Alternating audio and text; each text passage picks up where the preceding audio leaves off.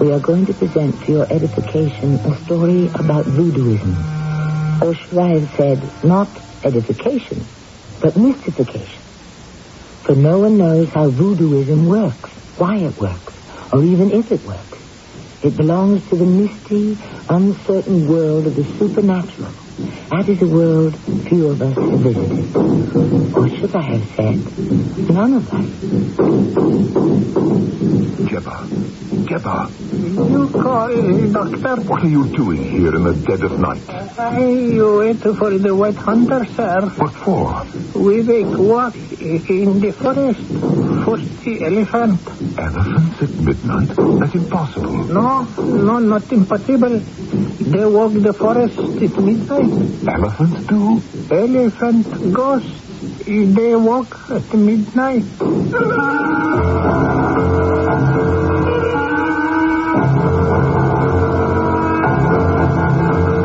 Our mystery drama, Death at a Distance, was written especially for the Mystery Theater by Elspeth Eric and stars Norman Rose. I'll be back shortly with Act One.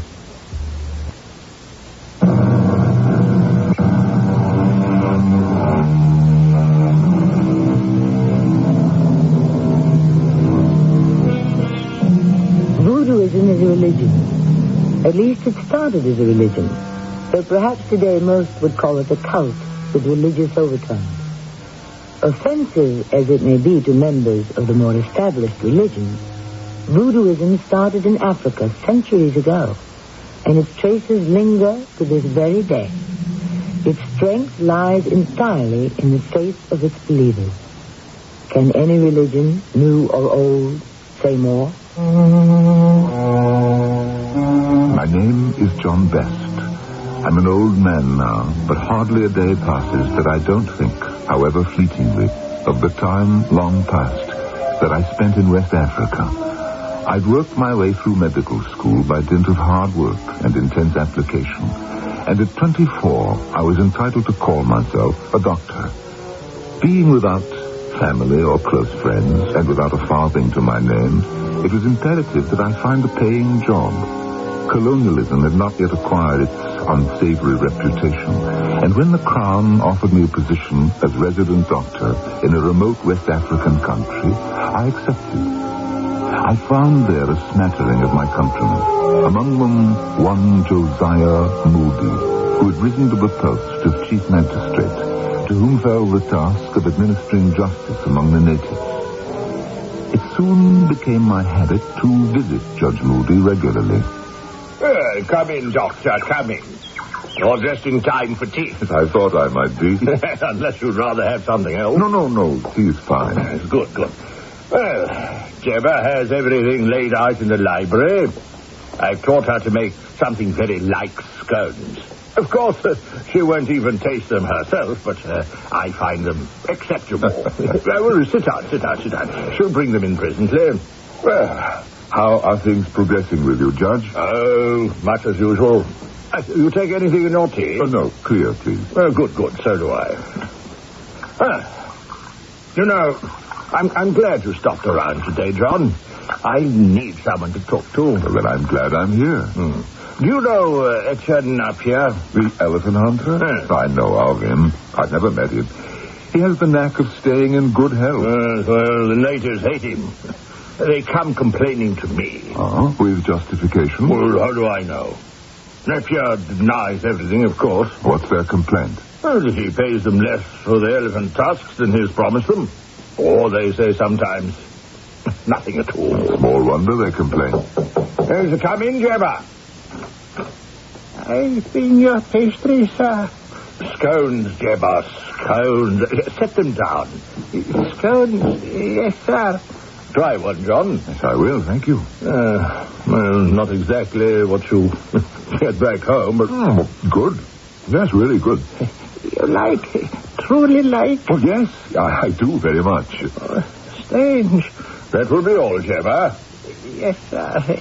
I come back later. Attractive girl. Well, it was her husband who came complaining to me about Etienne Napier. She speaks English. Well, she picked up a lot from me. And from the local witch doctor. Oh, he speaks English too? Yes, as well as you and I. Or better. I had no idea. Dr. Barola got his MD from a large London hospital. Really? Well, why on earth did he come back to this godforsaken place? He wanted to do something about the appalling death rate. He got decorated for that by the king. You don't say. Well, I must try and get to know him. You'll find him easy to talk to. I always do. Do you see him often? Yes, I dined with him. And he with me. More than once. I tried to talk him out of his belief in voodoo. He's very patient with me, but I can't budge him an inch. You and I know it's not possible, but, Barola's convinced it is. That what is possible? Right. To wish a man to death.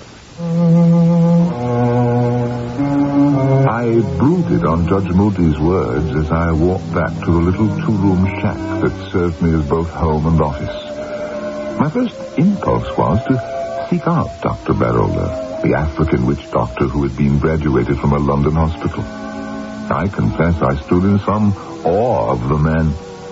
Was it because he was at the very least my equal in knowledge? Or was it because he had knowledge that was beyond my understanding, knowledge that perhaps I feared? At any rate, when I reached my office, a patient was waiting for me, a new one. You are the doctor here? I'm Dr. John Best. I've been waiting an hour. Sorry. I was paying a short call on Judge Moody. Now, what can I do for you? I need something for a headache. And do not tell me take an aspirin. I've tried that. Let's get a few facts about you. Your general condition. I am in perfect health. Your name? Etienne Nepke. Oh, yes. You hunt elephants, don't you? Ah, you've heard of me, eh? Yes, from the judge. Ah, that one. Now, tell me about the headaches. Do you have them often? I have never had a headache in my life until 6 days ago. I have never had an illness of any kind. I have no weaknesses, no ailments. I am a completely healthy man, in every way. Yes.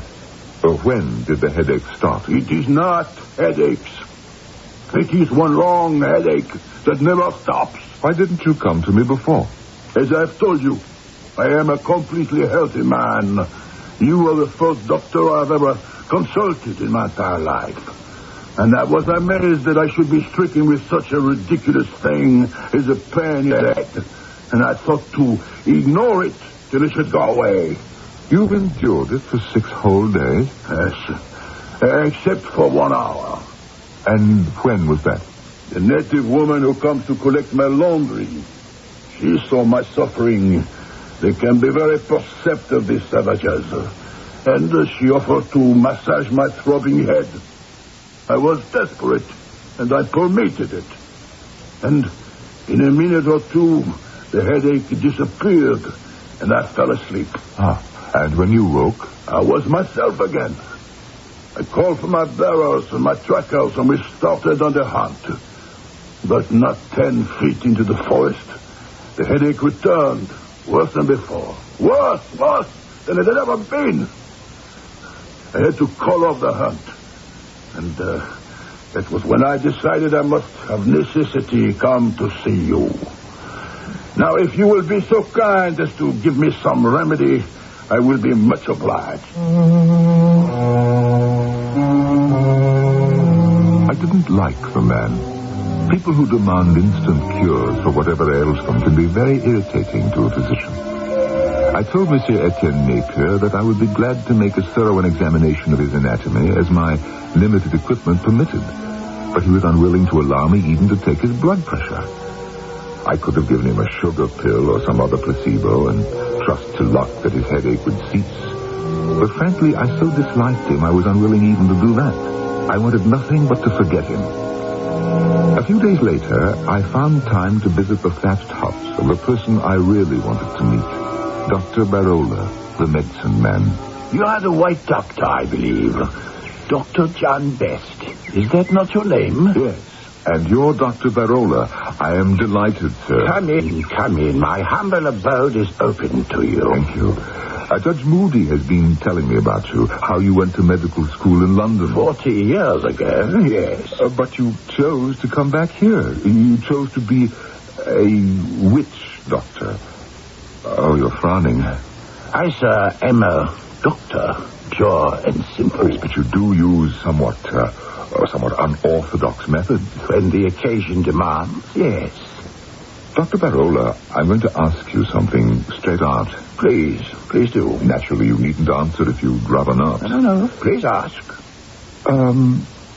Is it true, is it possible, using your unorthodox methods, can you kill a man at a distance? Of course. I mean, cause a man's death simply by wishing him dead? Certainly. How? Could you explain how it works, if it does? It does. How is a more complicated matter. I'm not sure I understand it myself. Well, try, will you? I really want to understand if I can.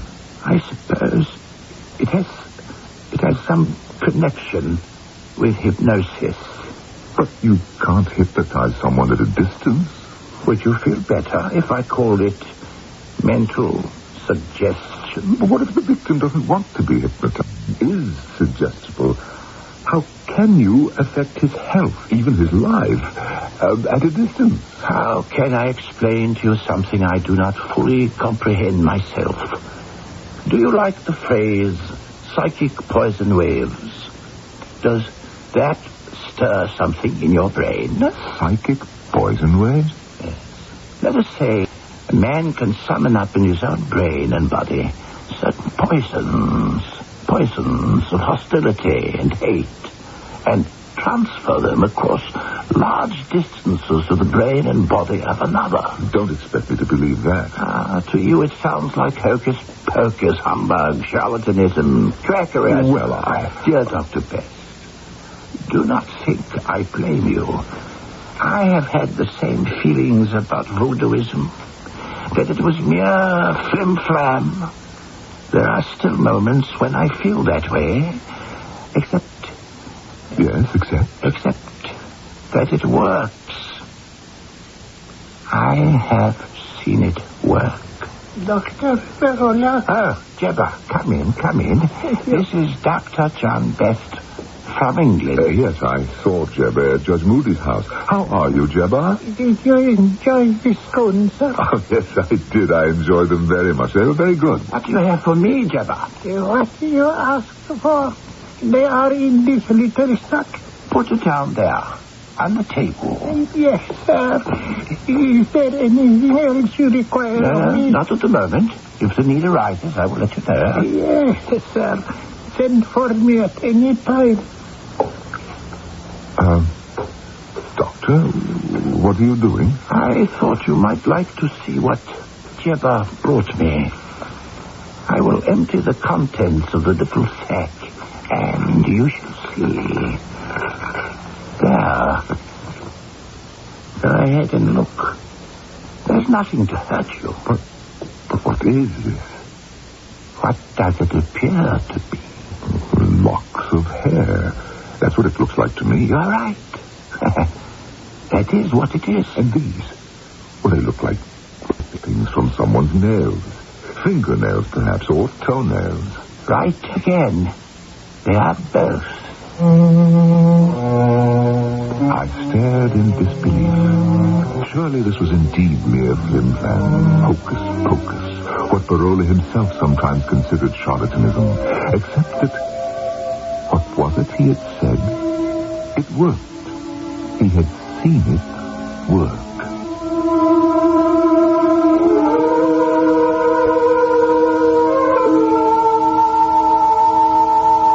As so very often happens, when we are at a loss for words to explain the inexplicable, we must fall back upon that greatest of writers in English, William Shakespeare.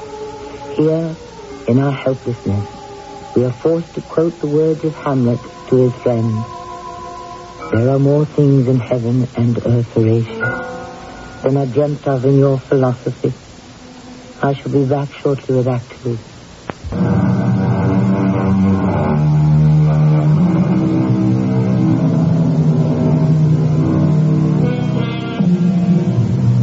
the believers in orthodox medicine sneer too openly at the ways of the witch doctor, let them reflect on this. While they extol the virtues of iron as a tonic and prescribe various pills, liquids, or injections, let them remember that for centuries Africans have been told by their medicine men to get from their local blacksmith a quart of his dipping water, the water in which he cools his iron work tools, and to drink it. It seems to work very well, as it always has.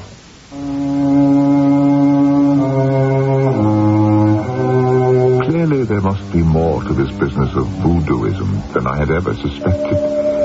If a man like Dr. Barola, distinguished, educated, honored by the crown, if he puts faith in it, then it must have substance, of a sort anyway.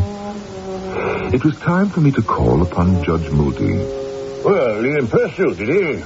Our local practitioner, Dr. Barola. Yes, enormously. Well, he impresses me. Yes, I told you that. It's only when we get on to the subject of voodooism that I start losing my temper. No, not that he ever brings it up, he doesn't. But I can't resist teasing him about it. Well, sooner or later I manage to get in a dig or two about his superstitious mumbo-jumbo. He doesn't mind? No, not in the least. Merely sits back and smiles at me as though I were a fretful child.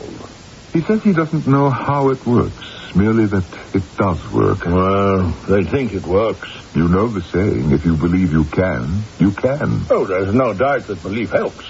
Belief in yourself. But that doesn't mean that if I believe I can fly over the tops of trees, I won't drop to the earth like a stone if I try it. Barola says voodooism may work through some kind of hypnosis. I'd hate to be hypnotized into thinking I could fly, wouldn't you? Or perhaps mental suggestion, he says. That might work for weak-minded people. Not for me. I asked him particularly about death at a distance, where neither hypnosis nor mental suggestion would apply. What did he have to say about that? Why, he said that it was possible that poisons of hostility and hate could be churned up inside one mind and transmitted across distances to the mind of another, who would then absorb the evil poisons and die of them. Oh, you believe that, Tommy Rock? Well, I didn't say I believed it. Well, I should certainly hope not. I'm only trying to repeat as best I can what Barola said. He wasn't at all dogmatic about it. He simply said that it was a possibility. He practices orthodox medicine, too, you know. He's very good at it. Perhaps I should have sent Etienne Napier to him. Oh? You've met Napier? Yeah. He came to see me about a headache. Said he'd had it steadily for nearly a week. I offered to give him a complete physical examination, but he wouldn't permit it. I have to tell you, I didn't like the man at all. Arrogant, self-satisfied. Well, I'm still trying to get evidence that he's been cheating the natives on the ivory business. But, of course, they have nothing in writing. I'll wager the man's guilty. Oh? Prove it. Oh, I can't. And it's extremely arrogant of me to say such a thing. It's very prejudiced. But he was so conceited, so smug. Well, I told you I didn't like him. Actually, I hated him. Isn't that ridiculous? I only saw him for 10 minutes or so, and I really hated him. Poisons of hostility churning within your mind? Well, you could say that. Poisons that could be transmitted across a distance? Oh, well, now. Poisons that could kill him? Oh, come, Judge, you're teasing me. Actually, I had nothing against the man. Yes, except that you hate him. I should make allowances. A man who's had a headache steadily for 6 days, bound to make him edgy. Well, it wouldn't make me edgy. Actually, he did have relief for an hour or so. Oh? And how did that come about? Well, it seems his laundress, a native woman, noticed his suffering and offered to massage his head for him. He submitted to that. And the massage worked? And he says the headache went away in a minute or two and he fell asleep. He woke up feeling quite well and decided to go hunting for elephants. But a short distance into the forest, the headache came back, worse than ever. Now, that is when he decided to consult me. Not that it did him any good. He wanted some sort of magic pill that would work instantly. I don't have any such pill, nor does anyone else. Well, it's what we all prefer, isn't it? A magic pill that gives us happiness, enlightenment, and peace of mind, all at once. Well, I don't have any such pill either, but I could offer you a spot of tea. Gemma, Jeb, are you there? Oh, by the way, did I tell you that I saw Jebba again after I met her here? No, you didn't. Yes. Jebba? She was at Dr. Barola's. She came in with something for him. It was a little sack made of antelope skin or something very like. Dr. Barola thanked her and she left. And then the doctor asked me would I like to see what was in the sack. Naturally, I said yes, and he poured the contents out on the table. You'll never guess what they were. Well, what were they? They were nail parings. Nail parings? Yes. They looked to have been cut from both fingers and toes. How very odd. No, wait, that's not all. There were snippets of hair. Human hair? They looked to be. What color? I beg your pardon? What color was the hair? Well, it was brown, a light brown. Not a dark brown. Almost black. No. Just a nondescript light brown. Then it couldn't have been my hair. My hair is very dark. It never entered my head that it might be your hair. But on the other hand, your hair is light. A sort of nondescript light brown, isn't it? I didn't stay for tea. I improvised some excuse and left. Was it possible that Judge Moody, that stern realist, that uncompromising champion of the provable, was his legalistic mind infected with a sneaking belief in voodoo? And a fear of it as well? I went home and was reading my Materia Medica well into the night, when suddenly a scream. A loud, anguished scream. Why did I know at once that it was Etienne Napier who said it? I ran from my house to his and found him just outside it, wild-eyed and frantic. They're in there! All of them! Napier! They hate me! And they want to kill me! Napier, it's Dr. The Best. forest is full of them! Look at me, man! They're after me! They won't leave me alone till they kill me! Don't you recognize me? Don't you know me? One of them touched me! Now, let me take you into the house. Now, come now. The others were all around me. They were all around me. Hundreds of them. Let's go inside Some now. were back of me. Some were hiding behind trees.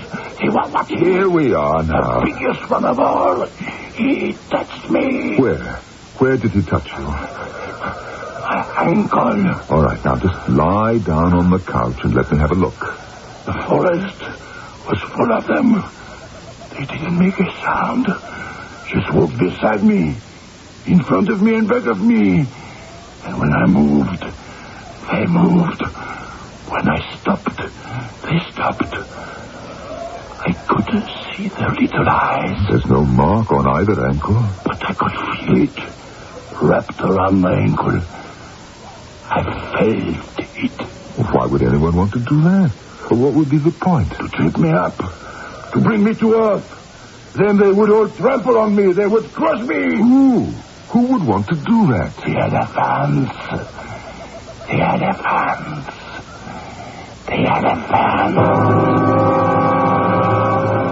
I sat with the poor demented man. He raved for a time about the elephants.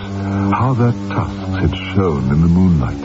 How they followed him without a sound. At last he was quiet. More from exhaustion than anything else. And I left. By now, the sun was up, and I couldn't think of going back to my own empty house. So I went to the one place where I might be welcome. Come in, dear Dr. Best. Do come in. Oh, thank you, Dr. Barola. I know it's an early hour to be calling. Please, no excuses. I'm so happy to see you. Do sit down. Oh, thank you. You look quite exhausted. Yes, I am.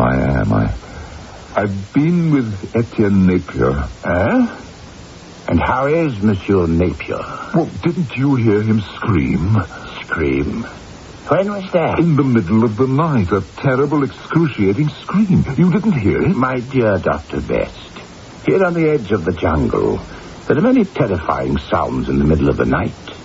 One learns to sleep through them. But I heard it. And? I knew at once, at least I sensed it, that it was Napier. I ran to his house, and there he was, just outside at the edge of the clearing, raving, hysterical. Dear. What about? Well, he'd gone for a walk in the forest. Why at that time of night, I've no idea. And there in the forest, there they were, he said, all round him, in back and front beside him, some hiding behind trees, their eyes shining, waiting for him to fall down so that they might trample him to death. Surely you didn't think that anyone around here, any of us... Well, I confess to you at first, I did think so. I thought that his alleged shady dealings with your people, I thought they were taking their revenge. Oh, dear, no. They would never do that. It seems he was talking about elephants. He even said that one big bull elephant reached out and wrapped its trunk round his ankle. Dear me. I examined his ankle, both of them. And this was before I knew he was talking about elephants. And, of course, there was no mark on either. No? Did you think there would be? One never knows. Do you think there actually were elephants in the forest? Watching him? Following him? Hundreds of them? Elephant? Ghosts? Perhaps. Oh, Dr. Barola, really? You go too far. Perhaps I do. On the other hand, perhaps I do not go far enough. Perhaps elephants were real. Oh, come now. Monsieur Napier has killed many of their kind. I knew a farmer here who shot an elephant that was stealing vegetables from his garden. He left the dead animal lying there, and in the morning, the body was gone. Are you saying? And the elephant's friends came in the night and carried the body away? Yes, I am saying that. There is loyalty and humanity among elephants. All the same. Wait. You have not heard it all. A few days later, 2 thigh bones of an elephant were found by the farmer on the exact spot where the beast had fallen. Reproach? A reminder? A warning? Who can say? Not I, certainly. Can you? Dr. Barola, may I come in? Come in, Jebba, come in. Thank you, sir. I brought for you what you asked. The shirt? Yes, the shirt. Hand it over. Now, will you both excuse me for a minute? I have something that must be attended to. Jebba, that shirt belongs to Monsieur Napier, doesn't it? Yes, doctor. Jebba, Monsieur Napier told me that a woman of the tribe did some work for him, some laundry. He said this woman had remarkable powers, that she could massage him and make his headache go away, and that the eerie relief he'd had in 6 days came from this woman. Jebba, are you that woman? You are, aren't you? Never mind, I know you are. And you went to his house this evening, too, didn't you? And he asked you to relieve his headache again, didn't he? And you did. And after you left, he went into the forest. Now tell me, Jebba, when you were massaging him, did you suggest to him that the elephants were waiting for him there? Did you hypnotize him? Did you put a spell on him? You must have done something before you left the house with his shirt, the one you just gave to Dr. Barola. Am I right, Jebba? Forgive my rudeness, won't you? It was very important that I,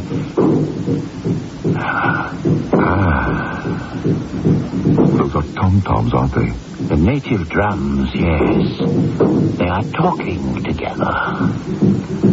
Speaking in concert. Speaking with one voice. It should not be too long now. I sat in stunned silence as the jungle drums pounded in my ears. Dr. Barola and Jebba talked quietly to each other about what I did not know, nor did I want to know. After a while, I muttered something about getting home in time for morning office hours and stumbled out. Once outside, the drums sounded louder and more menacing.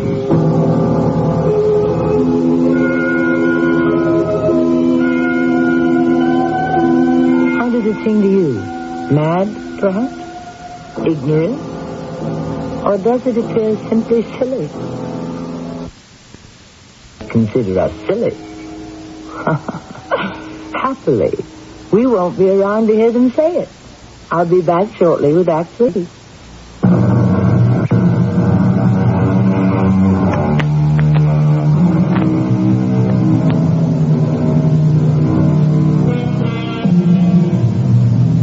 We would all agree, I suppose, that voodooism belongs to the world of the supernatural. But what precisely do we mean by supernatural? We mean beyond the laws of nature, do we not? But do we know what all the laws of nature are?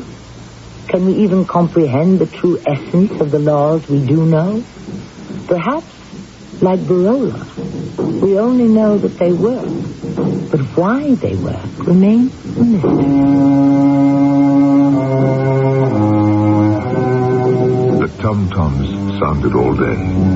Their monotonous beat at first disturbed me, and then lulled me into some sort of restless sleep. I was wakened by a native messenger who came to tell me that Judge Moody wished to see me. Of course, I hastened to comply. The judge was waiting for me outside his house. John, Napier's here. Oh, how is he? He's very agitated, very angry. He's come to me with some wild story about seeing elephants in the forest. Yes, I know. In the dead of night, for heaven's sake. I know. Is the man losing his mind, do you think? This is possible. And I was hoping you could, give him something to calm him down. I brought my bag with me. Then for goodness sakes, give him something. He's unmanageable. If he'll let me. Drums are getting on his nerves. I don't wonder. Well, they can be disturbing, I must admit. But they don't mean anything. I hope not. Just the natives letting off steam. Oh, look. I should tell you, I've asked Dr. Barola to stop by, too. Not that I don't trust you completely. I just thought he might be able to contribute something. I think you were very wise to call him in. Moody, Judge, come here. Coming right away, Monsieur Napier. Contain no Someone has got to do something. Someone is going to do something. Here. You see? Now, here's Dr. Best. He's going to give you a sedative. Calm you down, make you feel better. I don't want him to give me something. I want those drums to stop. Can he do that? Can he stop the drums? I'm afraid he has no authority to do that. Well, you do. You have the authority. You are a judge. You are the head magistrate in these parts. You can stop them. My authority is strictly limited. If the people want to beat on their drums, I can't stop them. You must understand, Napier. It's their way of communicating with one another. It's like free speech, you might say, the right to speak out. What are they communicating? Why don't they speak out?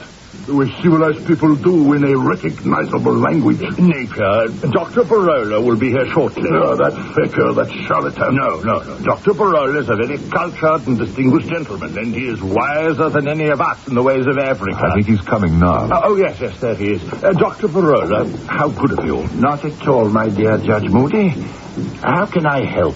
You can get those infernal savages to stop beating on the drums. That's what you can do. My dear sir, what makes you think I could accomplish any such thing? You can't do it. You understand these people? Tell them to stop. To stop this instant. Monsieur Napier is unduly upset because of an incident which took place last night in the forest. The elephants. The forest was filled with elephants. You see, it's quite hopeless. I managed to administer a sedative to Napier with the assistance of Judge Moody, for the enraged man would not cooperate to the slightest degree.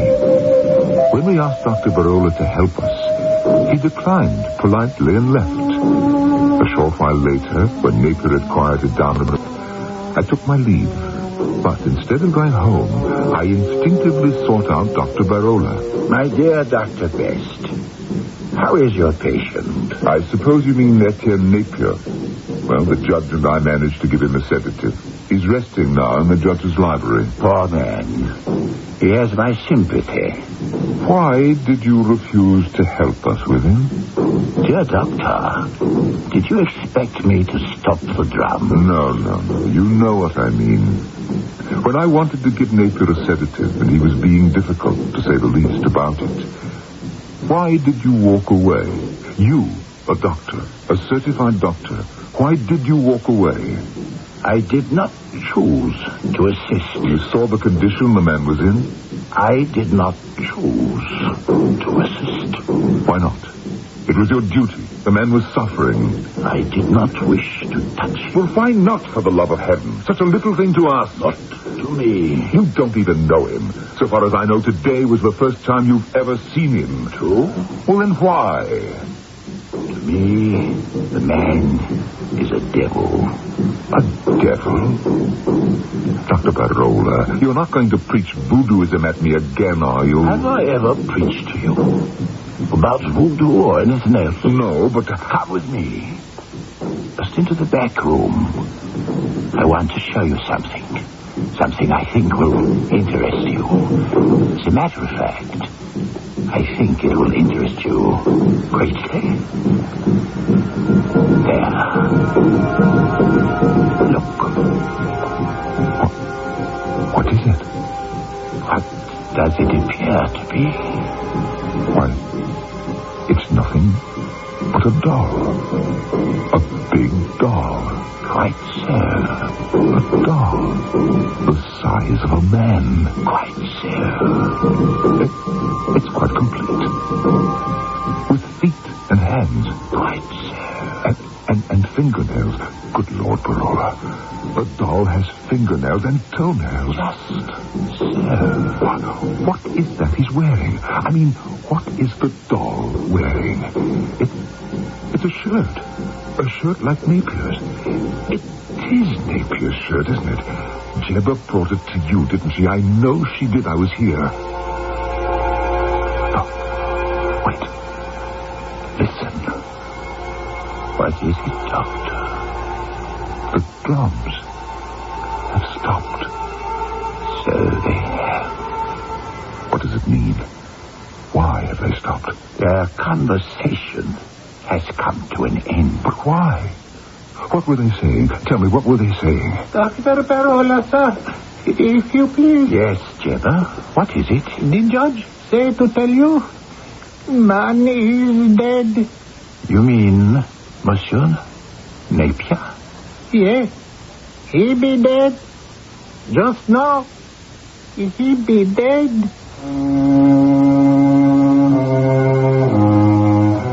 It did not surprise me that I was called in by Judge Moody that same day. Needless to say, I responded to the summons immediately. When I arrived, I found not only the judge, but standing straight, tall, and quiet in one corner of the room, Dr. Barola. The man died right here in my library, gentlemen. Well, what do you want of us, Judge? I want your advice on how to proceed. I want to find out, if I can, who killed him. I'm going to order an autopsy performed. The man was in good health, I understand. He said this, except for the headache. Judge Moody, I will perform an autopsy if you want me to. Yes, I do want you to. But I would like another opinion. You don't mean Barola here, do you? Yes, if he will. No, I will not. Well, it's not that you're under suspicion, Barola. Yes, it is. Therefore, I insist on not just a second opinion, but a third and a fourth. There is a Dr. Messinger from Lomangula. Well, we'll have as many doctors as you like. I thank you, Your Honor. For I'll be frank with you, Barola. Please do. I think your people managed this somehow. Some poison or other slipped into his veins. I've heard of such things. One of you people have been known to take a piece of bread, a roll, say, prick it at one end with his fingernail, offer that end to the enemy, and eat the rest of the roll himself. But under that fingernail was concealed a small amount of deadly poison. Now, you people know about poisons, I'm sure you do. Poisons we haven't discovered yet. We people have no knowledge of a poison that cannot be detected, any more than you people have. We'll have all the doctors in. The ones you mentioned, and more if we need them. Judge Moody was as good as his word. Doctors from all over, even one from London, were brought in to examine the corpse. Their findings were the same as mine. There was no trace of poison to be found. No wound, no puncture, nothing. Napier's heart had simply ceased to beat. Though I'll believe to the end of my days that Barola did him in with that voodoo business. Why, Judge, I thought you considered voodoo sheer nonsense, tommy rot, quackery. Well, still in all, don't you think it's odd that the tom-toms stopped beating the moment Napier breathed his last? Very odd indeed. But the drums don't kill a man, do they, huh? Not that I've ever heard. And that big doll Barola had in his office, wearing Napier's shirt. Peculiar thing to have standing around, don't you think? Most peculiar. But dolls can't kill people. Most unlikely. Stupid doll even had fingernails and toenails. Did you know that? But fingernails and toenails, they don't kill people, do they? Or shirts. No, Judge, they don't. So how could I take the thing to court, huh? Tell some wild tale about voodoo killing, which I don't even understand myself, don't even believe. I did bring one person into court. Who is that? Jebba. Jebba? Why Jebba? She stole Napier's shirt, didn't she? Yes, that she did. She was his laundress, and he trusted her with his clothes, and she stole his shirt. She admitted it. What sort of punishment did you deal out to her? I fined her. Took it out of her pay. Jebba, make some tea for Dr. Best and myself, will you? She is still working for you? Oh, I couldn't get along without Jebba. Matter of fact, I've raised her wages. Jebba, bring some tea, will you, for me and my friend.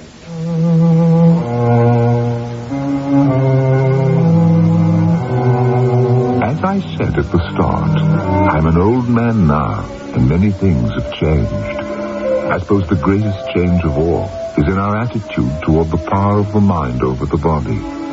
I've tried to keep up with all the developments, and there's no doubt that it's a great new field of endeavor. I'm too far along in years to start delving into such things, but I've read a lot on the subject, all very interesting, very intriguing. But one thing they haven't even started to explain: death at a distance.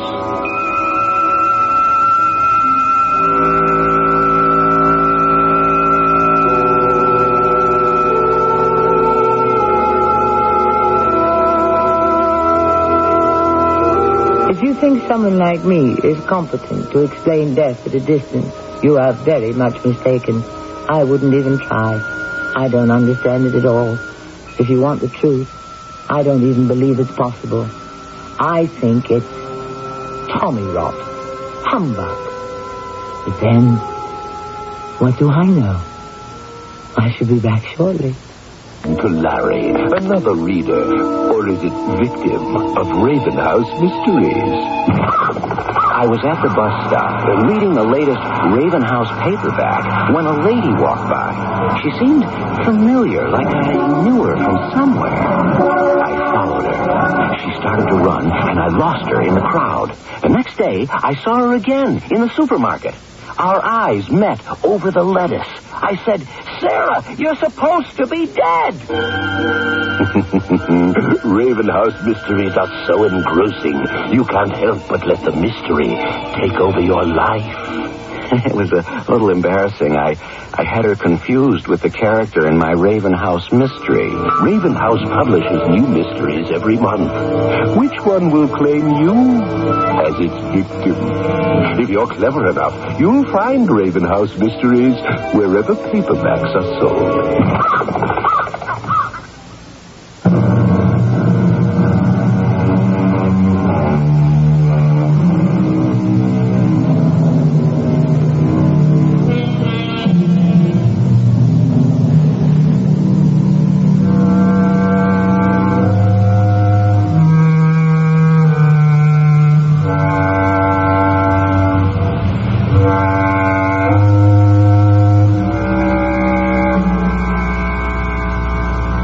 Voodooism originated in Africa. It spread after a while to the West Indies. It is popularly regarded as a kind of sorcery, of magic. But it has its roots in a deeply felt religion, and its adherents are as fervent and devoted as we are to whatever religion we cling to.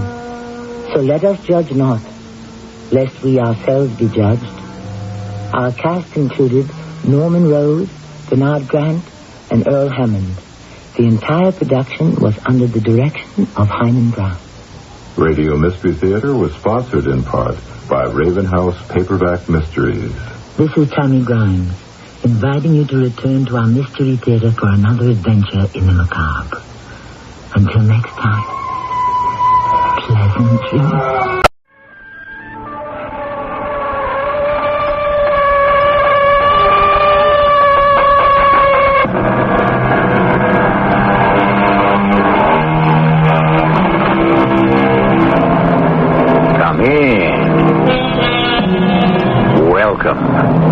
I'm E.G. Marshall. We hear about the changing times. Is it the times that change, or the people within those times? We talk about a need for change, and then don't recognize the change when it comes along. Around 500 B.C., a Greek philosopher declared that all is flux, nothing stays still, nothing endures but change. Yet, an old French proverb tells us, the more things change, the more they remain the same. Confusing, isn't it? At least we know that time never stands still. But does it? Jack, my God. Honey, you're shivering. I've just had the most ghastly dream. I had a strange one, too. Mine was so frightening, so real. So was mine. A voice told me to go to the old graveyard. And to take 6 paces behind the stone in the northwest corner. How did you know? Because I had exactly the same dream.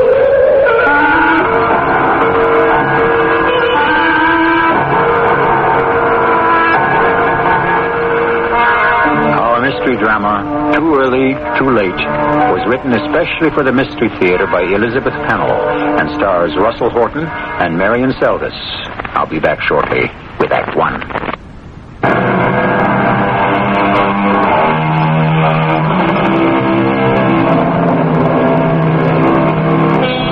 Jack and Ruth Peterson felt themselves lucky to inherit a ramshackle old house in Connecticut where his grandparents had once lived. The place was closed for a long time until last summer when the couple began fixing it up. They recalled past holidays there and decided it would be a great place to spend New Year's Eve. They have invited a friend from childhood to join them. Ah, good dinner, Ruth. Sorry Dave didn't get here in time to eat with us. You should have been here by now. I just didn't realize how late it is. I hope nothing's happened to him. That's the nuisance of not having a phone. First thing next spring, we are I'm beginning to think we shouldn't have come here in the wintertime. Oh, nonsense. I'd rather be here than anywhere else in the world. Hey, anybody home? It's Dave. I'll get the door.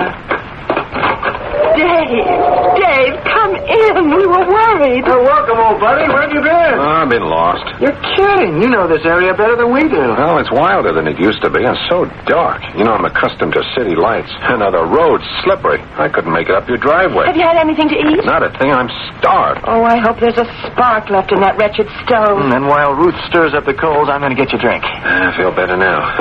Back on those icy roads, your reunion in the woods sounded like a crazy idea. I had this sudden urge to go back to the old days. You remember, Dave, when we were kids, the three of us swore we'd be friends forever. Yeah, I remember how the three of us used to leave the other kids there and go off to the old graveyard. And just sit there quietly. I never did let on how scared I was. Of ghosts?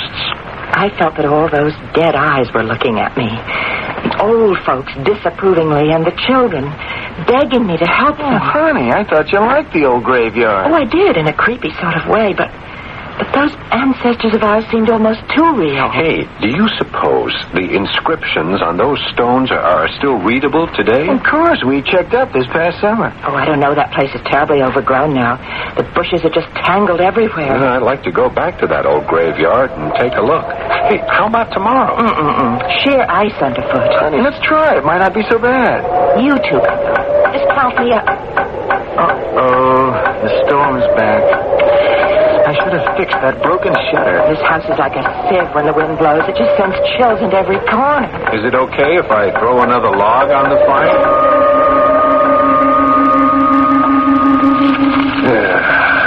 Nothing like a roaring fire in the country. I remember these sudden windstorms. I love them. Maybe that's why I went into the business. Say, that's right. You still working on those wind machines? You bet. We're making real progress. I can tell you right now, you're on the wrong track. What do you mean? I mean, that old-fashioned stuff is out. Completely out. Our ancestors tried it. You, know something better? Yeah, darn right I do. Don't you realize we're in a nuclear age? Yes, and it's much too dangerous. No, not the way I'm working at it. We're almost ready to conquer nature. Who needs your nuclear power? That's what the wind can Jack, do. close the door. Oh, Lord, the lights have gone out.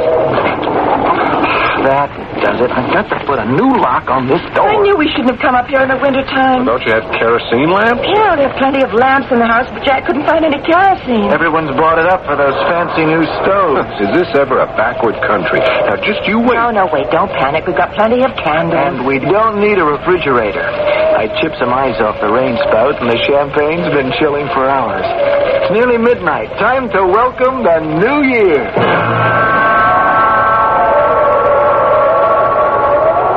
Here's to us, and to a wind that blows everyone good. Well, let's conquer that wind. Here's to nuclear energy. Oh, wait a minute, you guys. While we're drinking champagne, millions of people are starving. I drink to a better chance for survival. For everyone. Yeah, that's what we all want. A happier new year.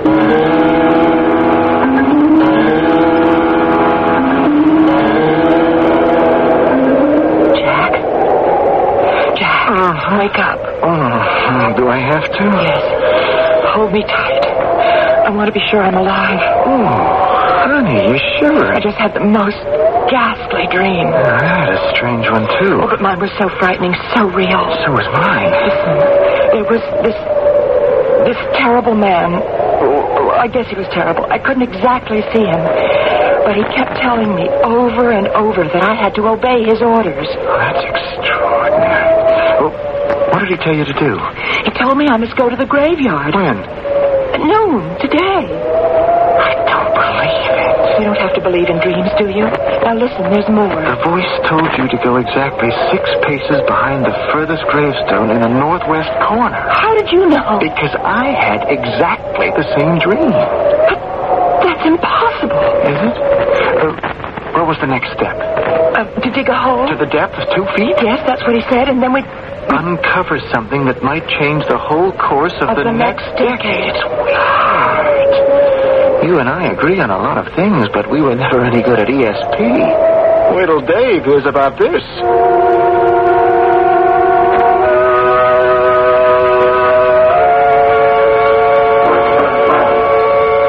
Breakfast will be ready in a minute, I hope. Oh. Stove sure feels good. Hope you weren't cold during the night. No, there were plenty of blankets. I don't know. I'm chilled to the bone. Oh, sorry about that. Here's a cup of coffee. Oh, thanks. You know, I had the most extraordinary dream last night. You too? Yeah. Now, wait till I tell you. There was this disembodied voice. A man. Yeah, but, I had no idea what sort of person he was. He sounded as though he knew me, and he wanted me to do something. Oh, no. What did he want you to do? He ordered me to go to the old graveyard. When? Today, at noon. And to take 6 paces straight back from the last gravestone in the northwest corner. How did you know that? Because I had the same dream. And so did I. It's incredible. Let me tell you the rest. We know. You're supposed to dig a hole. That's it. 2 feet down, and you'll find... Well, the voice didn't say exactly what we'd find. Well, not what, but he indicated it was something important. Hey, now just come on a minute. We're acting as though there really is something buried there. I don't know what to think. I know, I'm scared. How could 3 people have the same dream if there wasn't something to it? It's simple. Last night we all had the old graveyard on our minds. But we were talking about a time years ago when we were just kids. Those were vivid memories. And wait a minute. I did say I'd like to see the graveyard today. But I said I wouldn't go. Only I knew you'd come along. Well, I have a theory about dreams.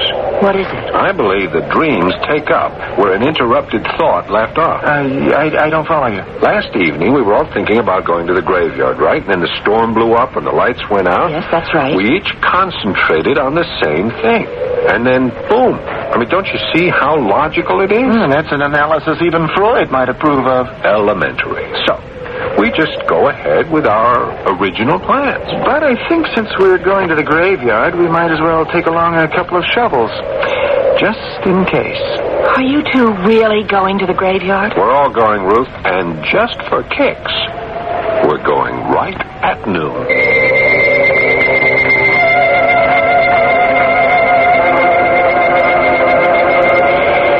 Look. I'd forgotten how beautiful it is.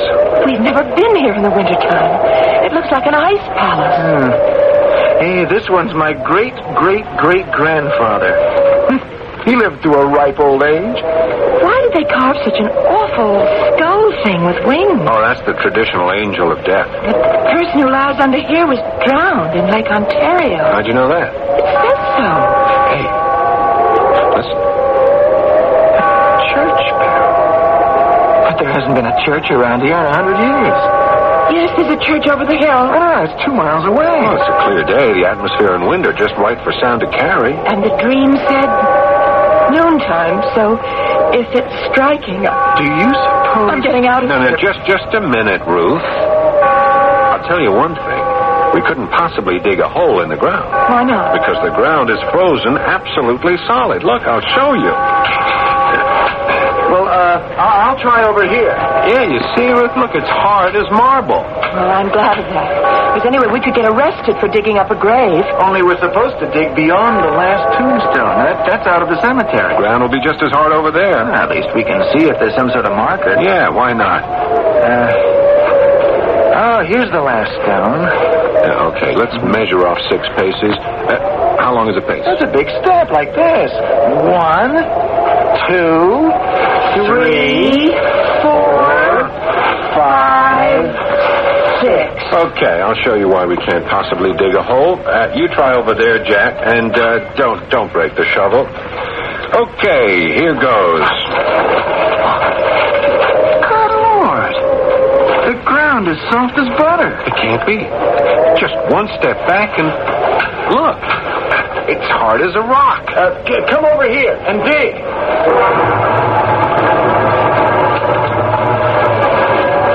I'm not going to watch. I don't like the sight of old bones. 2 feet down. We're almost there, Jack. I found something. Here, scrape the dirt away. Be careful. Well, I'll be. Look. Ruth. Look. What is it? Oh. Something shiny. I've never seen anything like it. What have they found? Something shiny, Ruth said. Can it be gold? Surely not treasure buried by Captain Kidd.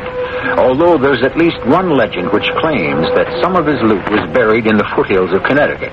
However, that's another story. Our 3 friends had made a surprising discovery, and the circumstances which surround their findings become more strange by the minute, as you'll learn presently in Act 2.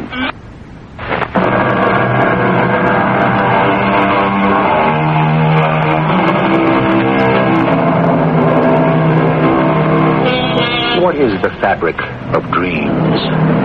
Are they fashioned of fragments from the past, or do they portend the future? Something remarkable has just taken place. 3 people have had the same dream. Moreover, this dream has led them to an old graveyard on the first day of a new year in the 1980s. They have just dug a hole in the ground, roughly coffin-shaped. And what they uncovered has left them stunned. How can this be? Jack, don't touch it. I think it's some kind of a bomb. Can't be a bomb. It's encased in glass. No, it's not glass. I struck it hard with a spade. Plastic? No, I don't think so. Plastic doesn't gleam like that. It's made of a substance I've never seen before. But what is it? I'd say it's a time capsule. Oh, Lord, storm coming. One more minute, we'll be drenched. There's not a cloud in the sky. Wind. Hang on to me, Jack. I can't stand up. Get down on the ground, everybody. No need to behave like that. Get up. That voice. It's his. voice. Whose voice? The man in our dream. Don't let your imagination run away with you. I knew you'd come. Greetings. Isn't it his voice? Where's it coming from? Over there, by that last tombstone. That's where one of my ancestors is buried. He died in 1790. You're so right. He can't be a voice from the dead. Right again. Someone is playing tricks. They planted a tape recorder. Wrong about that. Tape recorders went out of use years ago. But you came from there, from the grave of... You must be my great... Nonsense. Do I look like a man from the 18th century? No, you're dressed just like us. Of course. Then you must be a descendant of one of the people buried here. That would make you a distant cousin. Sorry to disappoint you.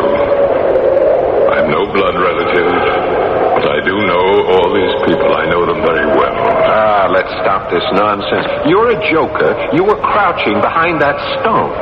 And it's time to tell us what this charade is all about. I don't play charades. This has to be some sort of game. Surely you haven't forgotten your dream. Who are you? That, dear lady, is of little importance. What does matter is who you are and what you're going to do about it. Would you stop talking in riddles and tell us what you're driving at? In due course. Right now, we must all get down to business. So far, you have obeyed instructions and uncovered what we sent you to find. Tell us what that thing in the ground is. You were right in calling it a time capsule. I suppose, in a way, that's what it is. No ancestor of mine ever buried an object that looks like that. I don't think anyone thought about time capsules back in the 1780s. Exactly. So, if it's just been buried, who wants to open it? We know everything that's going on today. Who said anything about today? This capsule contains the future. Oh, then I'm going to break into it. Not so fast. Here's the spade. Let's dig it up. No need for that. Put the spade down. Okay, then help us get this thing out of the ground. It's very simple. Stand back. The capsule will come out right over there. Do you see what I have in my hand? Well, sure, it's a flashlight.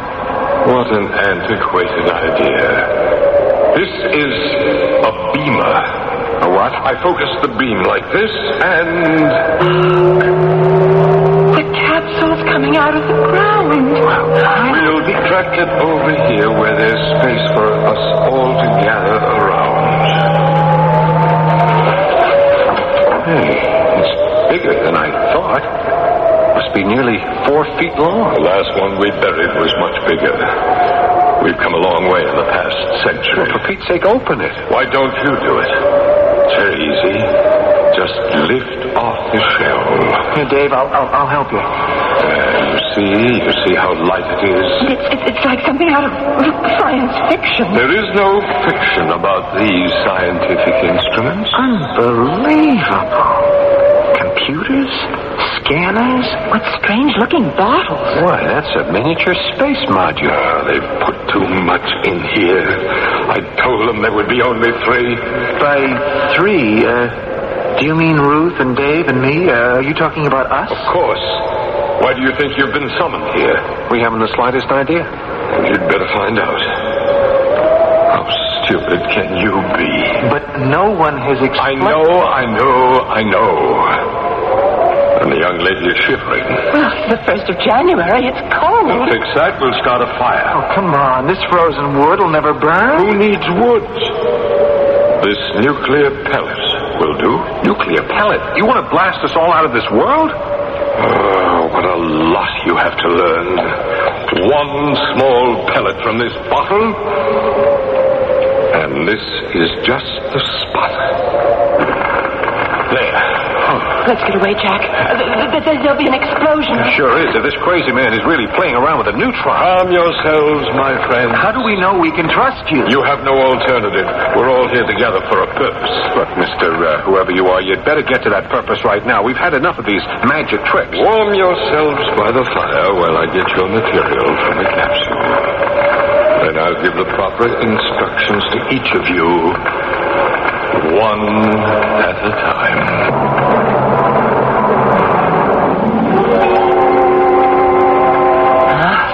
fire feels good. No, this is crazy. All of it. That man's insane. He may well be dangerous. He may be a madman, but by golly, I want to know everything he has to say. And one of the... He's coming back. He's carrying something that looks like a big balloon. Your name is Jack, is that right? That's right. And you're the man who's working on energy sources through wind power? Well, I don't know how you know that, but it's true. Hang on to this inflated bag. It's filled with wind power. The bag's so light it can't be filled with anything but wind. Oh, no, you're quite wrong. It contains instruments which weigh at least 100 pounds. Well, how can that be? Pay attention. First, tell me who lies under this stone. That's the grave of my ancestor, Samuel Peterson. Did you know he was one of the first to build a windmill in this part of the country? Oh, that's very interesting. It could have been, but it wasn't. Why? Didn't it work? He tried, but all he ever got was a trickle of water. We offered to help him, but he was too busy to listen. Well, that was 2 centuries ago. If I could just show you what we're doing today... You can show me nothing. Open that bag. Well, these things couldn't have come from that lightweight bag. When will you learn how easy it is to carry heavy objects when they're floated in hydrogen? No, that can't be. The slightest friction and everything would go up in flames. I'd forgotten you've not yet figured how to make hydrogen decombustible. But no matter. I'll give Jack 1 minute to look over the contents of the bag.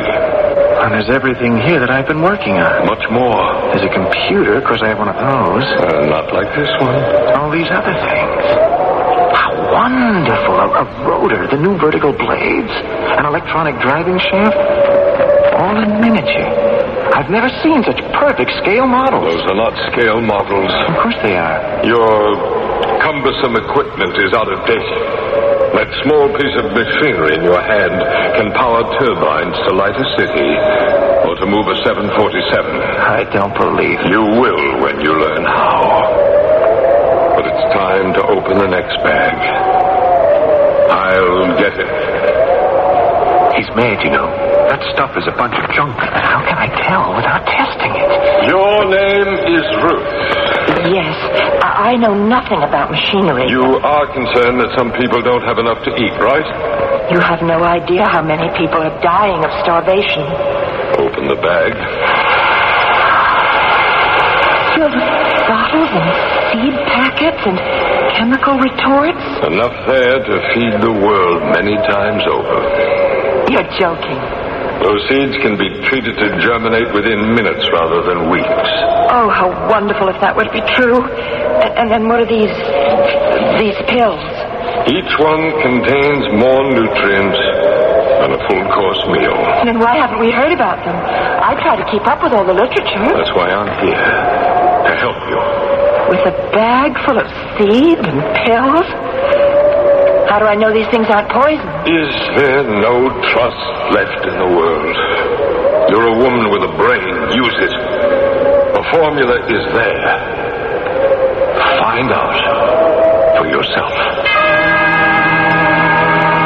He's gone for the 3rd bag. This one has to be for you. And your name is David. You consider yourself an expert on nuclear power. On certain aspects of it, yeah. Well, that's the whole point, those aspects. Open the bag. Another bag of tricks. You know, I'm not interested in the scale model of a reactor. Our problem is getting rid of hazardous wastes. On the right track. You're darn right we are. We're reprocessing uranium and plutonium, leaving no more than 10% radiation. That's too much. I suppose you know how to get rid of it. Read the instructions and you'll find the way to end all thermal pollution. That'll be the day. It will, if you want it to be.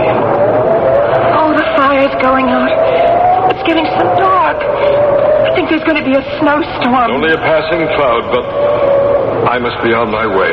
I'll inflate the bag so you can carry your precious materials home. You mean we can keep these things? Only if you make proper use of them. Well, come with us, then. There are a lot of questions I want to ask. Oh, no. No, you're on your own. If you three are doing more for humanity than the people buried under these stones, then prove it. Well, what do you expect us to do? You will use the information I have given you to help solve the problems of a troubled world. That's a big order. We don't expect it to happen overnight, so you will have 1 month in which to make progress. Who's calling the shots? That's out of your hands and mine. But I'll meet you here 1 month from today at noon on February 1st to find out how you're doing. Good luck.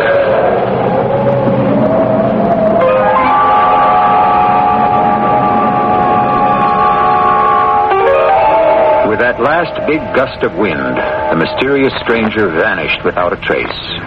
Then the three bewildered people returned to the country house with what they called their bags of tricks. If you are skeptical, so were they. That strange presence had appealed to each of them individually on matters which concerned them deeply. If nothing else, they are consumed with curiosity. We hope you are too. Act 3 will begin presently.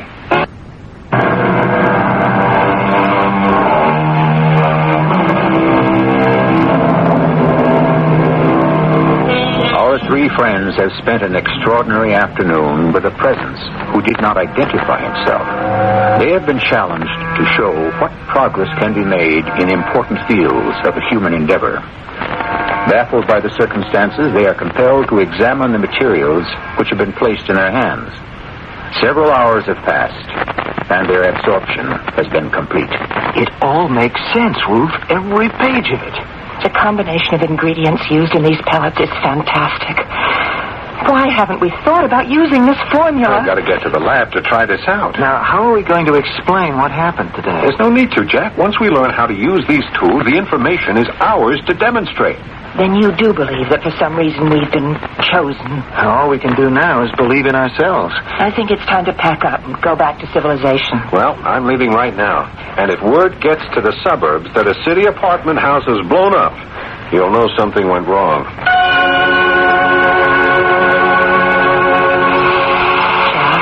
You must come to bed. You've been working on the car every night this week with almost no sleep. It's nearly ready for testing. I am getting close, very close.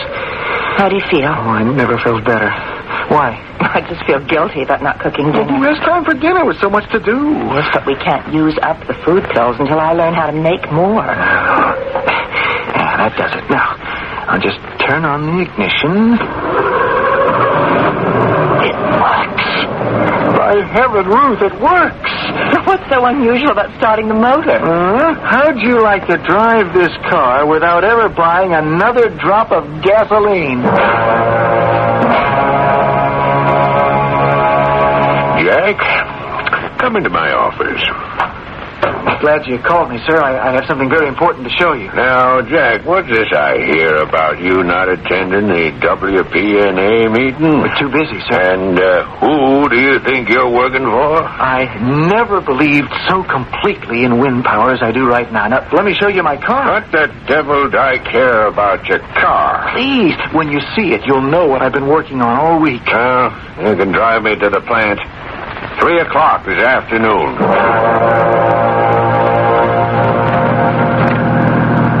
Nice-sounding motor, isn't it? Yeah, sounds okay to me. Mm-hmm. Take a look at the gas gauge. What? Why, you young fool, it's empty. What kind of game you playing? Just proving a point. Yeah, drive into that gas station. This car does not use gas. Oh, I suppose it's running on thin air. Exactly. I'm using wind power. You're out of your mind. Yeah, I'll pull up over there and open the hood so you can see for yourself. You hooked that tiny vertical bladed motor to the generator. That's right. At what speed? Well, I've only tested it up to 70 miles an hour. How far will it go without being regenerated? I've only driven 250 miles, but it regenerates itself. Jack, drive me back to the office at once. Jack, you must realize we have a tiger by the tail. Now, How many people know about this invention of yours? Well, you're the first one I've come to. Good. So until the details can be worked out, this must be kept an absolute secret. Oh. No, that's not the point. If we go into production immediately, we can lick the energy crowd. Now, first of all, Wind Power Associates must have an exclusive contract. But this is for everybody. We'll take out a patent in your name, of course. And, Jack, from now on, you're a vice president and stockholder in the company. Well, I don't want a patent or a title. All I want is for you to back me up with a public demonstration. Tomorrow. Tomorrow? You're madder than I thought. For your own protection, Jack, I'm not throwing you to the wolves.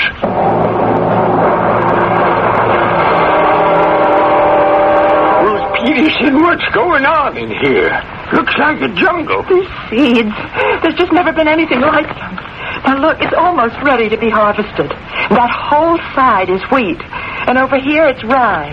And the tub, that's full of rice. Well, how did all that stuff get in here?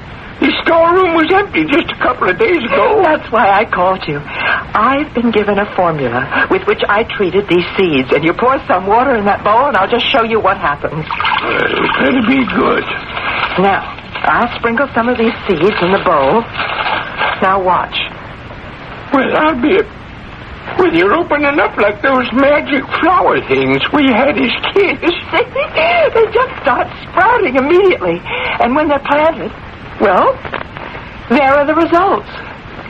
We can feed the world. Ruth, come into the conference room and make a report. Mr. Bascom, you say you've come up with something that limits radiation? Well, yes, sir. I'd like to show it to you. I'm a very busy man. Can't you sketch in the details? No, sir. It's all set up in the testing room. I thought you'd been given instructions that no more nuclear devices were... Sir, this experiment is different. It's like nothing you've ever seen. Is everything sealed? Yes, sir. Sealed tight. Put on your face mask. The light will be bright. Here goes.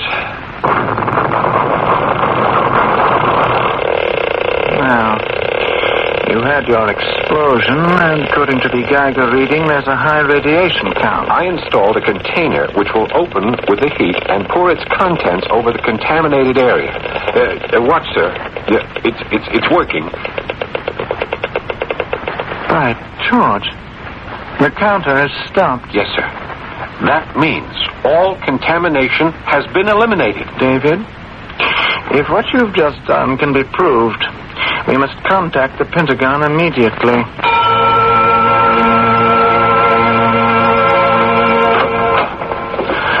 Ruth, are you home? Yes, but not for long. You're going to guide me to the airport. Oh, honey, I'm bushed. Nothing but disappointment all day, all week. What's this about an airport? Well, you know how well my work's been going. They've tested the formula, and they've learned how to make the food pills. Well, so why don't they ship them off to wherever they're needed most? Because if they fell into the wrong hands, they'd never get to the needy. I have the honor of launching the program. They're sending me overseas.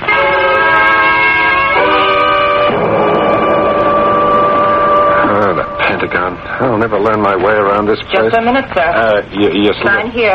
Look, ma'am, I've been here 5 times in the last couple of days. Sign here. I've signed in duplicate and triplicate. I've even been fingerprinted. Look, please, could you tell me which way to room 1405? Down the hall to the left, then turn right.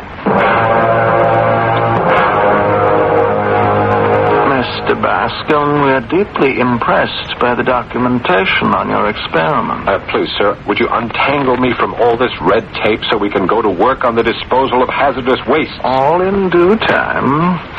You have given us what can be a clean bomb. Now, wait a minute. I want nothing to do with bombs. But if we had a missile which was truly clean, imagine the possibilities. My information must not be used for making weapons. I am concerned with saving lives, not destruction. Look, I want those documents back.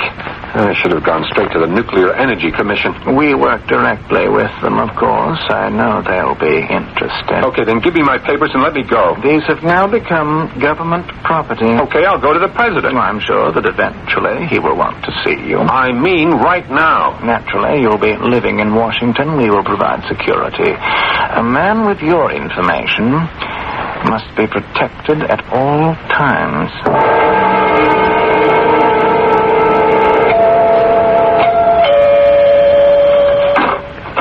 Oh, Dave, am I ever glad to see you. That goes for me too, Jack. How you doing? Miserably.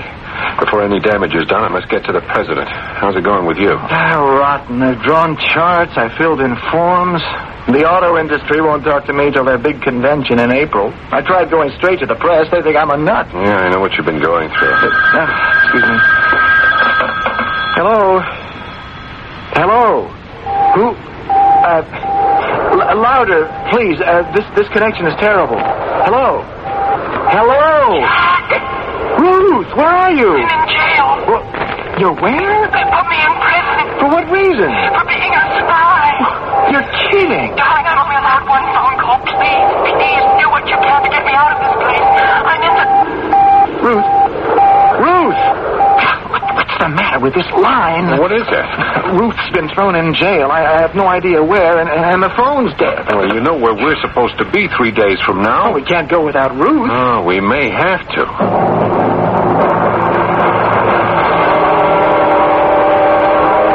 This house is colder than ever. Mind if I throw some wood on the fire? Go ahead. I guess we'll be up all night. I can't imagine getting any sleep. You do think he'll be there, though, don't you? I'll have to be. I get more worried about Ruth by the minute. Well, he's the one who's responsible. He'll have to bring her back. Oh! Ruth, darling! You all right, Ruth? I'm okay. I wouldn't go through that again for anything. How'd you get away? They released me yesterday without any explanation. I was put on a plane and sent home, and I rented a car at the airport, and here I am. Oh, thank the Lord. Of course, I had to be here. Tomorrow, we have a rendezvous. Sorry to get up so late. Good morning. I'm not sure that it is.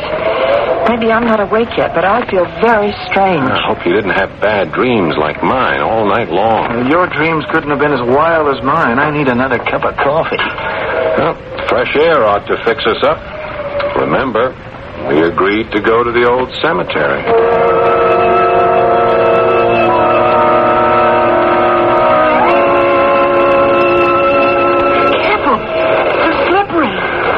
Very different this time of year. I'd forgotten the place was so deep in the woods. Greetings, all of you. You're right on time. He's here. Of course he is. He said he would be, didn't he? You don't know what trouble you got us into. Oh, yes, I do. You threw me to the warlord. I was thrown into jail. I know. Don't bore me with details. You were given a remarkable opportunity, but not one of you got to first base. Well, it was all so frustrating. Life always is. And so are dreams. Well, how would you handle a situation where everything has to be checked and double-checked? I wouldn't stand for it. Well, you'd have to, unless you were a dictator. Your ancestors under this ground came here to be free. They acted for themselves, did things in their own way. And how many died young? You just read the dates on these gravestones. That's irrelevant. Irrelevant that we've learned to prevent the diseases they died from? If you think it's progress to extend the span of human life, why are you working to wipe out your entire universe in one instant? That's not our intention. It's too early to pass judgment on what we can do in the future. Too late, I'd say.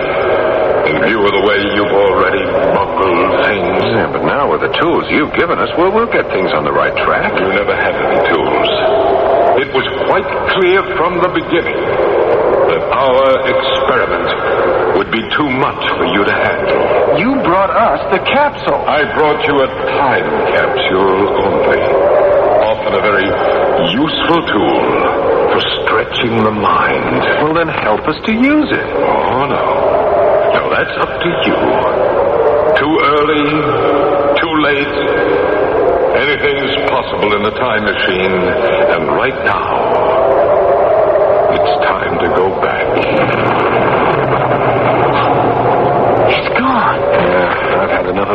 graveyard. Let's get out of here. Race you down the hill. Not me. I feel very tired all of a sudden. I have a headache. I'll see you at the car.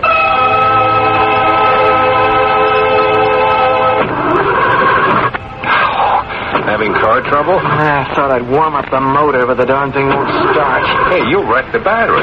Jack, look at the gas gauge. Well, it's empty. I swear we filled it yesterday. Didn't we, Ruth? It sounds crazy, but I don't remember. It's quite a hike to the nearest gas station. But the summer station is closed in February. What did you say? I said the station is closed. I'm all mixed up. What day is today? Well, I'm not working, so it must be a holiday. I feel as though I've been away for a month. An old graveyard can be a very unsettling place. What time is it? Well, on my watch, it's 2 minutes to 1. We've been here nearly an hour. An hour? But what's the date? Well, my watch says it right here. It's January the 1st. January the 1st? What happened to the whole month of January? But that's not possible. You mean that all that happened to us didn't... Was it a dream? Well, if it was, I'm glad. So am I. Well, then, don't look so gloomy, you two. Happy New Year. All things are possible. It's really just the beginning. Minutes, hours, days, a month. The major events of a lifetime can pass through the human mind within a matter of seconds. And what do we mean by progress? I'm inclined to believe the 1980s are a good deal better than many people say they are. Perhaps, to use Shakespeare's phrase, time is always out of joint. In their struggle for existence, those early American settlers were forced to move slowly. Today, the frightening part about heading into the future is not speed. It's the direction we are taking. I'll be back shortly.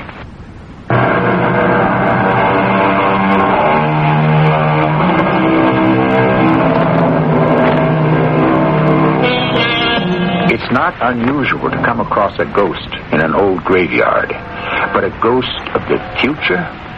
Our ghost, if that's what it was, offered some tantalizing possibilities. At least he indicated there are better things ahead.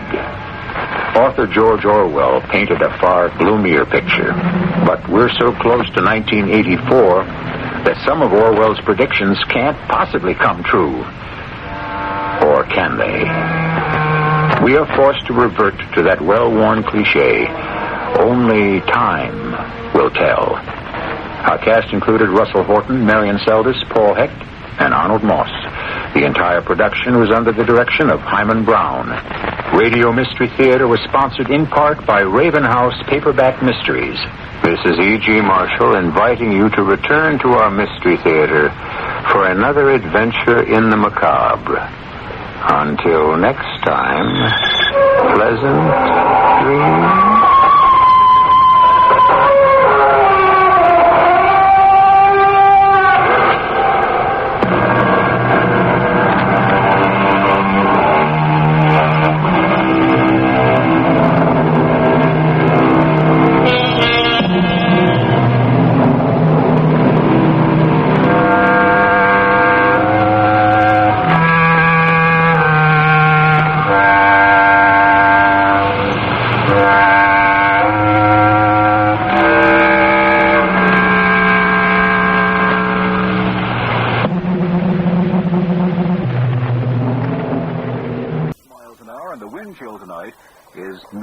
Zero. This is CBS News Radio 78, WBBM Chicago.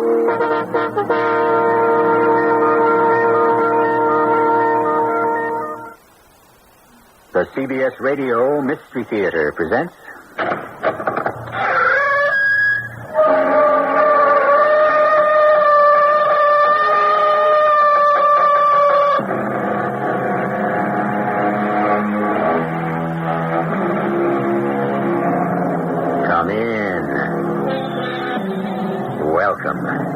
I'm E.G. Marshall. The Cinderella story of the plain little girl who ends up marrying the handsome prince does sometimes happen. But there's no guarantee they will live happily ever after. Not if he is Peter III of Russia and she is Catherine II. Theirs was a disastrous marriage that ended in murder and Catherine crowning herself as Empress of all the Russias, adored, hated, envied, despised, and yet truly great. Madam, I congratulate you. Your daughter Sophie is positively beautiful. You think so, Count? People say she looks exactly like me. That lovely chestnut hair and a figure. Wunderbar. That she gets from me also. I am sure she will make an admirable impression. I hope so. She's so willful and stubborn. If she ever becomes Empress, the Lord only knows what would happen to her. I'll tell you something I've never confessed before. To this day, I don't know if what I did, I'm still doing, is wrong or right. Dear, you always said it was right. Always. I had to say that. But I do know lies are wrong. I know laws are meant to be obeyed. The one that threatens from within. Fire. Hi. Pat Summerall to suggest a Pitway First Alert smoke alarm from True Value Hardware stores. The standard model detects visible and invisible smoke. And with a $5 rebate from Pitway, your final cost is just $10.98. For extra protection, get the First Alert double system with dual sensors to detect fast and slow-burning fires. Subtract Pitway's $10 rebate, your final cost is $24.98 at participating True Value Hardware stores. Who's made a difference in your life? Chances are it's a volunteer. President Reagan will honor 20 volunteers with the 1982 President's Volunteer Action Award. Now's your chance to make a difference. Nominate a volunteer to win. For the forms you need, write the President's Volunteer Action Awards, Box 37488, Washington, D.C., 20013. Reach the northwest side of Chicago with a local want ad in the 16 great Leader and Post newspapers. Whether you want to buy or sell, rent or hire, just call the Leader or Post and ask for an ad taker. Your ad in the Leader will reach thousands of people in outstanding communities like Cragen, Jefferson Park, Mayfair, Portage Park, and Belmont Central. Just a few of the many neighborhoods that the Leader newspapers cover. The Post serves Elmwood Park, Franklin Park, River Grove, and other outstanding northwest suburbs. Readers have learned that it pays to follow the Leader and read the Post. These readers respond to your want ads. So try one if you want to sell, buy, rent, or hire. So easy to do with the Leader and Post. Your ad will be taken over the phone and you'll be billed after the ad runs. Call the Leader and Post and ask for an ad taker. The number is 889-5200. 889-5200.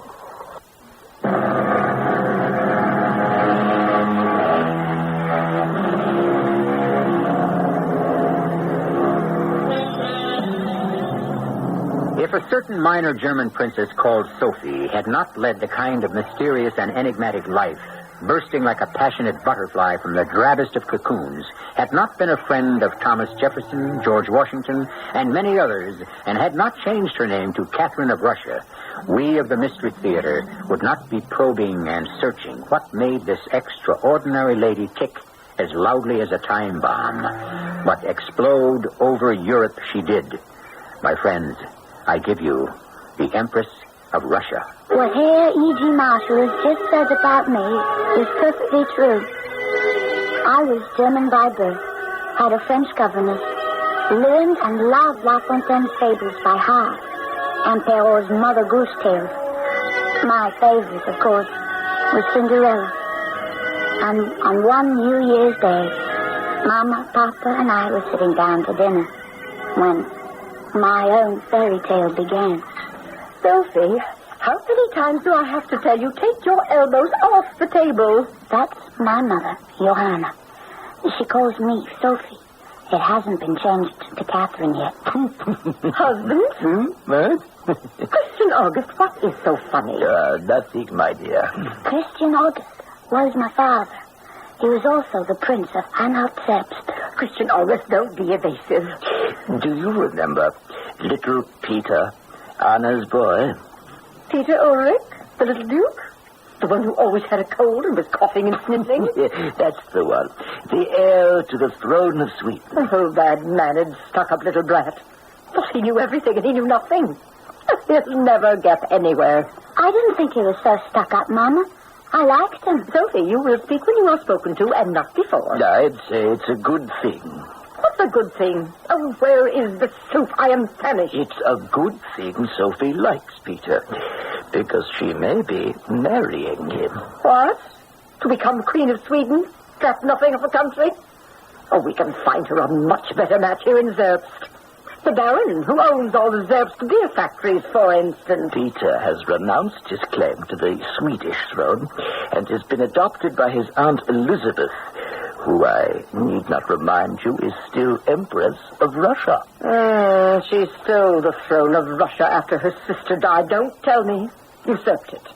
Usurped is the word. Nevertheless, Elizabeth has just written to me to ask if you and Sophie would go to St. Petersburg because she has something in mind. What does she have in mind, Papa? Sophie? First, there was Peter the Great.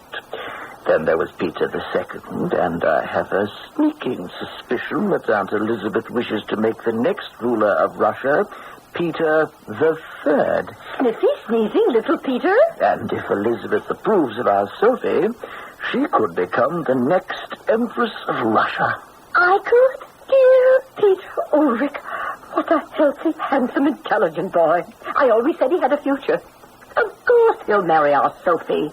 I shall see to it. Joanna, the boy has no say in the matter. It's Aunt Elizabeth you'll have to convince.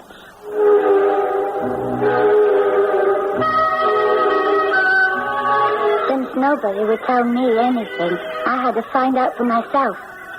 So the next morning, before anyone was up, I found a letter written to Papa. It was signed Count Otto von Brummer, and it said, at the explicit command of Her Imperial Majesty, I have the honor to inform you, sir, that the Sublime Empress desires your wife to accompany your elder daughter, the Princess Sophie, to come to our country as soon as possible. Your Highness is too intelligent not to understand the true meaning of Her Majesty's great impatience to meet the Princess, your daughter, of whom report has said much that is lovely. That's me. Report has said I'm lovely. The Russians think I'm lovely. The Russians think I'm lovely. Sophie, what are you doing? Good morning, Mama. I'm reading a letter. You're reading a letter, are you? Let me see that. Why, Sophie, you're reading correspondence addressed to your papa. But it's all about me. I'm lovely. Go to your room immediately. You will not have any breakfast, and you will not leave your room before lunch. Yes, Mama. And until such time as you leave this household in Zerbst, you will remember your place. Yes, Mama.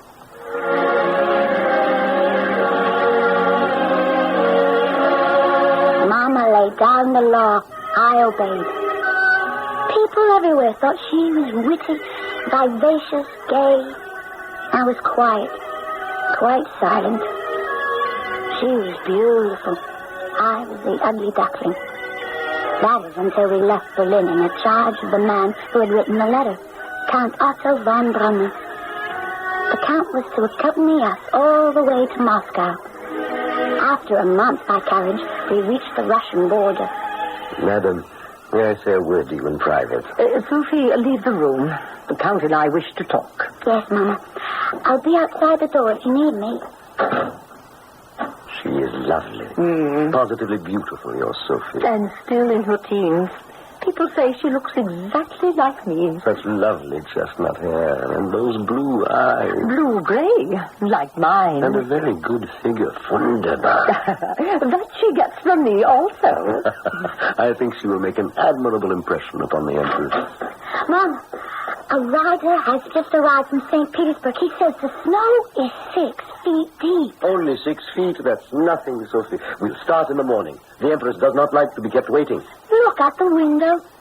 I've never seen such snow. Are you certain, Count, there is no risk traveling in such weather? My dear madam, if Peter the Great had waited for it to stop snowing, there never would have been a St. Petersburg.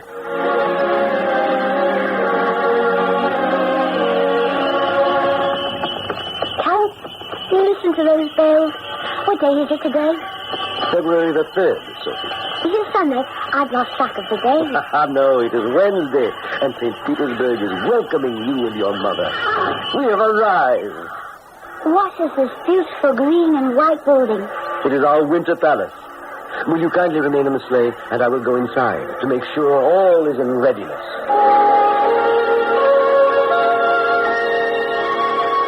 Sophie, will you stop asking so many questions? What day is it? It's Sunday. What are those bells? What is the name of this palace? Why, the Russians will think you're a nobody, unaccustomed to the finer things. Remember, you are going to be the next Empress of Russia. I never had such luck as you. I had to settle for a small prince in Saxony. If you don't know what to say, Sophie, say nothing.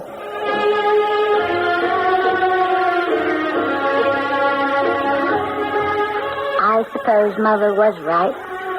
But it was a lot for a young girl to take in. Bells rang all night and the next day. We were both given sable coats to wear, to keep. Brass bands played. A regiment of soldiers marched up and down, and we hadn't even reached Moscow. Sophie, we have arranged a special performance for you this evening at the Palace Theater. Count Brummer, if you will excuse me, but I am still absolutely exhausted from the long journey. And I'm sure Sophie is, too. I'm not exhausted, Mama. Child, you need your rest. I want you to look your best when we get to Moscow. And that darling boy, Peter Ulrich. Madam, I think Sophie would enjoy what St. Petersburg has prepared. I'm afraid if no one made an appearance, it would make an exceedingly bad impression. But I want to go to the theater. Mama, I feel fine. Count, you are very persuasive. Sophie, you may go, but dress warmly. I'll wear my new sable.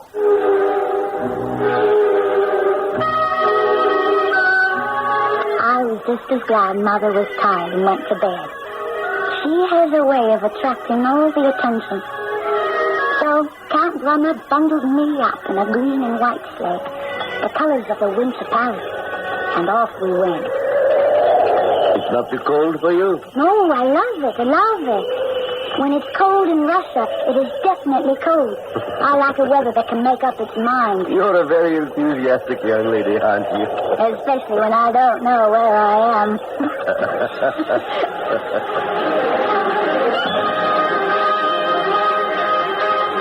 It was an evening of sounds and sights such as I had never seen before. A circus that you cannot possibly imagine. And before it began, all the performers came out and bowed low to me. To me, Sophie, not my mother. Now at home, we have circuses, we have clowns, we have trapeze people.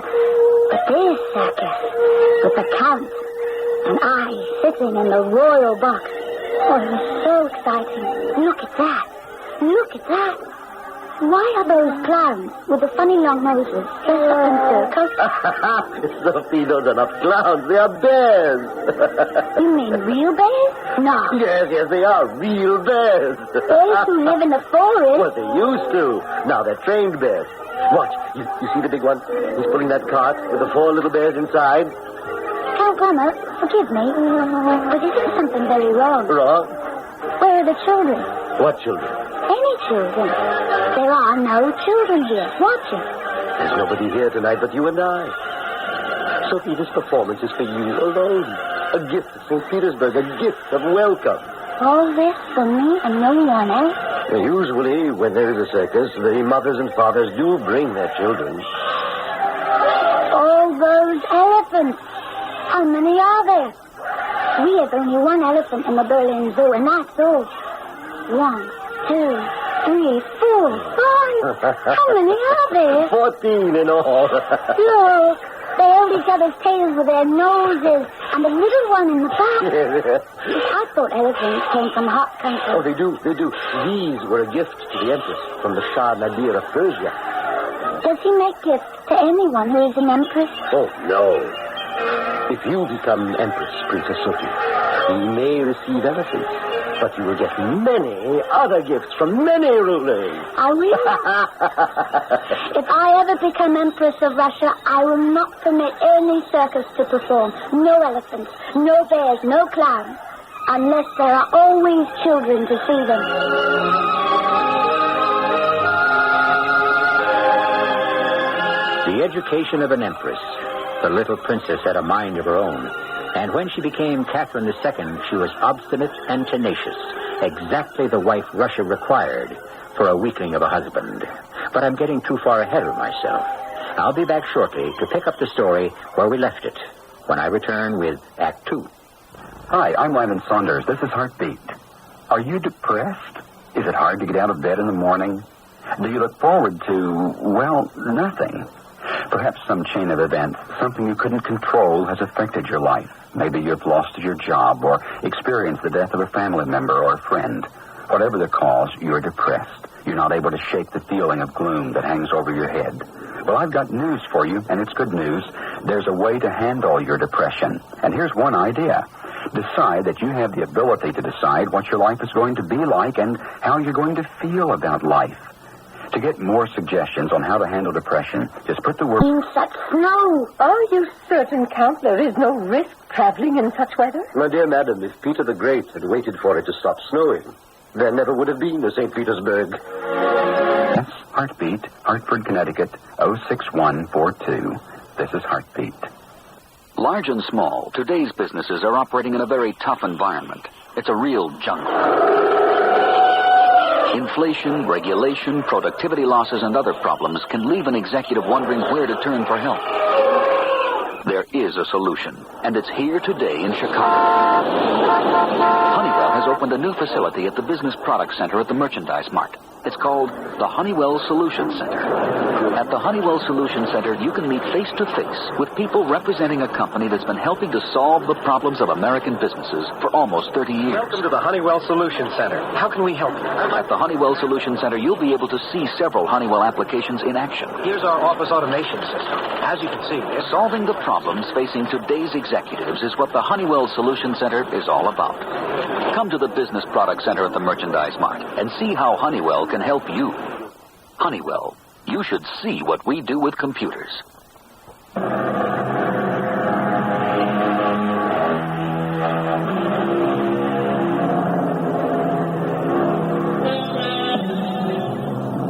A German princess from a small German town has been sent to audition, one might say, as a possible wife to the heir of the Russian throne. Marriages in the days of the Tsars were political matches, not love matches. And those two were but pawns in a chess game played to one rule. If my daughter marries your son, it's an alliance, and allies don't wage war. Since we left St. Petersburg, Count, isn't our driver going much faster? Yes. We lost time with the first team of horses. He's trying to make it up now. All these little villages we go through so quickly. I wish I knew their names. Mama, you should have seen the bays in the circus last night. Count, the bays live close to Moscow. I wish she wouldn't drive those horses so rapidly through the towns. If anyone is in the streets, they could get hurt. We're leaping through the snow. It's exciting. Help! I'm being thrown about like a corn. He's taking the corners too fast. Driver, look out! We're too close to the hoses. Driver, be careful! Hey,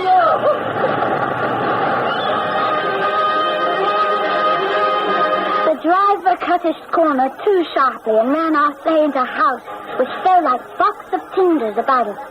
Mother fainted, but after some brandy, she was better. We all were. With a fresh sleigh and horses and the Count himself doing the driving, we arrived after dark at an enormous palace, all lit up with candles. Moscow. Ladies, welcome to the Annenhof Palace. Hello there! You're late. What kept you? Who is that young man at the top of the stairs? Don't you recognize him, Mama? That's Cousin Peter. Let me help you two ladies out of the sleigh. Yes. Sophie, are you sure that young man is Peter? But he's so grown up. I've been up all night wondering when you'd get here. Guten Abend, Sophie. Our sleigh had an accident and a house fell on us. Peter Ulrich, I'd recognize you anywhere. Aunt Elizabeth is waiting to see you. We must hurry. Oh, you're taller, Sophie. So are you. But the last time I saw you, I was 12. I was 13. I think it's funny seeing you in Moscow. Funny? Why? You coming 1,000 miles to marry me just so you could be Empress of Russia? I didn't come for any such reason. Oh, yes, you did. You were ordered to. I saw the letter. Children, stop that. I'm tired. I want to pay my respects to the Empress and then go to bed. Count, please show me the way inside. Sophie, you follow me. Peter, I wouldn't marry you if you were the last person on earth.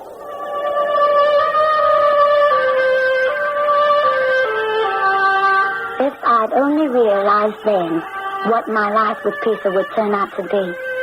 Yes, we were cousins, of similar background, both brought up as Lutherans. But Peter Ulrich was a child and remained a child until the day he died. Aunt Elizabeth approved of me, and I was ordered to remain in Russia to be trained. Mother was to go home, and we said our goodbyes. Sophie, I feel so strange leaving you here in Moscow, hundreds of miles from home. Can you act grown up? I will be grown up. Goodbye, Mama. When I see you next, I shall speak Russian like a native. Is that necessary, really? Peter doesn't speak a word of Russian and refuses to learn. Peter is a baby. He thinks by being stubborn and kicking his heels, he'll get more attention. He also refuses to change his religion, but that's his affair. Sophie, you're not thinking of doing that. I'm getting religious instructions with Simon Todorsky. He says the two religions are not that different. It's going to break your father's heart. Why, we live in the very castle Martin Luther himself was hiding in, and all our families. To become a Russian Orthodox. It's a sin, Sophie. Oh, I worry about you. Don't. Can't you be Peter's wife and the Empress without that? If someday Peter and I do marry, I have to believe what the Russian people believe.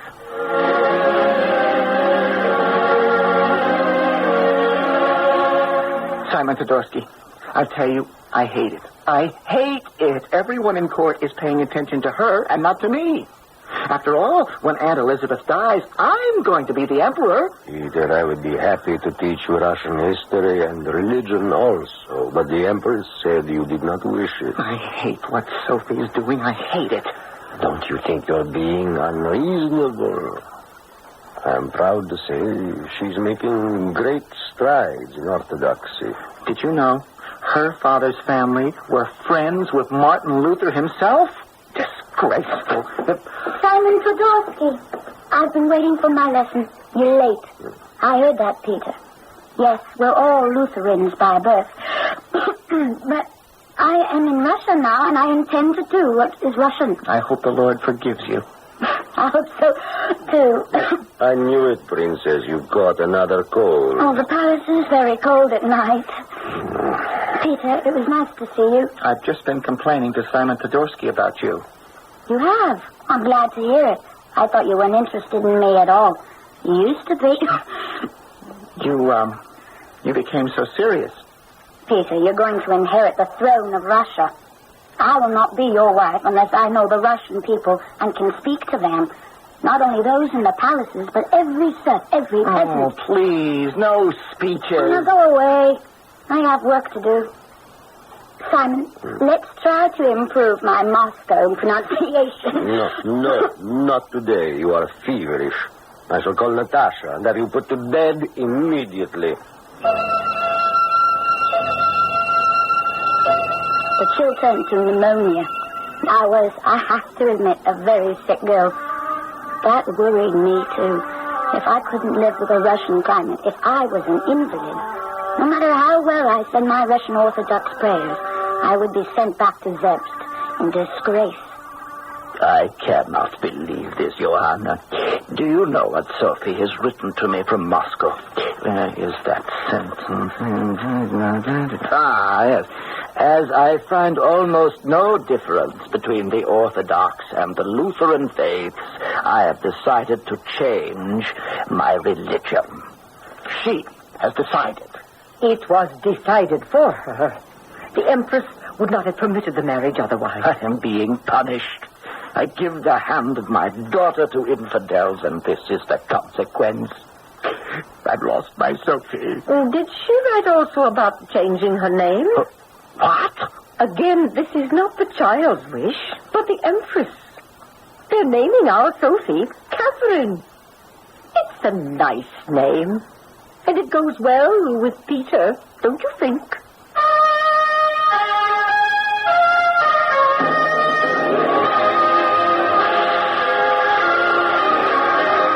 The wedding was a fairy tale come true. So beautiful. The ceremony took 4 hours, and I never sat down once. My dress and a tiara and a necklace was so heavy, and all the bowing to the lords and ladies. I was numb. I remember so many things, but not my wedding night. Poor Pete. Poor Catherine.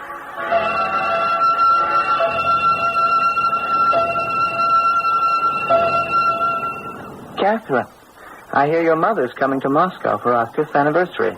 I didn't know that, Peter. She never wrote me. They never tell you anything here, do they? I didn't say that. You denied knowing your mother was arriving. You expect me to believe that? Are you trying to start another quarrel? Why is it so hard for you to believe I tell only the truth? Oh, you don't lie openly. Let's say you conceal. What have I ever kept from you? Your friends? Your personal friends? Not that I mind. You can dance the whole night through for all I care. But, Catherine, the court is watching. The court knows. There is nothing to know. Count Otto von Brummer, is he nothing? Otto is a protege of the Empress. She loves him, and it's on her behalf he spends time with me. Oh, you see each other as a favor to my aunt. He's your lover. Plain and simple, he's not your teacher. You think I'm an awful fool. Yes, I do. If you believe such a thing. No one has ever come near me but you, and, well, we won't say anything about that. And I haven't come close enough. Say it. I know what's expected of me. I'm supposed to make you pregnant, so the Romanov line will continue. And in our 5 years together, I don't know what to tell you. When my mother comes, I'll speak to her, perhaps. You will not. It's my secret. Our secret. I will not have your mother meddling. I'm sure she'll know if there's a doctor who could help her. Oh, don't be so kind, Catherine. Help me. I'm the one who needs it.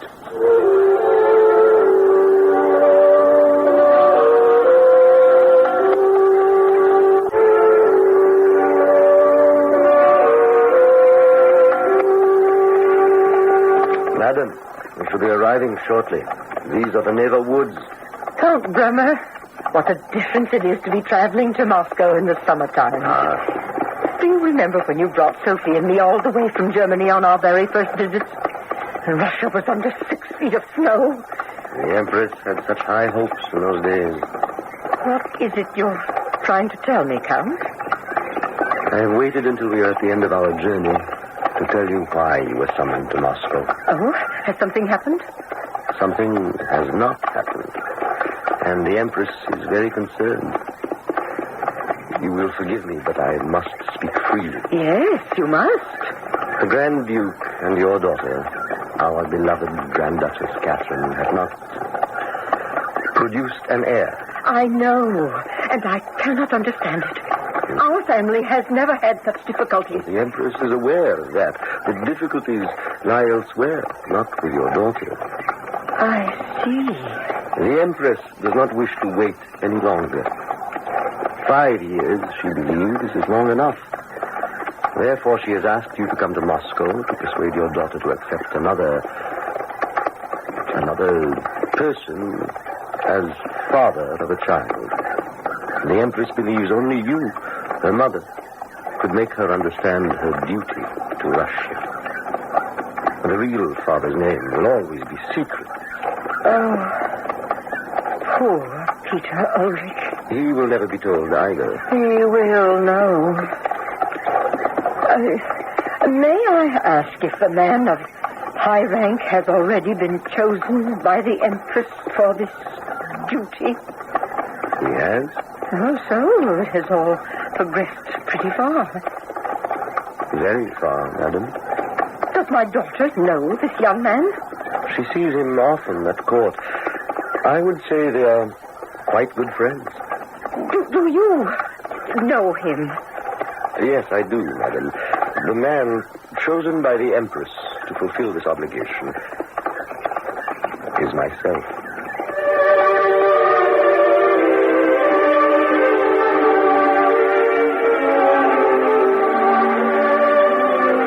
It is Catherine the woman, not Catherine the Empress, we are chronicling for you, tracing the metamorphosis of a little-known German princess up to the day when, as Catherine II, she had to place a crown upon her own head to save Russia from ruin.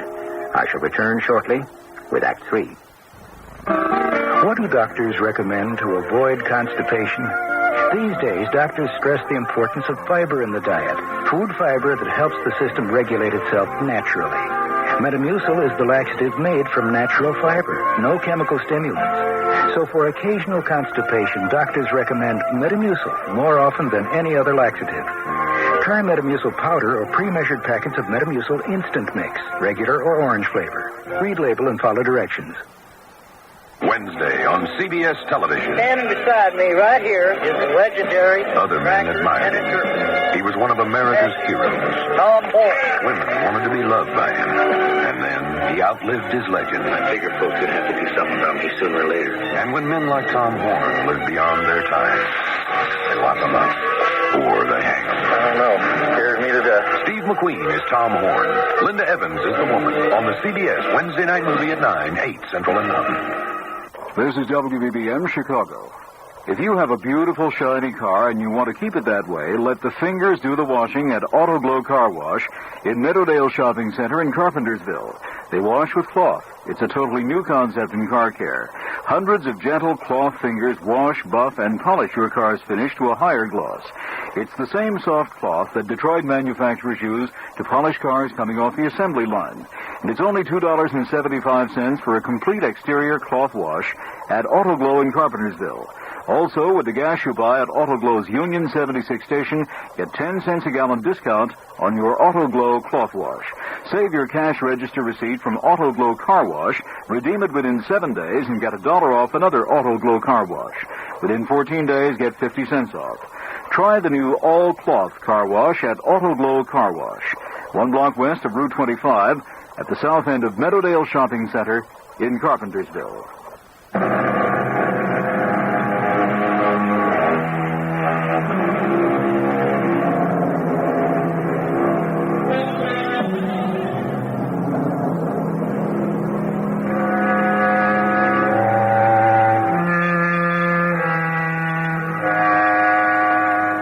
And so, a son was born to Catherine of Russia, the identity of the real father scratched out of the pages of history.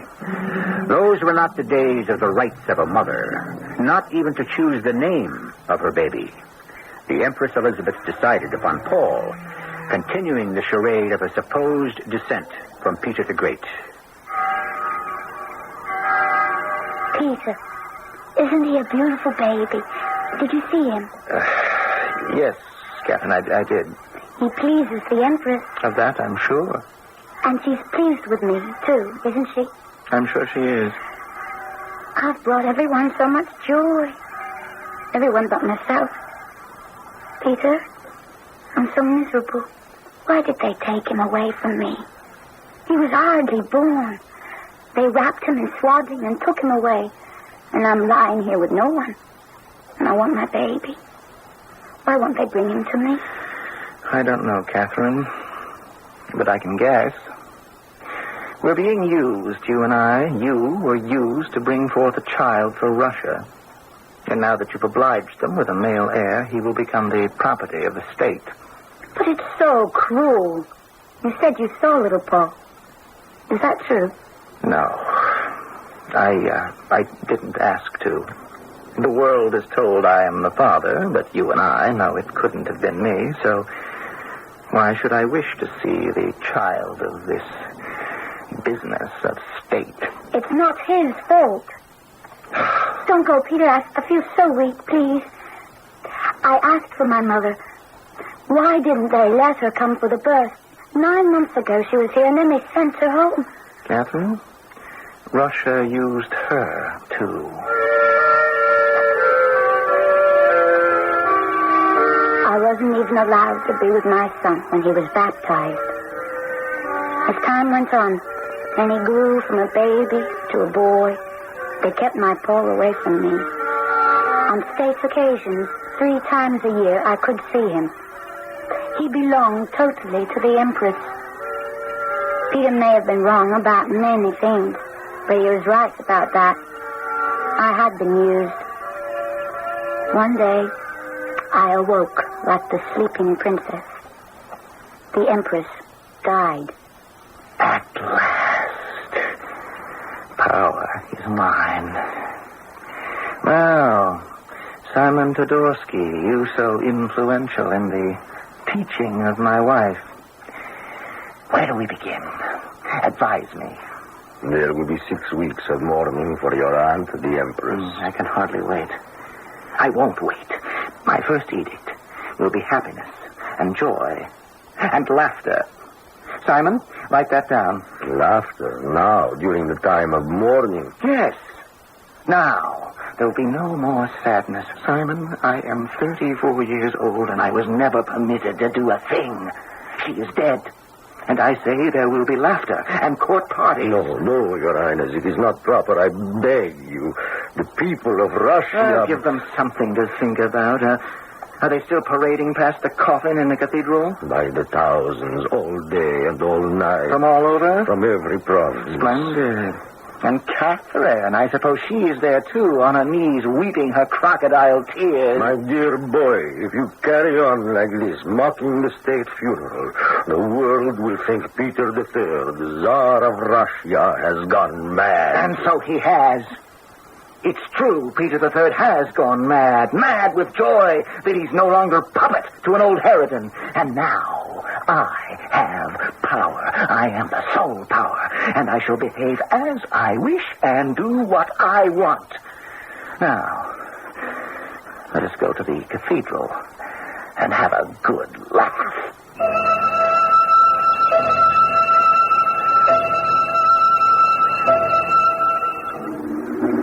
By the Holy Father, there is quite a crowd. I told you, it's been happening for days.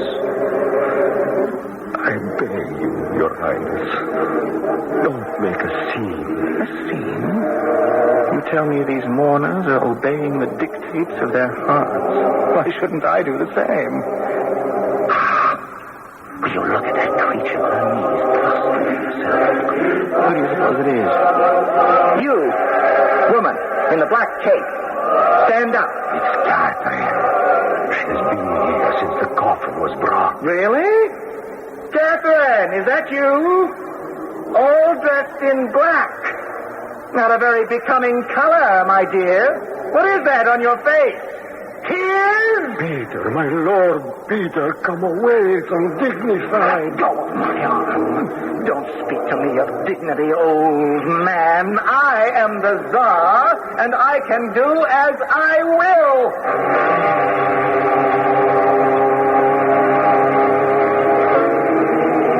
Has he gone? Your Majesty, I should not have let him come. How can I find words? It's all right, Simon. Will you accompany me back to the palace? I have prayed for her soul as much as I can today. What kind of Tsar must they think here? Our people. They have known for a long time it will not be good for them. And where does that leave Russia? Your Majesty, they will look to you. To me? And in order to prepare for that, you must learn all you can of the business of government, our history, our ways of the past, our means of the present. Simon, stand here a moment in this corner where we cannot be seen and heard. I'll get you the state archives, the books, the original documents. You must become more Russian than the Russians. You, Catherine. Is that what you're thinking? I'm not the only one.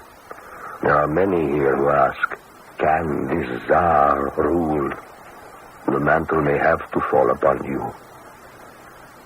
I must go now, Your Majesty. I am afraid to leave your husband even for an hour. Take care. I will help you all I can. What has happened to him? We were children together, Simon. And he has grown up into a monster. I will try to bring him to you. Will you say I wish to see him urgently? Tell him it is urgent. I was aflame with fears, doubts, worries, and shame. It was hard to believe what I had seen in the cathedral had really happened.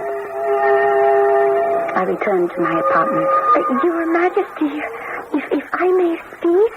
Of course you may, Natasha. But first, help me off with this black veil. Oh, yes? I'm tired. How many days has it been? Oh, already 6, Your Majesty. I wonder how many more an empress lies in state. What is it you're holding behind your back? Something you don't wish me to see. Oh, no, Your Majesty. What is it? A love letter to my favorite lady in waiting. It is.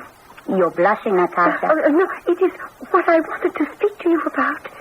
It's not for me, no. But I was told to make sure no one saw me give it to you.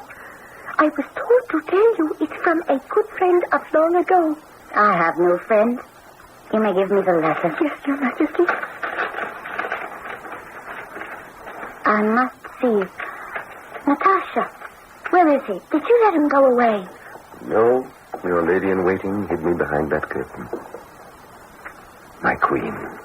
Otto. Oh, Otto.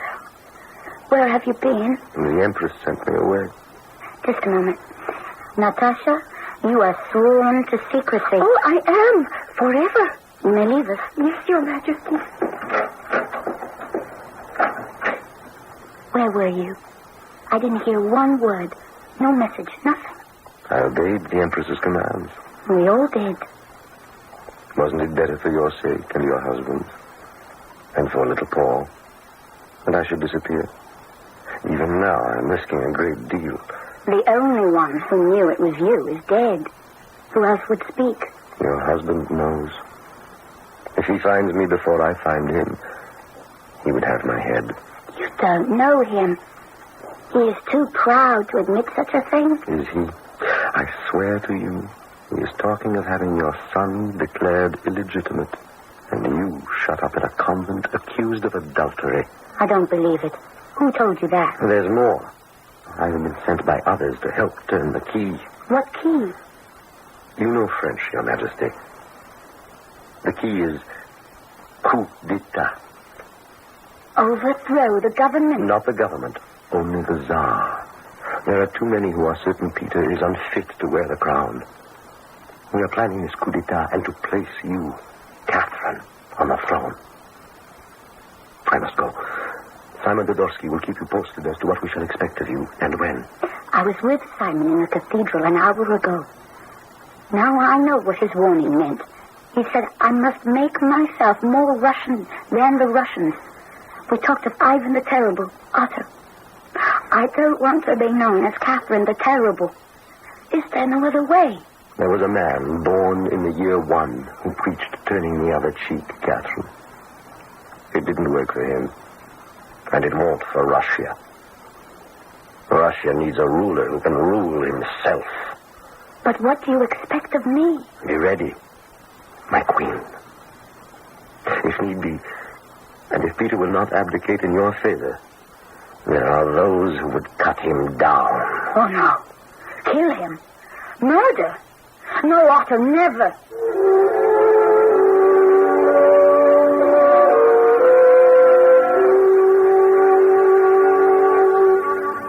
It is now only 1 month since I wept over the coffin of the Empress Elizabeth.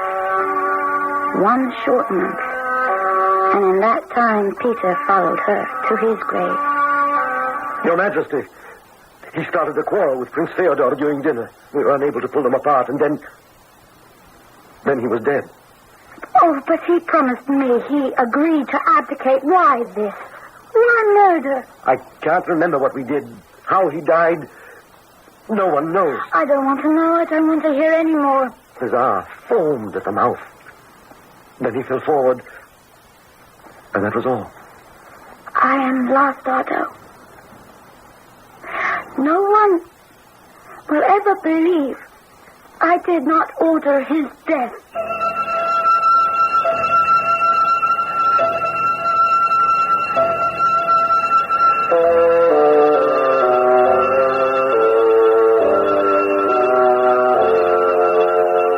The death of Tsar Peter III is as much a mystery today as it was the day it happened. Did he die of fear and apoplexy? Was he murdered? All we do know is that his face, as seen in his coffin, was black. For all that, it was the end of chaos, of national incoherence, and the beginning of the reign of Catherine herself. I shall return shortly. Next, in red velvet, low neck, and full sleeves, lovely lawn. There's a world of high fashion the designers aren't showing this year, but it's all revealed in Goodbye Jeanette, now in paperback. The latest from our most daring designer of fiction, Harold Robbins, and it features his most audacious creation ever. Ladies and gentlemen, Jeanette.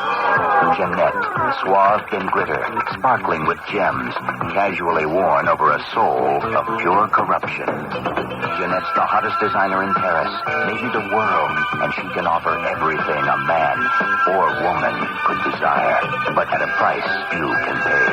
Harold Robbins now interprets the hottest new fashions in clothes. The children together, Simon, and he has grown up into a monster. I will try to bring him to you. Will you say I wish to see him urgently? Tell him it is urgent. I was aflame with fears, doubts, worries, and shame. It was hard to believe what I had seen in the cathedral had really happened. I returned to my apartment. Your Majesty, if I may speak? Of course you may, Natasha. But first, help me off with this black veil. Oh, yes? I'm tired. How many days has it been? Oh, already 6. Music stopped when Cinderella became the Empress. Even today, her 20-year reign is looked upon by every Russian as a banner unfurled, admired by every other country in Europe. For Russia, Catherine was truly great.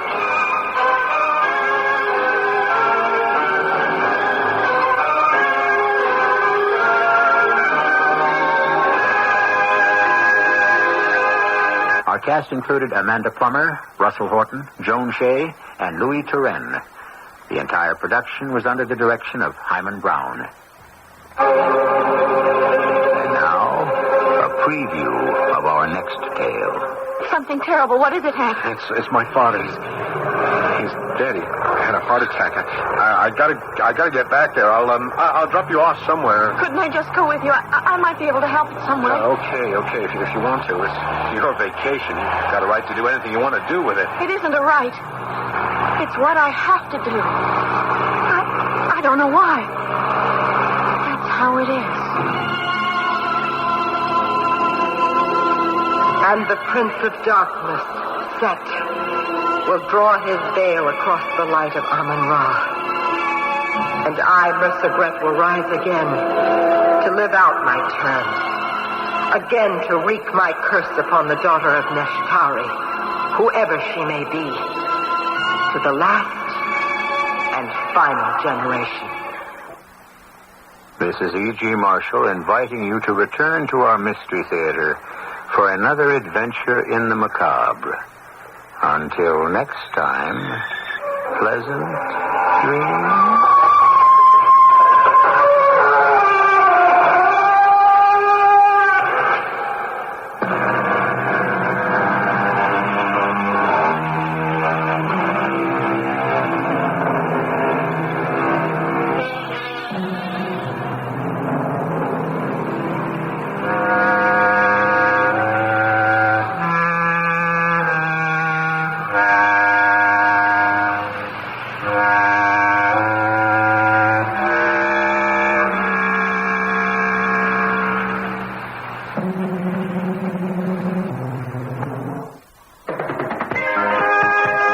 Get the lowdown on low fares.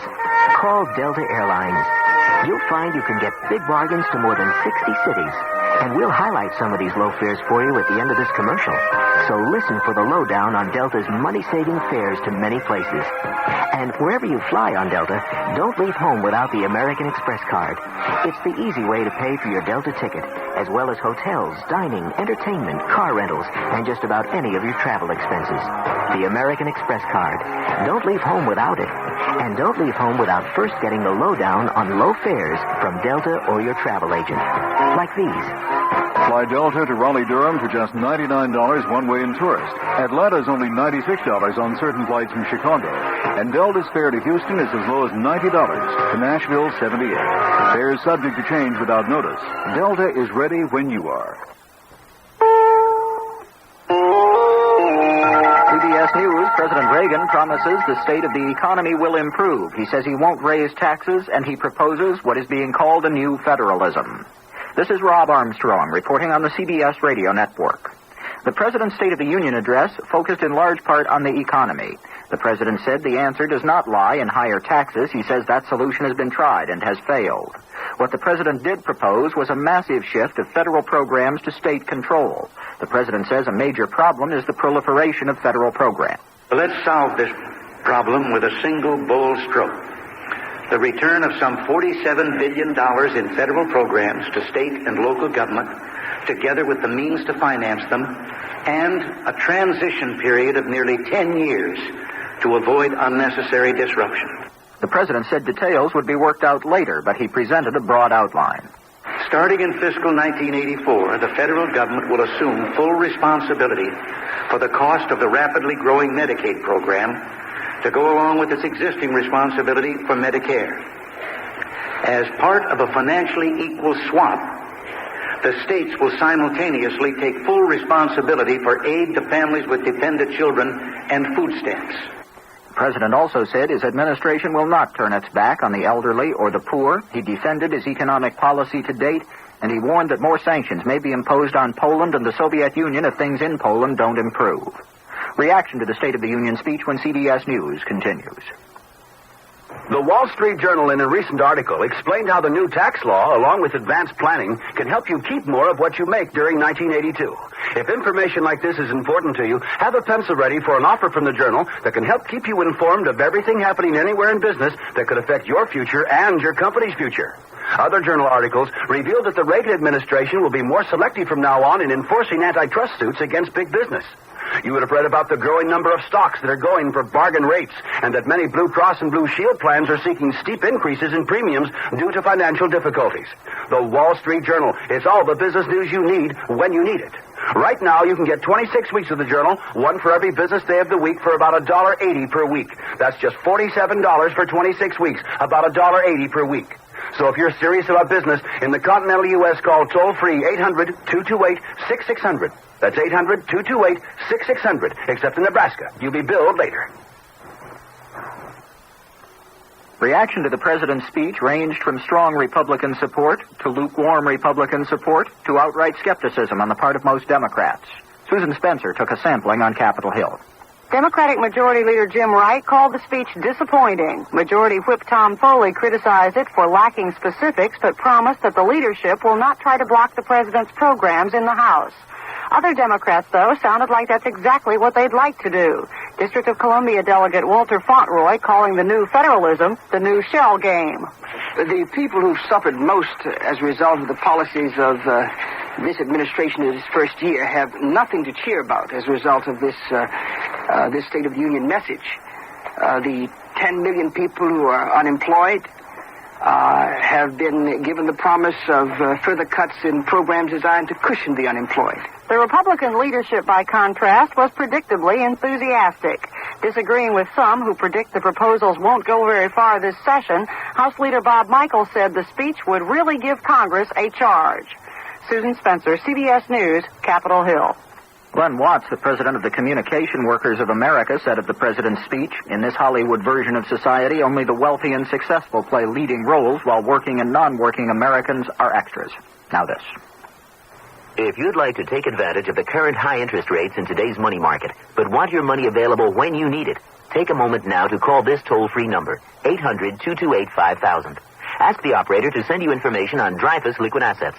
Find out just how much income growth you can get from one of the world's largest money market mutual funds. With Dreyfus Liquid Assets, you have the advantage of making withdrawals by phone or paying larger bills with free redemption checks and continue earning high yields, compounded daily till your check clears. You can put money in or take it out anytime with never a sales charge or a penalty. But call now, 800-228-5000 for free information and a prospectus, including management fee, charges, and expenses.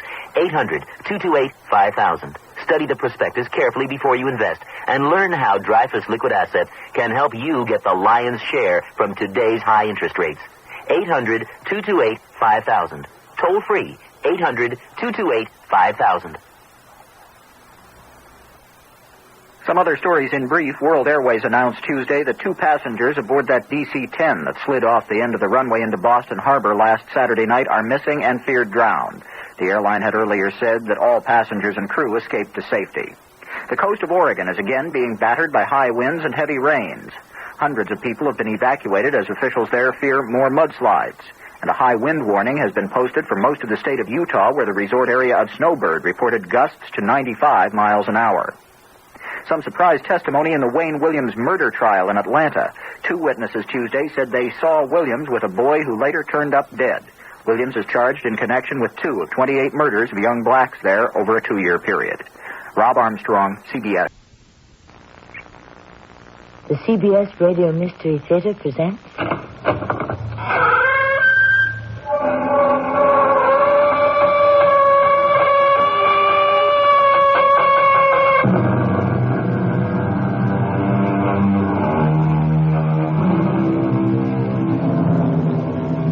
Come in. Welcome. I'm Tammy Grimes. We heed no instincts but our own, said the poet. Perhaps this is so when we have become older and wiser, but early on during the lessons of life, how is one to distinguish between his own thoughts and the thoughts of others? Who truly has a mind of his own? Our brains are so overcrowded, so clogged with the imprints of a busy, active world. How is one to tell when he is really thinking for himself? In truth, when do any of us close our minds to the influence of others? Why do you hate her so much, Mr. Palmer? I don't hate her. Then why do you want her punished for a crime she didn't commit? But she did. I know for a fact you're lying. I'd like to see you prove it.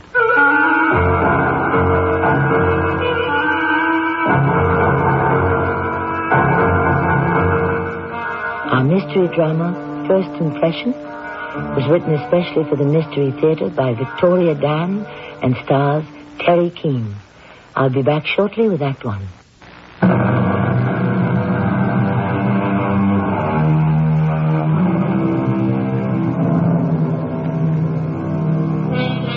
It's a busy Saturday evening at this small Midwestern airport. Some passengers scurry to catch their flights while others wait impatiently in the long line at the ticket counter. 2 women are sitting in a lounge, both well-dressed and attractive. The younger one is about 30, the other, well, they could be mother and daughter. Perhaps they are here to greet an arriving relative or to embark on some kind of holiday. So it would appear to the less practiced eye, until you notice the steel handcuffs linking them together. Is there anything you want, Mrs. Palmer? No. Magazine or something? No. No, thank you. Detective Weston. I guess we'll be boarding soon. They're all staring. Mrs. Palmer. Those people. They know. Nobody's looking, I assure you. This is so humiliating. I want to die. Now, Mrs. Palmer. Please, Detective Weston, if you would only take off these handcuffs. We've been over this before. You can trust me. I won't try to escape. I'm sure you wouldn't. Well, then why can't you? You're aware of our extradition procedures. How can you talk about procedures? I'm not a common criminal. What are you? A human being. I'm afraid you've omitted a small detail. You're a human being who happened to commit murder. It wasn't murder.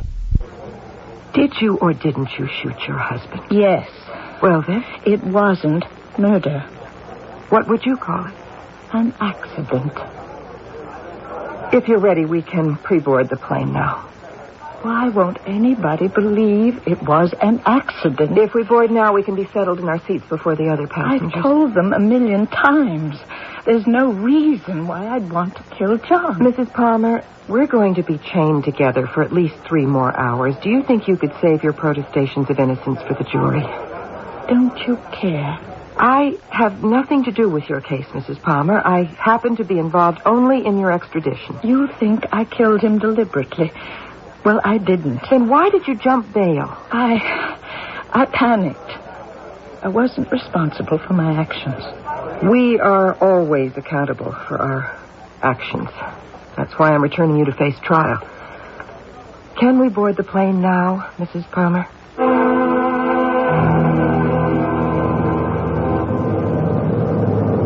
Are you all right, Mrs. Palmer? Considering the circumstances, I suppose so. You don't look very well, Detective Weston. Oh, I don't like flying. I love it. That is, I used to. John, my husband and I, we traveled everywhere by plane. Oh, that's nice. Before John retired from the company, there wasn't a week that we weren't jetting someplace for one reason or another. Oh, that's very interesting. You see, I was indispensable to him. Well, obviously, he wasn't indispensable to you. What's worse, I wonder? Having no respect for yourself, or others losing their respect for you. I shouldn't have made that crack. I'm sorry. What's there to be sorry about? I'm the one that's going to have to be sorry every day for the rest of my life. Over and over, I'll have to relive the moment when I turned the light on and discovered, in a horrible instant, that the body on the carpet, staining it with blood, was not a burglar at all. Stewardess, could I possibly have a couple of aspirins? Oh, what were you saying? Nothing at all. You know what's very good for headaches, Detective? Relaxing. Imagine you're in a wooded glen, lying back on a quilt of soft, mossy grass. Alongside runs a fresh, clear, babbling brook. The tiny ripples fan out over the smooth, small stones on the water's bottom. Well? Yes. That is bad. You have a way with words, Mrs. Palmer. Is that bad? I'm not sure. John used to say I had a gift, a talent for understanding people and their problems. I have no problems. I meant your fear of flying. I'm not afraid of flying. No. I simply dislike it. Of course. Even if I were afraid, as I said, I'm not. It goes with the job. You love your job, don't you? Sometimes. I love my job all the time. I started right out of high school. Mr. Palmer was still married to his first wife. Back then, I was gawky and unattractive. It took him 10 years to notice me as something other than his secretary. I didn't mind. I was his friend. He confided in me. Really? The president of $1 million corporation can't confide in just anybody. The special problems, the intricate negotiations, the never-ending politics. When did she die? Who? His wife. 11 years ago. 20 years. You waited 20 years for him. I didn't exactly wait. But you had to share him. At night, he went home to someone else. During the day, working late on long business trips, he was mine. We were colleagues. That part of him I never had to share with anyone. Besides, there was still the company. The company? His company almost became our company. I helped it grow, watched it expand. If John couldn't be with me, I always had my work. I have an aptitude for business, you know. And that was enough for you? Yes. Well, I guess if you wait long enough, it pays off. I don't understand. He finally married you. Oh, that. Well, we all can't wait forever. I wasn't aware we all were. Are you Detective Weston? Am I what? Waiting? No. What are you waiting for? Who are you waiting for? We were talking about you, Mrs. Palmer. Why did you kill him? I've already told you it was an accident. What happened that night? Why are you suddenly interested? I'm curious. It's all a matter of record. John had bought me a gun. We'd had 2 robberies already, and he hadn't wanted me to be unprotected while he was out of town. It was about 2 a.m. I heard a car pull up. I knew it couldn't be John. John was away on a fishing trip in Canada. But didn't it occur to you that he might be coming back early? It couldn't be him. That is, I thought it couldn't be him. You see, if John were coming back sooner, he would surely call me, let me know. Anyway, I could hear the front door opening. I was terrified. I was alone in my home, except for Brooks and Marguerite. Your butler and housekeeper? Yes, their quarters are over the garage. I heard the footsteps in the hallway. Surely, if it were John, he would have turned the lights on. Where were you then? Standing at the top of the stairs. You already had the gun? It was like being in a trance. I could hear my heart beating against my ears. I couldn't feel my arms and legs. I started to walk down the stairs. I was weightless. I floated. Below was a shadowy figure in the darkness.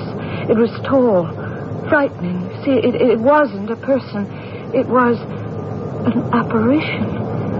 I had to be dreaming. Then this apparition, this thing, raised its arm at me. The gun in my hand started firing. You know the rest.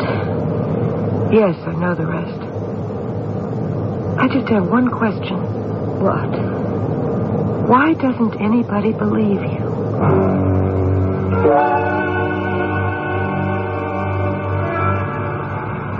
In there is where we part company, Mrs. Palmer.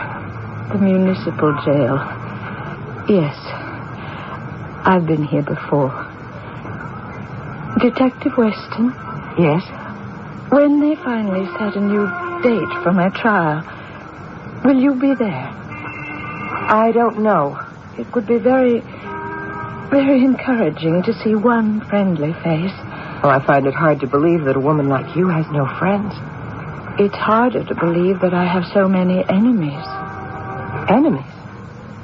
What kind of enemies? It must have been the flight, but I'm suddenly terribly fatigued. Who are your enemies? I shouldn't have brought it up. Some things are better left unsaid. Can we go inside now? Oh, wait a minute. Who do you consider an enemy? I'm afraid I've already been indiscreet. About what? I don't understand. You don't understand? Then ask yourself this. Why don't I have any friends? And why, with all my money, all my position and influence, can't I find one single person willing to believe my version of what happened? Is it really that far-fetched? Well, you think about it for a while. I already know the truth. It was an accident, even if I'm the only one who knows.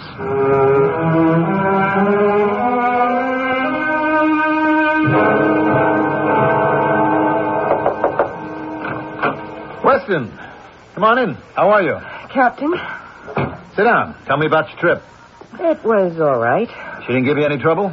It depends on what you call trouble. Well, what's that mean? About this Palmer murder case, there's something very funny about it. No? I read up on it last night. Oh, on your day off, huh? Something about the way it's been handled just doesn't seem right. Well, are you interested in the Palmer murder? Yes. Is it your case?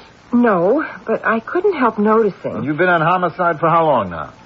6 months. Oh, 6 months makes you an expert, right? I'm beginning to wonder about the motivation for the murder. Ah, here we go with motivations and all this stuff about the psyche and the subconscious. Since when has one human being needed a reason to kill another human being? So, still, Captain, I think... Besides, this isn't like you. Usually you just do your own job. You don't get sidetracked. I mean, you won't as much as look at a case you're not involved in. Well, you changed that when you sent me down to Williamsboro to escort Zelda Palmer back here. Now, I had no desire at all to get involved. But now... You are involved, huh? Captain, I want you to put me on the case. Well, what can you do with this case that hasn't already been done? I believe I can prove that Zelda Palmer is innocent.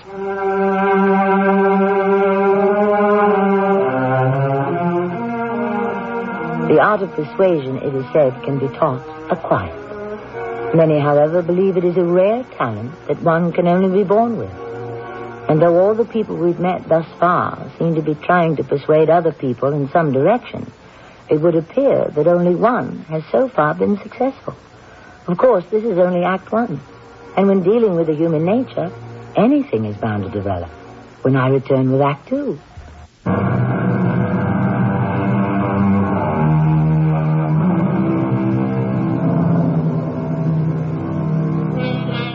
In a single moment, how the complexion of life can change. We look in the eye of someone we think we know so well and see a light we never saw before.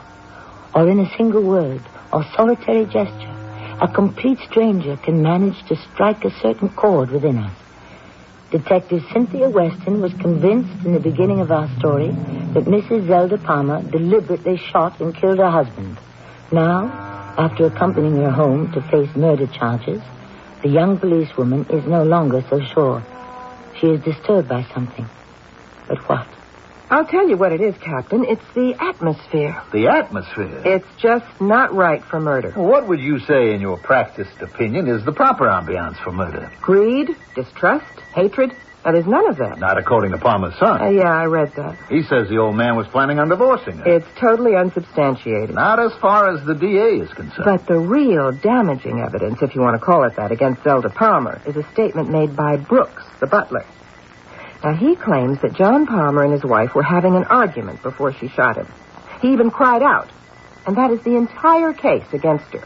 That's enough to do it. What if the son and the butler are lying? Why would they lie? I don't know.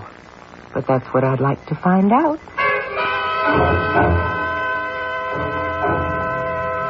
Yes? I have an appointment. I'm Detective Weston. Well, go right in. Mr. Palmer is expecting you. I'm not interested in your excuses, Murphy. Find out what price they want and give it to them. Get back to me in an hour. So, you're the detective who called earlier. Mr. Bradley Palmer? Oh, I hate that name. Bradley. Sounds like a little kid who won't eat its spinach. Well, then what do people call you? Mr. Palmer. Do you mind if I sit down, Mr. Palmer? Go ahead. Is this going to take long? I've got a conference scheduled for 10:45. How long have you been running Palmer Industries? 3 years. And what were you doing before that? I was, out of the country. Where? Here and there. Is there a reason you can't be more specific? What bearing does it have on my father's murder? I believe you were somewhere in the Far East, weren't you, Mr. Palmer? Well, if you already knew, why bother asking? Your reluctance to be candid with me is very interesting. What were you doing in that part of the world for over 7 years? Why don't you tell me? You were in a monastery. A very obscure teaching sect in the Himalayas known as the Gahari Shimta. What does this have to do with... Aside from preaching a doctrine of nonviolence, the Gahari Shimta reject all material wealth. How do you know about Shimta? Now, today you drive a Mercedes, wear $500 suits, and run one of the largest corporations in the country. What made you give up the monastery, your entire way of life, and return to the States? My father asked me to. And anyhow, my time with Gahari was complete. Why did your father want you home? I should think that would be obvious. He was getting older. There weren't any other children. It was up to me to carry on. In other words, take over. I didn't want to leave at first. Then I understood. As president of Palmer Industries, I might be in a position to improve the condition of mankind. There are endless ways in which money and power can be used to benefit mankind. Peaceful instead of... I'm sorry, what were we talking about? Your father. Oh, yeah, well, he wanted to retire. Go fishing, put the company in the hands of someone he could trust. Well, what about your stepmother? He trusted her. I'm sure he did. But image was very important to him. You see, Father was convinced that a woman, no matter how competent, would convey an image of weakness, which would reflect on the entire company. Weakness, vulnerability, that's what sets the wolves at your door. That is the nature of the world, I suppose. Mr. Palmer, who would stand to gain the most by your father's death? Gain? I consider death a loss. Or on a purely material, financial level, who would benefit the most? My father had already divested himself of the bulk of his estate. Which means? Well, the house, other properties abroad, and cash assets he left to her, my stepmother.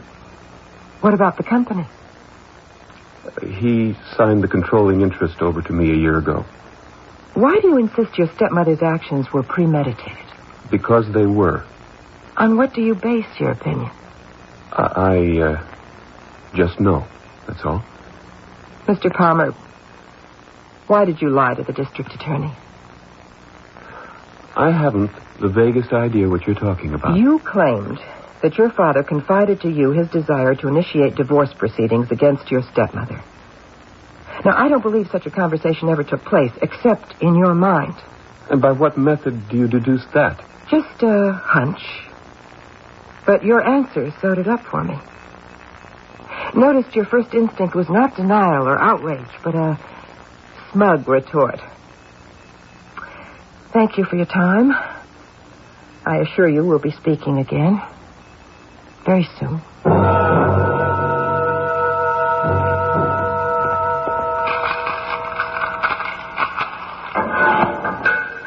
Detective Weston. Good afternoon, Mrs. Palmer. They told me you were taking over my case. I couldn't believe it. Well, I had no choice. They assigned it to me. I thought you had asked. As I explained to you the other day, it was not my wish to become personally involved in your problems. Detective Weston, why are you so afraid to admit that you already are involved? I came here to clear up a few questions. To have empathy for another human being is nothing to be ashamed of. You knew justice was not being served, and that's why you asked to handle the investigation. Mrs. Palmer, if we could get started. And I want you to know, I appreciate your kindness to me, even if nothing The first question I'd like to ask is, who do you consider to be an enemy? I don't understand. What about your stepson? Bradley never liked me. I wouldn't go so far as to call him an enemy, for heaven's sake. Why is he out to get you? I wouldn't exactly say he is out to get me. You're aware of his allegations that his father intended to seek a divorce from you? Yes. Was there any truth to it? Of course not. And yet you still say this man isn't out to destroy you? His testimony establishes a clear motive for you. As it must. Don't you understand? How can I when you're not making any sense? Making sense of something. That's the point. What happened to John? What I did was a senseless mistake. No rhyme, no reason. Just a tragic accident. I'll have to live with the truth of that for the rest of my life. But what about Bradley? He can't face the fact that it all happened as a quirk of fate. Gives him a strange kind of peace of mind to believe his father died for a reason. In an odd sort of way, that sounds plausible. He was always a sensitive boy. I forgive him his thoughts. That's very generous, Zelda, but where does it leave you? I suppose in the long run, it doesn't make a difference. There's a world of difference between first-degree murder and negligent homicide. We could even get you off with self-defense. I don't see how. Brooks, the butler. He is the star witness for the prosecution. The case really hinges on his testimony. The man despises me. That's why he... Lied? He said we were having an argument. John and I never argued. He said he heard John cry out before I shot him. I wish to heaven he had. I would have known who it was and never would have pulled the... This is my punishment. I'll never stop paying for it, never. All right, please, Mrs. Palmer, calm down. I liked it when you called me Zelda. It made me feel as if I had a friend. Well, you do have a friend. You understand what it feels like when a situation seems terribly hopeless? Yes, I understand. More than you know.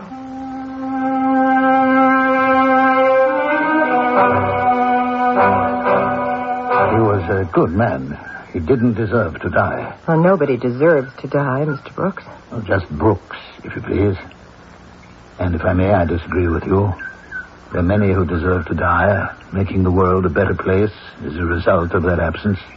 Yes, well, about that night. They already have my statement. I don't. Well, Margaret and I were asleep in our quarters over the garage. I heard this car pull up in the driveway. A moment later, I heard the front door open. You must be a very light sleeper. Yes. My wife, bless her heart, is sleeping like a log, dead to the world. Then what? I have gone over this before. Not with me. Very well. After a moment or two, I heard voices. It was Mr. and Mrs. Palmer. Her voice shrill and hysterical, and his low and calm. And suddenly I heard him shout, "No, don't." And? That is when I heard the gunshots. And by the time I arrived at the hall, the light was on and Mrs. Palmer was standing over her husband's body, with the gun still in her hand. She was just standing there. Yes? Cool as a cucumber. Calm as can be. And she said, "Brooks, I believe we shall have to summon the authorities." One moment she's hysterical, and the next she's, as you put it, cool as a cucumber? Well, you know how women are. No, I don't. How are we? At any rate, I hope they put her away for life. That's what I hope. If we may depart from your aspirations for just a moment, could you tell me how long you've been working here on the estate? Margaret and I were employed 3 years ago. Who hired you? Mr. Palmer. Oh, so Mrs. Palmer had nothing to do with your being hired? They were out of town on a trip. But I thought you said... Oh, I meant we were hired by the present Mr. Palmer. Bradley? Yes. You see, the previous couple had quit rather suddenly, and Mr. Bradley consented to put the household in order while his father and Mrs. Palmer took a badly needed vacation. I believe you said on the phone that you wanted to see the house. Yes. I cannot imagine what you expect to find. Maybe I don't expect to find anything. Very well, this way, if you please, Detective Weston. So here's the spot where they had the argument, and this is where he fell? Yes. It was quite dreadful. Yes, I'm sure it was. Well, thank you so much for the guided tour, Brooks. That's all you wish to see? For the moment, at least.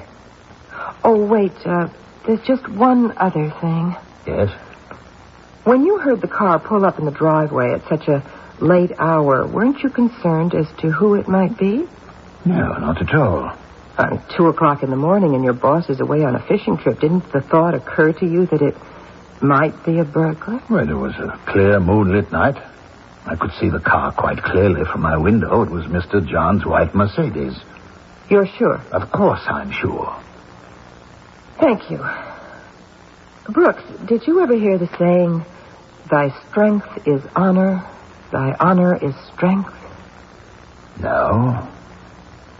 Does it mean something? I was hoping maybe you could tell me. I haven't the vaguest idea. Now, first the son, then the butler. I have never seen 2 more atrocious liars in my life, Captain. But you don't know if they're lying. I know. Consider this. Are you really being objective? This guy, Brooks, could hear Mr. Palmer talking, and I quote, calm and low, from across the courtyard inside a house? You'd have to have antenna. Why do you find it easier to believe Mrs. Palmer? I thought a person was supposed to be innocent until proven guilty. As far as I'm concerned, there isn't enough proof. Well, according to the DA, there is. A woman like Zelda Palmer would never kill her husband. For whatever his reasons, Bradley Palmer is determined to destroy her credibility. And the butler, Brooks, what is his angle? How does he benefit by perjuring himself? Oh, and something else about Mr. Brooks. I have the feeling that I've seen him before.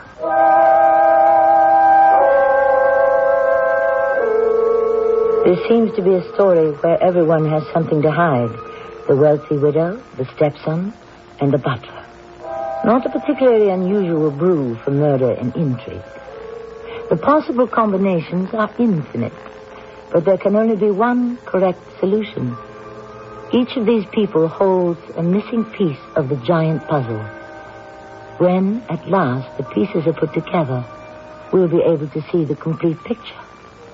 A picture just about ready for viewing in Act 3.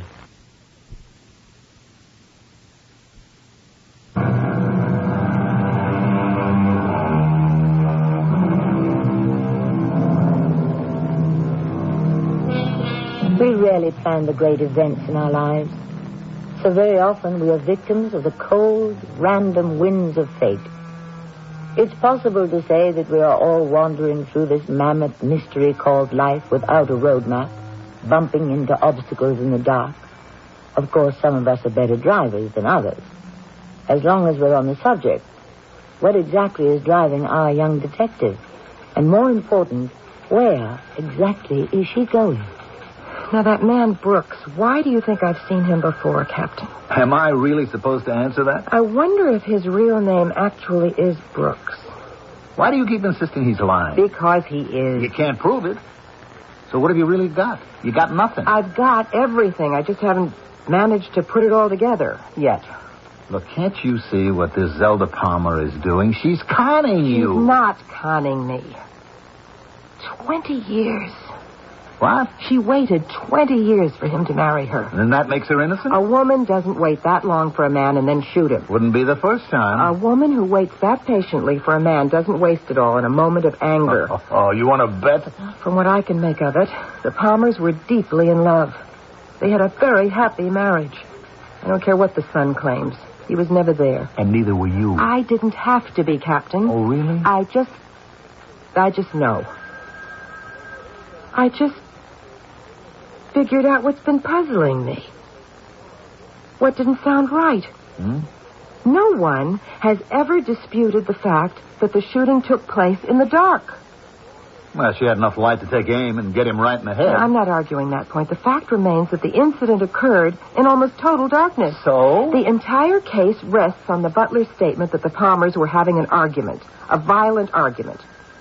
Well, there we are. Where are we? Who has a violent argument in the dark? Who has an emotional, face-to-face confrontation in the dark? That's it? Yes. How many quarrels take place with the lights out? Obviously, you're not married. Quarrels of sufficient magnitude to result in murder? The lights are almost always turned on. The confrontation is eye to eye. That is your opinion. But it's so obvious. Maybe to you. So now the question remains the same. What do Mr. Palmer and Mr. Brooks have to gain by lying? Detective Weston, unfortunately, you've caught me at a rather busy time. This will only take a few minutes, Mr. Palmer. I must say you're very persistent. Brooks, the butler on your father's estate, he's very, indebted to you. Why say that? Well, you hired him and his wife. Well, it doesn't exactly make one indebted, does it? It's very difficult to find a job of that caliber with a police record. See, I knew Brooks' face was familiar, so I spent some time going through old mug books. Mr. Brooks' real name is Wilbur Hopkins. His wife's real name is Edith. Both of them served over 20 years for armed robbery. They paid for their crimes. You're quite a believer in justice, aren't you? I believe that the punishment should fit the crime. It was very generous of you to give Wilbur and Edith a new lease on life. Takes a lot of influence to establish two people in new identities. As I said, they paid for their crime. And they deserved a second chance? Yes.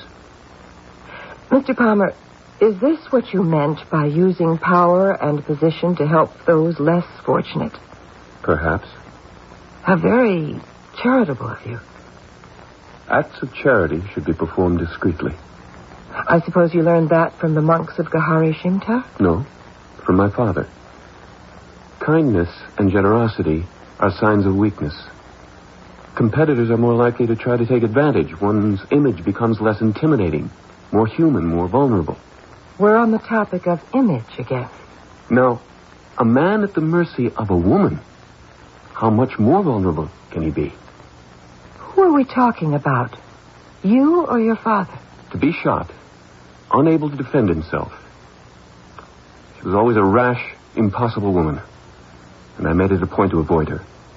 What did she do before all this to make you hate her so terribly? Hate's a strong word. I prefer dislike.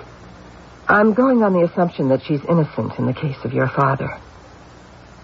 If that's so, what would prompt you to lie? You assume a great deal. I know a great deal. About time. A woman doesn't spend years waiting for a man she doesn't love. And a man doesn't spend 7 years in a monastery just to kill time. Not a man like you. I learned a great deal. I believe that. Much of what you learned you still practice. This entire subject of vulnerability, weakness. You claim the philosophy is a legacy of your father. But doesn't Shimtar also preach hiding weakness? Conveying an image of strength to avoid violent confrontation? How do you know about all these things? There's a very fine university in this town with a very fine library. Mr. Palmer, in many ways, you are still Shimtar. Everything you do and say has a special motivation behind it. Why are you out to destroy your stepmother? Destroy, that's another word I find distasteful. Detective Weston, do you have any children? I'm not married.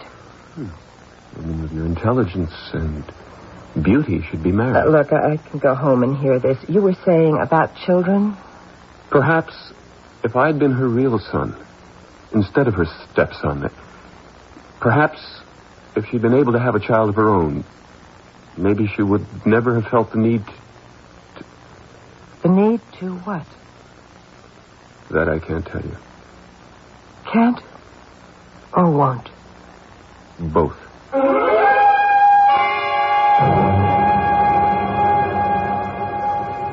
Zelda, I want you to tell me why there's such enmity between you.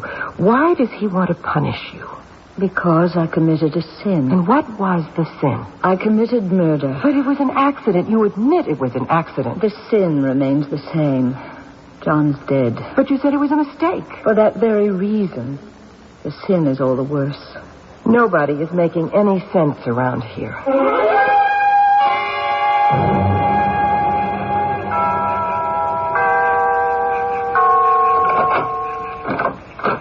Detective Weston? I hope I haven't disturbed you at this late hour, Brooks. Well, you did tell me to expect you sometime past midnight. I wanted to check a few things out when the light conditions were similar to the way they were on that night. The moon is about the same. As you requested, I have switched off the lamps. Maybe you could just turn them on to guide me up to Mrs. Palmer's room. Brooks? Whatever you wish.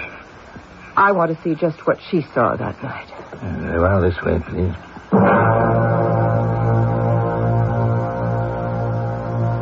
Not a bad room. Yes, she chose a suite in the front of the house, although she could have had one of the quieter ones in the back. The view of the garden would have certainly surpassed the view of the driveway. Yes, that's rather interesting. She could see any car that drove up. Yes. Of course, that's funny. Look at my car down there. Did you ever notice how in the moonlight...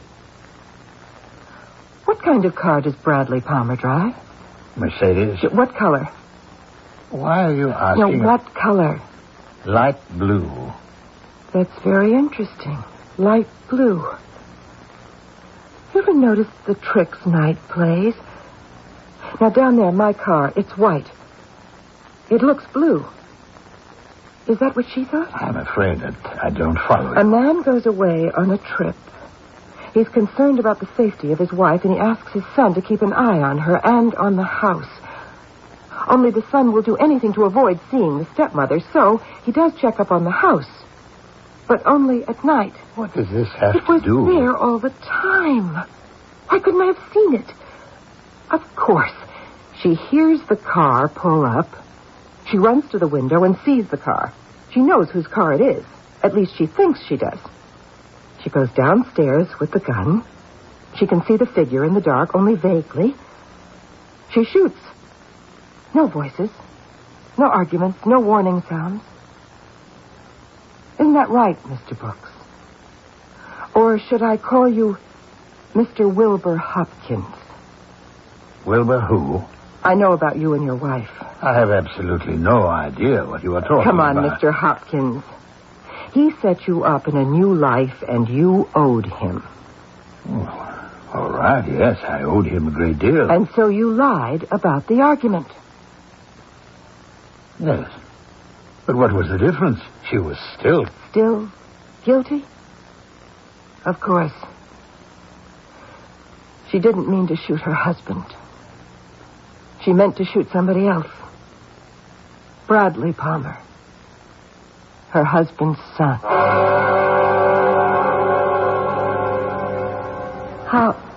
How did you find out? I knew you couldn't have killed your husband. You had no motive. I never stopped to consider that you certainly had a motive for killing somebody else. Your stepson. John wanted him to run the company. I could have done a much better job. I loved the company much more than Bradley did. He didn't help build it, watch it grow. So when you looked out of your bedroom window that night, you thought it was Bradley's car, didn't you? John wanted his son to carry on. Why not me, his wife? The thought never occurred to you that your husband might come home early, so in the darkness, you made a mistake. You killed the wrong man. It was an unforgivable mistake. If it had been Bradley who died, the police would have believed me. They would have believed that I thought I was shooting a burglar. But who would believe a woman shooting her own husband? I would have believed you, Mrs. Palmer. For a while, I did. What are you going to do, Detective Weston? I'm not going to do anything. I don't understand. I'm going to leave things just the way they are. You did murder your husband. Bradley Palmer was quite right when he said it. The punishment should fit the crime. At least you can help me convince people. Let them know I love John. I would never want to kill John. That's all I want people to know. They're never going to know, Mrs. Palmer. And in truth, that's going to be your punishment.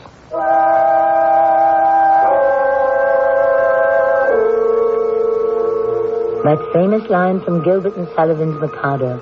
My object all sublime I shall achieve in time, to make the punishment fit the crime.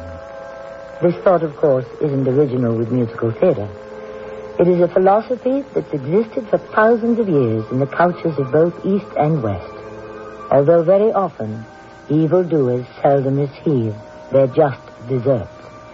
We'll be back with more food for thought shortly.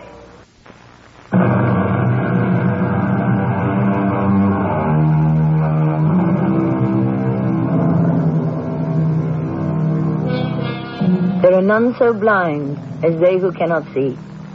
In this story, we've dealt with people who are blind in their points of view, limited by their own unfortunate experiences. Whether she's convicted for one murder or another, Mrs. Zelda Palmer's physical punishment will be the same. But the most important punishments take place within the mind and heart, because it is within our soul that we must be fully answerable to whatever power exists. Our cast included Terry Keane, Carol Teitel, Keir DeLay, and Mandel Kramer. The entire production was under the direction of Hyman Brown. Radio Mystery Theater was sponsored in part by Raven House Paperback Mysteries. This is Tammy Grimes, inviting you to return to our Mystery Theater for another adventure in the macabre. Until next time, pleasant dreams.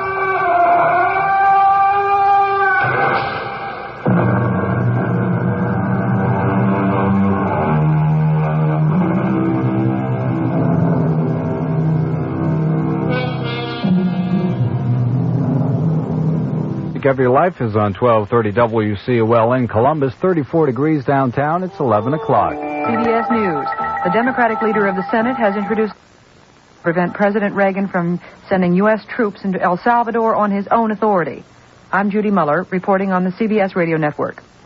Senate Democratic leader Robert Byrd introduced a measure to amend the War Powers Act of 1973, which allows the president to commit troops overseas, but requires him to seek congressional approval within 48 hours. Byrd's resolution would require the president to get congressional approval before sending troops, except to protect Americans overseas.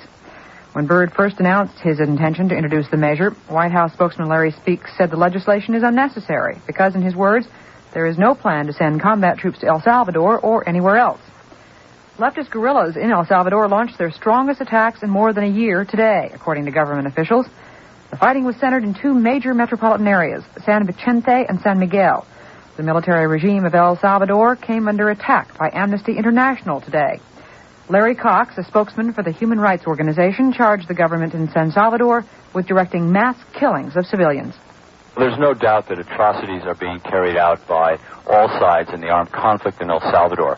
But the evidence we have shows overwhelmingly that the majority of these killings are being carried out by the security forces of the government of El Salvador, that they are directed against non-combatants, civilians who are not engaged in guerrilla warfare, and that they amount to torture, murder, and mass killings. The group says it based its conclusions on a fact-finding mission in 1981 and on the testimony of refugees. More news in a minute. Wednesday on CBS television, Hal Linden stars as the father who abandoned his family 8 years ago, only to have tragedy thrust them together. You both need a father. The theater presents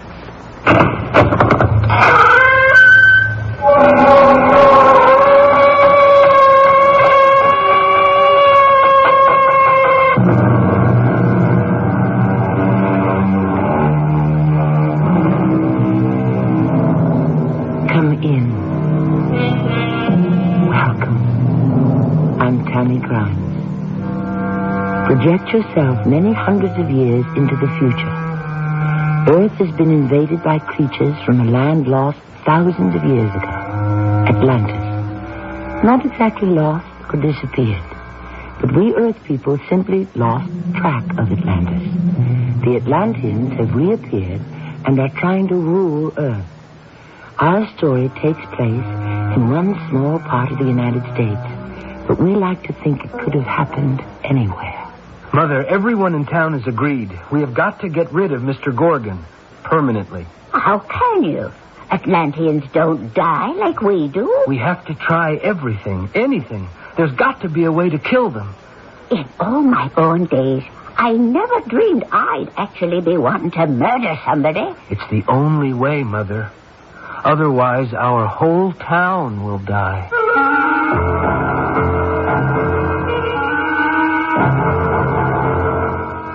Our mystery drama, Invaders from Atlantis, was written especially for the Mystery Theater by G. Frederick Lewis and stars Arnold Moss and Don Scardino. I shall return shortly with...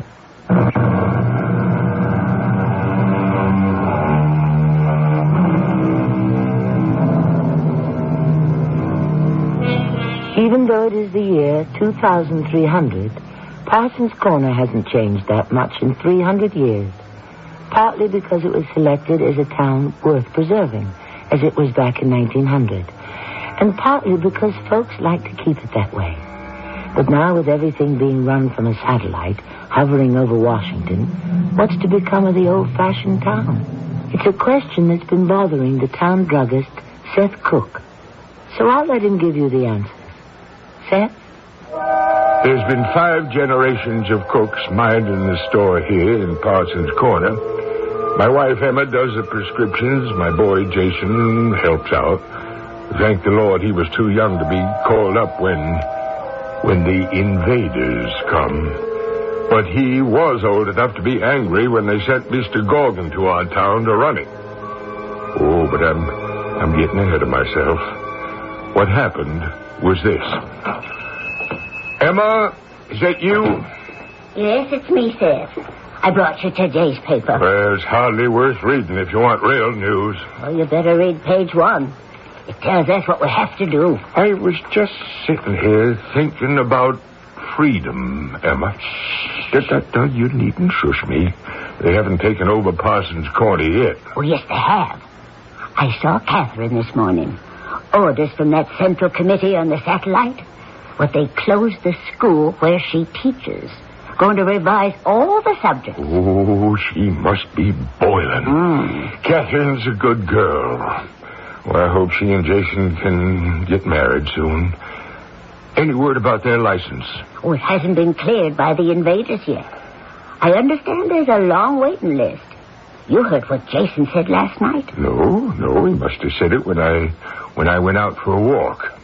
It's not only marriage applications. He said sooner or later they're going to take over everything. Oh, that's Jason. Hi, Dad. No customers? Hello, Mother. Business isn't anymore, you know that. This time of year when you were a little boy, why, I remember we'd make big money. But not anymore. I came straight here from town hall. Dad, we're in for it. Like everyone else, they're sending someone to our town. You sure? Mayor Randall showed me a codegram. What do they want with Parsons Corner? We're a dot on the map. I've been expecting it. Now that they've got the big cities like Washington and New York and Chicago and San Francisco, they're turning to us small fry. They want everybody obeying and praying to them. Well, everybody won't. We won't. Not in this town. Catherine and I were talking about it. Let them just try. You think people in this town are braver than anybody else, They're awful independent, Seth. If anyone reared up on their haunches, Emma, they'd be struck down just like our army was. Dad, we never got a chance to fight off the invaders. There wasn't any warning, no intelligence reports. I know. I've studied history. They launched the first strike from Galaxy headquarters, and that was it. And we caved in, Jason. You were a baby. We just caved in. Could we do anything else? There was nothing left for the president to do but surrender. The man the invaders sent, his name was Mr. Gorgon. Well, that day I closed the store and rushed over to the town hall. The whole town was there. Mr. Gorgon was standing on the green. His clothes were a little different, made out of some synthetic, galactic material. He was hammering something on the bulletin board. May I ask, sir, what you're doing? I am nailing up requirements. Duties of inhabitants of Parsons Corner for all to see. Give me, please, those 2 sheets of paper there on the ground. I suddenly realized Mr. Gorgon hadn't turned around to talk to Sheriff Barnaby, standing right behind him. But he was looking at the sheriff out of a third eye, smack dab in the back of Mr. Gorgon's head. Usually, Sheriff Barnaby, our directives are transmitted directly to people's brains from our satellite. But here I am instructed to use paper, hammer, and nails. What are we supposed to do with those? Read and obey. And who are you, sir? I am Mr. Gorgon. You are Sheriff Barnaby. This town of Parsons Corner is my responsibility. I will not need your services or that of Mayor Randall. The whole town was standing around and staring. Sheriff Barnaby wasn't a bit fazed by that third eye in the back of Mr. Gorgon's head. He looked right into it and he said, I'd like to ask you by what authority you are taking control of our town. I am the duly elected sheriff here. By what authority? Do you have some identification?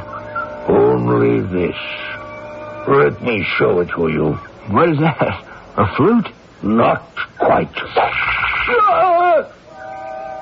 Mr. Gorgon had pointed a small silver-like tube at the sheriff, and poof, old Barnaby just disappeared. Word spread fast, and no one questioned Mr. Gorgon's authority after that.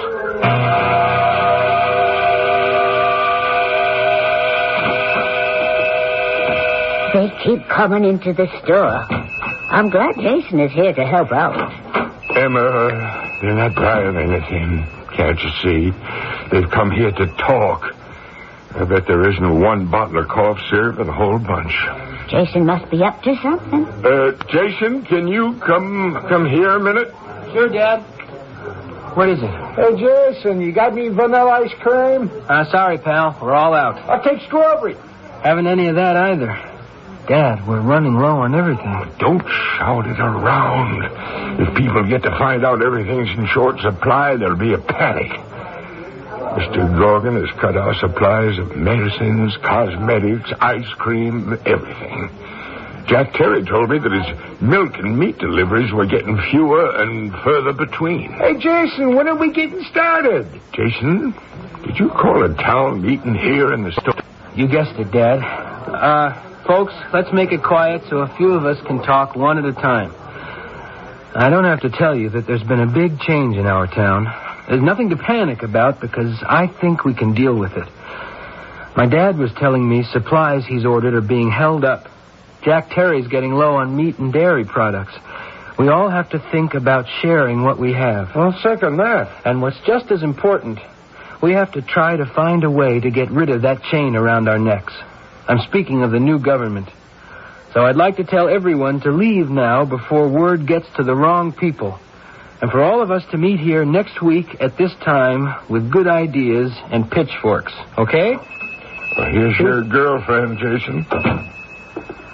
Hi, Catherine. Oh, I am so angry. Can I sit at the counter a minute?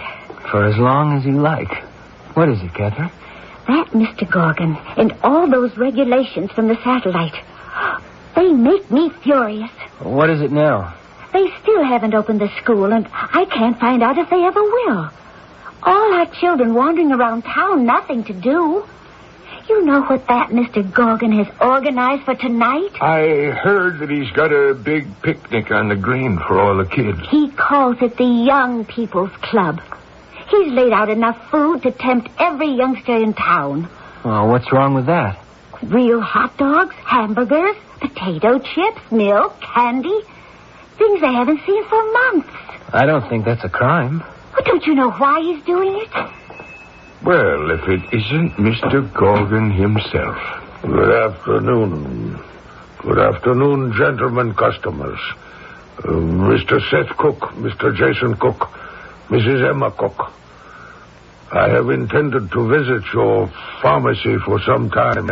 I have had much to do. May I sit next to you, miss? It's a free country. Or it was. Everyone may continue talking, please. Mr. Jason Cook, can you explain why everyone is suddenly so silent? I guess they have nothing to say. Parsnip Corner is not very friendly to visitors. Mr. Gorgon, the name of our town is Parsons Corner. You are Miss Catherine. I wish to talk to you about the school. There's nothing to talk about. Just have the doors unlocked and the teachers reinstated so we can all get on with our work. I beg pardon for correction. There is much to discuss. Did I say that clearly, Miss Catherine? When the new government decides what is permissible to teach, the doors will be opened. Yes? Miss Catherine? Mr. Jason Cook, why is Miss Catherine not talking to me? I guess she's got nothing to say, like none of us. I have plenty to say. To begin with, I do not wish to be in the same room with this man. Sorry, but I'm leaving. Jason Cook, how have I offended Miss Catherine? You didn't offend her, friend. You didn't even get up to bat. Up to bat? What does that mean? Haven't you discovered there are some people on Earth who will not bow down and simply obey you? Some folks have got to be treated a little differently. I am beginning to understand. I value your instruction. I am a summa superba graduate of our highest institute. I am not what Earth people call dense or thick or stupid. Where is your institute? On Atlantis, of course. Where did you think? But Atlantis, that civilization disappeared many thousands of years ago. Let me assure you it is very much in existence. Atlantis is at the very center of the universe.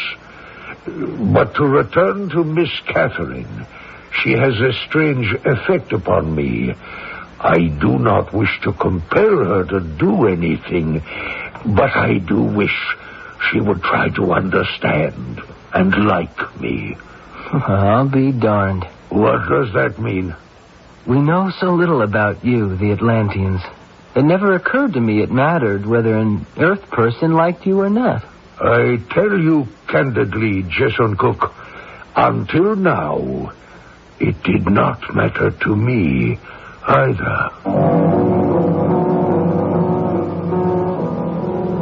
It appears that one of these galactic aggressors has emotions similar to ours beneath that strange fabricated skin. Could that be his Achilles heel? How vulnerable is this highly programmed Mr. Gorgon? Are there limits to his super brain from Atlantis? Can he figure out how to deal with humans? We may find out when I return shortly with Act 2.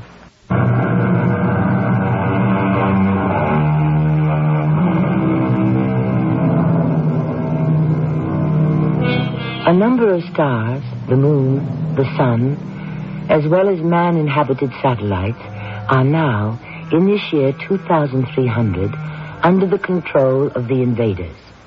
Here on Earth, to a New England town, isolated from the mainstream of America and therefore unchanged for 3 centuries, a certain Mr. Gorgon has been sent to keep the new government. He looks somewhat like a man, except for a third eye in the back of his head. He is law, he is justice, and he is also instant death to anyone who defies him. Mom, that girl I'm going to marry, Catherine, she's got no fear whatsoever. Catherine's a wonder, an example to the rest of us. Well, I'd say she'd better watch her step. Talk to her, Jason. Tell her to go easy. Dad, she won't listen to me. I heard Gorgon's taken with her. Yeah, but that'll wear off. He's not a human, so we can't expect him to have the same feelings about her that you would. Get his dander up and poof, where's Catherine? Gone like Sheriff Barnaby. I hadn't thought of it that way. You're right. Why antagonize him? He's a puppet of their system. He's programmed. I'll go, Dad. It's Catherine. Hello, Jason. Who were you expecting? I was expecting the girl I'm going to marry. Sit down, Catherine. Might as well come right out with it. I wasn't too happy about the way you spoke up to Mr. Gorgon in the store. I can't stand creeps, especially creeps from outer space. Not that you've got to be more diplomatic, child. For everybody's good. How important is it to you that the school is opened and classes begin? The most important thing in the world. Right. And what would you do to win over Mr. Gorgon so he'd permit it? Anything. Practically anything. Well, you won't get anywhere by acting the way you did. Cathy, these are dangerous times for us. Not only in this town, but everywhere. The invaders want it all their way, but they're smart enough to realize that if they blow on everyone, millions of us might disappear. So they keep us in line by making examples, like Gorgon did with poor Sheriff Barnaby. Vaporized him. I was standing right next to him. It was awful. He just pointed that tube at him and... I'll never forget it. Cathy, we have to use our ingenuity to get around creatures like Gorgon. By being smart and not stubborn. What can I do? Well, for starters, don't make him angry at us. I have an idea. Gorgon is really keen on you, Catherine. If you're nice to him, maybe he'll get the school opened, and maybe he'll close that third eye and leave us alone. You don't know what you're asking. I should be nice to that ugly brute. There are degrees, child. If he wants to talk to you, why shouldn't you talk to him? Just talk. Sweetheart, be civil to him. Who knows? As I say, he might just get up and go and leave us alone. Are you telling me to actually date this Gorgon? He likes you. What harm could it do? And it could do a lot of good. I think I'll go now. Good night, gentlemen. Can you blame the girl? I suppose not. But at the time, I thought Catherine was short-sighted. The next crack out of the barrel was Gorgon's clever way of getting to all the youngsters in town. One afternoon, there he was in some kind of yellow, hovering saucer right overhead, talking to every single boy and girl in Parsons Corner. My young friend, this is Mr. Gorgon. If you look up into the sky, you will see me in a round yellow object. I am inside here. Wouldn't it be fun to be flying up here with me over your town? Come tonight to the school gymnasium. I have a big surprise for all of you and prizes. No grown-ups allowed. I will be there and we will have great fun.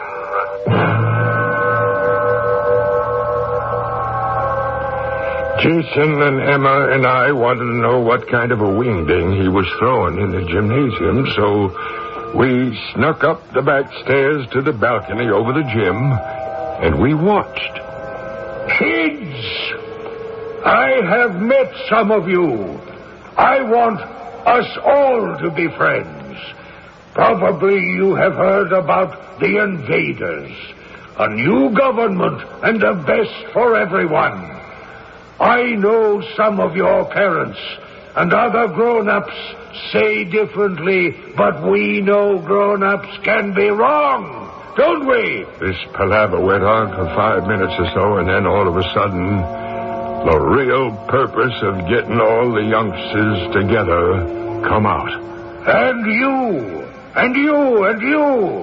can help us make sure everyone believes in the invaders.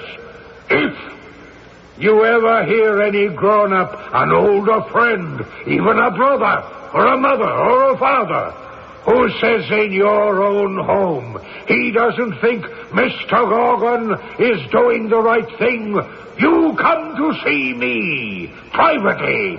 If you do, the boy or girl tells me will be rewarded.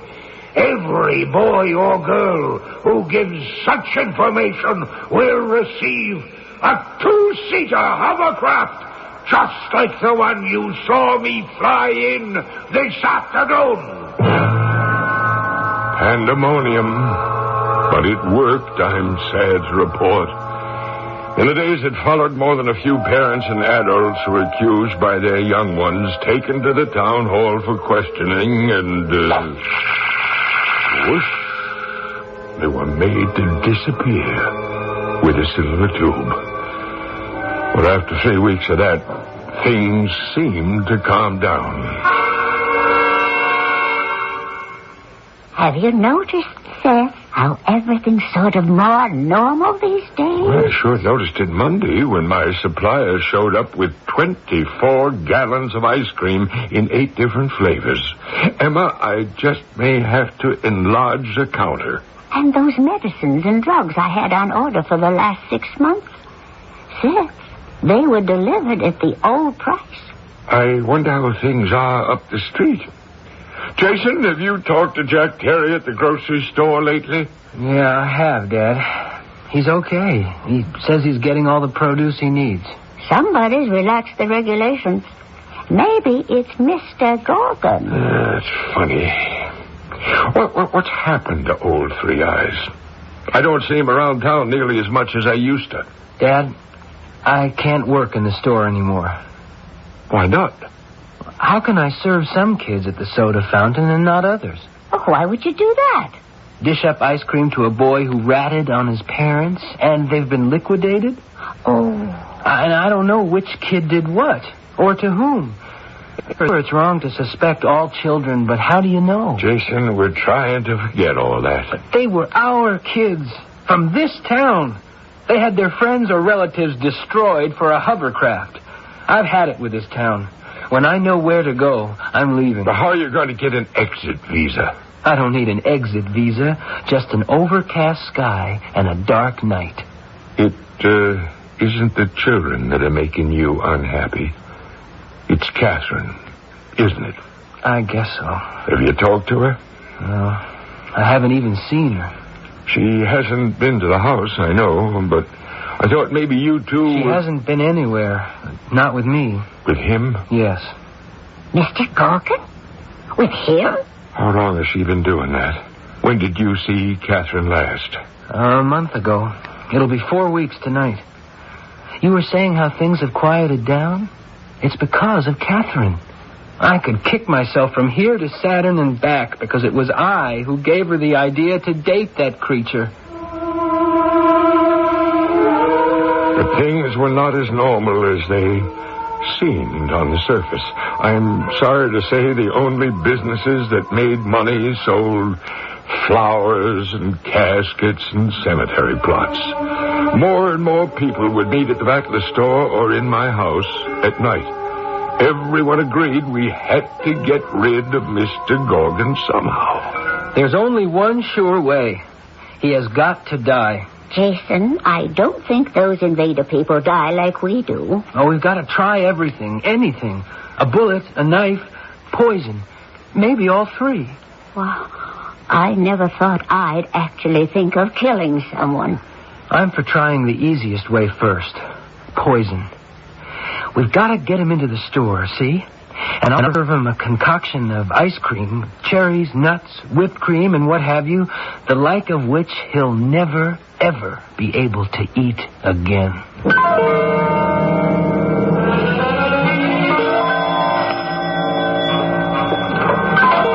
Mayor Randall, I was just going to turn out the porch light. Now, come on in. Mayor, what brings you here so late? I want to see your father, Jason. Oh, he was so tired he went up to bed an hour ago. Is it something I could help you with? Well, I was going to show him this piece of paper. Mr. Gorgon gave it to me. That's unbelievable.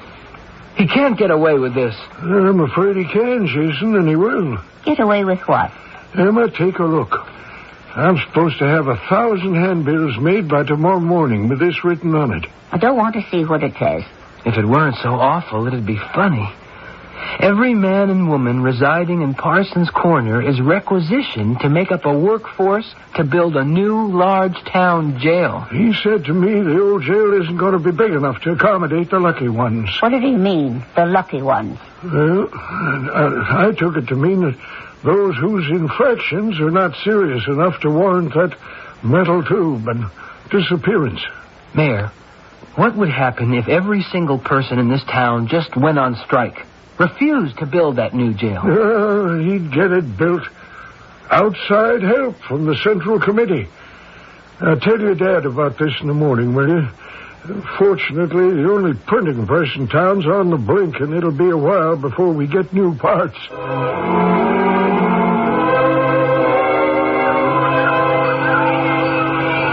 Everybody, back to your classes. Come on, Jimmy, put that football back in the locker. Go on, everybody, run inside. Hello, Catherine. Oh, Jason, what brings you to our playground? I see they opened up your school again. Oh, just for the little ones. They haven't got a curriculum for the older children yet. My father and mother were asking about you. Oh? Are they pleased with the way things are easing up? Oh, yeah. A lot of people are pleased. The ones who aren't in jail or dead. You've been busy? Oh, pretty much. I've been learning a lot about the invaders. What planet they came from, their beliefs. Who's your teacher? Mr. Gorgon. How nice for you. Jason, I know what I'm doing. I hope so. So, you're learning about the master space race. And what are you teaching Gorgon in return? Anything about those old-fashioned, outmoded beliefs of Tom Jefferson or Abe Lincoln? He's interested in our history. He wants to know everything, right up to the present. Has a real taste for America, has he? That's true. Wants to know what we like and what we dislike. You ought to bring him into the store, Catherine. I don't think he's been there since that first time. No, he hasn't. I bet he's never tasted a good old American hot fudge sundae. Or one of my special 3-flavor delights. Why don't you bring him around sometime? Oh, you wouldn't mind? Why should I mind? We know what's at the back of Jason's mind. We don't know where he's hidden the poison or how he plans to submerge its distinctive cyanide almond flavor. But we'll find out. It takes a lot of nerve when your intended victim has an eye in the back of his head. I shall return shortly with Act 3.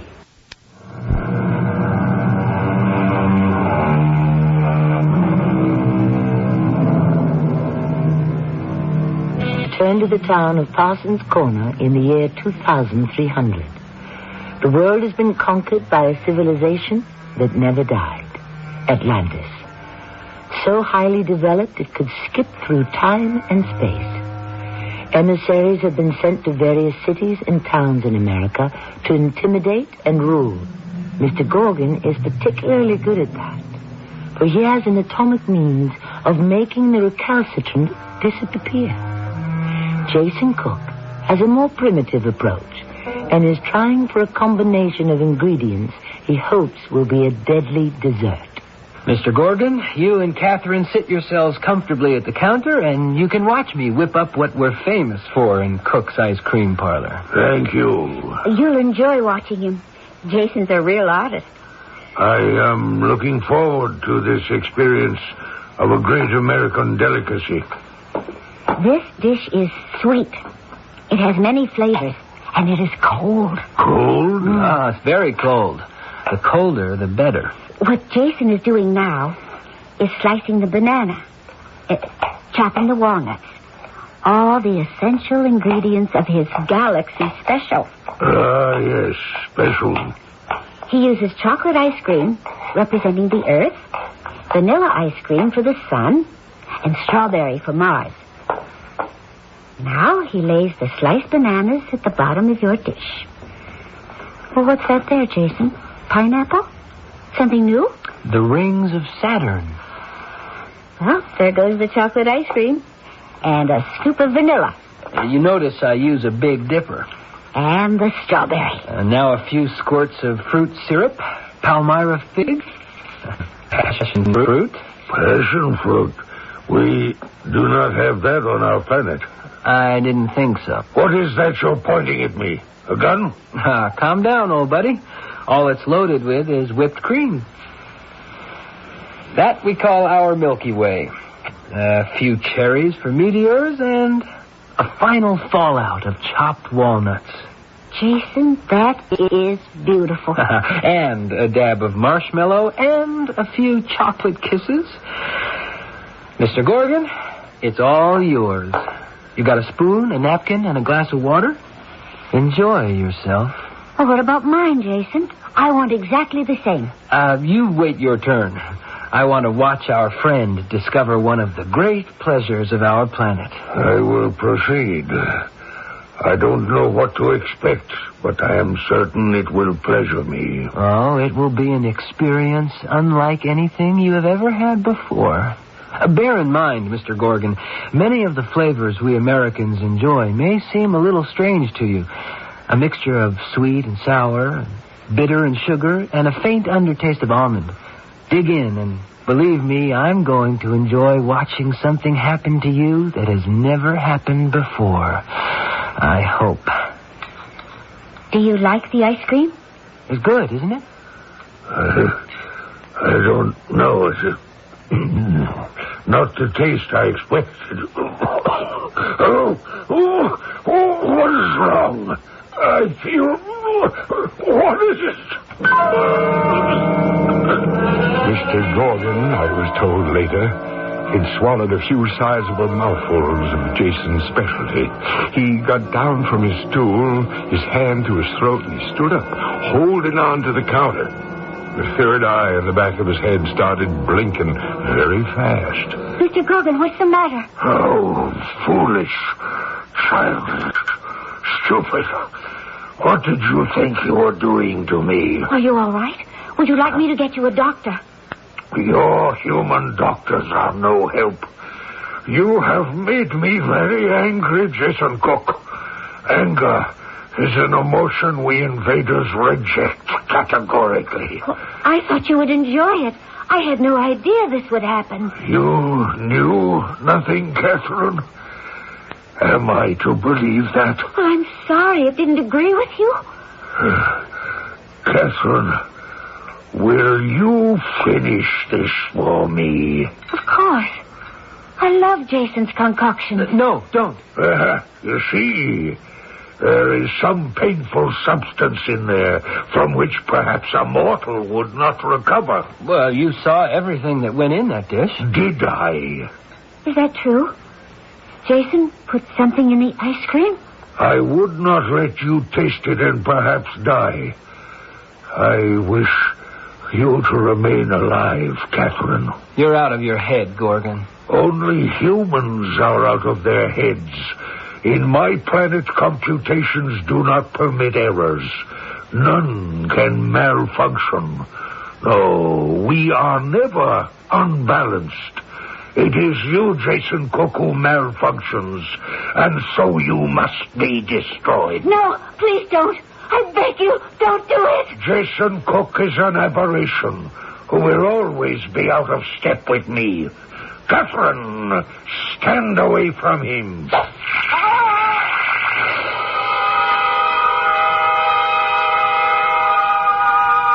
Gorgon pointed his laser tube at Jason, and my son just disappeared.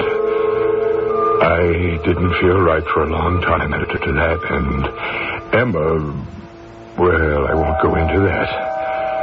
After Jason had gone, we never saw Catherine again, until one day we learned why. I have an announcement to make to the people of Parsons Corner. As before, when you heard a voice coming at you from the sky, you looked up and sure enough, there was Mr. Gorgon's hovercraft spinning over the village green. I am getting married this coming Saturday to Catherine, your favorite school teacher. To celebrate our union, the village green will be filled with food and music. All free. Come one, come all. Nobody came. Not a soul. The ceremony was at noon, and the whole town stayed home.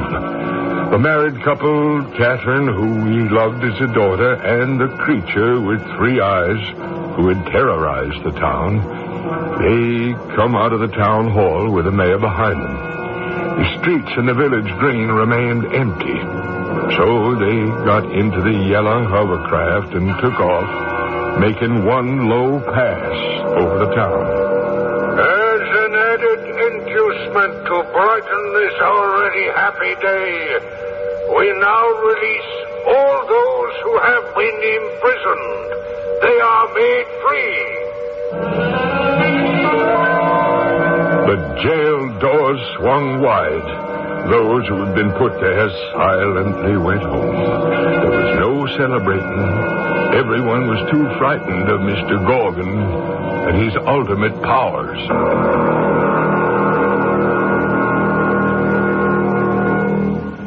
So this is what you call a motel.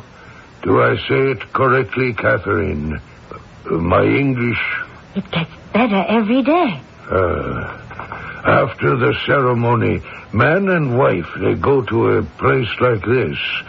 These little one-story boxes all attached. And spend their first night together? Some do. Some travel on a space shuttle or some underwater to one of the sea cities. After all, in the year 2300, one must do something up to date. I look around this room and everything is very well organized and equipped. I have never taken a water shower, and I see there is one. I will do it now. I must say, the application of small streams of water has a refresh... Catherine? Where are you? Catherine? Why are all the room lights turned off? Catherine, are you outside this door, I wonder? There you are. Why are you standing here outside our room? Are you perhaps saying goodbye to your old life in Parsons Corner? Catherine, what are you doing?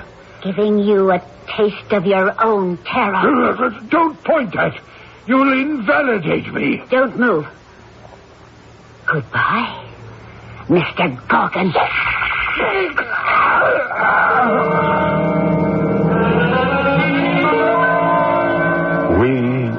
We were sitting down to dinner, Emma and I, not hungry at all. Our hearts filled with sadness, knowing this should have been the day of our Jason's marriage to Catherine. And then suddenly we heard voices on the porch. It was Catherine talking to someone. It's really you, Jason? You're alive? You're here? I'm not dreaming. Darling Catherine, yes, I'm very much here. Where have you been? We all thought you were destroyed. I'm going to ask you to try to believe something Earth people have been wondering about for thousands of years. Talk about a dream. I've visited a dream world and have come back. Jason, it's you. Yes, it is, Dad. Oh, you're not dead. Oh, my boy, it's so good to see you. You too, Dad. Emma, it's all right. Prayers do come true. It's Jason. He's here. Come on inside. I couldn't get your mother to leave the table. We heard you talking to Catherine, and Emma thought she was hearing a ghost. Well, we don't have ghosts in the 23rd century.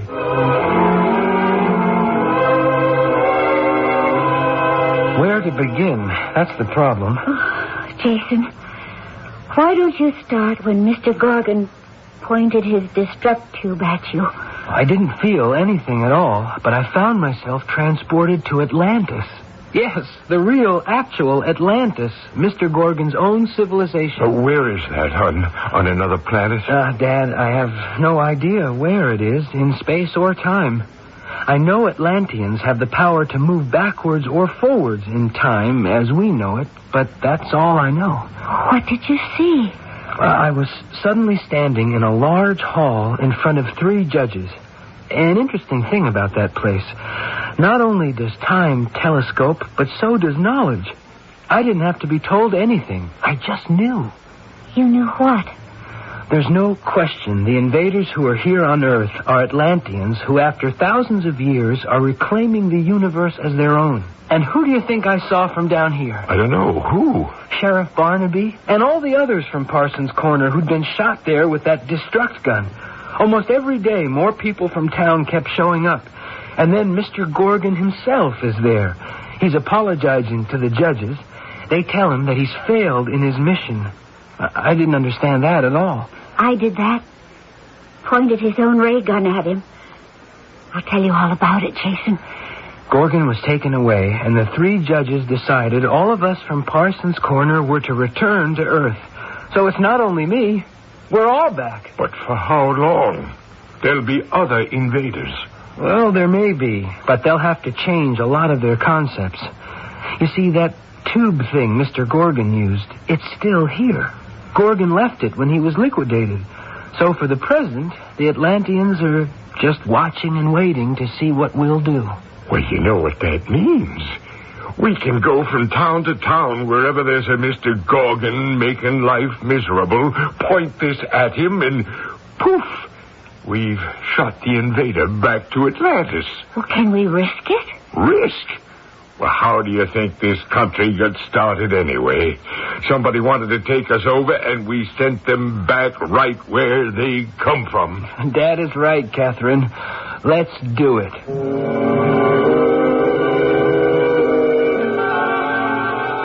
This much is history. In the year 2300, Parsons Corner spread the word from town to town and state to state how to deal with the invaders. In the old days, pioneers built stockades to keep the bad out and the good in. We all may have to do that again. Build a stockade of true belief against those who would destroy us. I shall return shortly.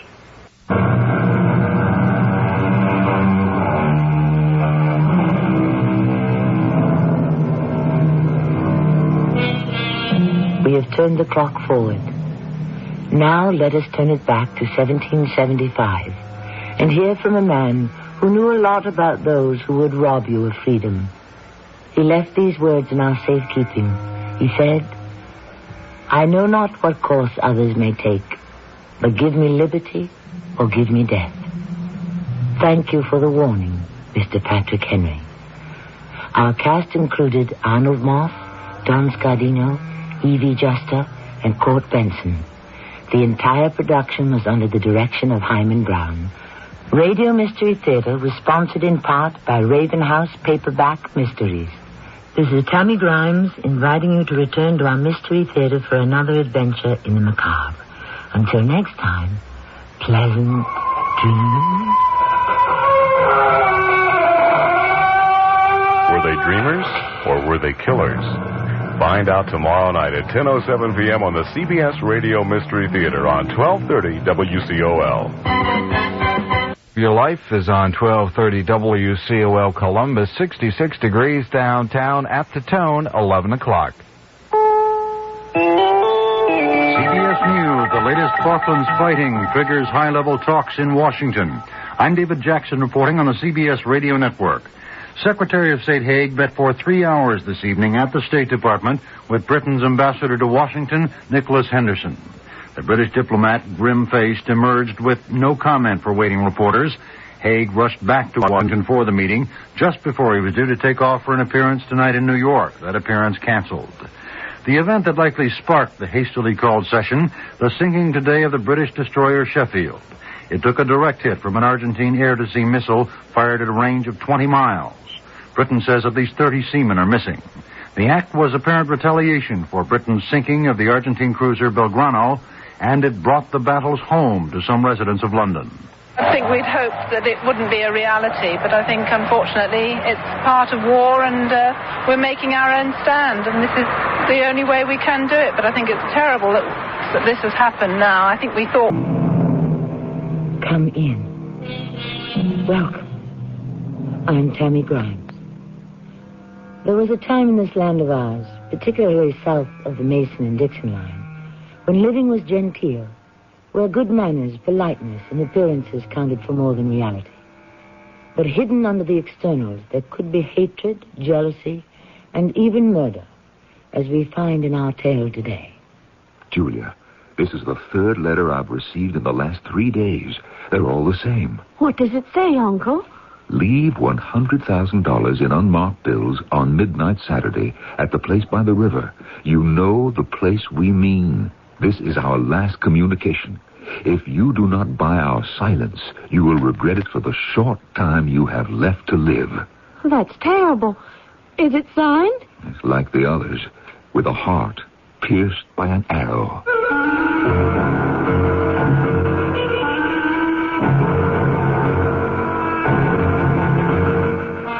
Our mystery drama, The Face of the Waters, was written especially for the Mystery Theater by G. Frederick Lewis and stars Paul Hecht and Norman Rose.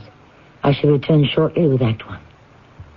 Maybe you've waited all spring for just the right weather to paint your house. Well, now that it's here, True Value hardware stores have just the right prices on quality True Test paints. Hi, Pat Summerall to say you can get True Test Weatherall flat exterior latex for just $11.98 a gallon. And Woodsman's semi-transparent oil stain and wood preservative is now just $10.98 a gallon during National True Test Spring Paint Week until June 6th, exclusively at participating True Value hardware stores and home centers, where you'll find values in every department.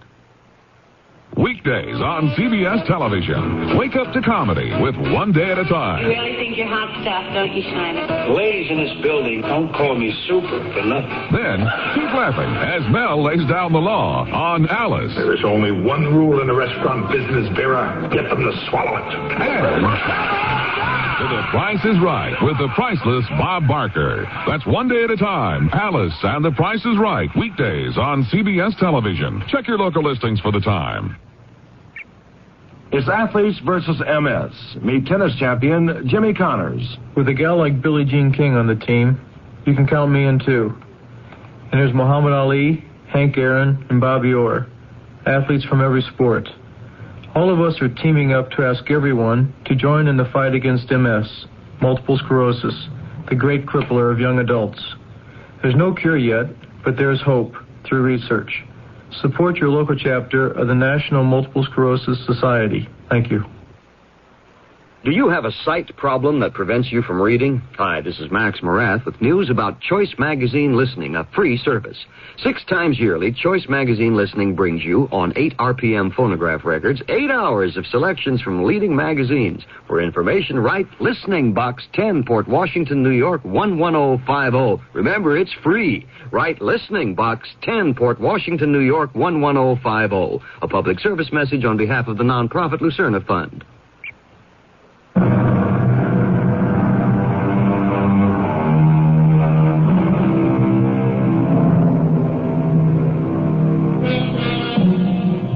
Time, the beginning of this century. The place, outside of Baton Rouge, a countryside of estates and plantations fronting the deceptive Mississippi River. I say deceptive because it's easy to be lulled by its beauty. But when the fog rolls in, there can be danger at every bend in the river, as our young couple in their rowboat are about to find out. Arthur, don't you think we ought to turn back? Our little trips down the river always end like this. What do you mean? They're always over hardly before they've begun. Oh, we've been out on the river an hour. What's an hour when I want to be with you a whole lifetime, Julia? I know, Arthur. And I feel that way about you, too. But we can't think about that yet. Not even think about it? After my mother and father passed away, I had to come and live with Uncle Roland, and I can't tell you why. Not yet. But when I find what I must find, then we can make plans. You're very mysterious. Sometimes I wonder if this is going to work. If what is going to work? That maybe deep down you think of me as just one of your uncle's chauffeurs, the one who drives the Pierce Arrow touring car. Will you stop that? Arthur, darling, please. I'm sorry. I know better. We both know why you took the job. One can't always choose the kind of work to make money in. That has nothing to do with why I'm asking you to turn the boat around and start back to Hightower. Oh, all right, Julia. I'll turn us around. The fog's coming in. It's not the kind of weather I care for on the river. It's the middle of the afternoon. Fog will blow off. You act as if I didn't know anything about the river. I was brought up on it. Well, Arthur, why are we going so far out? I'm not doing it on purpose. The current is pulling us away from the shore. Let me help. I'll get another pair of oars under the seat. Julia, watch it. You're tipping the boat. Don't grab the side like that. We'll both be in the water.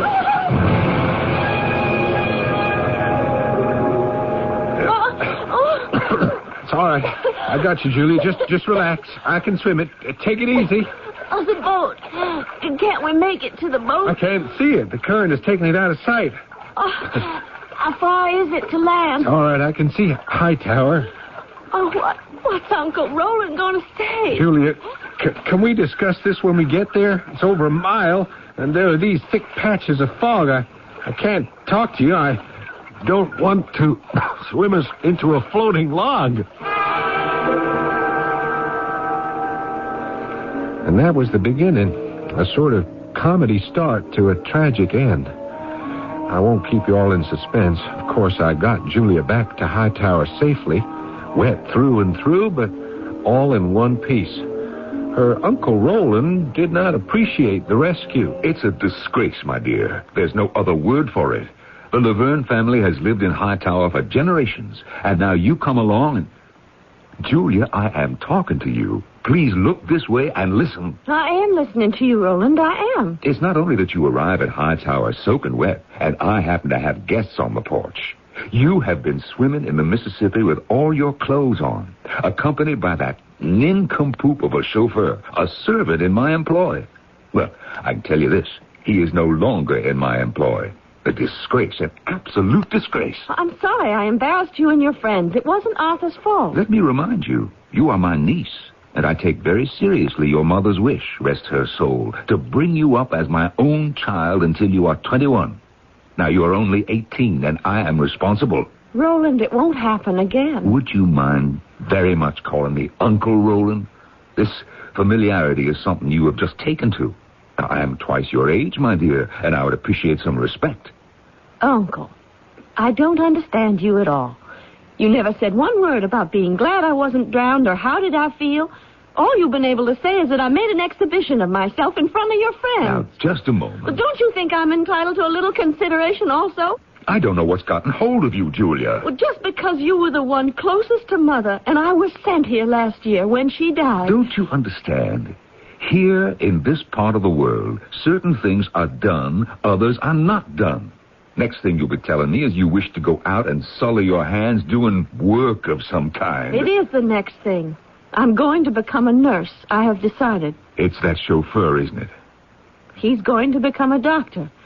And yes, he did talk to me about nursing. You are so wrong and so strong-headed. You and I were getting along so well. But now suddenly, because I happened to go out with Arthur a few times, you've changed. We won't discuss him. Oh, yes, we will. I won't have you referring to him always as a chauffeur. You know why he took the job. And secondly, he had nothing to do with the boat tipping over. It was all my fault. Well, you shouldn't have been out with him in that treacherous current in the first place. He's a chauffeur. He hopes to become a doctor. He has no position in life, no family connections, no money, nothing. Julia, he is unworthy of you. If it wasn't so ridiculous, I'd say you were jealous. I'm sorry, Uncle Roland, but while I'm here, I shall do things in my own way. You can discharge Arthur if you want to, but that won't change anything. He's going to work elsewhere to get himself through Louisiana Medical. You'll see. And I'll be right there if I want to. Oh, Julia. Julia, I wish we could be friends again. We can be. Especially if you're not unreasonable. Oh, please let Arthur stay. I'll try to see nothing happens to annoy you. Think about it. I'll think about it. Well, shall we go into dinner together? I think I just heard the bell.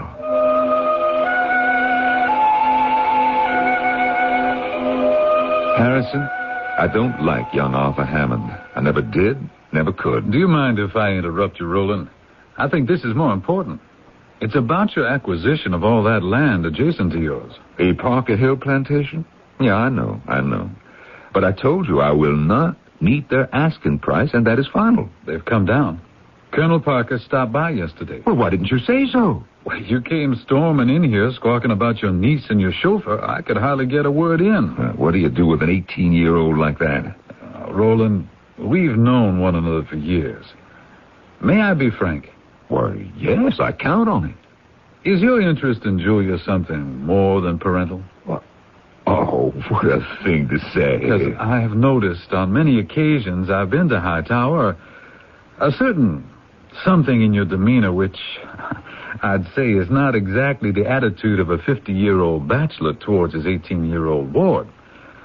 Also, some of the people in town who have seen you together, they're talking. I'll give them something to talk about. I decided to change my will. That's your privilege. I haven't told this yet to Julia, but when I do, you'll realize I have her best interests at heart. I'm sure. And perhaps some of your own. Now, let me take off the hat of your oldest friend and replace it with that of your attorney and financial advisor. The colonel will sell the plantation for $200,000. Now, he's come down $50,000. Well, it's still $50,000 more than I offered. That 50 sticks in your craw, I'll contribute. My share. I tell you, it's the best investment around. You really believe the Parker Hill plantation is worth that much? Well, what do I need another 7,500 acres for? Roland, you cannot have too much cotton and sugar cane. Believe you me, if you thought you had good income now, with the Parker Hill land, you'll double it.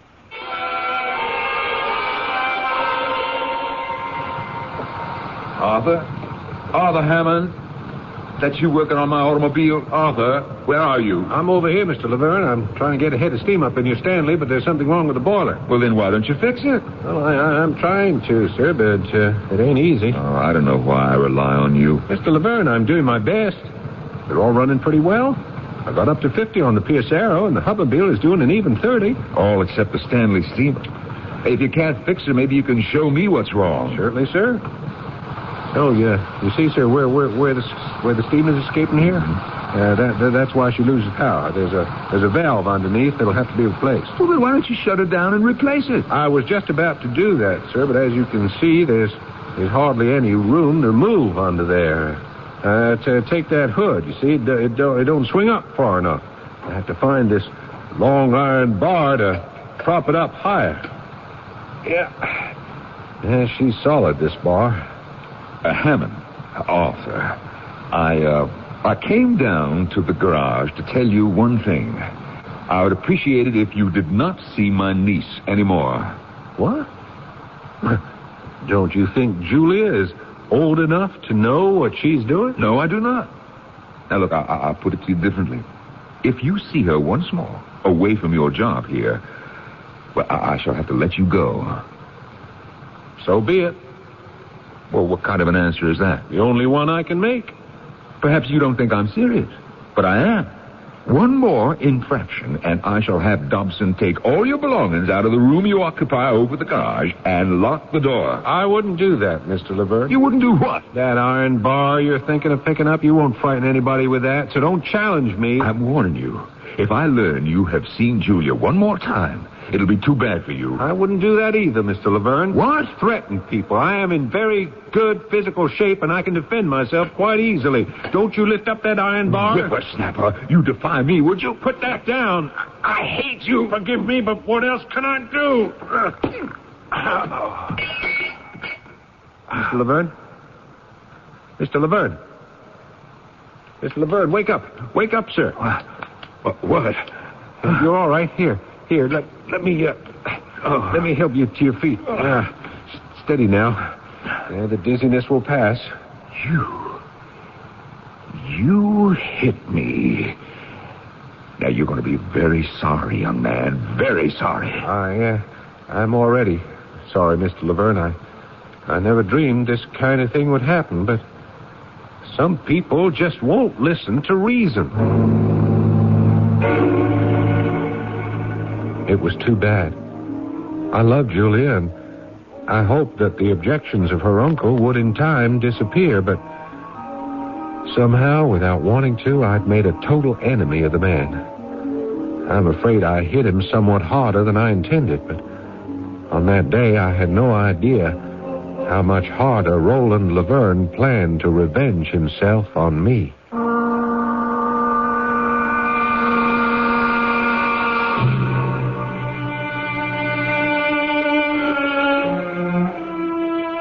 It's a fact that most murders are a family crime.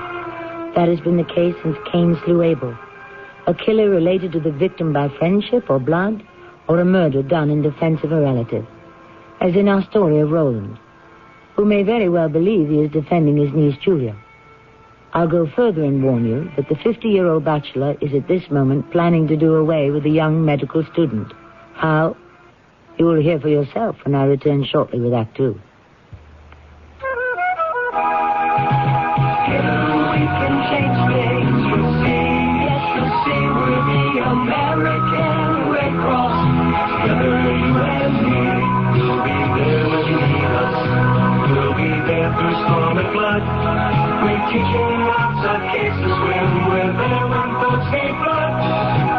The Red Cross is there to help folks help themselves in so many ways, like teaching you and your family about health and safety, Today, modern medicine lets you live longer. The Red Cross wants you to live better. We're committed to help you do just that as we begin our second century of service. Call your Red Cross chapter and ask about our health and safety services. Together we can change things. You'll see we're the American Red Cross. Together you and me, we're the American Red Cross. Together you and me. This is Gene King for your Better Business Bureau. You know, a burglar alarm is a good thing to have if you own lots of valuables or if you often leave your house unattended. But don't rush to buy one at the expense of being ripped off by an unscrupulous alarm company that capitalizes on scare tactics to induce you to buy their system. If high-pressure sales tactics are used, don't fall for them. Instead, take some time to think over the deal. If you're dealing with a company you don't know, call your Better Business Bureau for a reliability report before you sign any contract. And it's a good idea to check out the different types of systems offered. And once you've found the right one, get bids from 3 different companies so you can compare prices. And ask for names of former customers you may contact. If the company stands behind its product, it'll be happy to comply. A tip from your Better Business Bureau.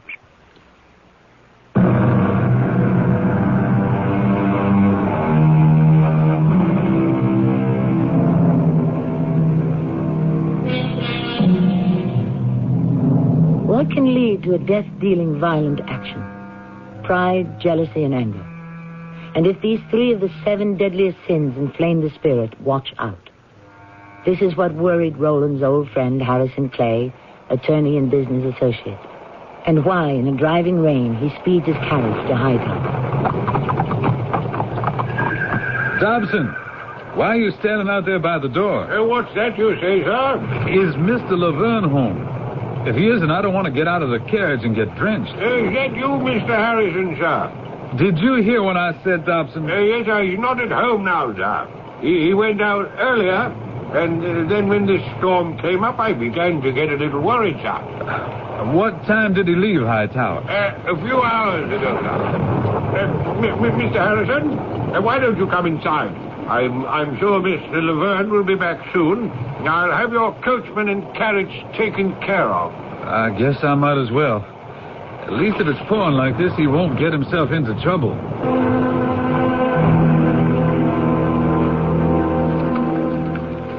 Roland, where have you been? I've been waiting an age. I see you got caught in the storm. This fire's getting me dry. How did you manage to escape the rain? I was in the boathouse. I got there before it started to pour and waited till it let up. Ooh, chilled to the marrow. Dobson, come in here and put some more wood on the fire. Very good, sir. And when you've done that, bring some brandy in a hurry. For you too, Harrison? I wouldn't mind. Stand yourself in front of the fire. Bring 2 glasses, Dobson. Oh, yes. That's better. What are you doing here today? What were you doing chasing off to the boathouse? And with that awful Hammond. If I lay my hands on him... That's why I came over. I had a feeling from the way you were talking yesterday you might do something foolish. Oh, Dobson, good. Set the tray down. We'll help ourselves. Foolish? What are you talking about? Help yourself, Harrison. You went to the boathouse and... That was after I'd been to the garage. You were looking for Julia. Or Arthur. They weren't there. And then I went to the boathouse. Well, they weren't there either? No, but a rowboat was missing. Those 2 are out on the river again, and I hope they got good and soaked for their trouble. Why were you chasing after Julia? Well, she had persuaded me it would be wrong to discharge him, and by that I inferred she would not see him again. And then I came across a note from him in her bedroom, telling her where and at what time to meet him. She'd torn it up, but I put the pieces together. You went into Julia's bedroom and spied on her? Now, Roland, that isn't worthy of you. Oh, no.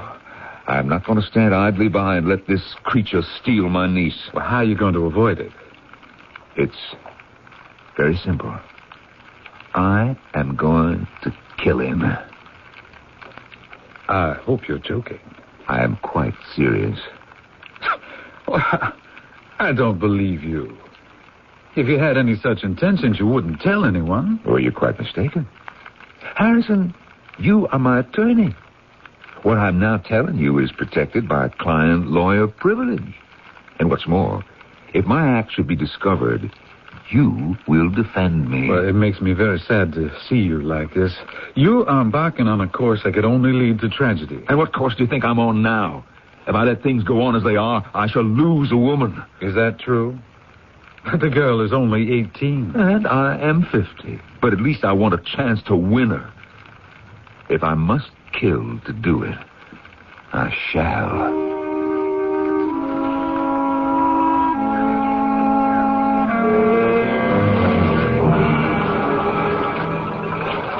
Julia, hold still. Stay where you are. Don't move around the boat. Oh, Arthur. I don't feel like another dip in Old Miss. Anyway, as I was saying, I moved out of my room over the garage this morning, and I left a note in your uncle's mailbox saying I was quitting and that I wanted to talk to him about you very soon. You'll know what I mean. Uncle Roland's going to be awfully angry. I thought we agreed we didn't care. I never said I didn't care. I do care. But I guess you're right. There's no other way. Well, at least we didn't get rained on when that storm broke. Whose dock was that? Oh, Colonel Parker's. Word in town is he's selling his plantation to your uncle. Uncle's going to be the first zillionaire in Louisiana. Does that matter to you? Arthur, he hates it when I'm not there for dinner. Well, I thought we'd be back before dark. It antagonizes him so. I'm afraid it's getting dark, and we don't even have a lantern. Have you any idea how far we are from Hightower? Oh, we'll make it, Julia. This river's my friend, honest. I swum in it, fished in it. Old Mississippi never reached out and hurt me. What about the last time when we got a good ducking? The river's not responsible for landlubbers who tip the boat and fall in. He was gentle with us. He let us swim to shore. You really speak of the river as if it's a living person, don't you? Yeah, it's better than a person. Because the Mississippi knows right from wrong. Hey, whoa. What's the matter? Hey, the current is fighting me like anything. I can't keep us to the shoreline. What's that noise? That roaring sound? I can't think. There's no cataract or waterfall anywhere downstream. That's what it sounds like. It's a whirlpool. We're caught in a whirlpool. We're going round and round. Arthur, I can't stop it. It's pulling us in circles like a matchstick. Oh, Lord. Hey, there's a paddle wheeler coming towards us through the park. But don't they see us? Stop! There's a boat out here! He can't see us. He doesn't see us. Arthur, can't you pull us out of his way? Got it. I don't know. He can't see us at all. We will be killed. Jump, Julie. Jump into the water. I'll jump right next to you. Go on. Don't wait. I'll be right on top of it. I can't swim, Arthur. I can't swim.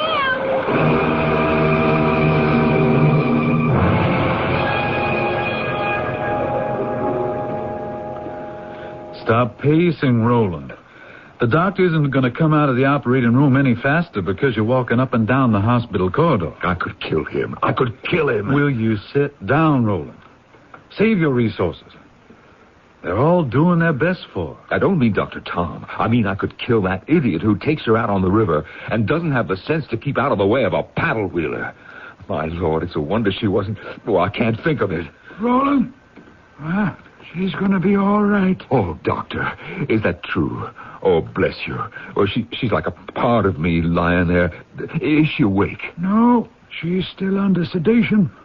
But we managed to sew her up, splint the arm and the fractures. Her face. Was it in very bad shape? Tom, what about her face? It isn't badly injured, I'd say. How badly?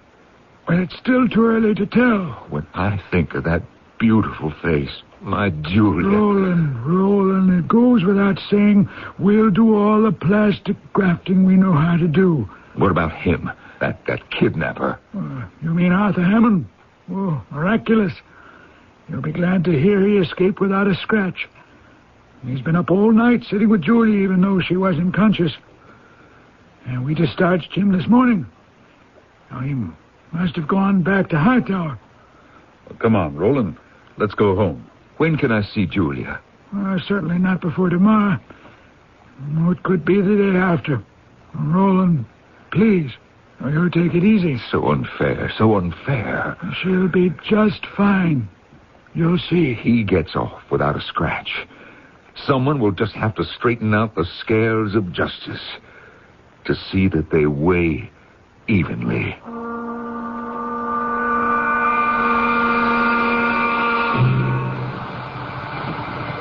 Is that you, Mr. Laverne? Yes, Arthur. That's who it is. I've been trying to loosen that valve. I've just come from the hospital. Yeah, it's a terrible thing. Mr. Laverne, please believe me. I really am very sorry. That's not good enough, Hammond. It was an accident, sir. It could have happened to anyone. It could have happened to any idiot who lost control of his rowboat, so it could be rammed by a river steamer. It could not have happened to anybody. Do you know my beautiful Julia could be disfigured for life because you had to sneak away with her? Oh, I could kill you. I have a lot of friends in that hospital. I'll see that she gets the very best medical care, I promise you. You have done enough. You leave Julia alone. You are not to go anywhere near her, you understand me? I forbid it. I am responsible for her, and you have no place in her life ever again. Is that clear? Mr. Laverne, did it ever occur to you that you're too old for her? From this moment, you are no longer in my employ. Obviously, you don't read your mail. Didn't you hear me? You are dismissed. I left my resignation in your mailbox yesterday. I have quit, Mr. Laverne. You are not ordering anybody anywhere. And while we're getting to know one another better, I might as well tell you that Julia and I have every intention of marrying. Oh, have you? And what will you live on? You are not taking Julia away from here. She knows better. She could be the mistress of Hightower, and she will be. So that's what you offered her. You get away from my cars. You leave this minute. Mr. Laverne, you are not giving me any orders. You're an intruder. If I choose to complete the work on this car, I shall do so. If you do not leave here immediately... If I don't, then what? Don't you make empty threats. You don't have the courage to come out and say that you want Julia for yourself. I dare you to tell her. I dare you to stand up to anyone. The only power you have is money. I'm going to put your Stanley steamer into good working order. And then, when I decide, I shall go. You better not stand so close to me, Mr. Laverne. I wouldn't want to hit you accidentally with this hammer. You get out of here. You back away, Mr. Laverne. This hood is only held up by this pole. You're in the way, Mr. Laverne. You give me that hammer. All right, I'm through. Here, you take it. Catch.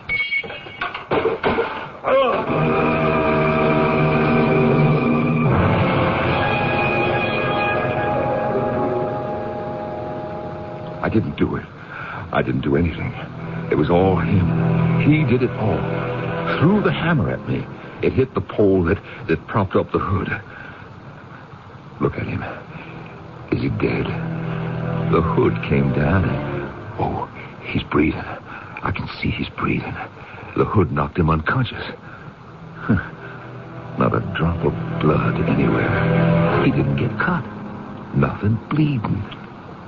Oh, he's right here. This is the time. Now, I could do it. Now is the chance. Drag him over to the Pierce Arrow. Start it up, and the fumes. He dared me. He dared me openly. He was going to take from me everything that I wanted in life. He knew I wanted her. Now, come along, Mr. Hammond. Inch by inch, I'll pull you by the arms. Now we'll get you up into the car and start the motor.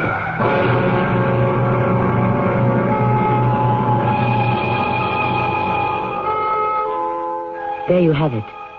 The sad scene of a prideful, angry, jealous man driven to a deed he can only live to regret.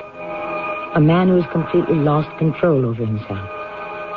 Soon we shall see how love and murder will out. Those words apply, written by William Congreve, the playwright. To tell you frankly, Mr. Congreve, we'd rather not see. But I'm afraid we shall, when I return shortly with Act 3. If you've been waiting to buy a new appliance, your White Westinghouse dealer is now offering great values on brand new White Westinghouse 1982 models of refrigerators, freezers, washers, dryers, dishwashers, and ranges.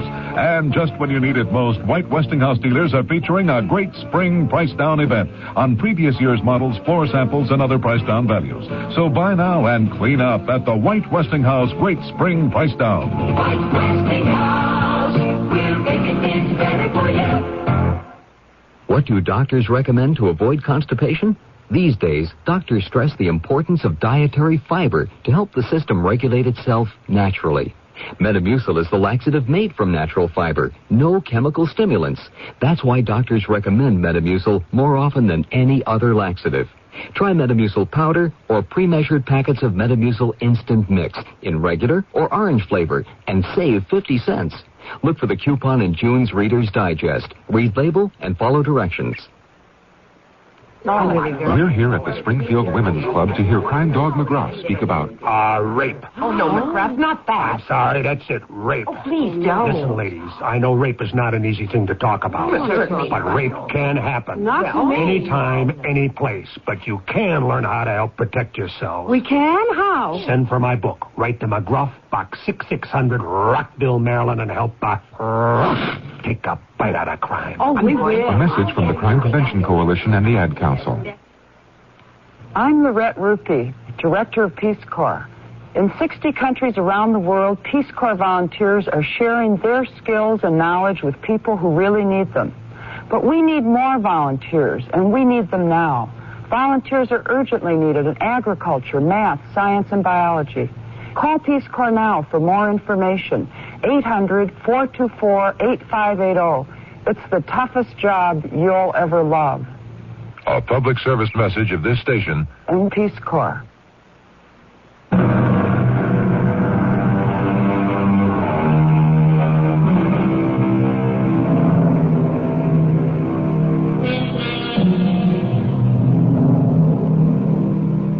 I said to you earlier that most murders are a family affair.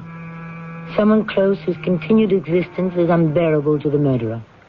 If the latent desire is there, inevitably it will trigger an accident, which is what occurred in Roland Laverne's garage.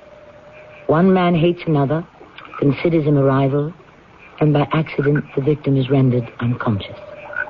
Now, what happened? A couple more spadefuls ought to do it.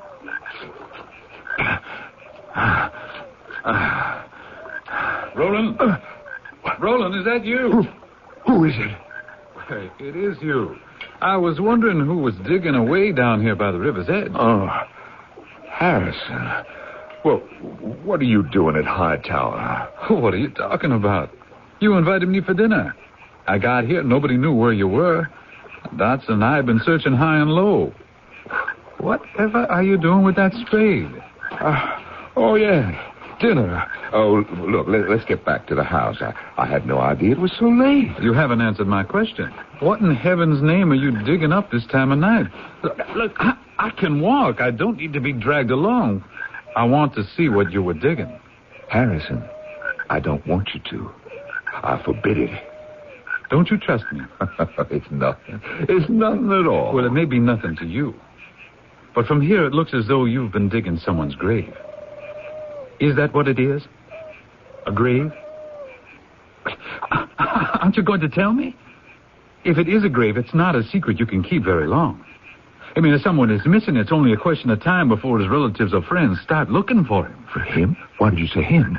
Roland, who is buried there? Well, nobody. Nobody. It's just... Well, I was digging a hole. I was going to hide something, that's all, and, well, I decided not to. So you covered it over?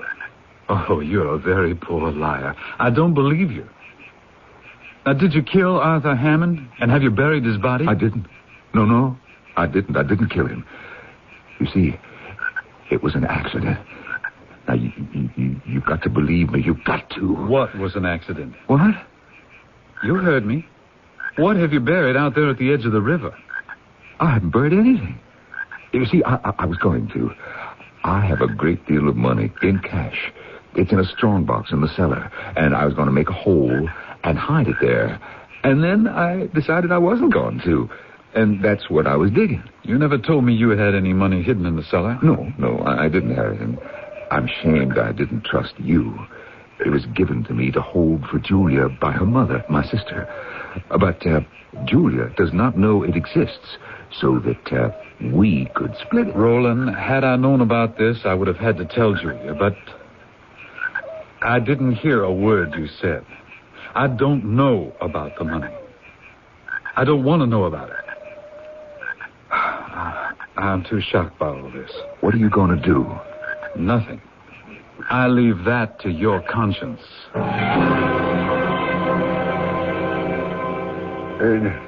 No, Miss Julia. Nobody knows where Mr. Arthur disappeared to. The day after the accident, he just suddenly left. And may I say, Miss, welcome home. It's good to have you back after all this time. May I pour you some coffee? Thank you, Dobson. What about his tools? Did he take those? No. Mr. Arthur left them in the garage. And his clothes, books, and so forth? Did you look in the rooms over the garage? Well, that's the peculiar part, Miss Julia. He must have moved out of there a day or so before the accident on the river, but I never found out where he moved to. I knew he was going to move, but he didn't tell me either. Dobson, is Miss Julia up yet? I'm in the dining room, Uncle. Oh, I must say, to come down to breakfast and see your smiling, pretty face, so healed, so happy, it makes my day. Dobson, just coffee for me also. Sure. Well, isn't that all you're having for breakfast, Julia? How about some eggs and bacon? No, thank you. I'll pour Mr. Laverne's coffee. Thank you, Dobson. That will be all. Yes, Miss. Very good, Miss. I wanted Dobson out of the room while I was talking to you about Arthur. Arthur? Well, I thought we put him out of our minds. Well, it's only that I'm curious. I knew something was wrong when he didn't visit me in the hospital, or call, or anything. Well, I didn't know it was troubling you, my dear. I was very fond of him. Perhaps I still am. Yes, I can understand. But I did think he was the wrong person for you. And wasn't that right? Twice a boat accident. How could I entrust the most precious person? Yes, I admit it, Julia. The most precious person to me, to a foolhardy chauffeur. Why do you keep calling him a chauffeur when you know he only took that job to pay for his medical school? Yes, so everyone says, but I don't have to believe it. I was right. You are prejudiced, and I'll never find out what I'd like to know from you. I'm leaving. Julia, come back. You haven't finished your coffee. I'm going outside, and please don't follow me. Julia, forgive me. I'm sorry I drove you out of the house. I really am. Now, come back and finish your breakfast. Uncle, I thought I asked you not to follow me. But it's only that I want to walk alongside the riverbank alone. Is that so hard to understand? Is it really fair of you to denounce me, call me prejudiced, and not give me the opportunity to explain? No, I suppose not. Well, then let me just walk with you a little ways and try to make you understand my feeling. All right. We'll go this way. No, not that way. Would you mind if we go the other way? Yes, I would. Why shouldn't I walk where I wish to? Well, of course you should. Certainly you should. Only you can see how the waters have risen over the path down there. It could be swampy. Uncle Roland, I'll go where I want to. If you want to go somewhere else, I shan't stop you. No. I'll do what you do, child. It's you I want to be with and talk to. When was the last time you saw Arthur? And what did he say then? He was aware that I blamed him for the accident. I certainly could not place the fault on the captain of a paddle-wheeler. One doesn't expect to find a cockle shell mid-river on a foggy night. I told Arthur he could no longer remain in my employ. He agreed, and the next day he was gone. I don't remember this deep indentation in the shoreline. Do you, Uncle? Why, yes. For some reason, the old Mississippi has been digging away right here. Arthur used to say the river was a person, alive, acted for its own reasons. Does that make sense to you, Uncle? I can't say it does. The river has its own laws, its own right and wrong. It rewards and it punishes. I don't know about that, but right around here there's a very stiff current. I've seen big logs, even shacks, shoot right by. It can carry anything right out to sea. There's water oozing up all around us. Well, Julia, it's a little treacherous. Our feet are sinking. It's not a safe place to walk. Now, you just take my hand and we'll head for higher ground. Julia, I have told you everything I know about him. I can only suppose he's left town and doesn't want you or anyone else to know where he's gone. I can't believe that about him. And at the medical college, they don't believe it either. I'm going to tell them to inform the police. Roland, it's true we've known each other since college, but what I did was my work. I can't accept this. I really can't. Medical ethics as well as my own won't permit it. Tom, I cannot forget it was you who put my dearest Julia back together again. If you look at her now, how long has it been? She is as beautiful as ever. Well, she did make an amazing recovery. And about that young man, Arthur, you know that medical college is affiliated with our hospital. And I was talking to the dean. It's been 3 months since the boy disappeared. The dean asked me, had the disappearance been reported to the police? And, well, I said I didn't know. The dean feels something is wrong. Hammond was too dedicated a student to have just left without any word. Candidly, the dean suspects foul play. Who suspects foul play? Oh, Julia, come in, my dear. Doctor, isn't my uncle a terrible man? He never told me my most favorite person would be here this evening. And you are my favorite patient, Julia. What have you got there, Julia? A letter I found on the doorstep when I came in. Again? I recognize... may I have it, please? Well, I've stayed longer than I intended to. Oh, that's not fair, Doctor. The moment I come in, you go out. Will you excuse me? I'd better open this. Well, you'd think he'd tell me you were coming over. Uncle, can't you take your eyes from that letter for a moment and say goodnight to the doctor? Oh! Uncle, what's wrong? He's fainted. We'll carry him over to the couch. Put his legs over the arms so they're higher than his head. Oh, I've never known him to faint before. Oh, should I throw some cold water on him? No, don't do that ever. There. He's coming to. What happened? You fainted. How do you feel? Give me your wrist. I feel a bit weak, I guess. Have you been under a strain lately? A strain? Oh, maybe just overtired. No, look, Tom, I'll be all right. Well, your pulse is normal. You go along, Tom. I know that you have some more house calls. I'll take care of him, Doctor. I'm still planning to be a nurse, you know. Julia, it was that letter that did it. The third I've received in 3 days. All the same. What? I'll read it to you. Leave $100,000 in unmarked bills on midnight Saturday at that place by the river. You know the place we mean. This is our last communication.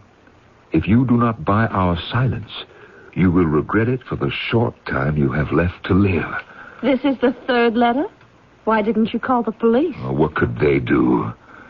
Have you done something in the past that's worth that much money? Well, I don't know. I'll talk to Harrison. See what he says. $100,000 before Saturday? Impossible. Anyway, Roland, why are you even considering Now, it? wait a moment. How stupid of me. Why, I've got that much right in my cellar. You mean Julia's money? Well, she doesn't know a thing about it. Everything you're doing is wrong. If you've nothing to hide, you shouldn't be paying a cent. If you have, there's no guarantee they won't continue bleeding you for years. Now, think about that, Roland. Paying out that money could be slipping a noose around your neck.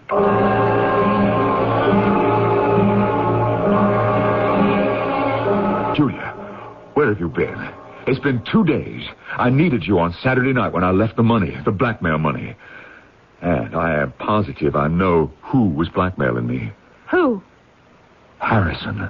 Harrison, your old friend, your lawyer, your business manager? You believe that? It could only be him. He wasn't the one who took that 100,000. It was me. And Arthur. Come in, Arthur. You thought I was dead, didn't you? Fortunately, you know as little about carbon monoxide as you do about anatomy. I was quite alive when you buried me, and I let the old Mississippi do the rescuing. It flooded the grave you dug.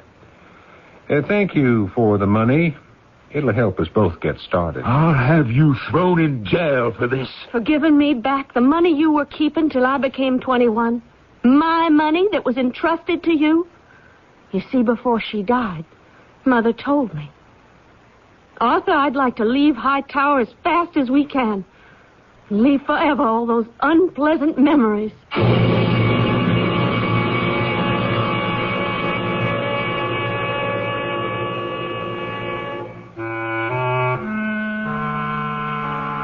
The legend is as old as recorded time, that the rivers and the raindrops are the tears of the world. And the Mississippi, like all rivers, is a constant conscience to man who sins. Can there be a greater example than the great flood that washed the earth clean of sinners, so that Noah and his family might start life all over again? I shall return shortly. If you've been putting money aside, you're right to be concerned about inflation eroding its buying power. That's why you ought to know about Dreyfus Liquid Assets and how it can help you earn today's high money market yields without tying up your cash for months or years. Start with as little as $2,500.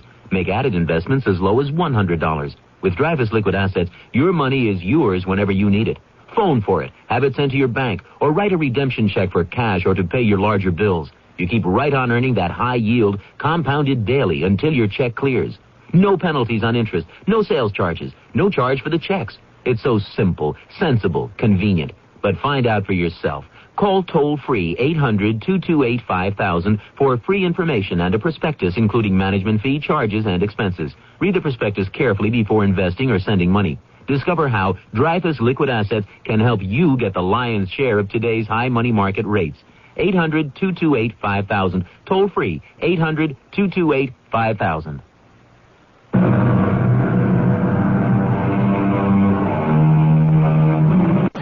Of reconciliation and love. I come on.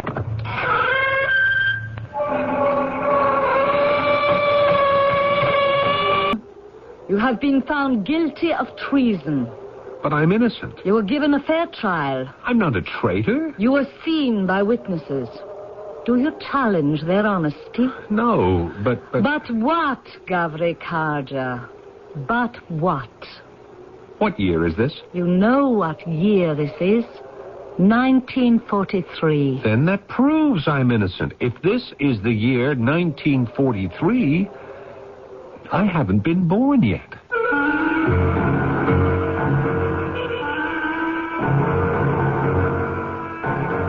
Our mystery drama, The Old Country, was written especially for the Mystery Theater by Sam Dan and stars Paul Hecht.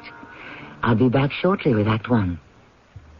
If there are chores or do-it-yourself projects you avoid because they seem like too much work, maybe it's because your tools don't do enough. Hi, Pat Summerall to say True Value Hardware stores offer hard-working tools like the rugged Homelight 16-inch gas chainsaw. Its powerful engine handles big cutting jobs with ease, and the safety tip prevents kickback. You don't have to avoid tough jobs like cutting trees or lumber when you have the Homelight gas chainsaw, now just $189.95 at participating True Value Hardware stores. You're working hard, you keep on trying. You want to break, there's no denying. So get the taste that's satisfying. Maxwell House sings to you. Get that good to the last drop of feeling. The Maxwell House, only Maxwell House. A taste of feeling like no other coffee. Always good to the last drop. Maxwell. It's a whole lot more than saving. It's a whole lot more than price. And it's more than friendly service that makes Kmart really nice. Oh, it's everything all together.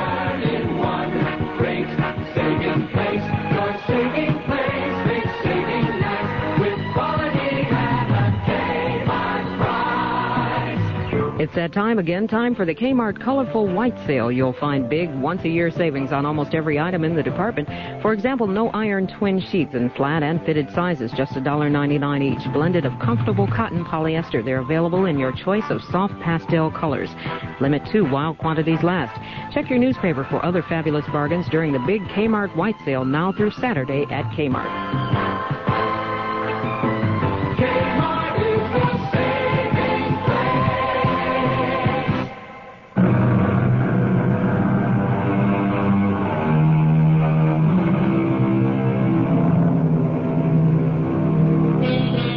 Gabriel Carson is 32 years old and probably makes $2,000 or $3,000 for each year of his age.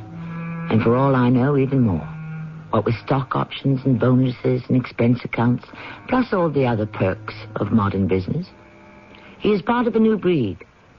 Or maybe a contemporary aspect of an old one. Sharp, adaptable, perceptive, and predatory.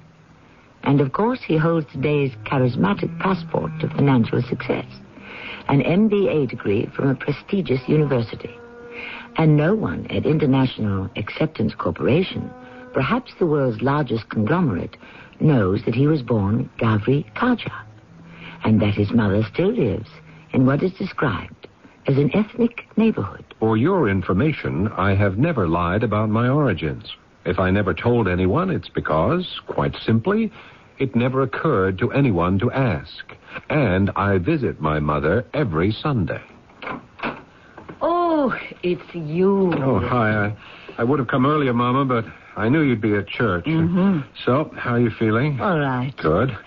I'd feel better if I had a son who would come early on a Sunday and take his mother to Mass. Mama, as soon as I get a chance, I'll do that. So do it next Sunday. Oh, sorry, I can't next Sunday. Uh-huh. And this time, what's the excuse? Well, they're sending me to Europe. Why? What do you know about Europe? The company has opened a branch in Trieste. Trieste? Well, it's only 200 miles from your father's village. Oh, listen, Gavri, why don't Mama, you... please, it's a business trip. I really have no time. But it would have made your father so happy. Mama, I have absolutely no interest in or curiosity about the old country. Oh, Gavri, I wish I could tell you how wonderful... If it was so wonderful, why did you leave it? Yeah, now that I think about it, maybe you never did leave it. I mean, this neighborhood, it's like part of the old country, and... You married a young man who lived next door? You're saying I shouldn't have married your papa? I'm saying this neighborhood has been your whole life. You never left it. And why should I leave it? All my friends, all the people from my old village are here. Here, come, sit down at the table. Look, I have your dinner almost ready. Mama, when you eat at noon, it's called lunch. Besides, I'm not hungry. Just give me a glass of water so I can take this pill. Ah, pills again. For what this time? First you take a pill that will make you sleep. Then you take a pill to keep you awake. In the old country, who ever heard of pills? A man was a man. He liked to eat, to drink, play music, dance, enjoy life. Tell me, Gavri, do you enjoy life? Sure, I enjoy life. So how can you enjoy life if you don't have a family? Mama, please, I'm really too busy. What do you do that you should be so busy? No, why can't I see the busy? Your papa, when he was busy, I could see it. He was building a house. What do you do? I create situations. But where is the house? The pair of shoes? Mom, I'm not a carpenter. I'm not a shoemaker. What are you? I'm a strategic planner. Well, whatever that is, you don't look happy. A mother knows, and the mother knows why. You don't have a woman of your own. Mom, I could have a dozen women. Ah, those are women who could belong to anybody. I mean a woman who belongs to you. Modern women don't want to belong to a man. I understand. Therefore, you should marry an old-fashioned woman. Please, Mama. A girl from the old country. And I found her for you. Now, look. Now, she came here a few years ago. She's even been to college, just like you. Now, look, Mama. And it hasn't spoiled her. She teaches school.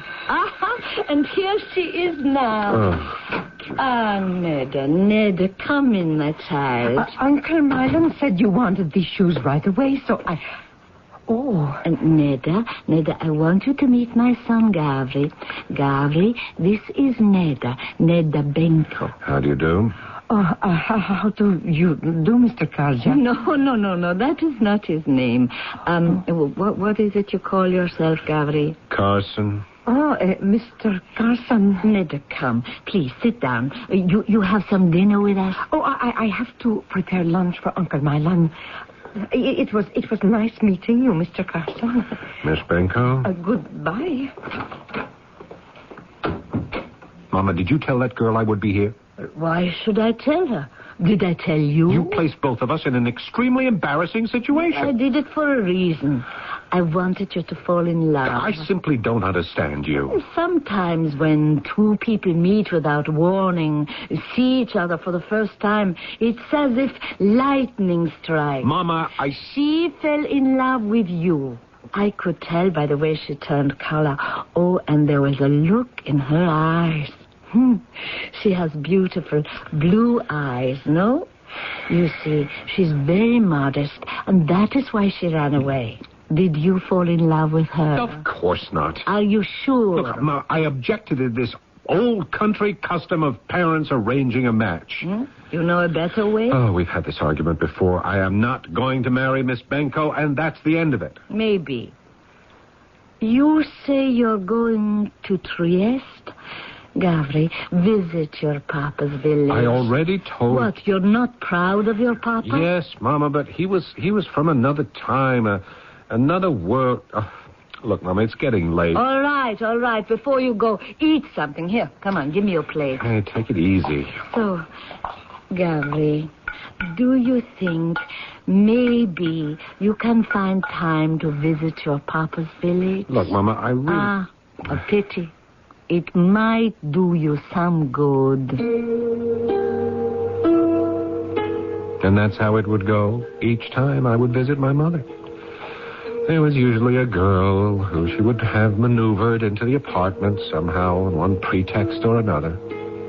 Although, I must admit that Neda Benko was really the best looking of the lot. She did have the deepest, bluest eyes, but... she was so obviously wrong for me. Well, I had enough to do getting ready for my trip to Trieste, but finally I got squared away and got there ready to work. But the night I arrived, for some reason I can't explain, I found myself out walking near the docks. Clouds obscured the moon. There was a mist, a fine rain. It was hard to see anything. And then I heard the voice. Gavri. Yes, that's my name. I can see you are Gavri Karja. How did you know? You look just like your picture. What picture? So, Gavri, tell me, where are you going? Well, you tell me, why is it your affair? It is my affair because my name is Vok. And I'm concerned with these things. Also because with this revolver, I can kill you in the blink of an eye. Oh, is this a robbery? The word came from Gorvan that you might be here. Gorvan? What? That's the village. It's my father's village. And his father's before him, and his father. And back for more than 1,000 years. Yes, but what about Gorvan? Walk in front of me quietly. Yeah, but... Carefully. Patrols are out. Patrol? Perhaps you'd better explain. Be still. You're making too much noise as it is. Turn here, to your left. Listen. A patrol. What? Silence. Flatten yourself against the wall. In this fog, they may not see us. Remember, make a single sound, and I'll be able to make sure of you. Heinz! Friedrich! Come here! Schnell! What language was that? What language do you think?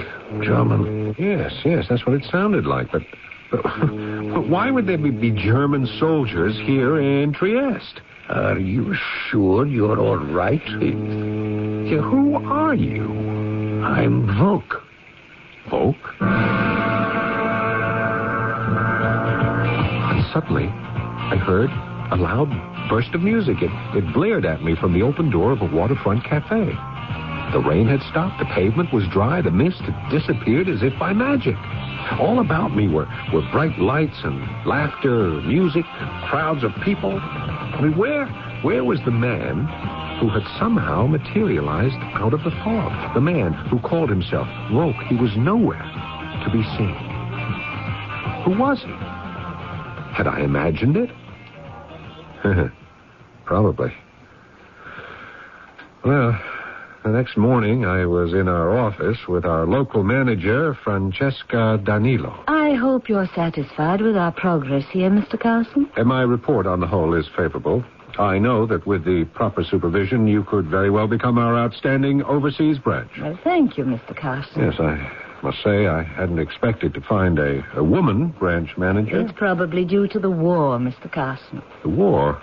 I mean, that was such a long time ago. So many men were killed, especially in this part of the world. It became necessary and natural for women to take over. Yes, of course. I'll be leaving for home the day after tomorrow. Shall I have my secretary make the travel arrangements? Oh, thank you. It's no trouble at all. Yeah. Tell me, Miss Danilo, have you ever heard of a town called Gorvan? Gorvan? No. I mean, it's in the Castendil Valley. Oh, yes. There was very heavy fighting there during the war. Yes, and have you ever heard of a man called Gavri Kaja? Oh, yes. He was quite a legendary hero. Are you interested in the history of this part of the world, Mr. Carson? Well, we're in business here. It's good to know as much as possible about the people, the customs, so forth. Wouldn't you agree? Oh, yes. Yeah. About this Gavri Kaja. The Germans set a trap for him, but he escaped, somehow. He later went to the United States, where he married and raised a family, I believe. I understand he died some years ago.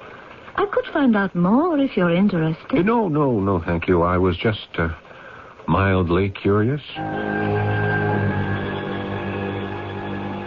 The next night was my last in Trieste. I had some reports to complete, and I was ready for bed before midnight. I had an early plane. I closed my eyes. I'd just fallen asleep when...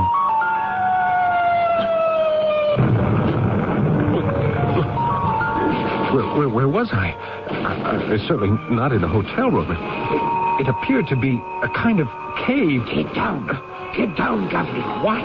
Get down behind that rock. Hey, you're that man, Volk. Get down behind that rock or I'll shoot you here and now. What are you saying?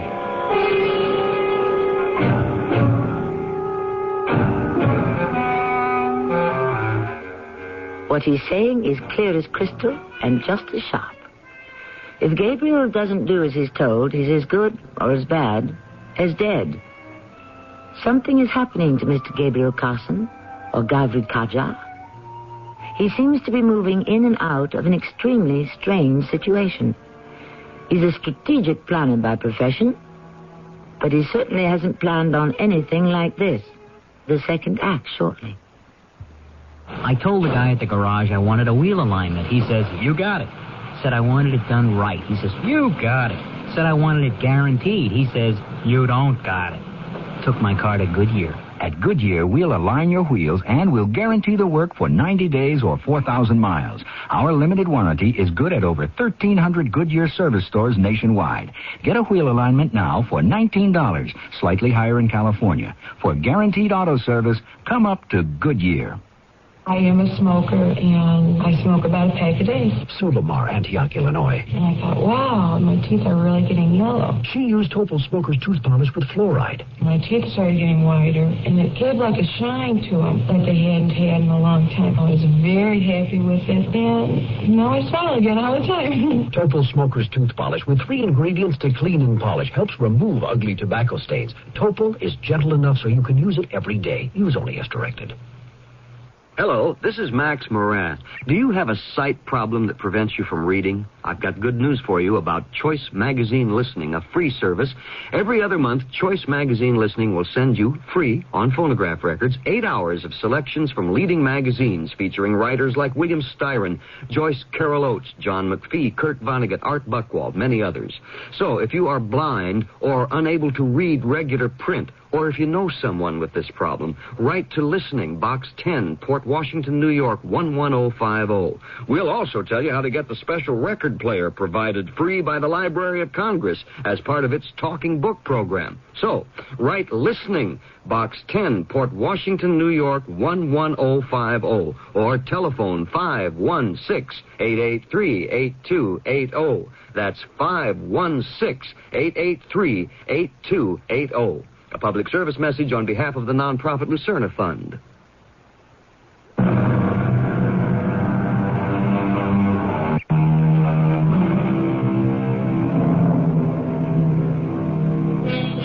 Life Begins at 40 was the title of a popular book of a generation ago. And why not? When life begins, there's always been a matter for speculation and debate. However, looking at it a certain way, it may be said that our lives began long, long before we were born. Our lives began when life itself appeared on this planet. In each of us, whether or not we may be aware of it, are racial memories that go back to the dim and long-forgotten dawning of mankind. Where are we? Who are you? Quiet. They'll hear you. Who's going to hear me? Shut up. You want to get us both killed? Killed? By whom? Now, crawl forward slowly. Now, would you just wait a minute? Do you want me to shoot you now? What do you mean, shoot me now? Crawl forward. Don't try to call out. Where are we going? You know where we're going. No, I don't. It won't help you to pretend. Look, where are we going? To Gorvan. Gorvan. Suddenly, it seemed there was an explosion in my head, as if the very word had set off a charge of dynamite. Gorvan. But what was it? Just the name of some obscure mountain village? I closed my eyes. I tried to clear my mind. When I opened them again, the cave, or whatever it had been, was gone. And so was the man named Volk. I was sitting upright in the bed in my hotel room.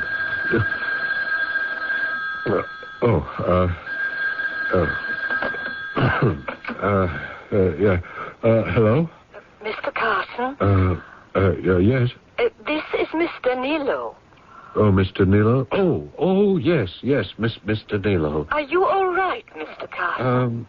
Am I all right? Well, you said you'd be by this morning to pick up the reports on your way to the airport. Yes, that's right, I did. Well, it's almost noon.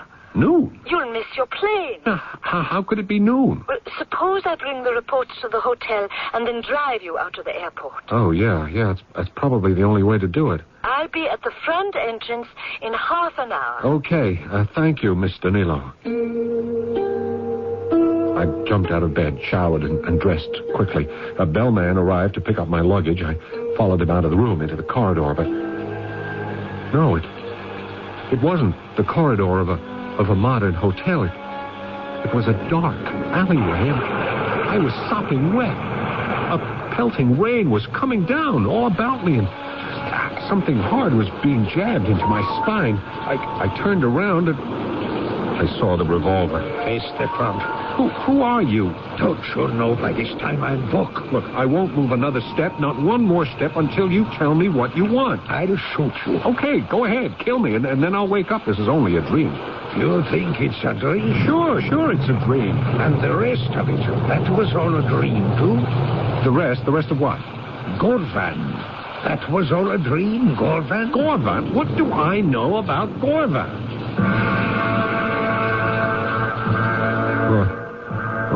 What do I know about Gorvan? Mr. Carson, Mr. Carson. What? Mr. Carson, are you all right? What happened? What am I doing back here in my hotel room? Well, you were supposed to meet me at the front entrance. Yeah. But you weren't there. I waited. I had them call your room, but there was no answer. So I came up to see it. Yes. We'd better get to the airport, huh? I'm afraid you've already missed your plane. Mr. Carson, you're obviously not feeling well.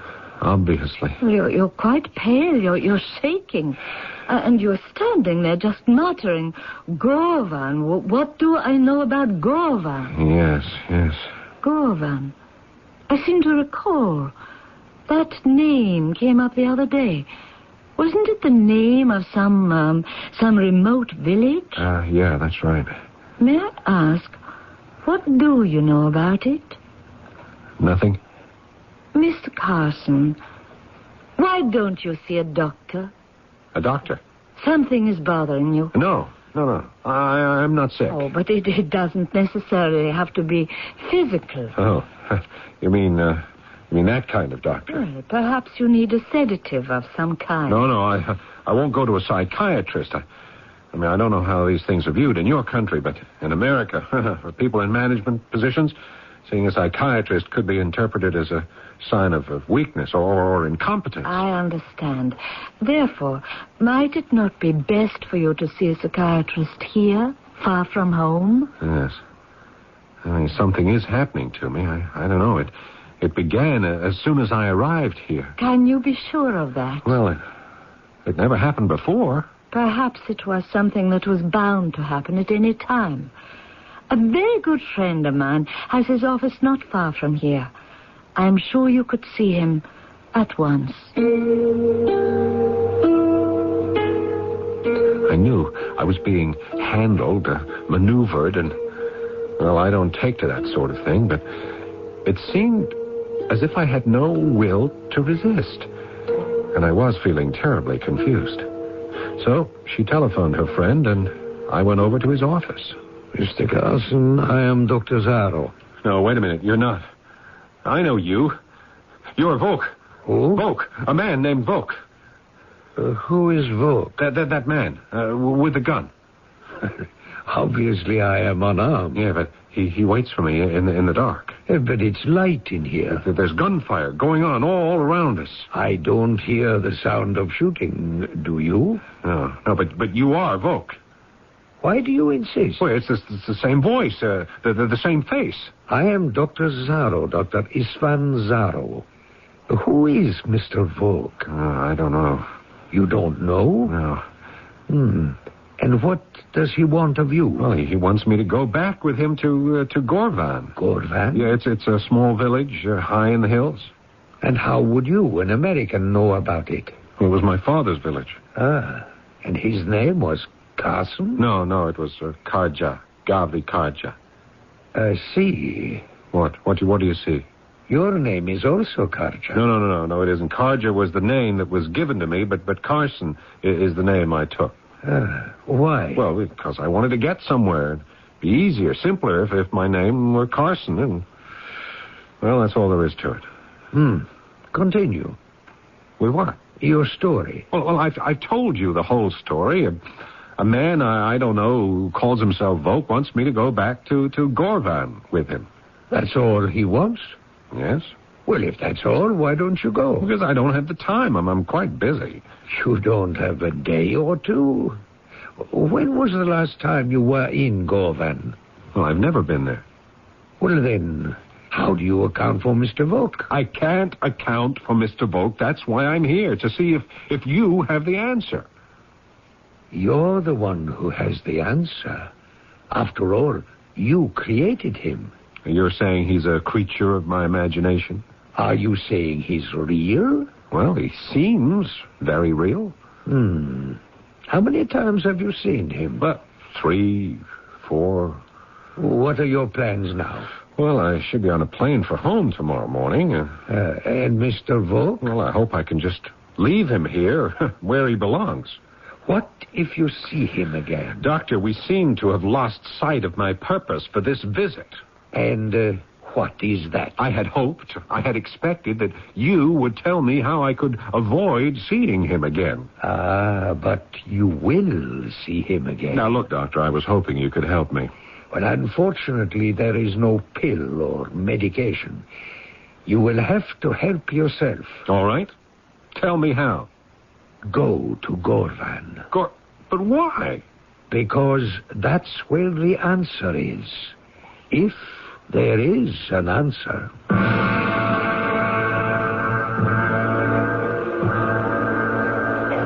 Have a most pleasant flight, Mr. Carson. Thank you, Miss Danilo. You've been quite helpful. I wish I could have been more helpful. Miss Danilo. What is it? There he is. Who? Look, by the information booth. Don't you see him? No, I'm afraid I can't. Don't you see that man? In a sheepskin coat. A sheepskin coat? It's July. And a fur hat. Mr. Carson. He has a rifle. Mr. Carson, you'd better sit down.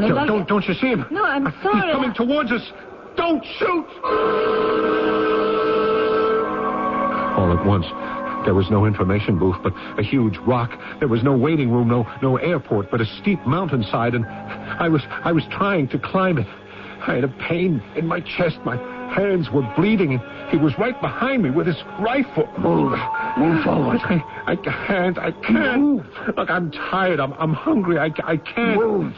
Is that the only word you know? Move or be shot. God, I wish he would. Shoot me. It would be a blessing. Shooting is too good for you. Shooting is too swift, too painless. Why? What have I done? What have I done? What have I done? What have I done? Mr. Carson. What? Miss Danilo, something seemed to come over me. Just for a moment, What is wrong, Mr. Carson? What is wrong? I don't know, but I guess there's only one way to find out. Miss Danilo, could you hire a car for me, please?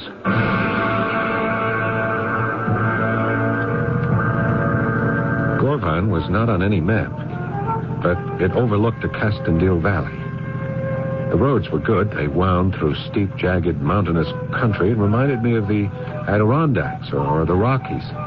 And to add to the back-home feeling was the American music on the radio. There wasn't a single soul in sight for miles. Now, where was Gorvan? Finally, I saw the sign. A small stone marker. It pointed directly up the side of the mountain. So I shifted into the lowest gear to start the climb. And then, did I hear voices? Nach Ostenlicht! Bleib ruhig! Germans. Yes, they are Germans. Be quiet. Soldiers? Yes, they are soldiers. Vuk, it's you. What are you doing here? Where's my car? What am I doing here? And those Germans, what are they doing here? You know what they're doing here, Gavrikarja. Look, I swear to you. Gavrikarja, they're waiting for you. For me? Why? To show them the way. The way? To where? Govran. Why? So they can kill every man, woman, and child in the village.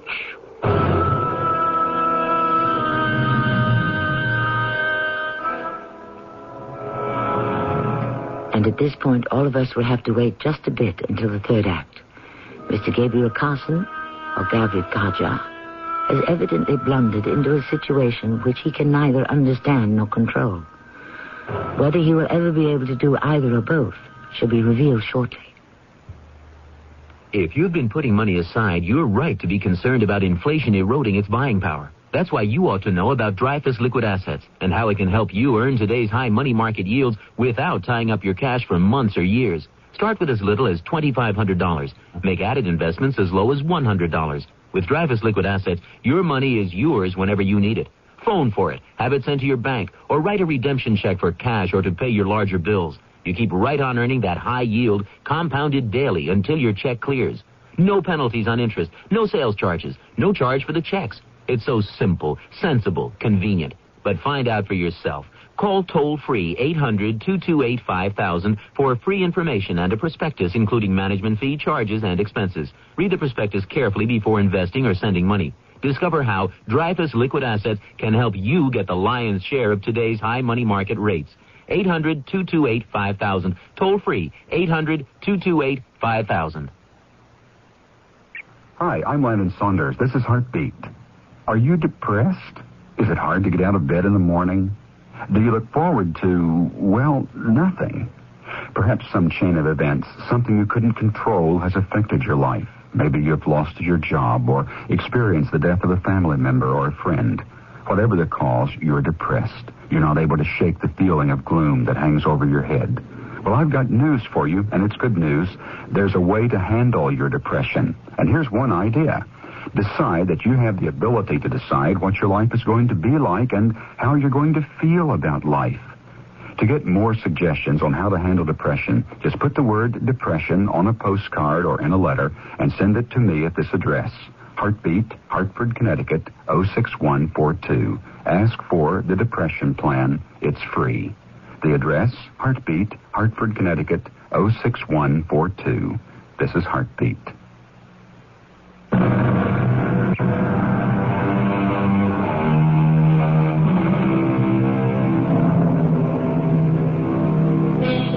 Going home is one of the great themes of literature. There are some writers who say you can't go home again. There are others who claim that none of us ever really leave. All we know so far is that our hero, Gabriel Carson, or Gavri Kaja, is going to his ancestral home for the first and what might very well be the last time. The Germans are waiting for me? Yes. But why? So that you can show them where the people of Govan are hiding. No, look, believe me. Believe you, a traitor? Now be silent. If you try to call out to your friends, you're a dead man. My friends? You don't understand. If you would only let me explain, a mistake, a terrible mistake is being made. Is your name Gavri Karja? Yes, but the discussion is over. I can't believe it. Soldiers, German soldiers, why are they here? You know why they are here. They invaded our country to enslave us. All right, let's just keep our heads. There's a war, huh? What war, huh? What year is this? You know full well what year this is. Please tell me. This is the year 1943. No, that's impossible. No, I must be having a nightmare. You think so? What do I have to do to wake up? Enough of this stupid conversation. Now move forward, quietly. No, I won't do it. I'm bound to wake up. You won't move? No. All right. Suddenly, he raised the rifle butt over his head. I never saw it come down on mine, but a great white light seemed to burst through my head. And then everything became dark. After a while, I don't know how long, I was conscious of deep pains throughout my skull. I opened my eyes. I was lying on the ground. It seemed to be the floor of a tiny hut. I tried to sit up, but I thought the better of it. Where am I? Where? In the mountains. Who are you? Well, you know who I am. No, Oh, yeah. Yeah, I remember you. You're Neda Benka. What are you doing here? I live here. No. I mean, what are you doing here in my nightmare? Your nightmare? The whole world has become a place of nightmare. Yeah, I should have woken up when, what's his name? Avok hit me on the head, but evidently the blow only served to drive me deeper into this. Neda, why am I dreaming about you? Why do you insist on calling me Neda? You know my name is Darinka. Oh, none of this will help you, the silly pretense. Look, why don't you humor me? You disgraced your village, your people. Would you tell me what I did? You have such an innocent look on your face. Oh, one could almost believe you. No, would you tell me? Dushan, your cousin, the man I was supposed to marry. Dushan? He killed the Nazi officer, and Dushan also died. But the Germans knew that he came from Govan, and they decided to destroy the village and kill everyone in it. Why do you make me recite this as if you don't know? Because I don't know. But we were warned. So all of us left for this hiding place. The Germans offered a reward to anyone who would lead them to us. You turned traitor. But we found out. And before you could do it, you had to run for your life. We traced you to Trieste and sent word to Volk, who was living there. Now, what else do you want me to tell you? It isn't true. It isn't true that you agreed to betray us to the Germans? No, it isn't. It isn't true that even now they're waiting for you at Sorbush Valley to show them the way? Do you want to listen to me? No. Now, look, in all fairness... You can talk at your trial. But... The people are gathering now. In an hour, it will be all over. With that, she walked out of the hut. I tried to get up, but now I could feel the pains shooting into every part of my body. What was I going to do? With every passing minute, it seemed to be less and less of a nightmare, but if it wasn't a nightmare, what could it be? Gavri Karja, your fellow villagers have asked me to preside as judge at your trial. Wait, it's Miss Danilo. As the mother of Dusan Brankovic, our martyr, I, Elena Brankovic, accept that honor. No. You're Miss Danilo, Miss Francesca Danilo. You know me. Then tell these people who I am. Well, tell them. Who brings the charge? I do. I, Darinka. State the charge. He was seen entering the headquarters of the Nazi regiment in the town of Kaljus. I never... Silence! You shall have your chance. He was seen by witnesses. I listened to the charge. I was fascinated, the way a bird might be fascinated by a snake. I was seen entering the Nazi headquarters. I was seen leaving. Gavri Karja, what do you have to say in your defense? I'm sick of it. I'm tired of it. It's a dream. It's gone on too long. All I want to do is end it. But how? Since you won't speak in your own behalf, is there anyone who will speak for you? I will. Look. Yes. It's been such a hard life for all of us. We freeze in the winter, we starve all the year. And so sometimes the temptation to give up the fight is almost too much for our human strength to withstand. Let us not shoot him. What are you saying, Vok? Hasn't there been enough killing? Haven't they killed too many of us already? If we don't kill him, how can he be punished? He's already been given the greatest punishment a man can know. He has lost the friendship, the esteem of his village. From now on, he's an outcast. What woman will have him as a husband? What man will have him as a friend? Let us vote. There were about 100 people gathered around us. When she asked for those in favor of execution, practically every hand was raised. She nodded her head. 5 men armed with rifles approached. I was placed against a huge rock. The 5 men raised their rifles. No! Don't shoot! You must give me a chance to say something. You were given a chance. You didn't take it. I'll take it now. Please listen. Look, everybody, I couldn't have committed this treason. Do you know why? If this is the year 1943, then I haven't even been born yet. This is what you wish to tell us? I was born in America. Gavri Karja was my father. Look at me. Yes, I resemble the Gavri Karja, you know, but only the way a son resembles a father. Look at me closely, all of you. Am I really that Gavri Karja? Am I exactly as tall? Is my face exactly the same? The scar? Where is the scar? He fought with Dushan. He fought with Dushan over you and lost, which is why he wants to betray us. But Where is the scar from Dushan's knife? That's right. My father had that scar on his cheek. Is it on mine? No. Therefore, I am not my father. I am his son. And I have not yet been born. We are mad. All of us are mad. We have been driven to madness by hunger and cold and fear. Wait, Elena. Perhaps this is what we have prayed for. A miracle. Why is he here? Why? I don't know. Oh, wait. Perhaps I do know. Now look, my father saved the village, right? Which means he wasn't killed here. He led the Germans into a trap. What kind of trap? An ambush. Yes. Yeah, that was the story.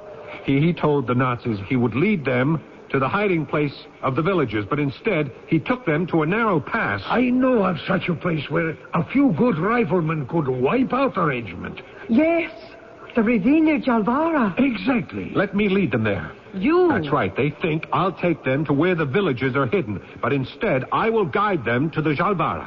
Good. Yeah. Now look, if this is the year 1943, the tide of war has already turned against them. They have lost 250,000 soldiers at Stalingrad in Russia. The Americans have already landed in Africa, Sicily, Italy. Next year they will invade France. Is that really true? Believe me, yes. Let the village vote. They voted. To believe me, the ambush was prepared. I made my way to where the German SS detachment was waiting, and I reported to the colonel. What delayed you, Gavri Karja? They moved to a new place, sir. You know where it is? Yes, sir. Lead the way. Remember, at the first sign of treason, you'll be shot. Yes, Colonel.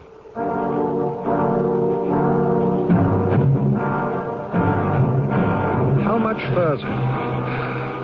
It's just beyond this ravine. Now, move quickly. I don't care for narrow places. Down, Gavri! Behind the rock!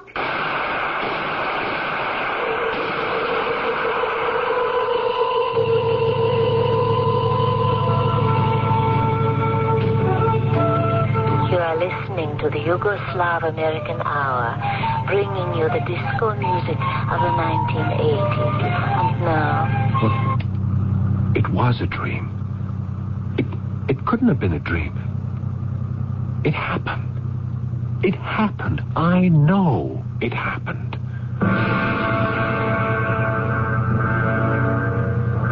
I managed to get up the mountain. There was a small, trim, neat-looking house. Beyond it, a few others, a church, a school, a few shops. This was Gorvan. I stopped the car, walked to the house, knocked on the door. A woman opened it. She was rather attractive, although no longer young. But there could be no mistake. You are Darinka? Yes. And, Elena, is she still alive? Elena? No, she died last year. But who are you? How do you know me? Why do you ask for Elena? Who am I? You seem familiar. I'm sure I know you. Well, I have come to visit my father's village. Oh, you are Gavri. Gavri Karja. Oh, come in, sit down. I'll tell everyone you're here. Oh, we will have a celebration tonight. Your father, he saved us all. You know about that, I'm sure. Yes. You look exactly like him, except for the scar. Oh, that scar, he got it because of me. He fought a man named Dushan. But the truth, I wasn't in love with either of them. You don't look a day older. Older than what? I'm 60. Will Neda look like you at 60, I wonder? Neda? Who is Neda? Well, something tells me she is the girl I'm going to marry. Good. And of course you will name the first boy Gavri. Yes, of course. Gavri Karja. son of Gavrikarja. After all these years, you have finally come home. Yes, Darinka, I have finally come home. As Mr. Stevenson said, home is the sailor, home from the sea, and the hunter home from the hills. All things come home at eventide. There is no place like home. This is a theme that has entranced the poet since time began. Home, be it ever so humble, the magic is still there. And for all of us, it is the greatest magic in our lives. I shall return shortly. Weekdays on CBS television. Wake up to comedy with One Day at a You Time. really think you're hot stuff, don't you, Schneider? Ladies in this building, don't call me super for nothing. Then, keep laughing as Mel lays down the law on Alice. There is only one rule in the restaurant business, Vera. Get them to swallow it. And The Price is Right with the priceless Bob Barker. That's One Day at a Time. Alice and The Price is Right. Weekdays on CBS television. Check your local listings for the time. Lots of friends are dropping by, summer fun's in store. With picnic time and camping time, it's country time for sure. Before you all get thirsty, here's a tip that should be made. Get a drink that tastes like good old-fashioned lemonade. Country time, country time. Get down to your store for plenty of Country Time lemonade-flavored drink. Look for the Country Time coupon in this Sunday's paper. Tastes like good old-fashioned lemonade.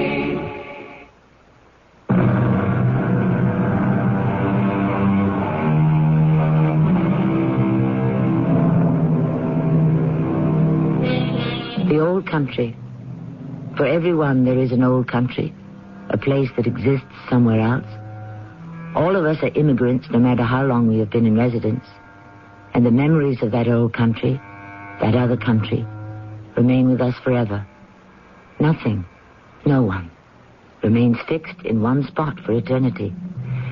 One day, our descendants shall pick themselves up and leave, just as our ancestors did. And this country shall exist in fond recollection as the old country.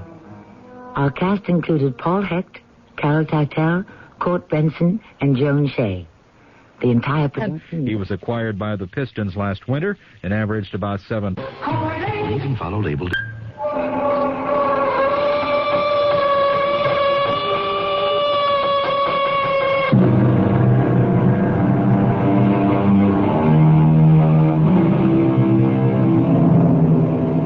Come in. Welcome.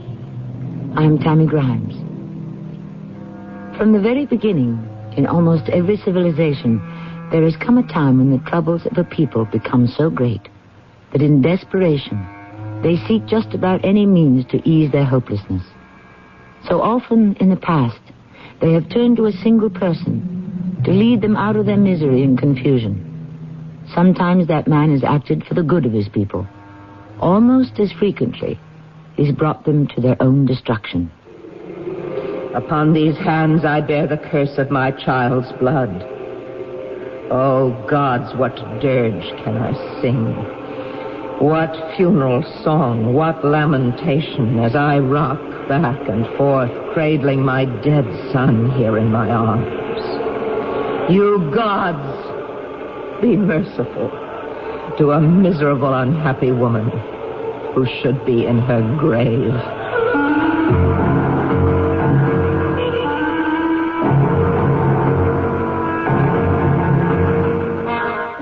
Our mystery drama, On the Night of the Dead, is based on one of the most moving tragedies of the ancient Greeks, the Bacchae of Euripides.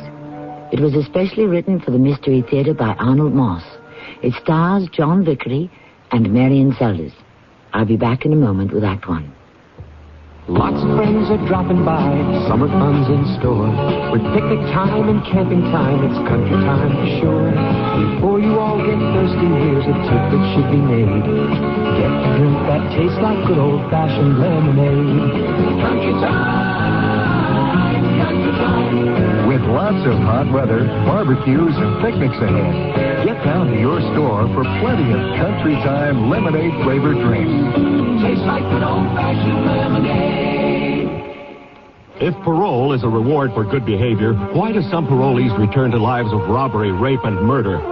In an eye-opening broadcast, CBS reports the problems of the parole system. You'll travel with dedicated, overworked parole officers whose jobs are as dangerous as they are thankless. In vivid detail, you'll view the attitudes and actions that are slowly strangling the parole system.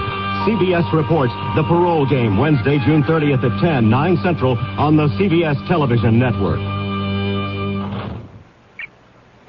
Excuse me, I own that shoe store across the street. Want to buy it? Well, I'll be honest. I have great shoes, but no customers, so I'm ready to sell the whole thing at any price you name it. $12. Sold. Ooh. Well, now that you own a shoe store, what'll you do with it? Well, advertise. I tried. A lot of newspaper ads, then TV and magazines. I'll probably go radio. Radio? Yeah, according to the latest studies, everyday radio reaches more people than newspaper, TV, or magazine. How did you know? What's more, radio targets customers. I'll match up the right stations for my dressier lines and different stations for young casual. Since radio costs a lot less than newspapers or TV, I'll get good efficiency.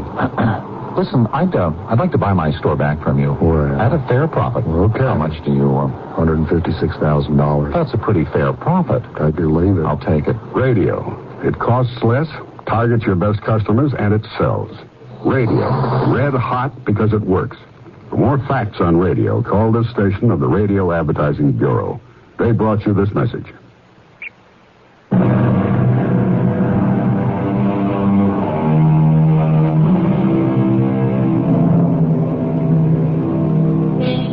Long, long ago, a tiny privateer sailing under the flag of no nation drops anchor and discharges its passengers on an uninhabited, desolate island lapped by the warm waters of the South Atlantic. The place becomes a sanctuary for some 100 wanderers seeking refuge from persecution. A place where they can practice, without being molested, their belief in more than a single God. 100 years go by. The island's population has found a way to tear a day-to-day existence out of the barren, unwilling earth.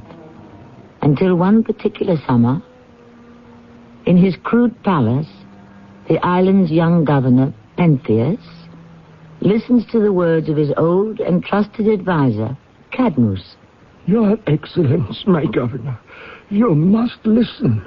Stop pacing like some wild and untamed beast. I listen, Cadmus. For 2 months now I listen. The time for talk is ended. We now must act. What can we do that we have not yet done? My thoughts exactly. But I dare not say, Your Honor. Say, speak freely, Cadmus. You have my promise. I shall not punish you. We know our island is dying. For all these months of summer, no single drop of water has fallen from the skies, not one. We know. And each morning when the sun lets loose its light to warm the earth, our grazing herds of cattle, they lie down. And in a final gasp, their tongues lick at the air, reaching for the water that is not there, for the grass that dried to nothing weeks ago. You have a plan? Let's hear it. We must leave this island. All of us. Leave? We must board our ships and seek another land, a gentler, kinder land, just as our fathers and their fathers did so many years ago. And there lies madness. Our people's wanderings ended 100 years ago. After all this toil, to leave it to the seagulls once again? Never. Not while I still live. No, Cadmus. We stay. And die. As you wish, my governor. Look, Cadmus, I know the little water we have stored from heaven's bounty is undrinkable. I know the plants dry up and wither without the nourishment of rain. I know the cattle die of thirst. I know the people die of thirst. By all the gods who should preserve us, what can we do? Drink water from the sea? Dig deeper wells? We've scratched the earth until we've reached the bottom, and still no water. Pentheus, my governor, look. Look at what I carry in my arms. Who let you in here? No one could keep me out. Look down at my poor son. This pitiful thing I cradle in my arms. Take care of her. See she's taken home. Come, my poor woman. Follow me. Don't touch me. You old fool. Look Look at my son. This baby. His breath, it comes no more. We are sorry, sister. We grieve with you for your child's death. You grieve with me. How kind of you. Then bring him back to life. What have you done to see that my child stayed alive? The best we knew. Not good enough. Look at his swollen belly, at his staring eyes, his ribs. Would you care to count them? It's so easy, Your Excellence. So easy. Here, fondle him in your arms. No, don't turn away from me. Stay away, woman. Don't come near me. With my long nails, I'll tear you. Enough! I say enough. And now, go home. Bury your dead. Bury him deep. And know one thing. What? Unless the rains come soon, we're all as good as dead. As dead as your poor child. Cadmus here, and you, and I. What must we do? The one thing left to all of us. Which is? Lift our eyes to the skies above and pray. Please, leave us now. You gods who hold our destiny in your hands, who choose to smile upon us for the good we do, to punish us for our evil, spare your people and your land from this cruel, deadly drought. Open the skies and let the cool rain fall. Look down at the misery of your poor island and then weep for it. Let your tears pour from the heavens above. Let your tears soak into this parched earth. Show us your pity.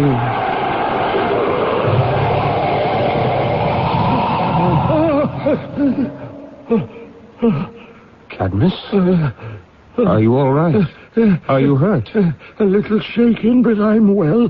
But what was that? A raging wind that seemed to come from nowhere, roaring its swift way over the land. With the strength of 1,000 men.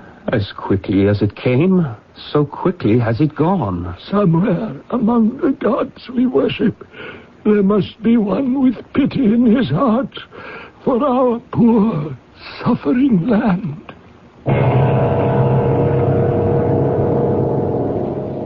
Pentheus, my son, I bring great news. Agave, my mother, what is it? We're saved. Our land is saved.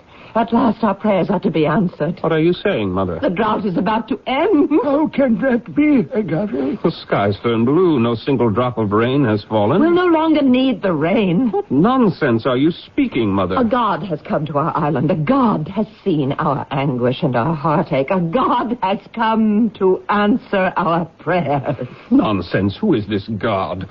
Or better, this one you call a god. He is beautiful. He's so beautiful. Who is he? We do not trifle with divinity, Agave. We are the heirs of customs and traditions hallowed by age and handed down to us by our fathers. What has he done, this god of yours, that makes you so sure this cursed drought will end? First, he passed the goatskins out among us. Goatskin? Filled with wine. They were sweet wine. I touched the wine. I felt it on my lips. This was no trick. By what name does this street magician call himself? From what city, from what land has he come here? Xenos, he calls himself. Xenos, the stranger. What land? What city? My son. He has come to us from heaven. I see. Cadmus? Your Excellence. Whoever this Xenos, this stranger is, we must get rid of him at once. He threatens trouble. Great trouble for us all. We've grief enough without this mischief maker. We'll stop this waving of his wand if it's the last thing that we do.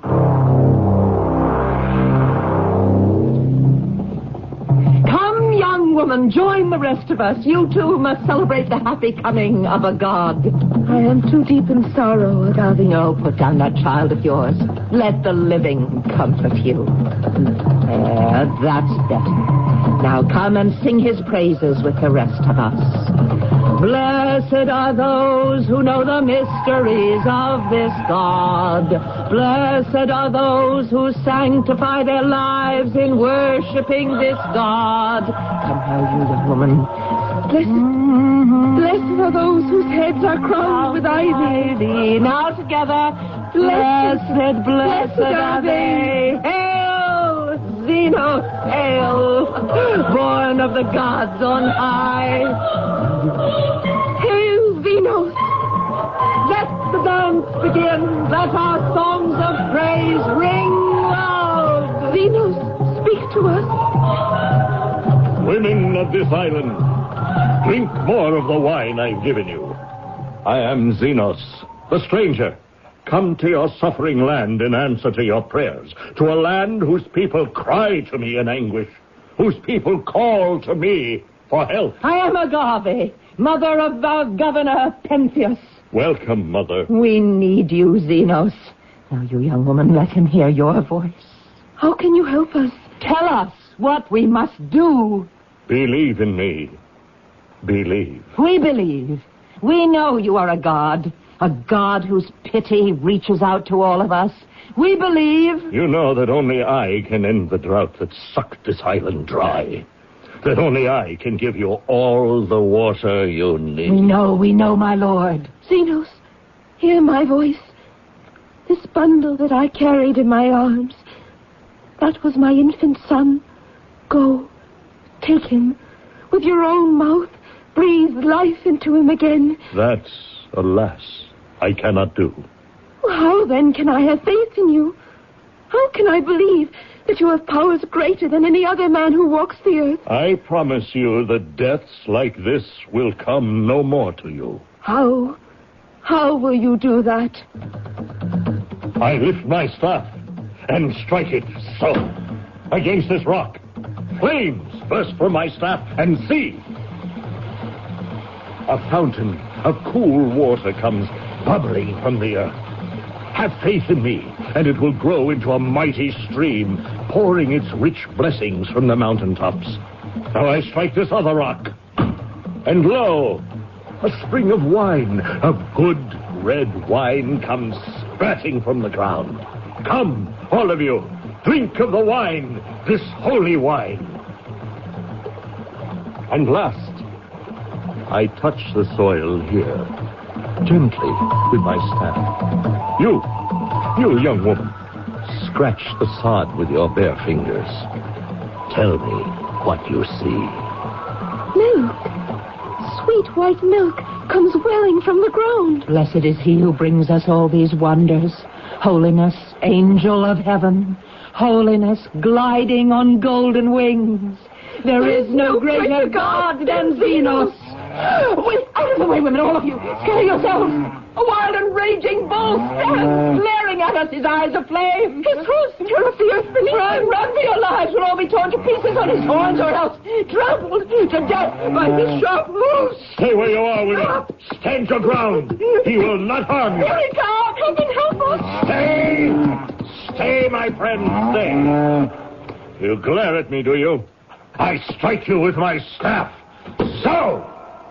The bull has toppled to its knees. Its eyes are glazed. Its tongue hangs from its mouth. The sweat drips off its body. It rolls on its back. The beast is dead. Down on your knees, women of the island. Sing out with songs of thanks for your deliverance. Sing to the God who has rescued you. Women of our island, I've come to order you back to your homes, each one of you. You're acting as if all of you were mad. Oh, call it what you like, Pentheus, my son. The drought is over. I see water pouring down the mountainsides. I see the wine, the milk, the drops of honey. Mother, listen, these are the crafty games of a trickster of the street. What you and all the other women think you see is some weird fantasy, a blinding of the brain brought on by all the wine he's fed you. There is no water, no drop of milk, no honey, only goat skins filled with wine. Leave here at once. Go to your homes, I order you. Well, what have I done, my lord, that you should be so angry? Good women of our island have gone lunatic. And you have driven them to this. You've corrupted their minds. You've poisoned their souls. And this I will permit no longer. Well, what do you plan to do, my governor? I've warned you. Warn all you like. I am a god born in a stroke of lightning, carried here in a powerful wind. Then let that wind carry you back to where you came. Make yourself to disappear. If not, what will you do? Don't press me, Xenos. I have a few tricks of my own.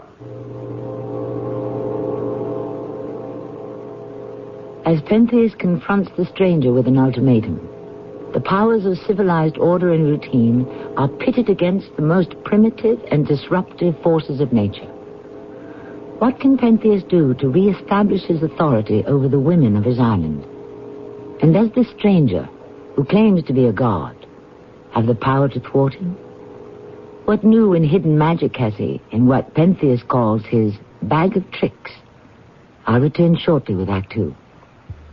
Listen closely. This is the sound of a cigarette being broken in half. The sound of the cigarette habit being broken.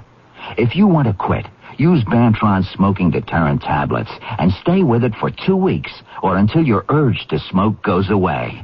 Bantron's unique buffered formula helps ease your craving for nicotine. The more you want to stop smoking, the more Bantron will help you break the habit. Bantron, start today. Use only as directed.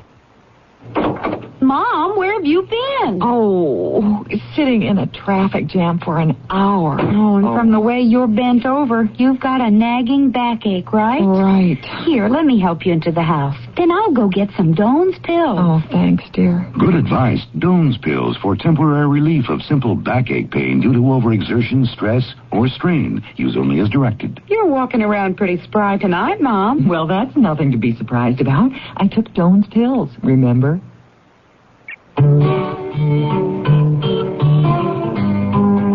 At a restaurant in Louisville, Kentucky, blind people don't have to ask what's on the menu. They can read it themselves, in Braille.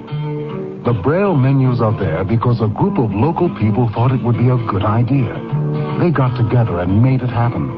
In fact, all across America, both disabled and non-disabled people are participating in similar community programs. In Vernon Parish, Louisiana, they're modifying disabled people's homes to make them more accessible. And in Champaign, Illinois, disabled children are able to share a playground because a group of volunteers got involved. This is the National Year of Disabled Persons. Is this the year you get involved? Call the office of your mayor or county commissioner for more information.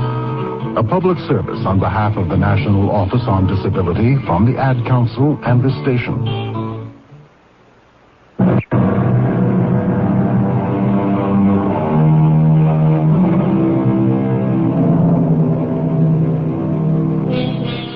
Defending the existence of God, the French philosopher Voltaire once wrote, "If God did not exist, it would have been necessary to invent him." Is the Xenos of our story a true divinity among these people who believe in many gods? Or is it the invention of a fertile imagination, his own invention, for purposes of his own? Pentheus, governor of the island, is at his wit's end as he speaks once more with old Cadmus. This man, this god, whatever he calls himself, has only added to our misery, Cadmus. The drought goes on. The cracked earth, dry as ever. And he's robbed our women of their senses. Yes, he has them thinking that the water flows from mountaintops and that the drought is ended. Cadmus, what's even worse, the women's brains are sodden with the wine he's brought them. Pentheus, my lord, have you thought why he should want increase of our misfortunes? What could we have done to earn this added sorrow? I've no idea. Unless he... Unless? I hesitate to speak.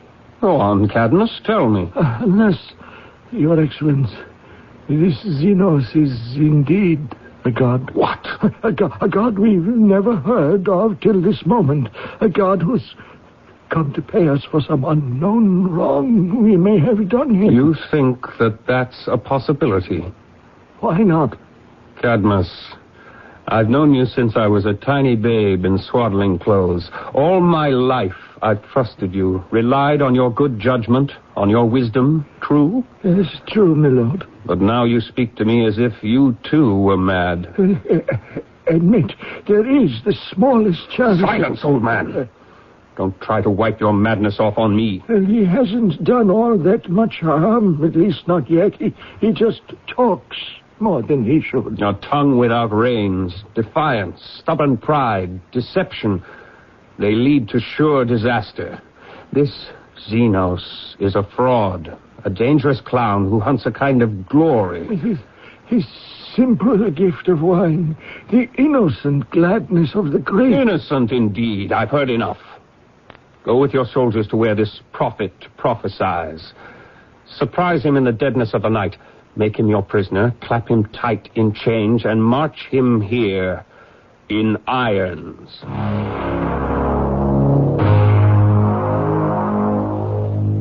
My son, what brings you to this part of the palace? You come so seldom to the women's quarters. I must speak with you. Well, it won't disturb you if I go on with my work. I'm almost finished. Work? I'm putting a new tight skin, the skin of a sheep, over the ring of this tambourine. I struck it hard last night when dancing on the mountaintops. So hard it split.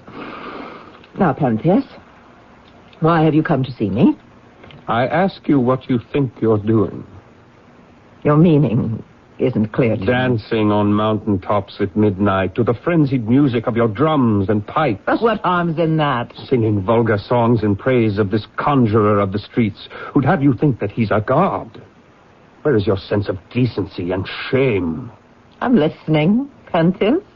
You forget you are the mother of the island's governor. You forget you are not some mindless child, a careless schoolgirl. You're an old lady, Mother. You should be serving as a model of restraint and dignity, set an example to the other women. Instead, you drink this humbug's wine and act like a senile lunatic, like some lascivious bawd. You slapped me, Mother. Have you finished speaking, child? Now you listen to me. This street magician, as you've called him, will bring life back to our island. You'll see how right we women are to worship him. I can't believe you mean what you're saying. You call that worship? Indeed. You and your cronies, all you men, you stand around in shadowy corners, pleading to the gods in gloomy prayer. Well, we do no less, but we pray to our god, Xenos, under the open sky. We pray with joy and gladness, and he makes the blood warm and tingle in our veins like the spring sap in the trees. And sooner or later, he will make the rain to fall. Give him the chance to prove himself. I've ordered that he be placed in irons. You'll make a prisoner of a god? Unless this fraud, this libertine, agrees to leave our land never to return, I shall destroy him, have him stoned to death. If you so much as harm one hair of Xenos' head, I will destroy myself. And you, Pentheus, my son, so jealous of your honor, you and you alone will take the blame. My own son's hand will plunge the dagger into his mother's breast. You understand me? I understand.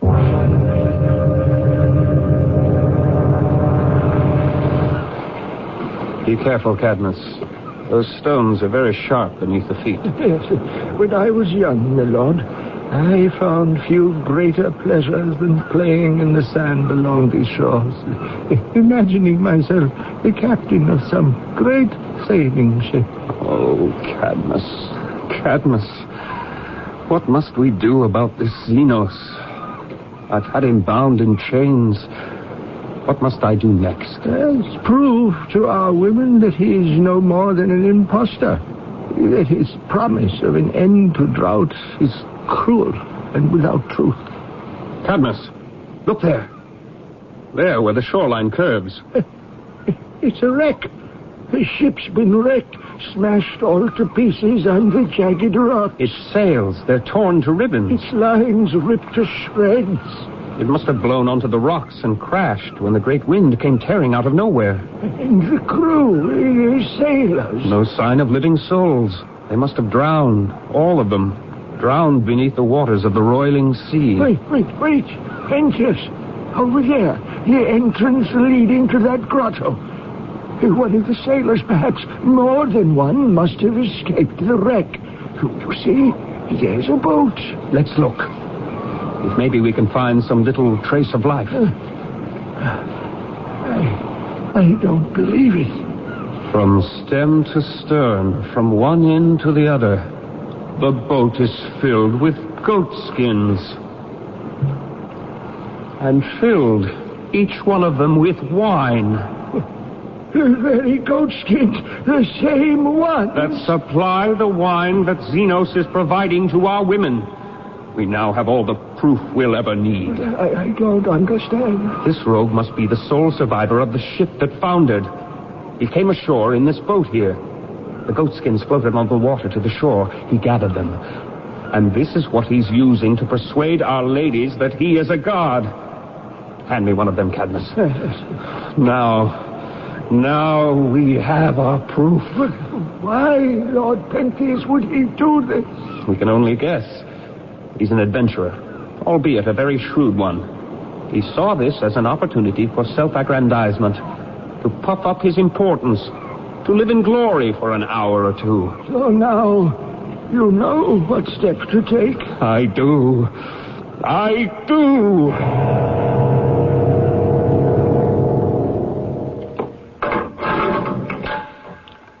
Thank you, my soldiers. Remain where you are. I see the prisoner from here. This way, Lord Pentheus. Excuse me, Your Excellency. May I pass? Young woman, I've seen you somewhere once before. I came to you pleading with my dead child. Why are you here? What brings you to this prison dungeon? I came, Lord Pentheus, to see that this impostor, Xenos, was indeed in chains where he belongs. The soldiers at the door, they let me in to look. Then there's one woman on this island who's not been hoodwinked by this fraud.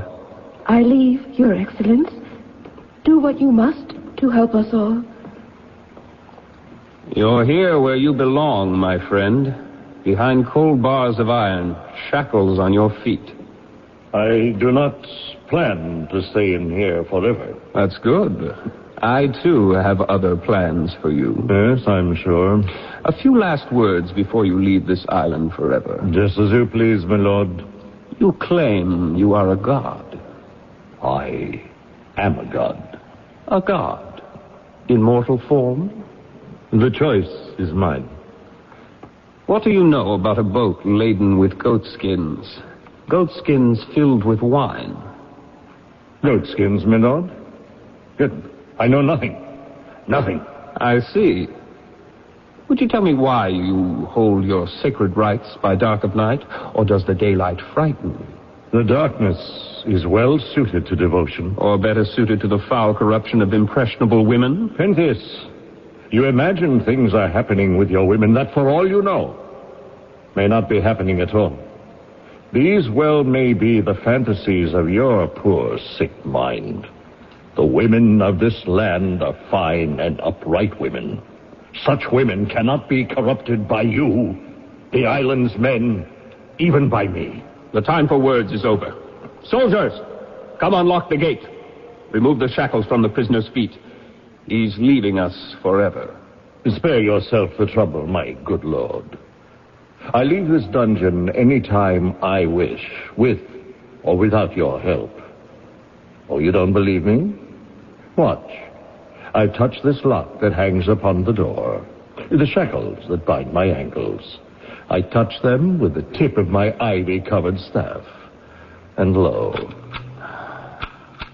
the locks click open, without a key of any kind. My feet are free. The iron door swings open. That girl, she found a way to get the keys. She found a way to open all these locks. Give me that staff of yours. I'll show you, Xenos, just how much magic lives within that staff. No need to struggle for it. Here it is. There! And there! It's splintered into a dozen pieces. Work your magic now. If that is your wish, Your Excellency. It's dark. The light is gone. Only the bolts of lightning. Help me! Someone! Venus! Save me! Faith was once described as an illogical belief in the occurrence of the improbable, a firm trust that would seem to make no sense in the face of the impossible. Pentheus has refused to believe what he considers the irresponsible, corrupting credo of the stranger. Then why, when faced with circumstances beyond this comprehension, does he cry out to the same stranger for his help? I'll be back shortly with Act 3. Lots of friends are dropping by, summer fun's in store. With picnic time and camping time, it's country time for sure. Before you all get thirsty, here's a tip that should be made. Get a drink that tastes like good old-fashioned lemonade. Country time, country time. With lots of hot weather, barbecues, and picnics ahead. Get down to your store for plenty of country time lemonade-flavored drinks. Tastes like good old-fashioned lemonade. Countdown to Cure. Bill Bixby with a message from the Leukemia Society of America. Leukemia is responsible for the deaths of more children than any other disease, and more adults than children. Research by the Leukemia Society of America has brought us this close to finding a cure, but we need your help to continue the fight. It'll be a happy day when we put an end to this killer. It's a matter of time.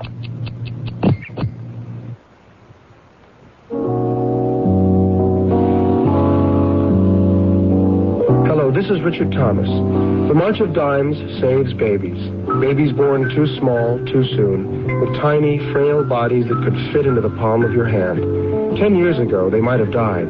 But medical science has made giant strides since then, science supported by the March of Dimes. Today, high-risk babies are tended lovingly in intensive care nurseries, equipped with the most sophisticated machines that monitor every life sign. The March of Dimes helps equip these life-saving nurseries. They also support transport services for high-risk pregnant women so that they can have their babies at hospitals ready to handle any complicated emergency.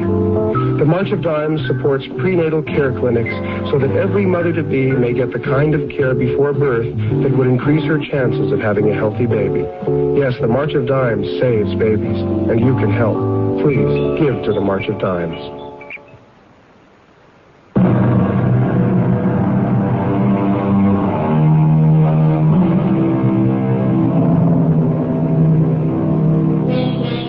Today in our country, we are not unfamiliar with the growth of cultism, a sacred ideology and a set of rites around certain symbols. We have had instances of young women blindly following and killing for a man they call their leader, of hordes of young people slavishly beating the drum for a man who has convinced them that he is an important means for their salvation. Faith can sometimes be a curious thing. As Pentheus recovers from the shock of this last experience with Zenos, Zenos says to him, "You are not hurt, Lord Pentheus?" No, Zenos. I'm all right. I think. What happened? What was that? That shattering sound, that blinding light. You splintered my good staff and challenged me. Work your magic, you commanded. And I did. Now, tell me something. Yes? When the earth seemed to burst from out its skin, and we were lost in darkness, was not that your voice I heard, crying desperately for my help, begging for me to save you? It was. Help from me? Me, whom you call a fraud, an impostor, a street magician, a master of hocus-pocus? Or is it possible that you, along with the women you claim I have corrupted, are at last beginning to believe in my divinity? I ask the questions. Tell me, how did you get free? The prison door was locked. The iron chains that fettered you were strong. It was that girl who helped you. Am I right? The girl is innocent, Pentheus. A god can do such things. My Lord Pentheus, I am so glad I found you. What is it, Cadmus? What is this one doing here? I thought he'd been arrested, put in chains. He has been freed. Why are you here, Cadmus? You're needed, Pentheus. Since this one was condemned to jail, the women have gone absolutely mad. They tear up trees, beat animals to death with sticks, pillage the villages, and successfully fight off anyone who dare oppose them. Go down, Cadmus, to the city gates. Order the infantry to duty. The javelin throwers and the archers. And this, I warn you, do not take arms against them. Your soldiers will be routed. The women's wands will even beat back shields of bronze. A god inspires them. Can anything on earth make you to hold your tongue? One thing, my lord. And that is? See for yourself what Cadmus calls the revelry on the mountaintop. Come with me tonight, at midnight. See how innocent it is. Innocent indeed. Come, convince yourself. But you must come disguised. Why so? Well, if they discover someone spying on their sacred rites, great harm might come of it. There might be bloodshed. What disguise? I have a mountain lion's skin, complete from head to tail. You'll fasten it about you. Then, even if you're seen, no one will know it's you. Where do we meet? At the foot of the mountain, just before midnight. I shall be there. Come, Cadmus. Young woman, you there, come out of the shadows. Is it safe now? Have they gone? Until 12 tonight, my little one. He's fallen for the trap and thrushes in the net I've thrown for him. Blessed is he who escapes a storm at sea, who comes home to his harbor. Blessed is he who gathers day by day the good things of his life. Blessed is he. Blessed is Dinos. Do you see them, Pentheus? Not very well, but I hear them. There's Agave, your excellent's mother. I can hardly see her. From where I lie here in the grass, the brush obscures my vision. Lower your voice or they'll discover you. No. Don't try to stand. How then can I see? I've an idea. It may be if you climb that towering fir tree that overhangs the banks, then you could see them better. The tree is too high. Watch what I'm about to do. I reach for a high branch of this tall fir, and I bend it down to the dark earth, quietly so no one can hear. What are you up to? Now hang on tightly to the highest tip. Hold fast as I release it slowly, inch by inch. Are you all right up there, Lord Pentheus? Do you see all? I'm fine. I see everything. That's good. And I see that you lied. You told me they'd be winding stalks of ivy on the wands they carry. Their hands busily moving in their quiet tasks. You lied, Zenos. Old Cadmus spoke the truth. Women of the island, a wild, bloodthirsty beast sits cowering in the branches of this tree. Shower it with stones, hurl javelins, draw bows, and shoot your arrows straight into its heart. Here, you Zenos, we do what you have asked. More, shoot straight! Unless you kill this beast, he'll pounce upon you from the tree, and with sharp claws and pointed fangs, he'll tear you all to pieces. Good, you have found your mark. You've brought the evil creature to the ground, but it still breathes. It is still gasping for its life. I'll stop that with my javelin, Zenos. Do it, Agave. Jab your spear between its bloody ribs. And... Stop! Mother! Stop! Whose voice is that? A whine has confused me. It's Pentheus, your son. Pity me. Spare me, Mother. Hold back your hand. Since when have wild beasts learned to talk? Strike! Strike with your javelin! Strike one last telling blow! There! The creature's dead. At your brave hands, Agave. The mountain lion's dead, Agave. slaughtered by you alone. How proud you must be. I'll bring more wine so we can celebrate. I shan't be long. There's my son. I must tell him what I have done. Find me Pentheus. Let Pentheus see. He'll be proud of me, won't he? He'll nail the head of this wild lion against a high wall somewhere as a trophy to my skill. He'll do that, won't he? Won't he do that? What happened here, you women? Where is Pentheus? It sounds like Cadmus' voice. It is Cadmus. I fear for Pentheus' safety. Cadmus, look at the mountain lion I just killed in the dark. With my own hands, I killed it. Oh, what have you done, Agave? This body lying at your feet, bathed in its own blood. It is no mountain lion. It is not? See, I pulled the animal's skin away. And there lies... Who is it, Cadmus? Let me look. Your own son, Pentheus. Oh. Your own flesh and blood. He is what you've killed, Agave. You've murdered your own son. No. My own son? No. No. Oh, my son. Oh, my son. Let me lift you to my breast. Weep with you, Agave. What is this that I hold in my arms and clasp against my bosom? Oh, my son, my son. What happened to you? Why do I hold you so? Tell me, Cadmus, tell me. Your son is dead. He cannot answer you. The crime is mine, Cadmus, mine alone. I see it clearly now. The fumes have lifted from my brain. The prize I thought to carry home with such great pride is my destruction. Upon these hands I bear the curse of my child's blood.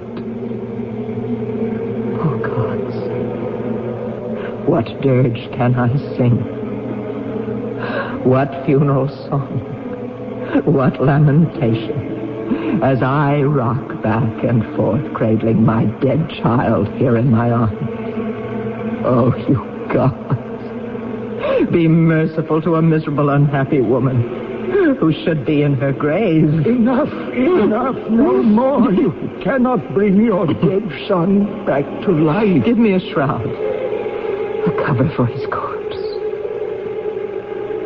Oh, dearest face, oh, pretty boyish mouth, I place this last kiss on your dead lips. Now with this veil I shroud your head, gathering with loving care these mangled limbs. This flesh I brought to birth. Here is the wine. The goat skins overflow. Now we can celebrate. What brings you here, old man? I came to see what happened to my master. He is dead. I am old, but I am not blind. Dead in his mother's arms. Dead by his mother's hand, guided to its fatal mark by you. And God, oh no, God, you will pay for this. You'll not escape this time. Go away, old man, before you come to that same fate. This man has found the death that he deserved. He defied a god. I stay. Then watch what happens next. This is what happens next. False god! This! You tried to kill me with the weapon that you used to spare your son? You're mad, old woman. No one can kill a god. A god is murdered only by himself and no one else. But I am not pitiless, not unforgiving. For all of you, one final draught of wine. For old time's sake, then I'll drink with you. Here, toss the goat skins out among you. Now, drink. Drink deep. Each one of you. I do not drink with murderers. The pleasure is theirs, old fool, and mine. to the living and the dead. What is happening? What's happening to the women? They're dying, Cadmus. In a moment, they'll be corpses. Why? Shot through with a quick and deadly poison. But a kindly poison. Though they die peacefully, you can see without a bit of pain. Xenos! Oh, now my turn comes. I tell you that there is no pain. No pain at all. No pain.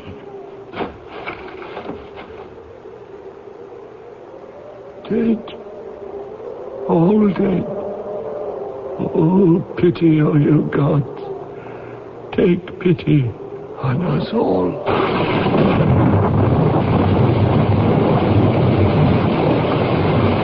Rain. Oh, gentle rain. The drought is ended. The gods have listened to our prayers.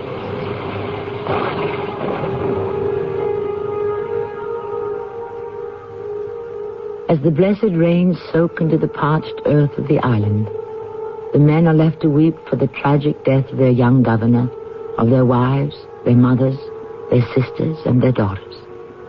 And you may ask, who is this Xenos?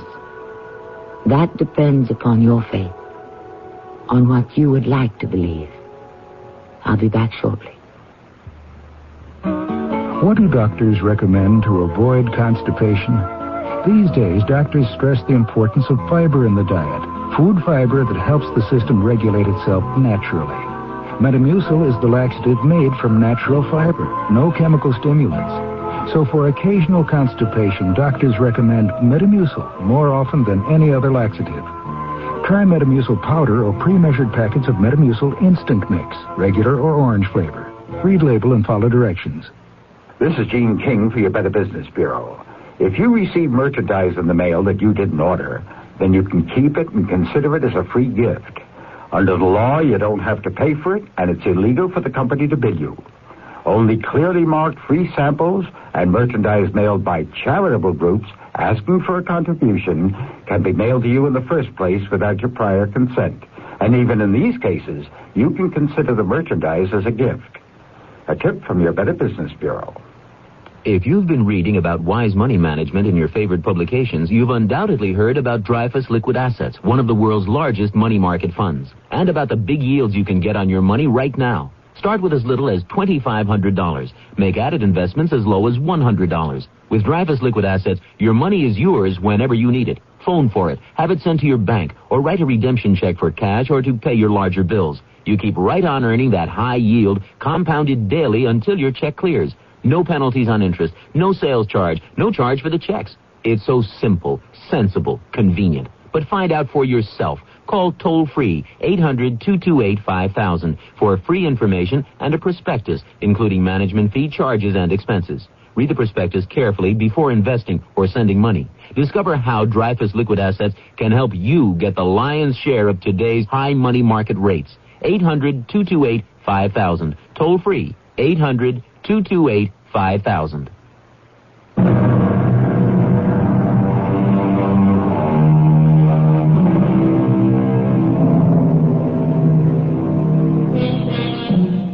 A god or not a god?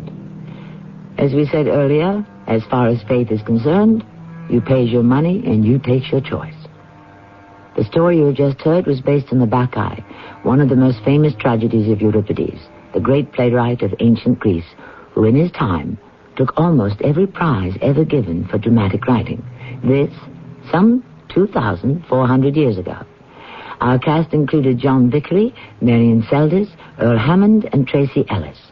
The entire production was under the direction of Hyman Brown. This is Tammy Grimes, inviting you to return to our Mystery Theater for another adventure in the macabre. Until next time, pleasant dreams.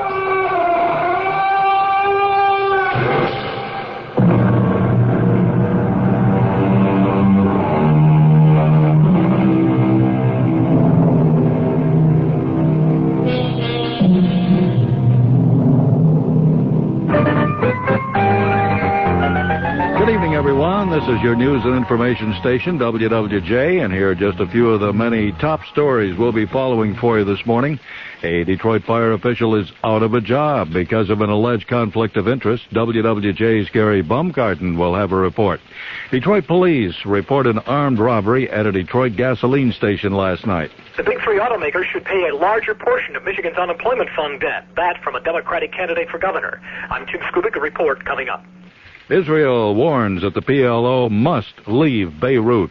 That story coming up next from CBS News. Good morning, everyone. For News Radio 95, I'm Alan James. Auto report with Al Fleming just ahead also. And Weather Command says cooler with highs in the mid-70s today. Right now it's 65 degrees. News Radio 95.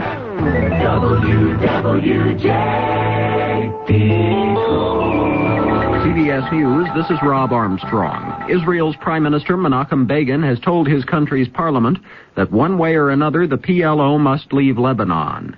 In a speech Tuesday night, Begin said the PLO guerrillas trapped in West Beirut may take their personal weapons, their rifles and pistols with them, but they must leave Lebanon of their own volition or be forced to do so. There was talk in Lebanon that the PLO was trying to work out an honorable settlement, but Begin said there could be no PLO force, not even a token political arm left in Beirut. Tony Danina has more from the Lebanese capital. The ceasefire between Israel, Syria, and the Palestine Liberation Organization is holding, but life is hardly normal in West Beirut. Thousands of people have fled the city, and more are leaving today. The Israelis say there are as many as 600,000 people in West Beirut. An Israeli officer estimated that 10,000 have left. The Israelis say that the ceasefire, which took effect Friday night, can't hold forever.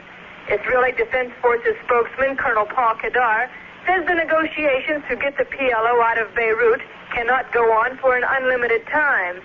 Israel's aim is to get an estimated 6,000 Palestinian guerrillas out of West Beirut. The PLO has reportedly agreed to go along with an honorable surrender, but the two sides have not been able to agree on the terms of a Palestinian withdrawal. Tony Danina for CBS News, Beirut. This could be the time to buy a new home or rent new office space. According to a recent article in the Wall Street Journal, the rate of inflation in real estate is beginning to slow down everywhere. If information like this is important to you, have a pencil ready for an offer from the Journal that can help keep you informed of everything happening anywhere in business that could affect your future, your family's future, and your company's future. Other Wall Street Journal articles reported on how a move in Congress threatens tax benefits for professionals who incorporate, which new mutual fund is getting plenty of attention on Wall Street, and why continued high unemployment so far has aroused relatively little public outcry. The Wall Street Journal. It's all the business news you need when you need it. Right now, you can get 6 months of the Journal for $47, just 37 cents a day. That's $47 for 6 months of the Journal, just 37 cents a day. So, if you're serious about business, put the Wall Street Journal to work for you. Call toll-free in the continental U.S. 800-228-6600. That's 800-228-6600. Except in Nebraska. You'll be billed later. President Reagan has signed a 25-year extension of the 1965 Voting Rights Act, saying there will never be a challenge to Americans' right to vote while he's president. Some civil rights leaders, while praising the fact that the bill was signed, say the Justice Department has not done enough to enforce the provisions of the act. Meanwhile, at the NAACP convention in Boston, much of the focus is on economics. Massachusetts Senator Paul Tsongas said it's time to turn around Mr. Reagan's economic policies. Astronauts Ken Mattingly and Henry Hartsfield are asleep now after their busiest day yet aboard the Space Shuttle Columbia. The two astronauts maneuvered the spaceship's huge robot arm, ran thermal and environmental tests, and got more secret instructions about their secret military experiment. A series of severe thunderstorms hit the North Atlantic coast Tuesday night. In the southern New Jersey village of Berkeley Township, many homes were damaged by high winds, possibly a tornado. Fred Fishkin, a reporter for New York station WCBS, went to the village and files this report. Bent sheets of aluminum line the streets in the worst four-block area of the retirement communities. Some cars were turned over, and 5 homes could be classified as a total loss. About 60 or so others suffered varying degrees of damage.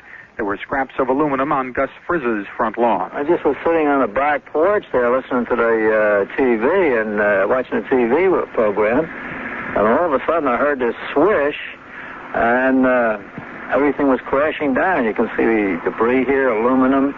But miraculously, there were no serious injuries reported. Mayor Harry Moore The CBS Radio Mystery Theater presents...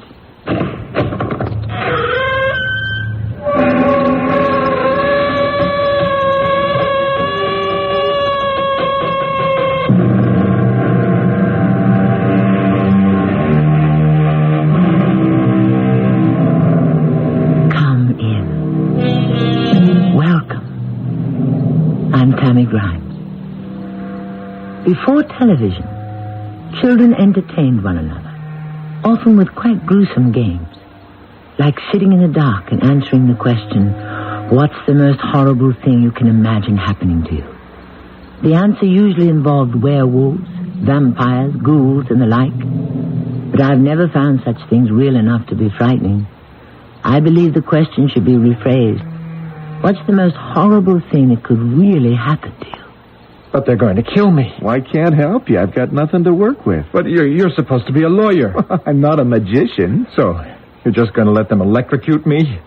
I'm innocent. Can't you understand that? I'm innocent. Not anymore. What do you mean, not anymore? I mean legally. That's the law, Joe, remember? Innocent until proven guilty. But I'm not really guilty. Where's the proof? Proof is 9 points of the law. And on your side, Joe, you don't even have 1 point of proof.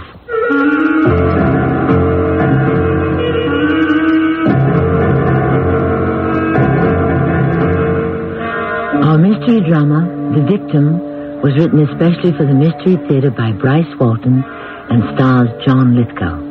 I'll be back shortly with Act One.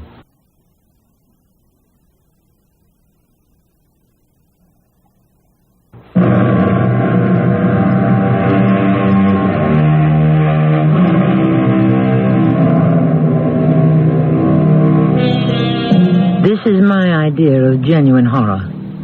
To be somehow proven guilty of murder when you are not. To be locked away in a cold cell, alone, friendless, helpless, waiting to die.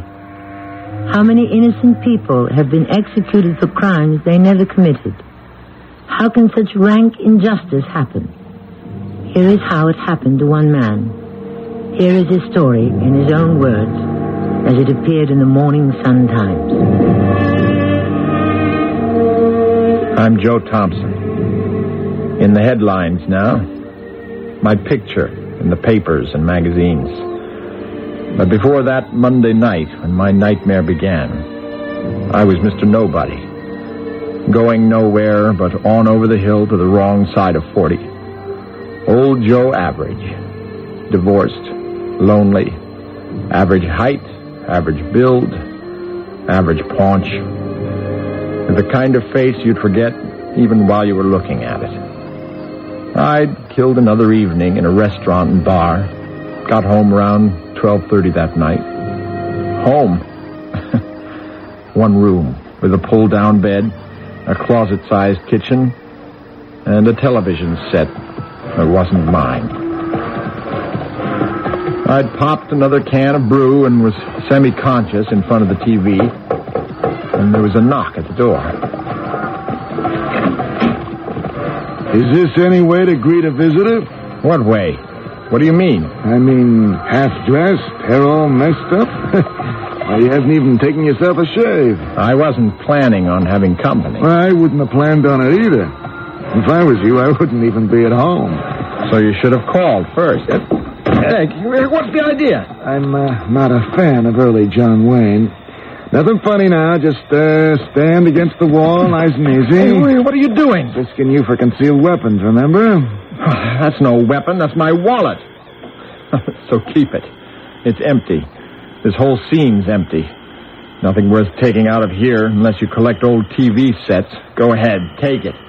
But you'll also have to pick up the payments. Hold on to your sense of humor, pal. You'll need it. Hey, what are you doing? Handcuffing you. That resisting an officer won't help your case either. What case? I'll ask the questions. So who's asking? Oh, excuse my rudeness. I'm Sergeant Crow. My partner, Officer Wilson, is waiting for us downstairs. Sergeant, look, you can see in my wallet there. I'm Joe Thompson. You've made some kind of mistake. You made the mistake, Thompson. Hey, why throw my clothes around? Well, wait, I've got some rights here. You're a cop. Show me some identity. You barge in here, don't tell me anything. Handcuff me, tear my clothes apart, break things. What about the search warrant? I've got right. Didn't you invite me in, Thompson? I sure didn't. I say you did. You're wrong. I didn't. Oh, I apologize for disturbing your elegant wardrobe, but I got... here they are. You'll need the raincoat and hat. What for? We're going out, Thompson. You have an appointment. But it isn't raining. We'll take the raincoat and hat anyway, just in case. Let's go. Go where?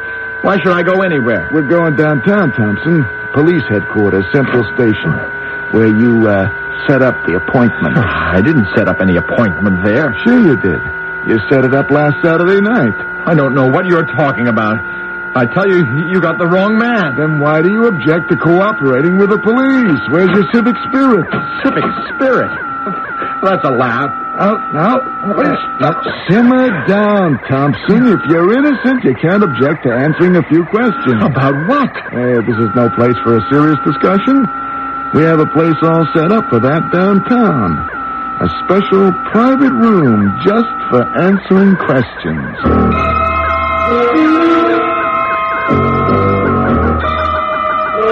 How long have you lived here in Palm City, Mr. Thompson? About 6 months. You married? I was, but my wife thought better of it. You're adrift. I wouldn't say that. Well, how would you classify yourself, then? You don't seem to spend very long in one location. I'm a carpenter, sir. That's my line of work. And hasn't a great deal of your work consisted in standing in unemployment lines? I've put in my time there, yes. But I've got a job now at Larson's Building Supplies on South Street. You're a carpenter there. Well, I'm getting close.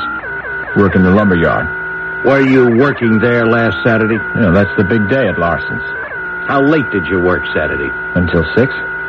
And what did you do after that? Why, mostly I guess I just drove around. Oh, just drove around? Yeah, I do that a lot. Just doesn't seem to be much else to do. Cruising? I wouldn't say that. Just driving, killing time. Killing time? Lonely, in a new town, not knowing anyone much. Do you drive around looking for company? Maybe. It's always a possibility. But... Did you also kill some time in the Shamrock Bar? Sure, I dropped in there for a few. To pick up some company? Well, it could happen. But mostly I just... what time were you cruising the Shamrock Bar? I don't know exactly. Like I said, I was there to kill time. Not count it. I had a few. My memory's on the hazy side. When did you get home from the Shamrock Bar? Maybe around 2 a.m. This raincoat and hat, Thompson, they're yours? Yes, they are. You went to the Shamrock Bar, then home, huh? Oh, where did you get all this mud on your raincoat and hat? Mud? Yeah, this reddish clay mud smeared all over. Where did you pick that up, and when? I guess I don't... wait, yes, I remember now. I had a flat tire. Sure, it's all coming back to me. A blowout. Mm-hmm. Had to change a flat there off the road. Oh, off the road? Where? Along Jemison Drive somewhere, I think.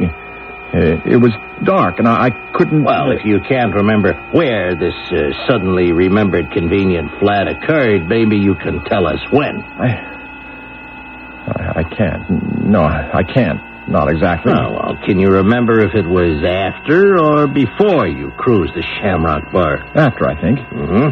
And when do you think? I think maybe around midnight.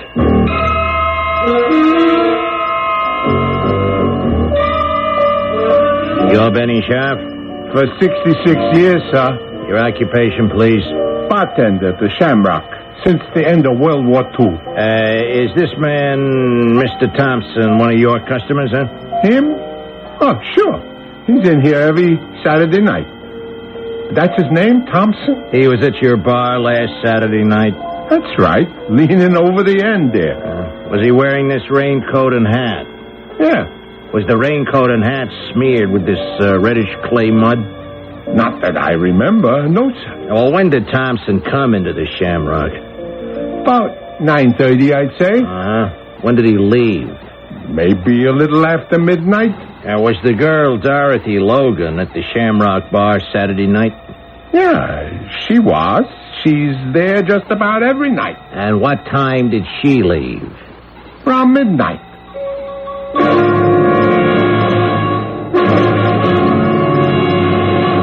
Now, Thompson, do you remember following Dorothy Logan out of the Shamrock Bar a little after midnight Saturday? I told you, no. I never knew any Dorothy Logan. Small, slender, 18 years old, dark brown hair, red sweater. You knew her such a short time, maybe you just didn't get around to her name. I didn't get around to her at all. I never saw her. I never followed any woman out of the Shamrock Bar. I was always careful who followed me out.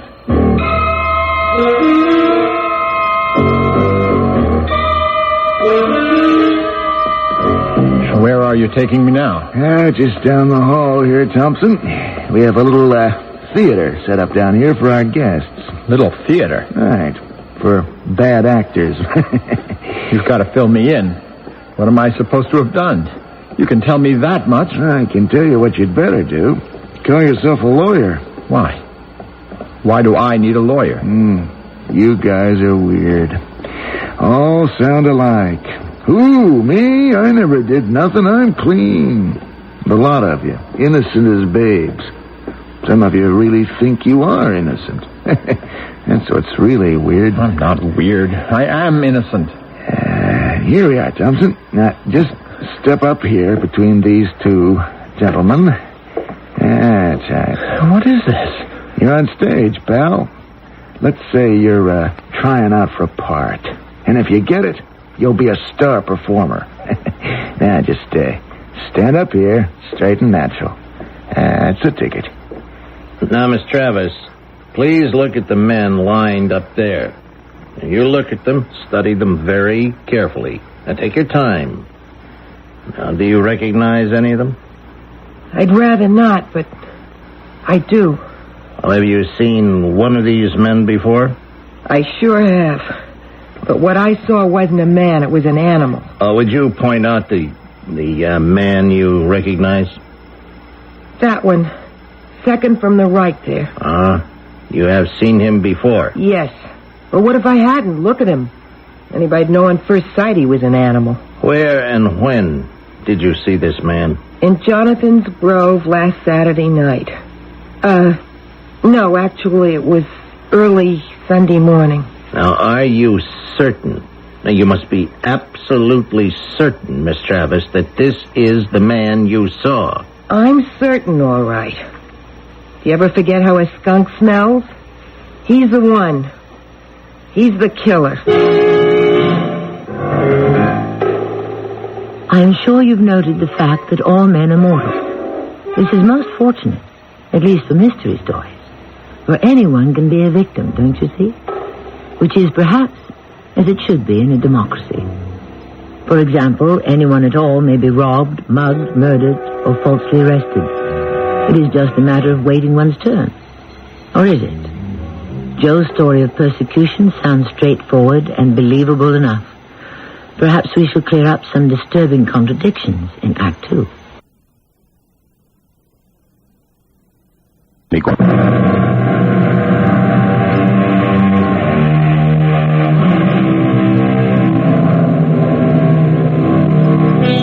Joe Thompson's continuing story of persecution as it appeared in the Morning Sun Times rings with undeniable conviction. Joe's been there. He's experienced the nightmare. Joe knows firsthand the depths of terror, the terror of a small and innocent man found guilty of a murder. He's telling it like it is. We believe him. Of course we believe him. But I'm reminded of an old English legend. I know not what the truth may be. I tell the tale as 'twas told to me.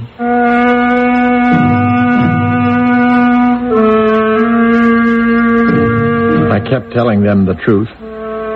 What else could I tell them but the truth? But nobody believed me. Nobody even bothered to listen. Nobody cared. I was presumed guilty of murder. And who cares about murderers anymore, right? Let's care more about the victims, right? Sure, fine. That's just dandy. I'm on the side of the victim. But I was the victim. They couldn't see that, though. All they could see was Dorothy Logan and the need to nail somebody to the wall. You followed Dorothy Logan out of the Shamrock Bar Saturday night or early Sunday morning. You lured her into your car, drove her into Jonathan's Grove and back of the tavern. She resisted your advances, and you killed her. You strangled her with those powerful carpenter's hands. No, I didn't do that. I couldn't have... know you're guilty, Thompson. Now confess. Tell us the truth. Make it easier for yourself and for all of us. But I'm telling the truth. I never knew any Dorothy Logan. Never saw her, never followed her, never followed anybody. I sure never killed anybody. Evidence, witnesses, and testimony at this homicide court hearing strongly indicates the contrary, Mr. Thompson. And that will be all for now.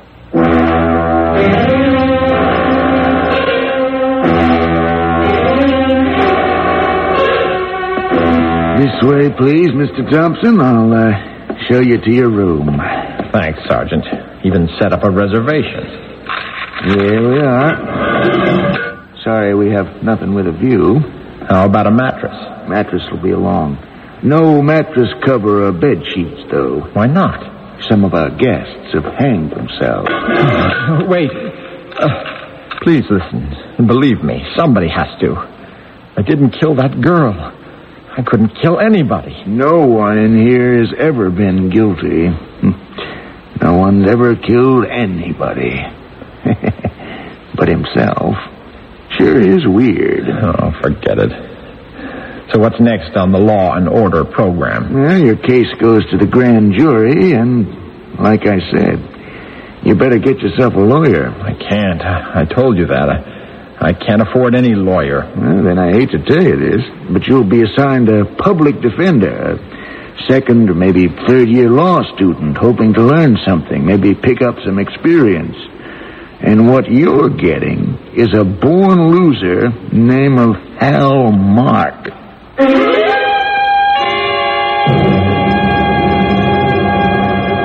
Hi, Joe. How you feeling? You'd be Hal Mark. Right on. I've been assigned to your defense. How you holding up, Joe? I feel better in traction. I'm climbing the walls in here. You've got to get me out. Yeah.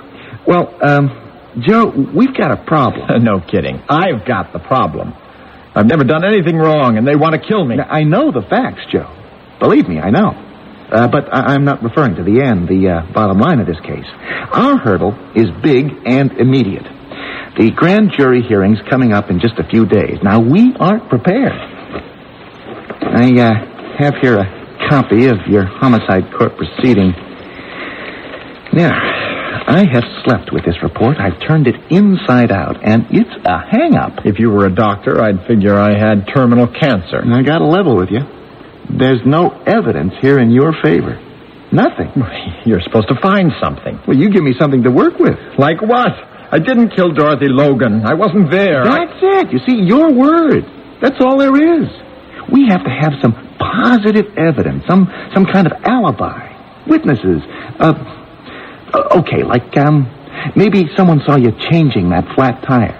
Someone stopped to offer a hand. Anything. And there wasn't anybody. Nobody stopped. Well, just driving around? Who knows? Did you stop for gas somewhere? A filling station attendant? No, I didn't need any gas. Oh, boy. You know, I can see just one way out for you, Joe. Don't tell me. Plead guilty. What? When you go before the grand jury, plead guilty. Throw yourself on the mercy of the court. Mercy?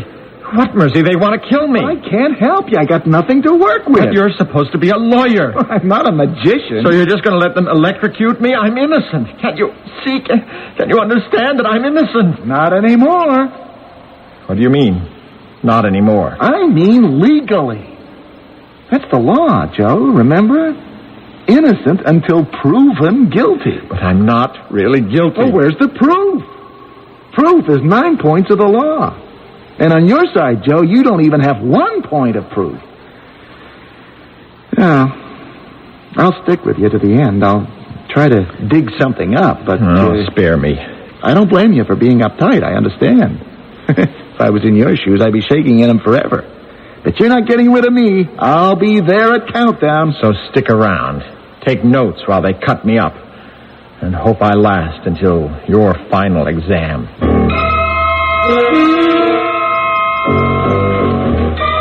Hey, Officer Crow. Yes, sir. What was the defendant's attitude on the night you questioned him at his apartment? Oh, his attitude was very hostile, very uncooperative. Mm-hmm. He resisted arrest. He insulted an officer. What officer? How? Oh, me, sir. He accused me of not telling the truth. You found this raincoat and hat in his apartment, huh? Yes, I did. Well, have laboratory tests been conducted on his raincoat and hat? Yes, they have. What were the results of the analysis? Well, the mud found all over the raincoat and hat is identical with the mud found on the body of the murder victim, Dorothy Logan. There's no question. My memory's never failed me in 66 years, and I remember him being in the Shamrock drinking at my bar Saturday night. And you still remember when he left? About midnight. And you still remember when Dorothy Logan left, huh? About the same time. Maybe a little before. I get a lot of customers on Saturday night. And when the accused left the Shamrock, you didn't see any mud on his coat and hat? Not that I remember. Helen Travis, you said you were parked in Jonathan's Grove Saturday night or early morning, a little after midnight? Yes, sir. I was parked in there with a friend. Mm-hmm. It was after midnight, but I'm not sure of the time. My friend and I were, marveling at the sky, the stars all out. Mm-hmm. Such a pretty night for a while. Will you describe what else you saw that night, Miss Travis? I mean, other than the constellations. Can't hardly even think about that horrible night, but... Okay, I'll try. Yeah, well, I thank you, Miss Travis. Please proceed. Well, we're parked, my friend and me, admiring the heavens, when this beat-up old heap of a car drives in, parks just a ways from us, no more than 50 feet or so. And I couldn't be mistaken about what I seen. I mean, no way. The moon was full and bright and all those stars out. I mean, it was Mr. Thompson's car, all right. I'd know that old heap with the rubbed-out blue color anywhere. He didn't see us, I guess, on account of our car lights not being on, and we're parked in close alongside a mulberry hedge, but I seen him clear enough. The way he came out of that car into the moonlight, dragging that poor girl, and the way she was screaming.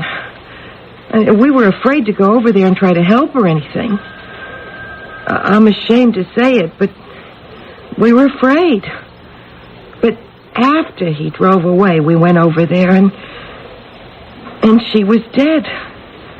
And all that blood. Well, why didn't you report this earlier, Miss Travis? Why wait until Monday to call the police? We were just too scared, I guess. Afraid to, get involved. But it wouldn't leave us, or me, alone. I just kept thinking about that poor girl, and what if it had been me? So I called the police, described the man I saw, and his car, and his license number. How can we fight eyewitness testimony like that, Joe? You're supposed to find a way. Well, can't you come up with something, anything, to show that you were someplace else? No way. How often does this happen to innocent people? I can't say. And I wouldn't want to guess, Joe. I am telling you again. Your only chance to save your life is to plead guilty. Throw yourself on the mercy of the court. Hope for a second-degree verdict. You really think I'd do that? Admit being a murdering fiend when I never hurt anybody? You're hurting me, man. Let go. Are you crazy? Is everybody crazy? Let go! You want to kill me, too? You too? See? You do believe I'm guilty. You miserable shyster. Why not kill you, too? Why not? I can only fry once. Isn't that the line? I can only fry once. Well, I am getting out of here. Crazy, man. You are crazy. Well, you may be right. Yeah. Could be. Joe, you have got nothing on your side. No witnesses, no alibi, no money. Look, I checked out the Travis dame. She's okay. A waitress at Al's Diner. And that eyewitness account of hers is bad. Real bad. And you've got the whole judiciary system of this town against you. How's that? Well, it's corrupt. It's greedy. The DA is ambitious. He wants as many murder convictions as possible because he's going to run for state prosecutor. And what's more, the months of May, June, and July are called the lethal season. A lethal season? Yeah. More murders occur during hot summer months. Courts get overloaded with killers. They got to be cleared out as soon as possible. Yeah, could be it's me. Could be I've lost my marbles. Are you serious? Maybe she did see me kill that girl. And I don't remember because I'm some kind of split psycho. You mean a split personality? A schizo killer like Jekyll and Hyde? Oh. Hey, you mean it. You want me to cop an insanity plea? No. Wait. What if I'm not crazy? Well, so what? You do a little time in a funny farm and go free. But it's bad enough already. Being guilty when I'm not. Do I have to go crazy, too? When maybe I'm no crazier than anybody else. Okay, it's your funeral. But I'd rather be crazy as anything than dead. If I'm not crazy, what is it? Do I have some fiendish double? Possibly. But I have to be on my way. Yeah? Wait. And if I didn't do it, who did? You're the only one who's going to worry about that. How long do I have to worry? Not long. What happens now? It's happened. You're indicted for first-degree murder. The worst criminals among us may become the object of hero worship. As a child, I was emotionally stirred by Billy the Kid and Jesse James. But how times have changed. I can't honestly think of a single present-day murderer I would care to identify with. I certainly wouldn't care to identify with Joe Thompson, whether he's a murderer, a convincing liar, or in fact is, as he insists that he is, an innocent victim. Which reminds me, is any victim entirely innocent? Perhaps we'll find at least some of the answer in Act 3.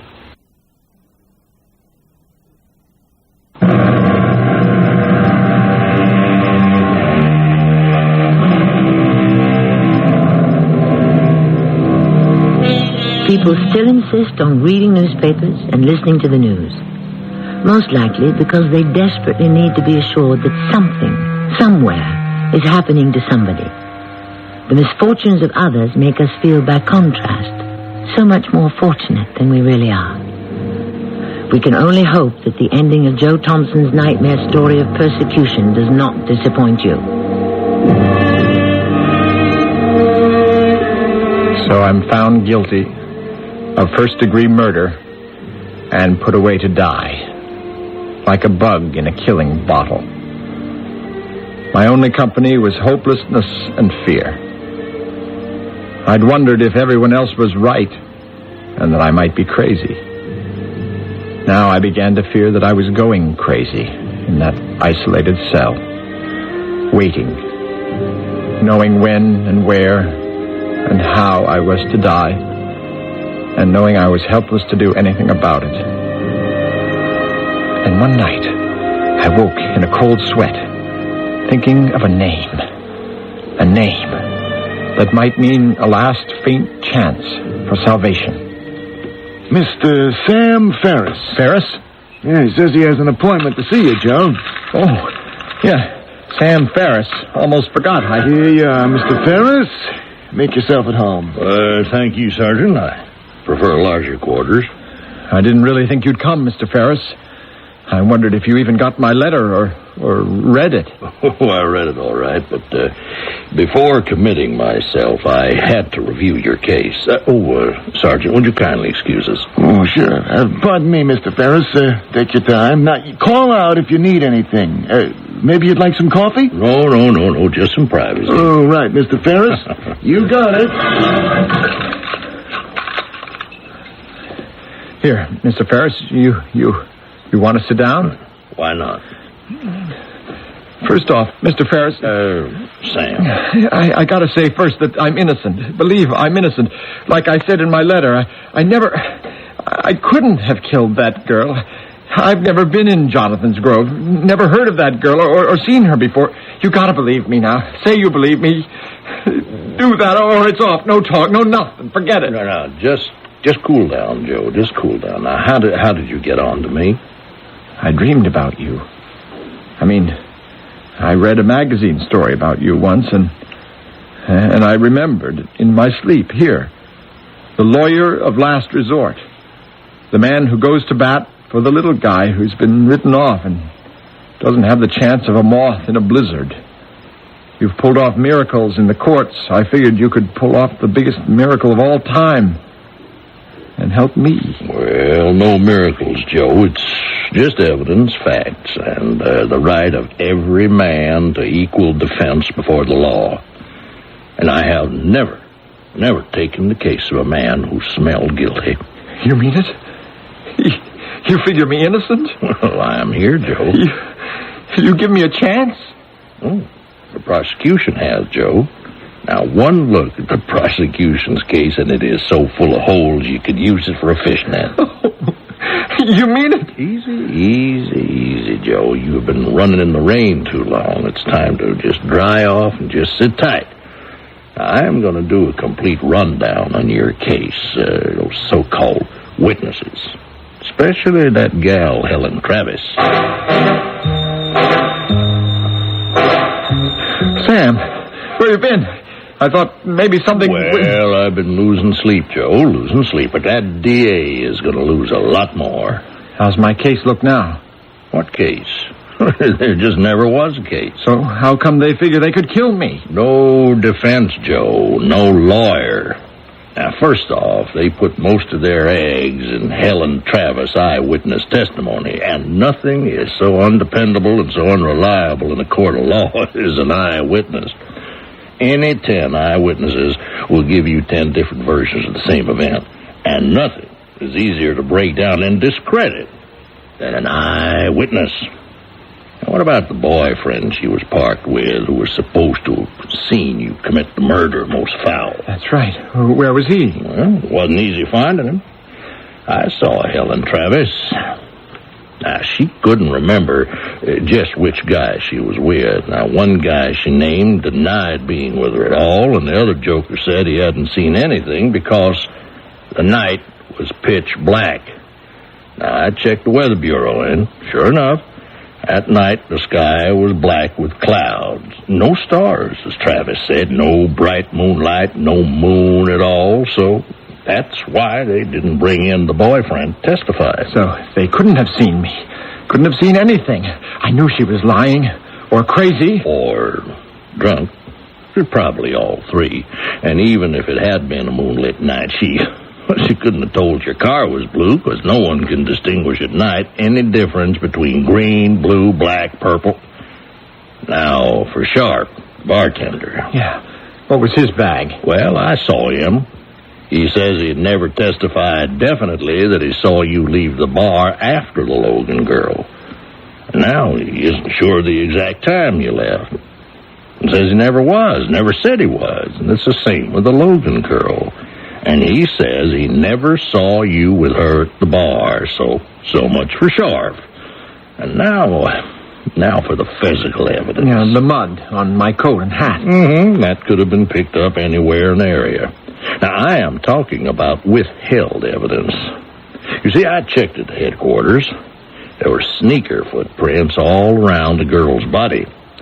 And that foot that made them was patently larger than yours. Evidence never presented in court. And the crime lab had blood and hair samples, but didn't begin testing until the weekend before the hearing. And by then, the original samples were too old to be properly tested. Now, the DA knew the sophisticated laboratory analysis might prove that the blood and hair belonged to someone else, so just forget it. And there's other evidence, all proving one thing, Joe. You have been a victim of gross injustice. No argument there, Sam. Well, I took my findings directly to Judge Winters. Now, he read the statements and had them verified. He declared the Travis woman unworthy of belief. And he said the DA and all those responsible for your persecution are guilty of criminal negligence of a high order. So, you're a free man, Joe. Come on. I'll buy you a drink.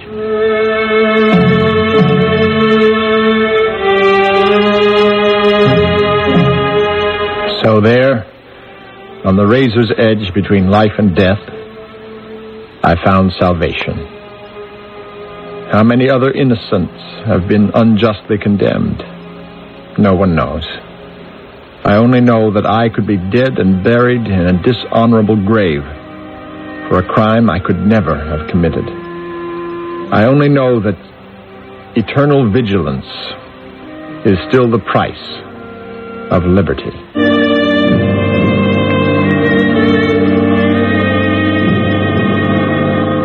My story, as it appeared in the Morning Sun News, ended there. It was a sensation story. It also paid me $4,000. But there is more. Much more that I didn't tell. The story I share with one other person, Miss Helen Travis. I used to stop off at Al's Diner, where Helen had the early part of the night shift, waiting tables. Business slacked off after 11. I'd hang around. Helen would join me in a booth for coffee. Helen was about my age, bored, bitter. We were there in Al's Diner Monday night. The Monday after Dorothy Logan was murdered. Refill, Joe? Thanks, Helen. And how was your evening? A Texan was in here. So wealthy he didn't even know he had 4 kids in college. Or so he said. It hurt, but I laughed, and he tipped me $25. So what about you, Joe? No. Has the little man got any more big pipe dreams? Well, we can still rob a bank. Yeah, you can get yourself killed doing that. You know a better way? Joe. No, I'm tired out. So am I. Tired waiting for nothing to happen. Gotta make it happen. Tired reaching for the sky and getting it right in the teeth. I'm tired hating myself because I'm a bust. I just want to accept myself and live with it. We're not cut out to be gracious losers, honey. Gracious winners have more fun. Pipe dreams. We're over the hill, Joe. It's finished. Maybe only the astronauts can have the moon. But we can shoot at it. We ought to make it a good ride anyway. Even if it's all downhill? No, everybody's on the toboggan ride. You're a funny cat. All hot air, but I like to listen to you yak. You almost make me believe all over again in the big bufola. They're out there grabbing it every day, Helen. Why not us? I just feel burned out. Wow. Wasted, like an old rack at the thrift shop. Like that girl that was murdered Saturday night. Oh, another one? Don't you read the papers? Oh, who needs more bad news? Here, it's all over the front page. Girl hung around at the Shamrock Bar, Dorothy Logan. Just a kid into the city looking for, Lord knows what. One of our dreams, the brass ring you're always yakking about. So what did she get? Murdered. In the mud. Squashed like a bug. Wasted. Only difference between her and me is it's taken me longer. That girl, that night, Joe, gives me the creeps. Oh, why the creeps? It happens every night. Not right in front of your eyes. What?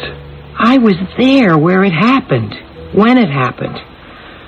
I was so bored Saturday night, I took a ride with an old boyfriend. If you saw him, you'd know how really bored I was. Anyway, he parked in Jonathan's Grove. That girl was killed a few yards away. I know the spot. And about the same time we was there. But you didn't see or hear anything? Oh, no. Yes, you did, Helen. You saw and heard it all. No, it was dark. No, it wasn't dark. You saw it, honey. You saw the killer's car. You remember the license plate. And you know the killer. I do? Yeah. You're looking at him. Hey, you sure could have fooled me. I figured your limit was pulling wings off butterflies. No. I mean, that's what you're going to phone up the cops right now and tell them. You're going to describe me, my car, give them the license plate, and tell them you saw me murder Dorothy Logan. Hey, sorry, Joe, but you're gone. Gone round the hill. Just gave me the idea. The big one, Helen. The first and last big one of our life, honey. Because if they're big enough, one is all you'll ever need. Now listen. And do what I tell you. And all you have to do is stick to your story. And when it's over, we cash in.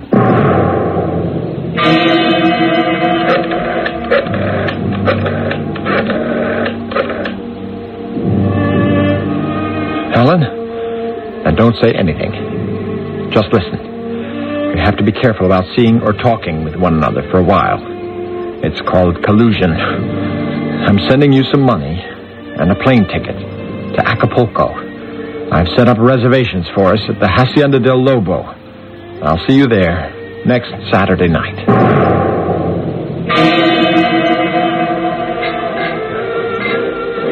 Joe, you wouldn't kid me. I never did. Haven't we got more walking around money than we ever had in the bank? Boy, it was a nightmare. I wouldn't go through that again for the key to Fort Knox. Who needs Fort Knox? What happened? Sam Ferris and I sued the city, charged that I was subjected to false arrest, unlawful imprisonment, illegal search and seizure, malicious persecution, loss of job, damaged reputation, cruel and unusual punishment, mental torture, and you name it. What does all that add up to? $2 million, honey. And the golden bacon. Hey, you okay? I feel dizzy. That's not dizzy, Helen. That's flying. Here, drink this. You look a lot younger, especially when you smile. You know, Joe, when I first saw you flaked out in Al's Diner, I figured you had about as much life in you as a window dummy and weren't nearly as handsome. I've changed. You're beautiful, Joe Thompson. Just beautiful.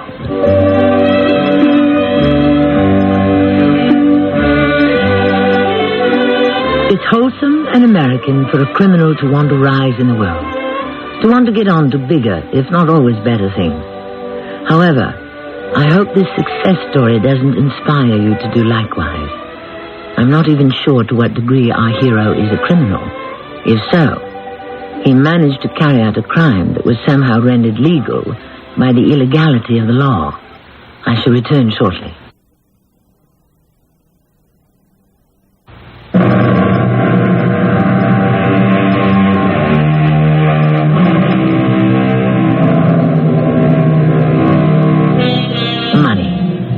In large quantities, it is frequently appealing. For this very reason, long sentences have been designed for grand larceny. Money persists in being a problem. They say it isn't everything, that it's the root of all evil.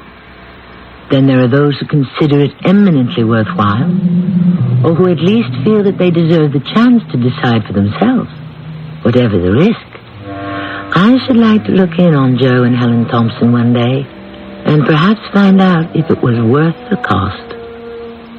Our cast included John Lithgow, Russell Horton, Terry Keane, and Earl Hammond. The entire production was under the direction of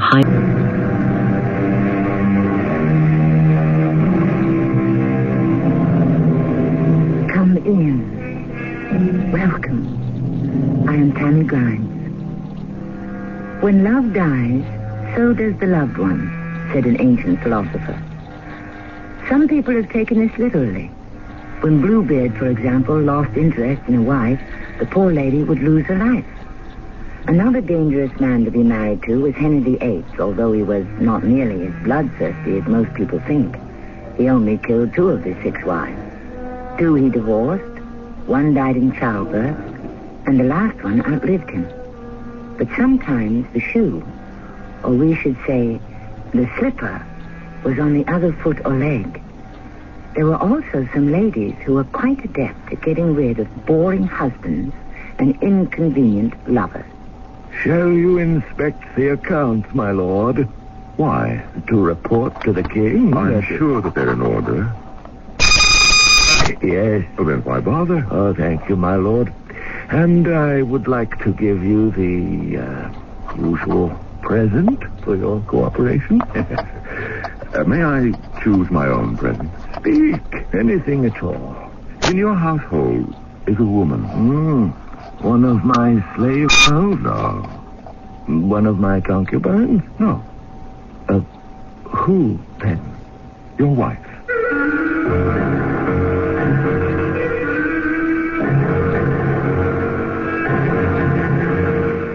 Our mystery drama, Only a Woman, was written especially for the Mystery Theater by Sam Dan and stars Russell Horton and Marion Seldes.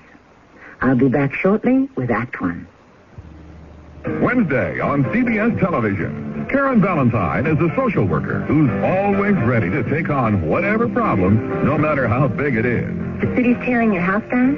Close to blowing it up. But sometimes her help just isn't appreciated. Well? I'm going to call a taxi. Then I'm going to call the police. Don't miss Outrageous Comedy on Adamtown, Wednesday night at 8:30, 7:30 Central and Mountain on CBS television. I'd like to show a little respect. Gilbert, we're showing you as little as we can. When you can. Itchy red skin. When you can. Darn bug. When you can. Oh, touch of poison ivy. Cordaid gently works with your body's natural defenses. It's all you need for the relief of dermatitis and other minor itches and rashes. When you can. It's the eczema. Read and follow label directions. I'm Lorette Rupi, Director of Peace Corps. In 60 countries around the world, Peace Corps volunteers are sharing their skills and knowledge with people who really need them. But we need more volunteers, and we need them now. Volunteers are urgently needed in agriculture, math, science, and biology. Call Peace Corps now for more information. 800-424-8580. It's the toughest job you'll ever love. A public service message of this station and Peace Corps. Countdown to Cure. Bill Bixby with a message from the Leukemia Society of America. Leukemia is responsible for the deaths of more children than any other disease, and more adults than children. Research by the Leukemia Society of America has brought us this close to finding a cure, but we need your help to continue the fight. It'll be a happy day when we put an end to this killer. It's a matter of time.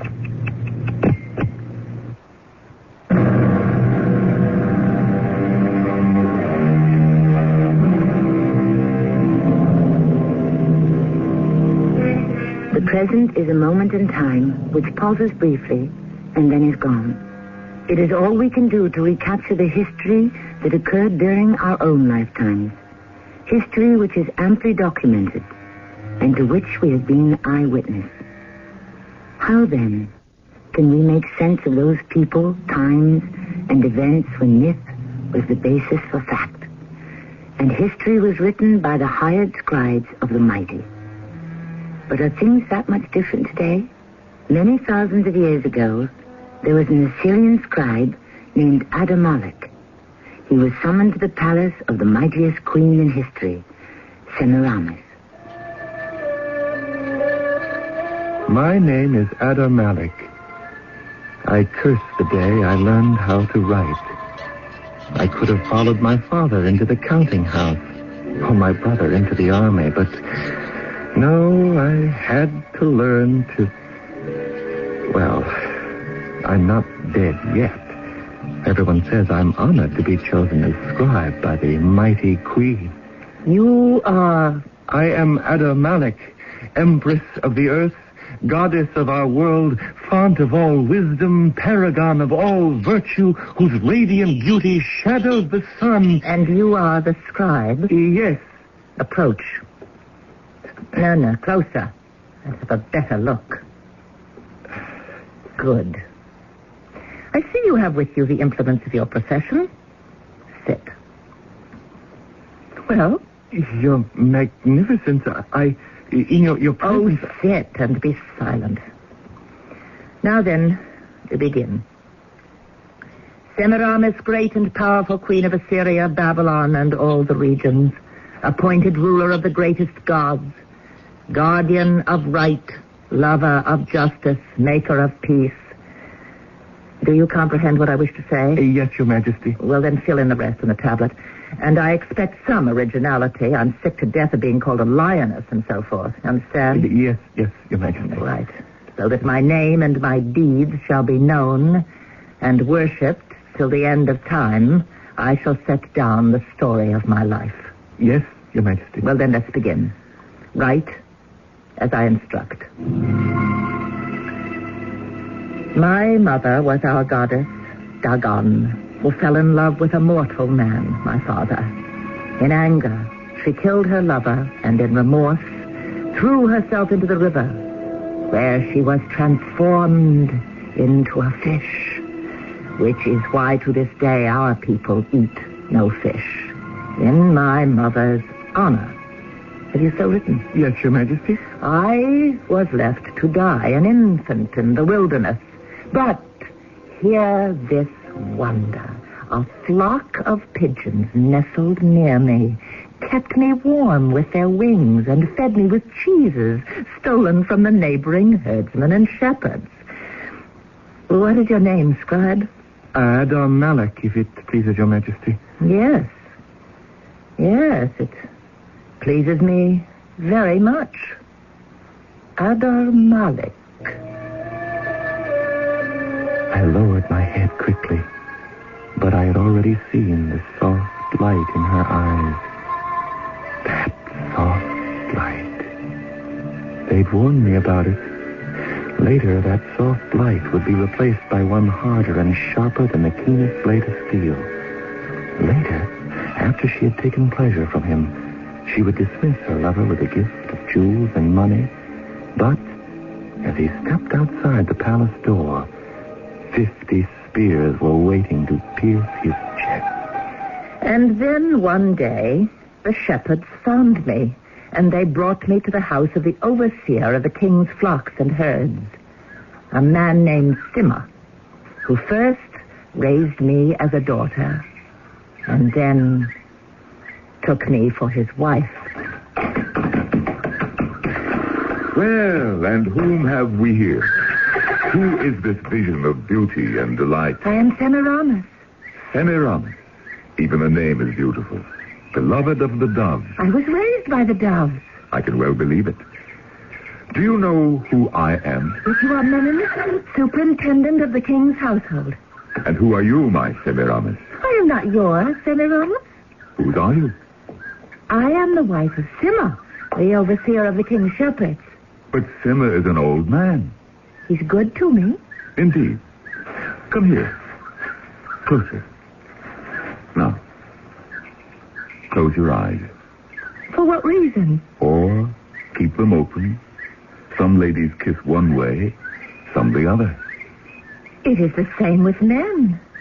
Which are you? That you must find out for yourself.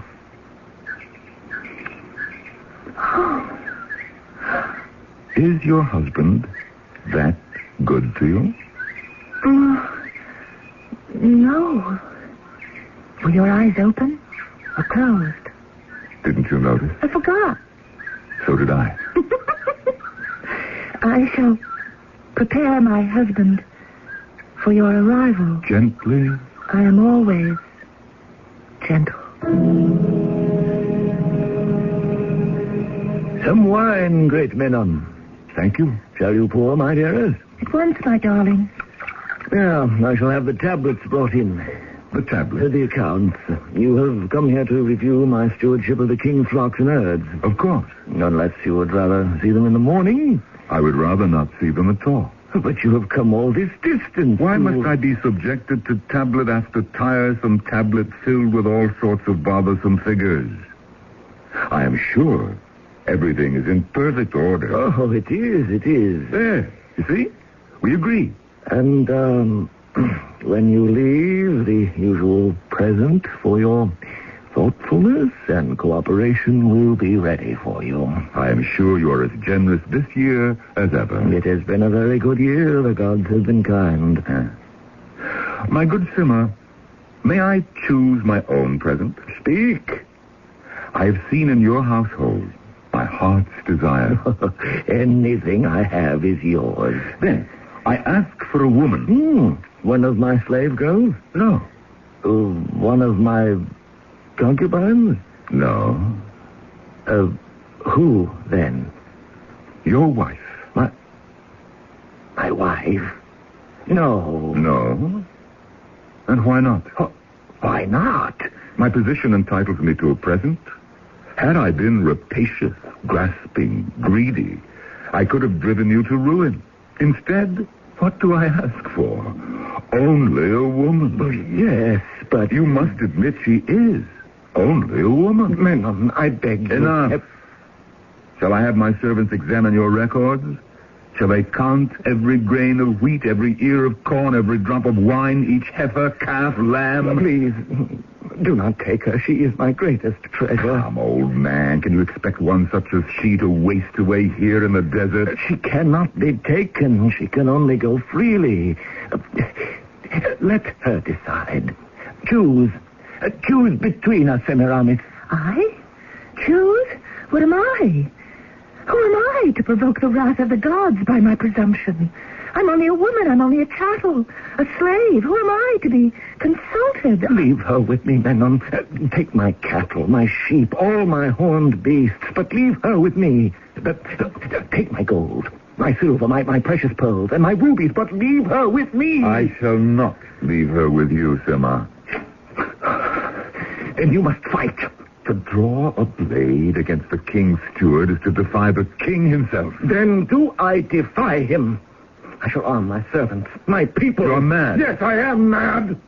She has made me mad for her arms and her kisses. You shall not take her from me. I will fight.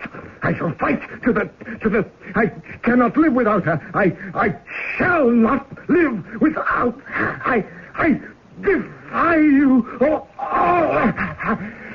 Wine. Pour me some wine. Now! Water! I cannot... Poor fellow. He's dead. It appears to have been a sudden onslaught of apoplexy. Yes, or it may have been something he had to drink. Have you written it, Adamalek? Each and every word, Your Majesty. Adamalek, tell me, how old are you? 20, Your Magnificence. 20. The age of a man's greatest powers. He was 20. My Menon. 20. And so, it passed that Menon took me back with him to his luxurious quarters in the royal palace. I had thought I had seen the riches and comforts in the house of Simma. But what had Simma been? A petty minor official. Compared to Menon, Simma had lived on scraps. You will learn to play, my beloved. Oh, yes. I would like that. And to sing, and to dance, and to dress in silks. These are silks. Oh, how soft. How beautiful. I never knew there were such wonders in the world. I never even knew there was a world. Oh, yes. There is a world. A great and marvelous world. In it are many strange men and beasts and riches. This world. It is there for the taking. Yes? And those who are wise and bold will take it. From those who are stupid and cowardly? Therefore, one must learn to become wise and bold. But how can these things be done, Menon? Teach me. I must know. Teach you? Yes. I can see you would make a most successful pupil. Perhaps I should forget the business and keep you shut up in my garden. Why? Well, it happens sometimes that a pupil may better the master. Oh, who could ever hope to excel you in wisdom, Menon? You are the most brilliant of all living men. And besides, I am only a woman. He was wise, that Menon, beyond his years. And all I have learned about the ways of men and women, I have learned from him. But Now, let us talk about what occurred during the war against the Bactrians. Menon, my husband, being away at the camp and lonely without me, had brought me to his tent. But we were not permitted to dally for long. The Bactrians attacked, and soon we were giving way. And it was then that I picked up a sword, rushed from the tent, and shouted at the fleeing soldiers. The sight of a woman must have shamed them. For just a moment, they all stood still. Follow me! Follow me to victory! Victory! The Bactrians gave way before the assault, and we slaughtered them by the thousands. The entire camp was talking about Semiramis. And soon there appeared a quiet man in clothing of the richest cloth. Everyone kneeled. It was King Ninus himself, builder of our great city of Nineveh. Who are Semiramis? Illustrious ruler of the earth, center of the universe. I am Semiramis. Yes. I was told that a warrior goddess appeared at just the right moment to save the day for my army. But you do not look like a goddess of war. No. I would say you look like a goddess of love.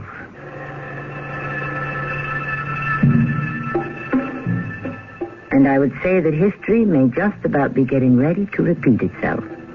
A trick that history does all the time. Although some claim it is not history that repeats itself, it is we who repeat ourselves. However the mechanics of the thing, there is really very little that's new under the sun. And we may have another change of partners as early as Act 2. Hi, Pat Summerall to say watering your lawn should be a simple job unless you're trying to use a worn, leaky hose. So True Value hardware stores suggest you replace it with one of their dependable quality True Value hoses. If you want one that's lightweight and economical, get their 50-foot vinyl hose for only $288. Or to cover a large area, choose the nylon-reinforced 75-foot size. They're just two of the quality True Value garden hoses featured exclusively at participating True Value hardware stores and home centers, where you'll find values in every department. Hotel coupon and discount offers are confusing and limited. That's why the world's largest lodging chain invites you to call Best Western before you call anyone else. Chances are you'll find the Best Western just where you need it most at a price you'll want to pay. No strings attached. 1-800-528-1234. Best Western. 1-800-528-1234. Best Western.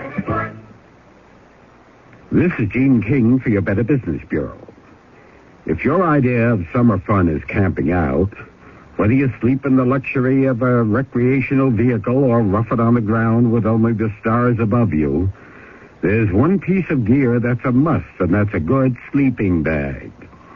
A well-made, lightweight summer bag is a good first choice for novices and for those who aren't planning to do too much cool weather camping. But if you're heading for the mountains or planning to take a trip in the spring or fall, a 3-season bag will be a better choice. Now, these bags are warmer and more expensive, but they'll keep you comfortable at near freezing temperatures. But when you go out to shop, compare bags carefully. Make sure to check the quality of the zipper to find out if the bag is easy to roll up and store, if it's the right size for comfort, and if it's constructed so that the filler won't come out. A tip from your Better Business Bureau.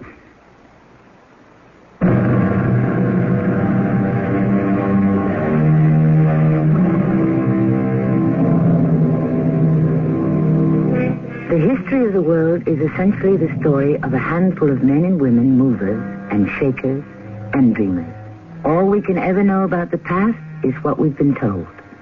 Therefore, from a practical point of view, history really belongs to the man or the woman who writes it, or can have it written. More than 3,000 years ago, they say there was a queen named Semiramis. I am Adam Malik, the scribe, and I am not interested in history or posterity. My problem, my serious problem, my only problem, is the amorous passion of my Queen Semiramis. That is, I must not arouse it. For the pattern is established and the custom is set. Pleasure in the night is followed by death in the morning. And thus, my Adamalik, you will write of the encounter between King Ninus and me. Yes, my queen. What was exact words? Yes, I remember now. He said... Were you sent here by Ishtar herself to grace our camp? Oh, no, illustrious ruler of the universe. I was brought here by my husband. There is a husband. Whom have the gods blessed with such a gift of beauty and delight? Menon. Menon? Superintendent of the mighty king's household. My steward, Menon. He never told me he'd taken a new wife. Although, who can blame the scoundrel? Had I such a mate, I, too, would keep her to myself. Let Menon come forward. Lord of the world. Tell us, where did you find this pearl beyond price? In the desert, illustrious majesty. Impossible. How can there be desert where this divine one walks? The light of her smile makes flowers bloom and sparkling waters spring forth from the rocks. And so after that speech, King Ninus waited. Do you know what he waited for, my Adamalik? Well, speak. You have a beautiful voice. I'm charmed by it. Do you know what the king waited for? No, most magnificent queen. For the proper gesture on Menon's part. Because you see, little one, when the king gives extravagant praise to one of your possessions, it is the sign that he wants it. Or her. And so Menon was thus obligated to say, Your Majesty, take her. She is yours. But he stood silent and said nothing. And I wondered what Ninus would do. There are kings who would have signaled their spearmen to skewer Menon on the spot. But Ninus was a man of great kindness. And after a few more silent moments, he said... You say you found her in the desert, Menon? Yes, King of Kings. Are there any more like her in that same place? I do not know, Your Majesty. Well, then, you must go and find out. If another such exists, bring her to me. Your Majesty, I... Return to the desert. Seek. Inquire. But, sire, we're at war. My place is here on the field of battle. Your place is wherever your king may send you. Go. Fortunate Menon.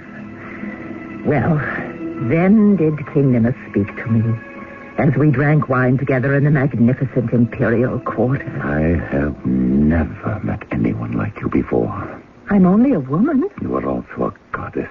My mother was a goddess. I have never sseen my army fight so valiantly before. You have given the army something new. Spirit. With you by my side, I could conquer the world. But Assyria has already conquered the world. The world? The world is without end. Well, surely it must end somewhere. Perhaps. But it would take forever to get there. Forever? It is so far away that if one were to start walking from here to the edge of the world, one would have to live forever. A goddess lives forever? I also want to live forever. Well, for that gift, one must ask the gods. No, I don't know any of the gods, so I can't ask them. But I can ask you. Me? Yes, Semiramis. You. How? Immortalize me with your love. My love? Yes. Only love endures. Love me, Semiramis. Together, we shall lead conquering armies to the very edge of the world. Where is the edge of the world? Who can say? None have gone there and returned. Perhaps it does not even exist. But on the way, there are cities for conquest There are mountains of gold and silver and precious stones. Shall we find the edge of the world together? Yes, and we shall own all the treasures of the world. We shall possess the world and everything and everyone on it. And thus we talked together and spent the pleasant days together. And then one night as I slept in my tent. Beloved. Who calls? It is I. Who? Menon. Quietly. You've returned. Yes.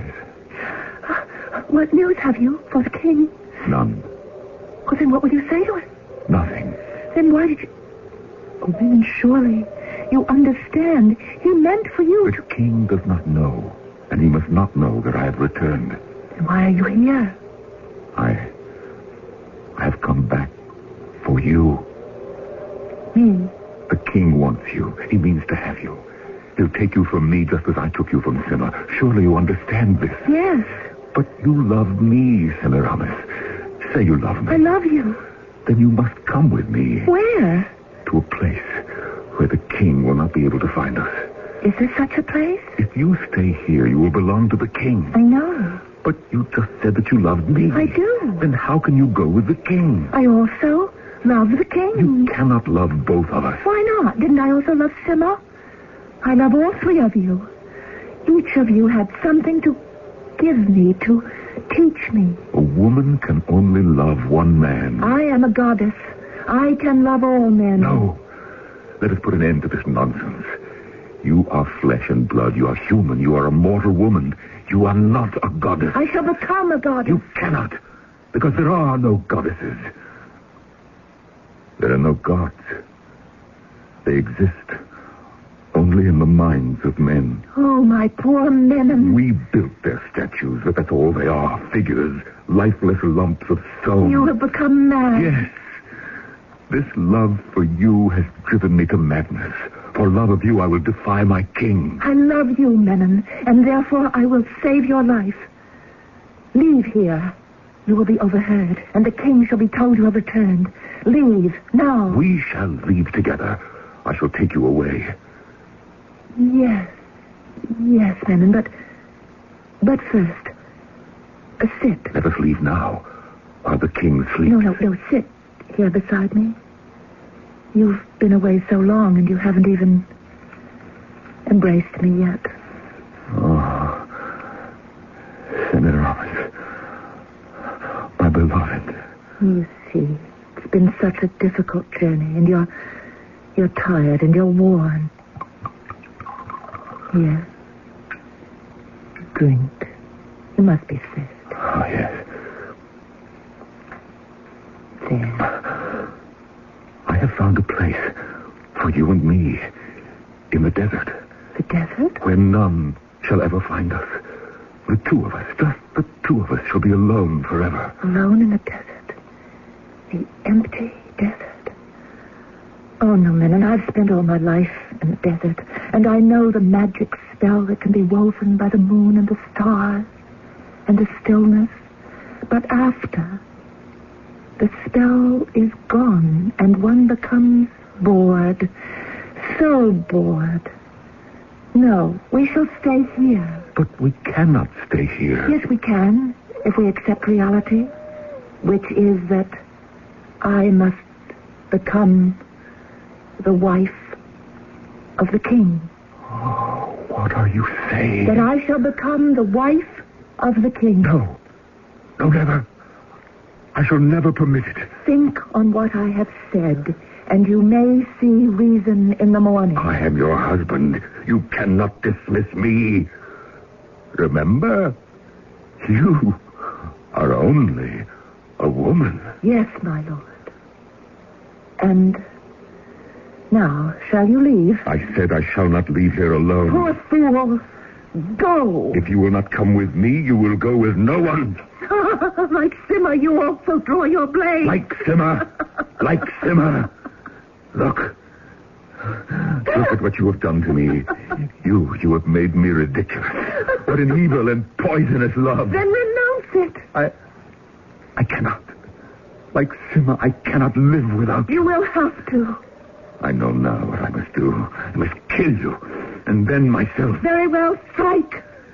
Semiramis, please. Well, why do you wait? I shall wait no longer. I'm going to kill you. Yes? Where are you? Here. I can't see.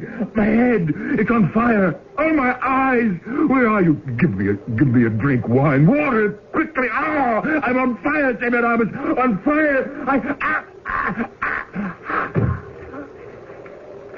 Semiramis, I heard a noise in here. Oh, it was nothing. Nothing at all, my beloved Minos. Why, it's Menon.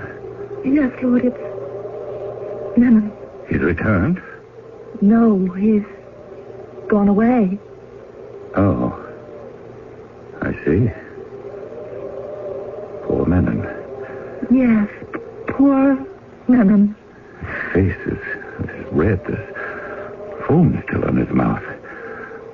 He must have died of epilepsy. Or it may have been something he had to drink. The literary term for it is déjà vu. It's when you get the feeling you've been there before. And we have. From all indications, we may be going there again. After all, there is a third act. And at the rate this lady goes through lovers, anything and everything can happen. What do doctors recommend to avoid constipation? These days, doctors stress the importance of fiber in the diet. Food fiber that helps the system regulate itself naturally. Metamucil is the laxative made from natural fiber, no chemical stimulants. So for occasional constipation, doctors recommend Metamucil more often than any other laxative. Try Metamucil powder or pre-measured packets of Metamucil instant mix, regular or orange flavor. Read label and follow directions. It's Athletes versus MS. Meet Jim Hart of the St. Louis Cardinals football team. Football's a game where you learn fast about teamwork. You can't win a game by yourself. That's why I believe in Athletes versus MS. Athletes from every sport, Billie Jean King, Muhammad Ali, Stan Musial, have teamed together to ask everyone to join and help win the fight against multiple sclerosis, the great crippler of young adults. There's no cure yet, but there's hope through research. Support your local chapter of the National Multiple Sclerosis Society. Thank you. I'm lost and lonely, scared and sad, trembling at the thought of making you mad. My love is yours, but at times you're so cold. If nights like this take me before I go. This song about child abuse was written by a man who had served time in a state prison. It tells how he felt growing up as an abused child. Many of the social problems in America today spring directly from child abuse. Yet, with enough knowledge and enough money, child abuse can be prevented. Help us get to the heart of the problem. Write Prevent Child Abuse, Box 2866, Chicago, Illinois, 60690.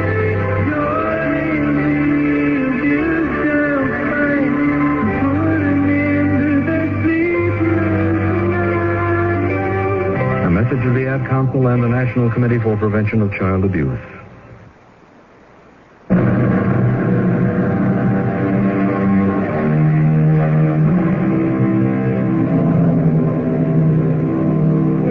We look at those massive statues of stone which were carved thousands of years ago in another time, in another world, by people long dead and gone.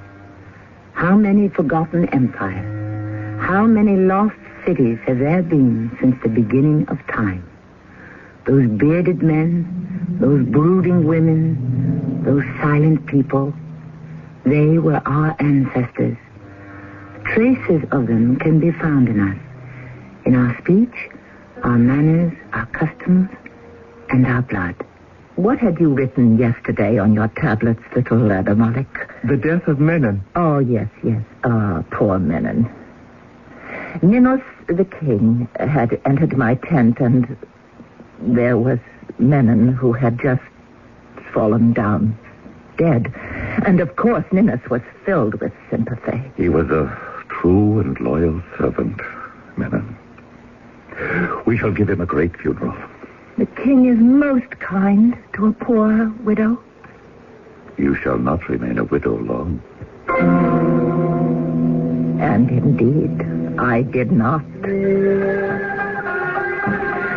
There was great feasting and games and celebration at my marriage to Nineveh. Never had the city of Nineveh beheld such splendor.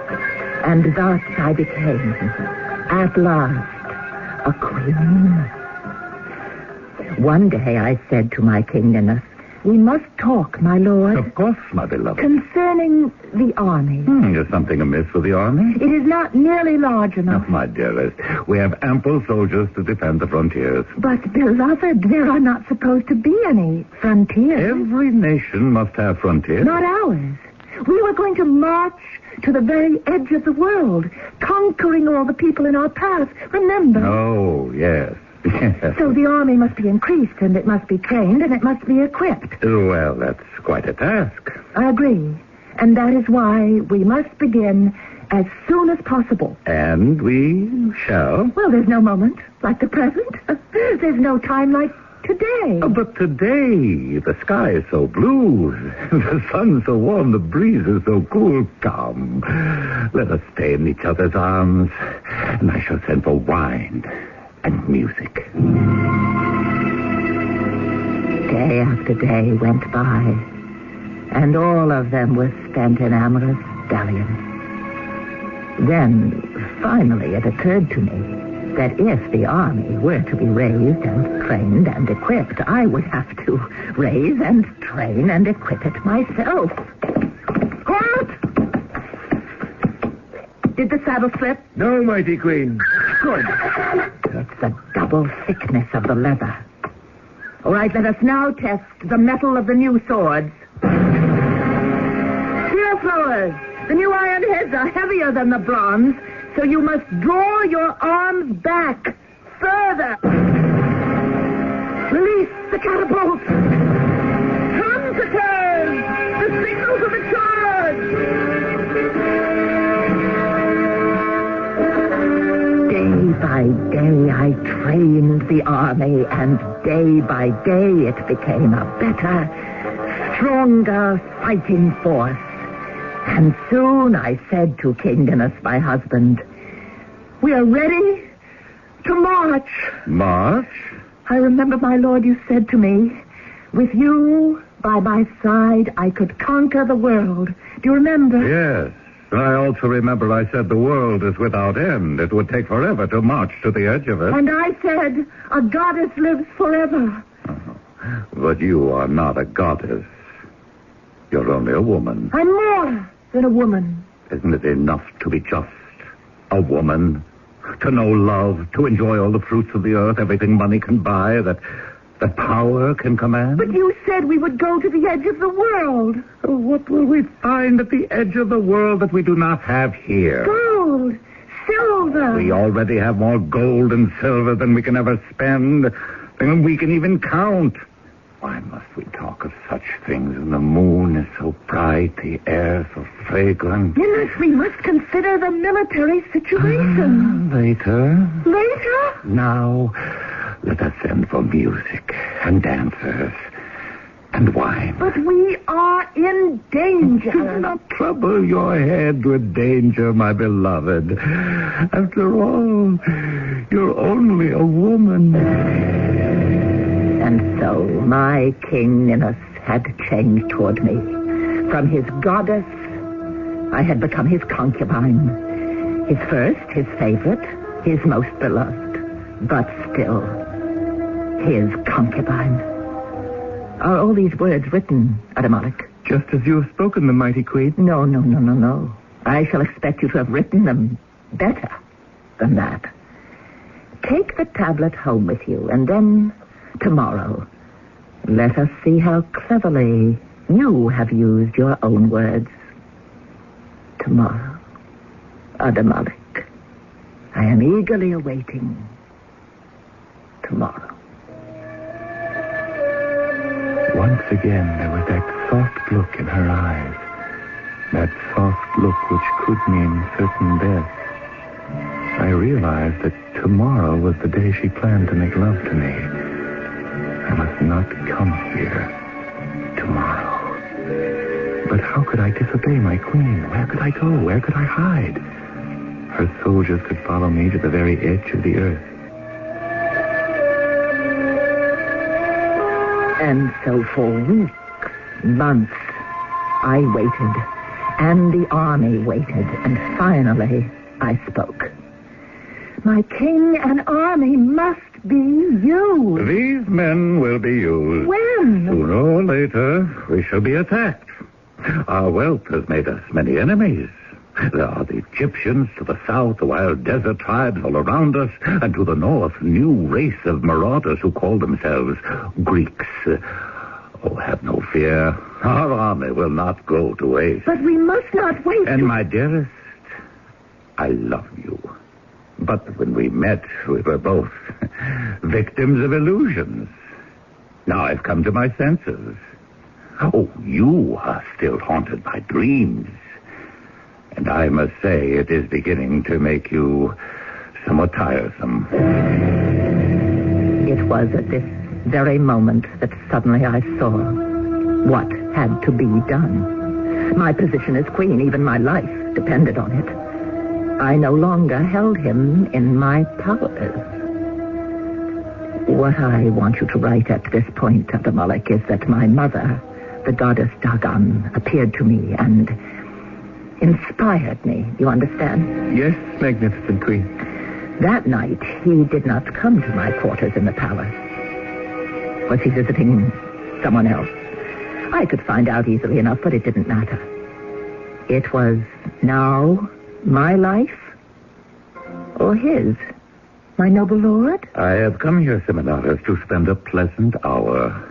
I want no talk of armies or conquests. Is that understood? Perfectly, my lord. Well, then, let there be music. I have displeased my lord lately. Yes, you have. May I find favor in my lord's eyes again? Of what have I been guilty? Only of telling you what you wanted to hear. And now you wish to hear something else. You wish me to be someone else. And you no longer want a goddess, you want a woman. And so I am a woman. I want a woman who is only a woman. A woman who has no thoughts beyond pleasing her lord. I am only a woman, my lord. Splendid. Shall you dance for your master, Semiramis? Whatever my lord desires. Oh, first let me pour my lord a cup of this wine. It sparkles and foams. Oh, yes, my lord, it's crushed from the grapes of Mount Arbiat, called the Vineyard of the Gods. It is a wine fit for the gods. It is a wine worthy of my king. And now, dance for me, Semiramis. Dance.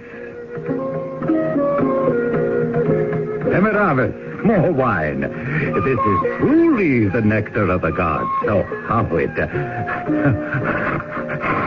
burns. Semiramis, help me. Oh, I'm on fire. Musicians, play louder. Semiramis! Silence.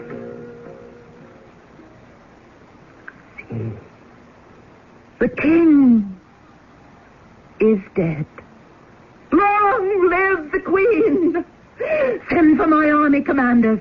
Send for the priests to read the favorable omens. We shall march to the edge of the earth. I shall conquer the world. And I did. All the world belongs to me. The world of deserts and mountains and fertile plains, the beasts of the field and the fruits and the people. All are mine. One thing alone is missing, and do you know what it is, little Abimelech? No, magnificent queen. Must you always look at me as your queen. Is it possible that you don't see me as a woman? Say something, Madam Malik. Your Majesty... No, not Majesty, but Semiramis. Say Semiramis. Semiramis. How beautiful is the sound of my name in your mouth. Look at me, Adamalik, look at me. I am the mistress of the earth, but beckon to me, beloved Adamalik, and I will come to you. Command me.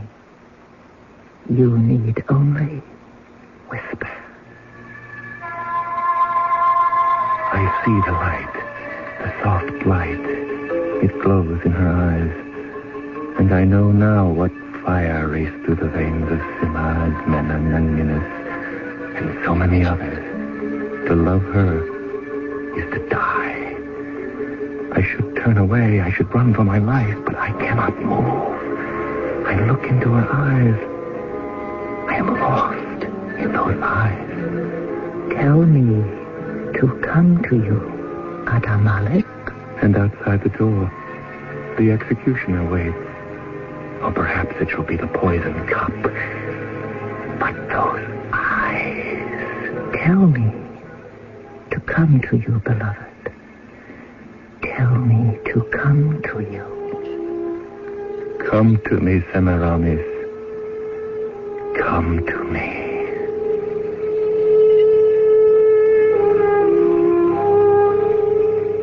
And she did. Later, the executioner struck. Or perhaps it was the wine. We only know that the story ends here. For this has all been written on the cylinder of stone called the Stela of Adamalik. And this is where his narrative ends. But my story doesn't end quite yet. I shall return shortly. If you've been reading about wise money management in your favorite publications, you've undoubtedly heard about Dreyfus Liquid Assets, one of the world's largest money market funds, and about the big yields you can get on your money right now. Start with as little as $2,500. Make added investments as low as $100. With Dreyfus Liquid Assets, your money is yours whenever you need it. Phone for it, have it sent to your bank, or write a redemption check for cash or to pay your larger bills. You keep right on earning that high yield, compounded daily until your check clears. No penalties on interest, no sales charge, no charge for the checks. It's so simple, sensible, convenient. But find out for yourself. Call toll-free 800-228-5000 for free information and a prospectus, including management fee, charges, and expenses. Read the prospectus carefully before investing or sending money. Discover how Dreyfus Liquid Assets can help you get the lion's share of today's high money market rates. 800-228-5000. Toll-free 800-228-5000. Dinner's done, the day is ended. Peace and quiet have descended. Night's just to you and you, Maxwell House. For a cup of George flavor, talk about what's new. Spend some precious time together, Maxwell House. Get that good, let's stop feeling. With Maxwell House, only Maxwell House. You good, let's stop feeling. Maxwell House. Maxwell House has a taste, a feeling that no other coffee can give you. Because Maxwell House is always good to the last drop. That's good, let's stop feeling. Maxwell House.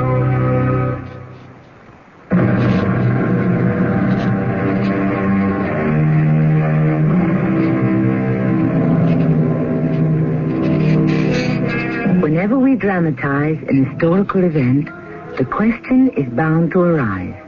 Is it true? Usually, and surprisingly enough, there is considerable truth. There was an ancient queen named Semiramis. She had many husbands and lovers, and all of them came to grief. She conquered most of the world that was known in those times. And what happened to her? It is said that her son, whose father was the King Minos of our story, plotted to overthrow her. Some say she was killed. Others say she was turned into a pigeon. Whatever the facts, that was the end of her. Our cast included Russell Horton, Marion Seldes, Norman Rose, and Ray Owens. The entire production was under the direction of Hyman Brown. This is Tammy Grimes, inviting you to return to our Mystery Theater for another adventure in the macabre. Until next time. Destroyed because of poor storage and transportation facilities. Frank Sedopani, CBS News. Are you eating ice cream right now? If not, why not? Everyone knows.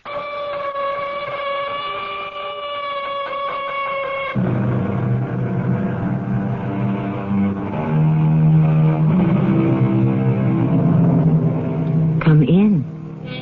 Welcome. I'm Tammy Grimes. I have a confession to make, which I admit is not the way to raise the curtain on a Mystery Theater presentation, where confessions are usually reserved for the end. All my life I have been intrigued with the Empress Josephine, not only because she manipulated Napoleon, but because of her addiction to reading the cards. I also love the way she dressed. It is said she actually directed her life according to what the playing cards foretold. So it's with a special interest and delight that I not only get to introduce today's 3 acts, but to play the part of Josephine myself. Empress, may I join you? I am counting a card for every year of my marriage. Star. Moon. Sun. 10. 11. 12. I am up to 12, dear. Josephine, you have been married for 13 years. 13. I don't think 13 is my lucky number. I don't dare turn over the last card. Oh, my dear girl, what could the cards tell you? That Napoleon and I'd rather not know. I want a few more hours of not knowing. The end.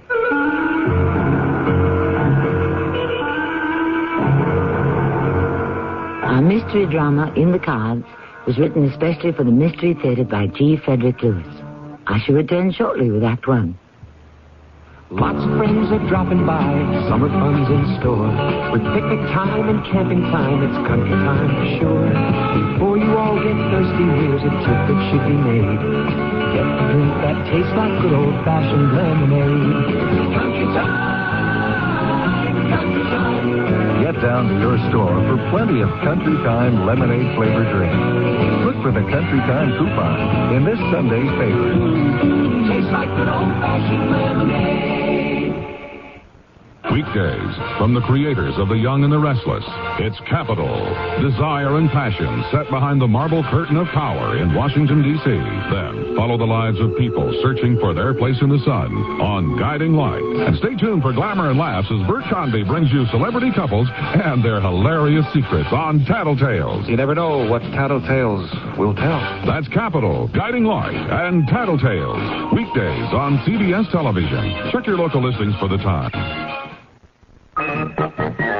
Hello, control room. Do you know what's next? Yeah, it's another Bob Sellers commercial reply. Oh, man. Is there any way to get out of it? We could write a letter and quit, but you better read the intro. Well, here is a Bob Sellers commercial reply from an interested citizen. Thank you. This reply is to all of the many people who want to know why there is a boat stuck out in front of Bob Sellers' Pontiac on the Grand River at 10 miles, 9 miles after 1 mile. The captain of this boat was afloat on the boat at Bob Sellers' Pontiac when the Grand River became a road again. This raises the question, Bob Sellers will sell Pontiacs that don't cost very much to everyone, even captains who don't have both oars in the water.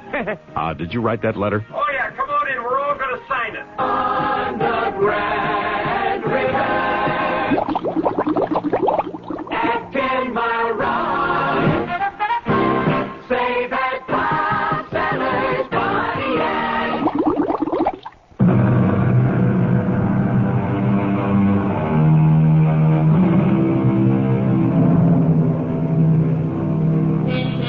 It was the last day of the French Revolution. The wife of a viscount sat in a cell reading the cards. Suddenly she went white. On top lay the card of death. The guillotine fell, and with it the head of her husband. Today we might say the cards had nothing to do with it. The lady's husband happened to be in the wrong place at the wrong time. But in 1794, Josephine believed the cards, always foretold her fate. Josephine, stop looking in the cards. There's nothing there but numbers and pictures. Teresa, that's not true. On this table is the future, the present, and the past.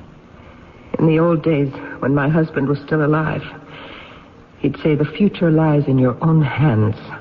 Certainly not in the cards. Don't you understand? I need to be doing something. Make my fingers move. Let my thoughts follow the cards. Otherwise, I couldn't stand waiting in this cell here in the Bastille. So far, we have escaped death.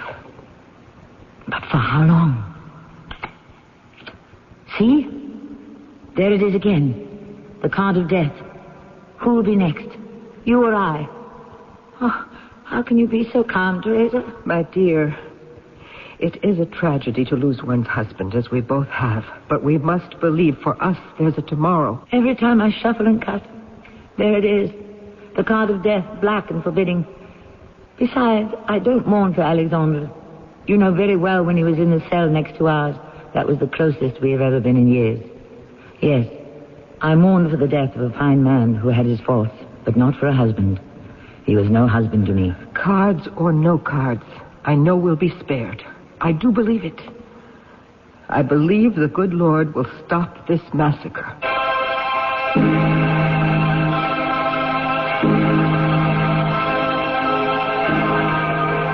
That day, that night was the end of the revolution. Robespierre was dead. The doors were thrown wide, and in a daze we wandered through the blood-soaked garden into the streets to freedom. A year later, I was living in Paris with Teresa Tania, and we remembered. Was it really a year ago today? Teresa, I have a confession to make. Do you remember how you made me kneel and pray? Even as I was praying, I kept one hand of my cards in my pocket. Oh, Josephine. You thought if the Lord wouldn't free you, the cards might. And I'm not sure to this day. You're a superstitious goose. Now, why aren't you dressed for this evening? My two guests will be here. I'd like you to make yourself presentable. You treat me as if I was 16, and I'm twice that. Yes, I am, but don't tell anyone. Anyway, you're right. I shouldn't criticize your belief in the Savior. And I won't make fun of your faith in the cards.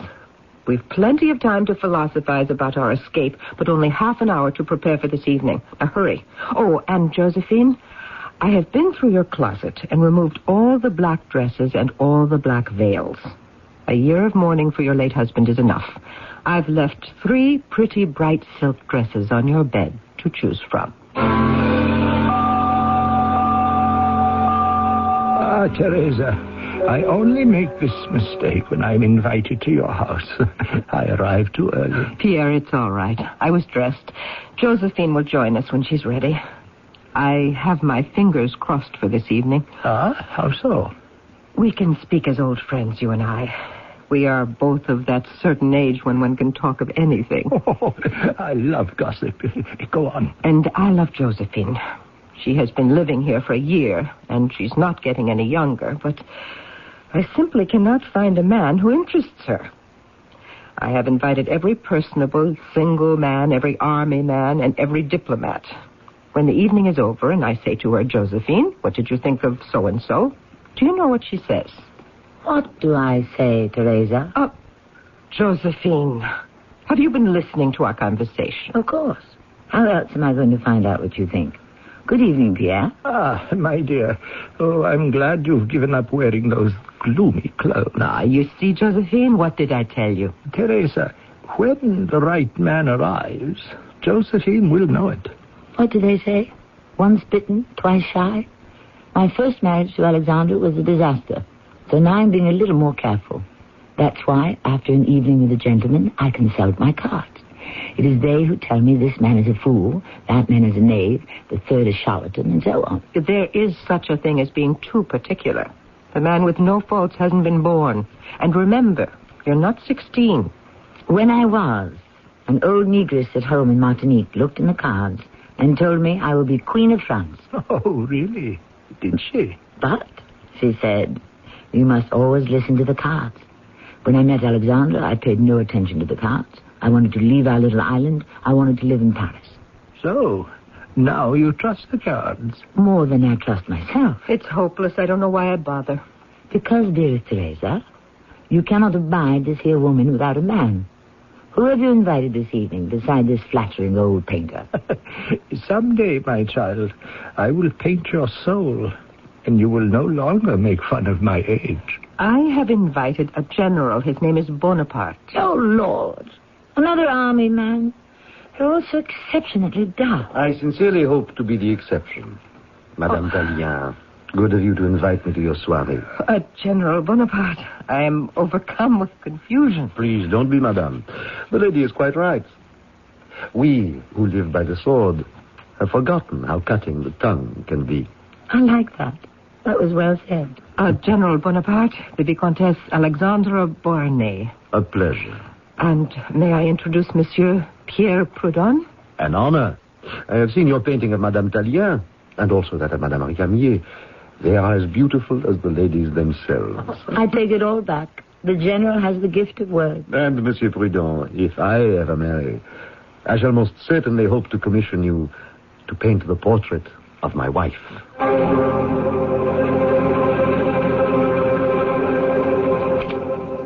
Eh bien, Josephine? Eh bien, what? You spent practically the whole evening talking to the general. Now I find you in your room dealing out the cards. What do they say? So far, nothing against him. We're very alike, you know, he and I. In a way, I was born on an island, and so is he, Corsica. Well, that's a beginning. What else do you have in common? That's all so far, but who knows? Napoleon. Now, isn't that a terrible first name? Napoleon. I like it. It's unusual. He's a strange man. Absolutely impales you with his eyes. Did he talk about himself? Not much. I'm afraid I did most of the talking. I must have said some very amusing things. He laughed quite a lot at what I was saying. He'd be an excellent catch. He is handsome. Not as tall as I'd like a man, but I'd say commanding. That is the exact word for him. He has just been named Commander-in-Chief of the Army. Now, what do the cards say? Whatever it is, I'm too tired to understand. I had a lovely time this evening, Teresa, and I do thank you. If I can in any way assist you to fulfill the prophecy that you will become the Queen of France, my dear, I couldn't be happier. Your Bonaparte would need several promotions before he became king, don't you think? Oh, Josie, go to bed. Argue with your dreams. That night I did dream. There was Napoleon Bonaparte. We were being married. For some reason, I was crying. When I awoke in the morning and reached down for my slippers, there was the King of Hearts on the floor, face up. I knew it was true. It was a sign. My darling Josephine, you are going to be the first lady of France to spend her honeymoon on the battlefield. I am? Why am I? I have kept a secret from you, my sweetheart, because I did not wish to give you any excuse for delaying our marriage. But now that I have carried you over the threshold and you are mine, how does the idea of a honeymoon in the midst of battle strike you? Strike is the word. I haven't even taken off my wedding veil, and a honeymoon on what battlefield? Where? Italy. What would I do in Italy? You would be with me. We leave in 2 days. I can't leave Paris in 2 days. Husband, be reasonable. Give me time to think about it. You don't love me. What a thing to say the day of our marriage. Then why don't you wish to be with me as much as I wish to be with you? Don't you think it a little mad that I should follow you and be with you in the midst of fighting? No, I don't. Not at all. Do the other soldiers have their wives with them in battle? No, of course not. Would you approve of it? It's not possible. There are thousands of troops. So? But there is only one general. Myself. I see nothing strange in a newly married commander-in-chief having his bride with him. And suppose these Italians you are fighting should fight back? Oh, they will. And a bullet or a cannonball should hit me? Ah. Oh, that's possible. And if you put me so far away as to be out of danger, I might as well be comfortable here in Paris. I hadn't thought of that. Then think of it, my darling little Corsican, and help me off with my dress. It's about time we stopped talking and behaved as married people are expected to behave. Josephine had the answers before one could even put the questions to her. Napoleon was not just a good catch, a young general who would go far, but he was an ardent lover, a serious and demanding man, rapidly becoming a little too much for the cool, offhand, unserious, and superstitious Josephine. I shall return shortly with Act Two.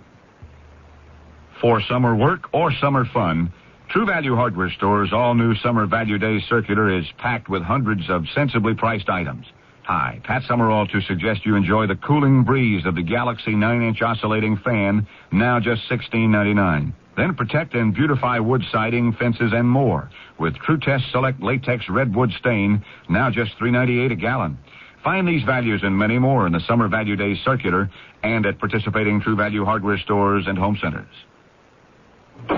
Mom, where have you been? Oh, sitting in a traffic jam for an hour. Oh, and from the way you're bent over, you've got a nagging backache, right? Right. Here, let me help you into the house. Then I'll go get some Doan's pills. Oh, thanks, dear. Good advice. Doan's pills for temporary relief of simple backache pain due to overexertion, stress, or strain. Use only as directed. You're walking around pretty spry tonight, Mom. Well, that's nothing to be surprised about. I took Doan's pills, remember? Announcing the opening of a new eyeglass factory in Farmington Hills. The Eyeglass Factory, where you have a selection of almost 2,000 different eyeglass frames in stock with savings of 30 to 50% below what you normally pay at optometric centers. In addition to those savings, extra discounts for senior citizens, eye examinations at only $18, a complete repair service department, and the acceptance of all major vision insurance plans.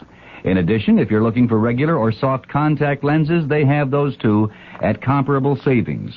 The Eyeglass Factory of Oak Park is on Coolidge, just south of 9 Mile Road. Phone 542-2200. The Eyeglass Factory of Redford on Plymouth Road, halfway between Beach Daly and Inkster. Phone 937-1340. And now the new Eyeglass Factory at 28851 Orchard Lake Road between 12 and 13 Mile Roads.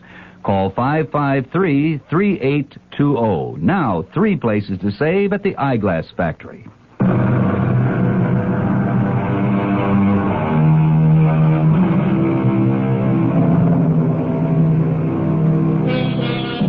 What Josephine Bonaparte wanted most in the world was to be acknowledged the most fascinating and adorable creature of Paris. France, that had revolted against royalty, now took society to its bosom. The teas, the fancy dress balls, the elegant clothes. That, to Josephine, was life. And this silly man, this Bonaparte, whom she had unthinkingly married, he was getting to be a nuisance. Teresa, this is ridiculous. Every day he writes me from his tent in Italy. I answer him as often as I can, and still he complains. If I write him I'm trying to be gay, to forget how much I miss him, he won't have that. If I tell him I'm sad, he doesn't like that either. Josie, you are married to power, a willful and strong man. Listen to this. When I imagine you're sad, my heart is torn. When I think of you as gay and amusing yourself, I reproach you for having no profound emotion, for having forgotten our painful separation so soon. Josie, you don't know how lucky you are. When my dear Jean was alive, he never wrote to me. Teresa, a general or not, the conquest of Italy or not, I must make Napoleon realize that I'm not a slave and that we are equal. What are you talking about? And equality begins with friendship. My next letter will be warm but friendly. Instead of addressing him with the familiar tu, I shall write vous, just a wee bit more formal. I think you will get the drift of it. I hope you're right. His love letters are strangling me. I wouldn't push him too far. I'm not pushing. We hardly know one another. Courtship is not a marriage, and I can tell you this, Teresa, the sooner a man knows his place in a woman's life, the happier they will both be.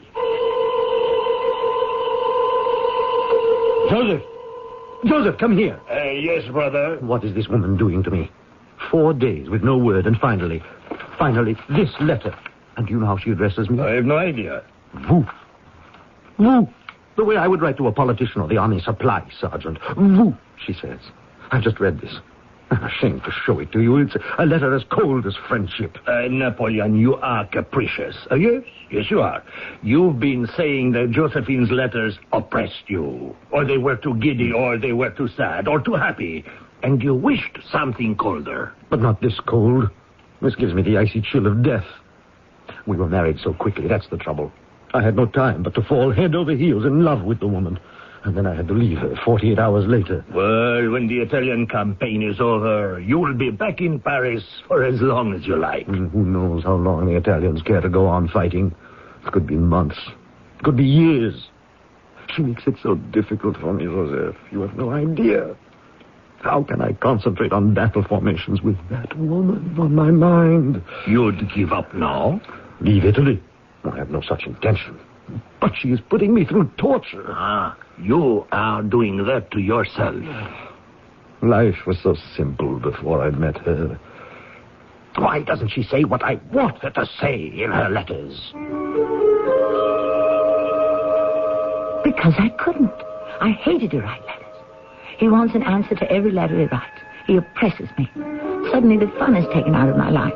I feel him standing there behind me, breathing down my back. And one card kept coming up every time I shuffled the deck. Justice. Yes, justice. Josie, it's not that bad. If you want your own life and you don't happen to feel affectionate, write to him affectionately anyway. He's there.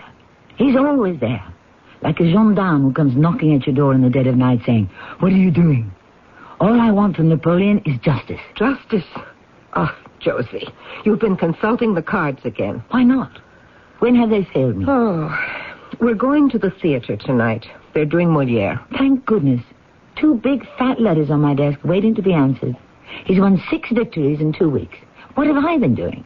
At least I can tell him that I've gone to the theater to see something cultural. He might say Molière is frivolous. Let him. I'll say I went to improve my mind.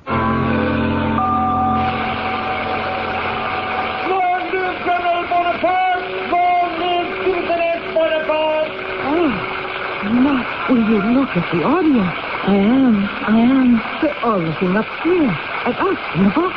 Isn't it lovely? I adore them. Long live Our Lady of the Victory! That's me, Josephine. Will you please stop bowing to them? They'll never stop applauding you. I'm not going to disappoint my audience. Please move back to the rear of the box where you can't be seen. They simply won't go back to their seats and let the play begin. Mom! We're just going to have to leave, that's all. Leave the theater? The play hasn't begun yet. You see? They signal to begin the play, but the audience doesn't wish it. They want me. Mesdames, Messieurs, ladies and gentlemen, I have an announcement to make. We have just received word the brother of General Bonaparte, our also beloved Joseph Bonaparte, has arrived in Paris with 22 flags captured in the Italian campaign.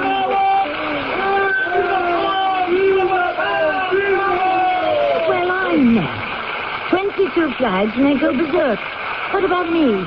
I'm here in person, right up here in the box. Teresa, I don't wish to see Molière in the company of such an ignorant audience. Let's go home.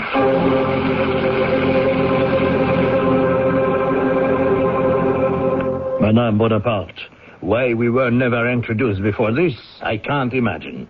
However, I am here now. Napoleon charged me with delivering the captured flags to the Directorate and to urge you to come to Italy. To come to Italy now? Madame, preferably yesterday or the day before. He realizes it's a long trip, and he wishes you to take it in easy stages. Joseph, I can't. You're saying, I won't, but my brother will not accept I won't for an answer. He is a very jealous man, and your letters have not pleased him. So he had decided you must come to Italy. So don't say, I can't. It's true. Joseph, you don't know me very well. In fact, you don't know me at all. When I say to you I cannot travel to Italy at this time, that is exactly what I mean. The doctors won't permit it. You are ill? I wouldn't say ill, but I'm in poor health.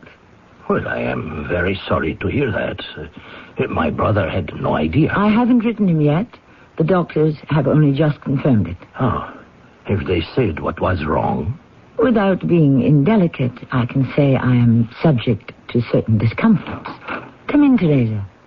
You know Joseph Bonaparte? Yes, we have met, but it was long ago. Oh, yes, I think I remember your dear husband, Madame Tallien. I was just telling Joseph about my condition. You were? Why it is impossible for me to join Napoleon in Italy. Oh, don't let me interrupt you. You were telling me of the doctor's opinions? I don't want to make much of it. After all, it happens to all married women at one time or another. I suffer from a certain nausea, which I understand all women suffer from at the beginning of a pregnancy. Oh, of course, yes, I understand. When I return, I shall be delighted to give Napoleon the news. You will have made him supremely happy. Well, ladies, if you will forgive me, I must go. Tomorrow, when I leave Paris, I shall stop by Madame Bonaparte to take from you any special word or letters for the General. Good day. It was a pleasure, indeed a pleasure. Josie, that is a wicked, wicked lie, isn't it? You're not pregnant, are you? What else could I say when he said Napoleon wouldn't take no for an answer? I am in my tent tonight, writing to you. Joseph will have arrived in Paris today. I have asked him to tell you to make the trip by easy stages. Lodgings await you in Mondavi. From there you will go to Nice and Genoa. I await you, my love. I will forgive you all the letters you did not write me when you arrive. Adieu, Josephine. You are, for me, a monster I cannot understand. I love you more each day. So you are going back to Italy today, Joseph? Without you, unfortunately. What must be, must be. Oh, I forgot to mention, I was to tell you to bring your personal maid, your cook, and your coachman. Napoleon has a beautiful coach for you. How thoughtful. I shall tell him you are with child. His child. May I say to you, if something were to go amiss, and you were not with child, he would be extremely disappointed. So would I. Are you sure you won't reconsider? He loves you very much, and he needs you with him. I wish I could go, Joseph, but I must think of the baby. Weeks passed, months. April became May, and May turned into June. It was spring in Paris, then early summer. There were so many things to do, activities I knew Napoleon wouldn't approve of, so I wrote him less and less. He began to be suspicious. Was I really pregnant? I kept up the fiction as long as I could. It's so dark in your house, Teresa. Let's light some candles. Why is there no light? Josie, it's 4 o'clock in the morning. Oh. The servants have better sense than to let candles burn all night. Where are the matches? We don't use matches, my dear. They're not safe. Oh, I've run into the table, I think. In the middle of the table are some sulfur splints. You can light the candles with those. Didn't I look beautiful in the reception line with that crown of flowers? Everyone said I looked beautiful. It was a long evening. I love the way everyone kept offering to toast me in wine. Long live Our Lady of the Victories. I found the splints. You really danced your feet off.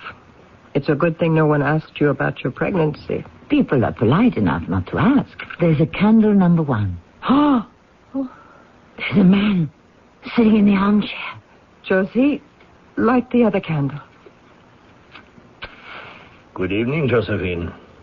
Oh, it's Joseph. Joseph Bonaparte.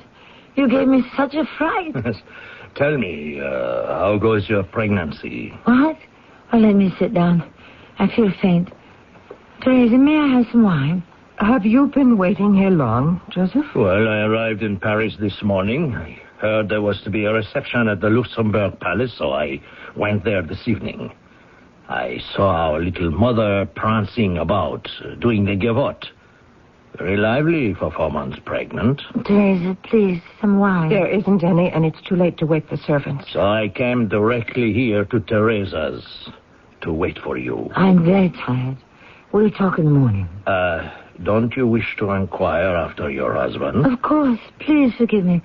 But finding you here like this, so unexpected, I'm not myself. What would you like me to tell you about Napoleon? Nothing, really, because I know everything.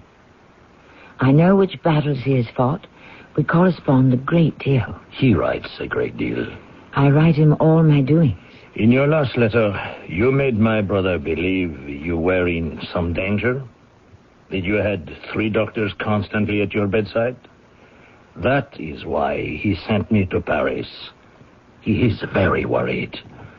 But I see no evidence of danger or illness. Joseph, you're not going to tell him that. Well, it wouldn't be news to him if I did. Other people write to him about you. But he gave me a letter and asked that I read it to you.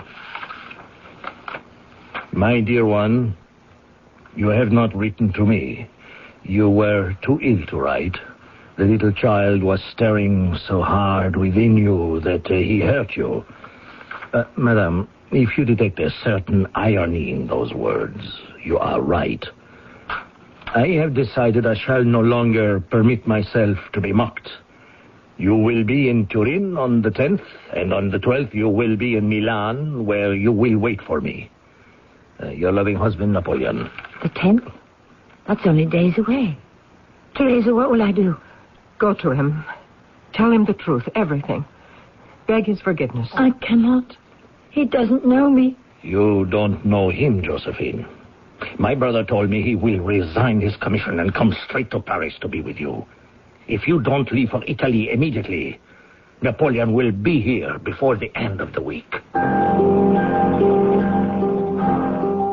Josephine wept with despair, but managed to attend a farewell party the following day.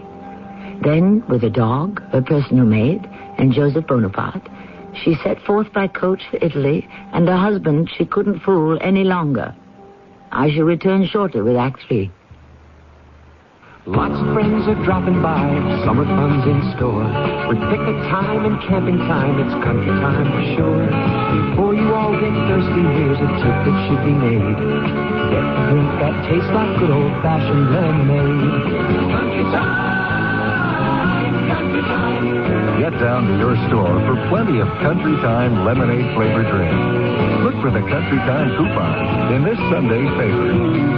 Tastes like good old-fashioned lemonade. For over 3/4 of a century, Buick has enjoyed a reputation for having fine, luxurious cars. We're very proud of that. It's a reputation that grows every year. 1982 was no exception. There was the introduction of the new Century and the small Buick Skyhawk. And while each Buick lives up to the name, there are refinements and improvements on everything from the full-size Electra down the line. You see, the Buick reputation isn't just something we ride on. It's something we build on. Today, we're talking to the official bullhorn operator for the recent Detroit Grand Prix. Hello. What exactly was your job at the Grand Prix? Well, I got to shout important things to the drivers like, "Gentlemen, start your engines!" Or, "Hey, stupid, your car's on fire!" Well, now that the Grand Prix is over, what will you do? I'm using my bullhorn to tell everyone about Harmony House's big Motor City tune-up sale. Now through the 30th, Harmony House is waving the checkered flag on their entire stock of $6.94, $7.94, and $8.94 albums. Pick up any one of them for just $5.94. Tapes $6.47. Hey, that's a sale. Yes, and there's comparable savings on higher-priced albums and tapes, too. So, tune up with the music that made Detroit the rock and roll capital. Bob Seger, Ted Nugent, the Motown sound. Thank you. $6.94, $7.94, and $8.94 albums for just $5.94 at Harmony House. Okay, that's enough. Takes just $6.47. Please. I'm out. Oh, will you knock it off? Harmony House's big Motor City tune-up sale. Now through June 30th at all 14 Harmony House locations.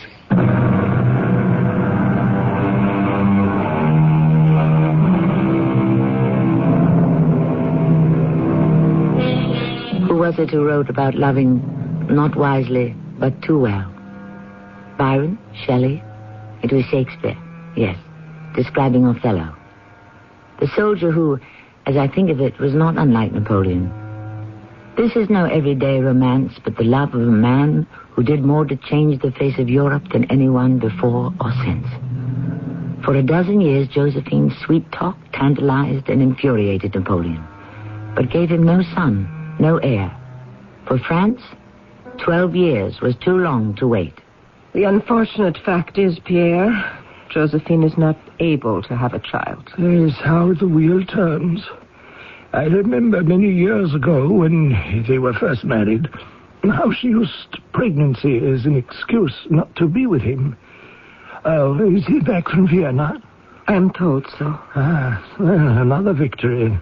Complete over Austria. And Josephine, how is she? I haven't seen her in months. She's in seclusion. Yes. She knows divorce is in the air. That Napoleon must have his line carried on. Well, that's always the trouble with monarchy.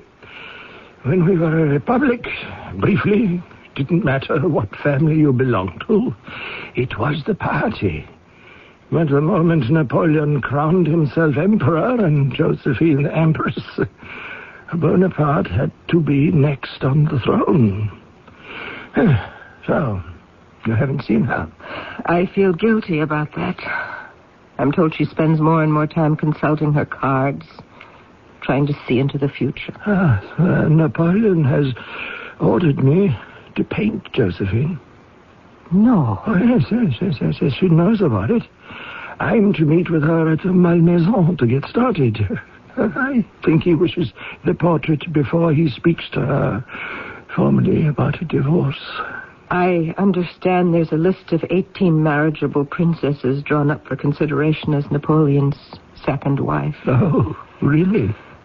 Maria Louise of Austria and Anna Pavlovna of Russia seem to be in the lead. No, I shouldn't think Mary Louise would want to marry the man who just subjugated her country. Nevertheless, I hear she's the favorite. No, Teresa, forgive me. I used to enjoy gossip, but I just don't anymore. I go tomorrow to Malmaison. May I bring Josephine your affection? I will write you a note to give her.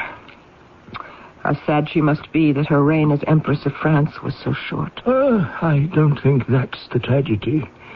When they were first married, it was he who adored her. He worshipped her, loved her to distraction. Now, Cupid has turned about and aimed his arrows at Josephine, and it is she who loves him the more.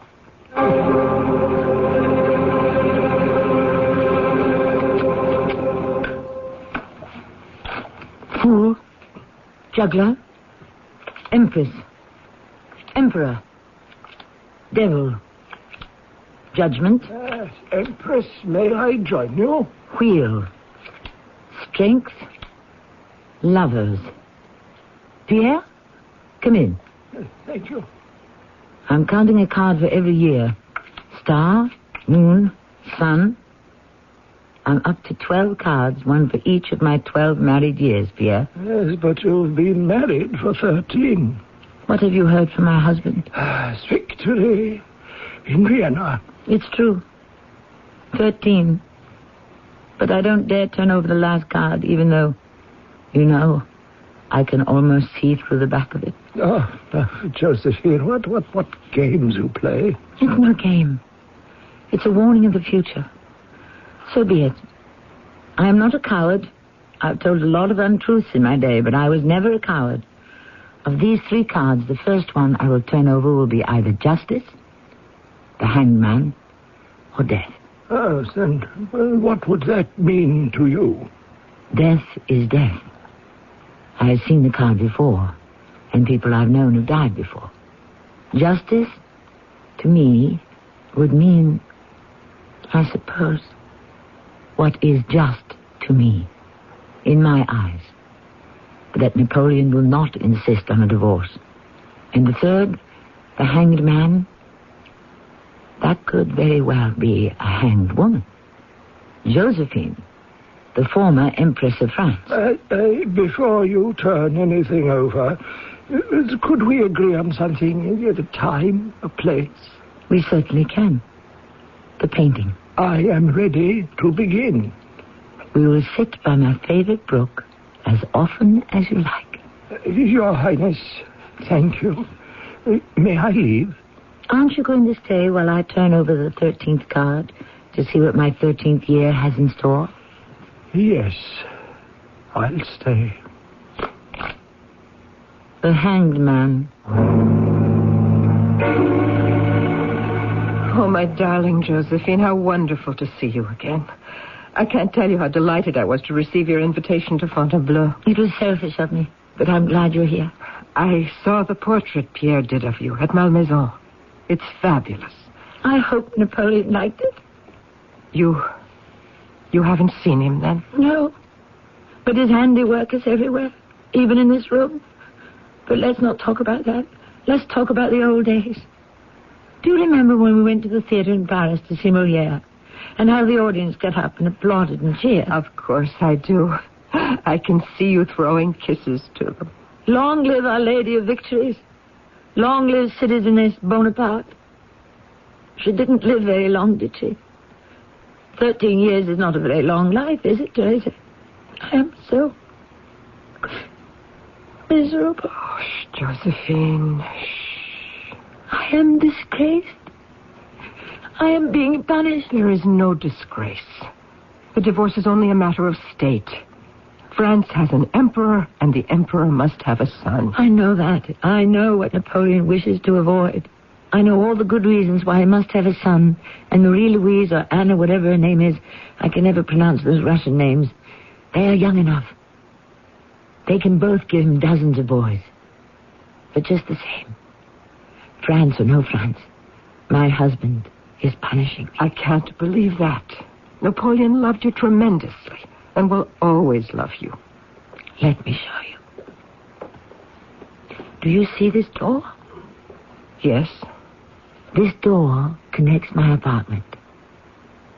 There is a secret private staircase that connects his apartment to mine. We always used it. But it doesn't connect to anything anymore. It's been sealed up. Have you asked why? Did you hear what I said? I said it's been sealed up because he doesn't want to have anything to do with me anymore. Not even to look at me.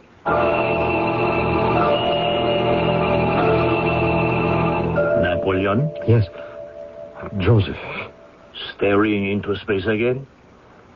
When are you going to set the date? Joseph, I haven't even spoken to my wife yet. That comes first. You haven't? But you are back in France for a month. Why do you wait? It isn't an easy task. It's like cutting off an arm. Worse, for this arm has a life of its own. Does putting off the day make it any easier? No, it doesn't. I'm afraid this time her cards are betraying her. She is positive that her presence in my life protects me. And that if I divorce her, I might be defeated in battle or even die in exile. This is the age of reason and not superstition. An heir is essential to give France peace and stability. Therefore, Josephine and I, who both love France more than we love each other, must part. Excellent. Tell her that. I'm afraid to. She'll be all tears, grief-stricken. I hate scenes. In front of armies and cannon, I stand up. But in front of Josephine, I tremble. You see, my darling wife, Will you have some more coffee? Yes. No, thank you. Not now. We must regard this I have act so looked forward to the two of us having a little dinner alone, just like the old days. Do you remember the picnics at Malmaison? Of course I remember them, dearest. Josephine, will you please let me say what I must? By all means. I'll be quiet as a mouse. Our divorce, what we are about to do, I regard as a kind of sacrifice. And you, my darling Josephine... No, don't. Please don't. I can't listen to this. I know it will happen to me. Disgrace. All honors taken away. All my friends. Who will look at me? Who will care about an ex-empress? Oh, but that is not so. You may say what you like, but the cards have told me. In the end, I will have to leave France. Josephine, listen to me. You will always be the Empress, Josephine. You will have Malmaison for yourself, an entire court for yourself. You will always be held in high regard by all of France. I promise you I shall see to that. That every Frenchman will hold you up as a noble victim to the needs of our country, to whom the greatest honors will always be shown. Who is it to be? What do you mean, who? You know what I mean. Anna, the Russian, or Marie-Louise, the Austrian? You won't tell anyone. It's not official, and I know I'll have problems with Vienna. So it is Marie-Louise. That's what I'm advised. I hear she's a big fat cow. A blonde. No. You used to like them slender and dark-haired. I still do, my darling. Very well. I'll consent. The divorce is yours. I know you'll be generous. You'll consent? You'll consent. Don't act as though you were doing me a favor. The divorce is the Emperor's edict, not a favor you are bestowing. I hoped you'd be a gentleman to the end and let me have the last word. I shall. In 2 weeks, we'll gather in the throne room at the Tuileries, and we shall both make our private decision public. With the permission of my august and dear husband, I declare that having no hope of bearing children for the interests of France, I am glad to give him the greatest proof of my attachment and devotion. I'm sorry. I can't read any more of what I wish to say to you. Joseph, pick up the page she dropped and read it. I believe that by consenting to the dissolution of a marriage which deprives France of one day being governed by the descendants raised up by Providence to wipe out the evils of a terrible revolution. Joseph, let me. I don't need to read what I have prepared. I can say it, straight out. The disillusion of my marriage can never change the feelings of my heart. In me, the Emperor will always have his best friend. 13 years. It's not very long, is it? But it was my whole lifetime. I know how much this act demanded by politics has wounded him. But we both glory in the sacrifice we make for the good of the country.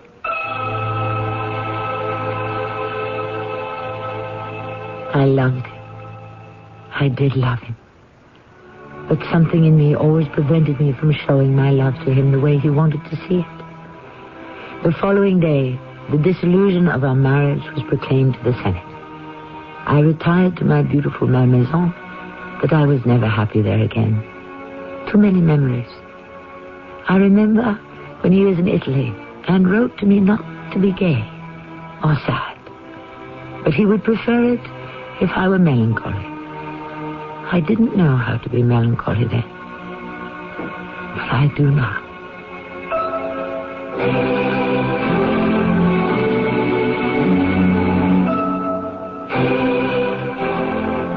Josephine lived to see Napoleon retreat from Moscow. She lived to see him abdicate.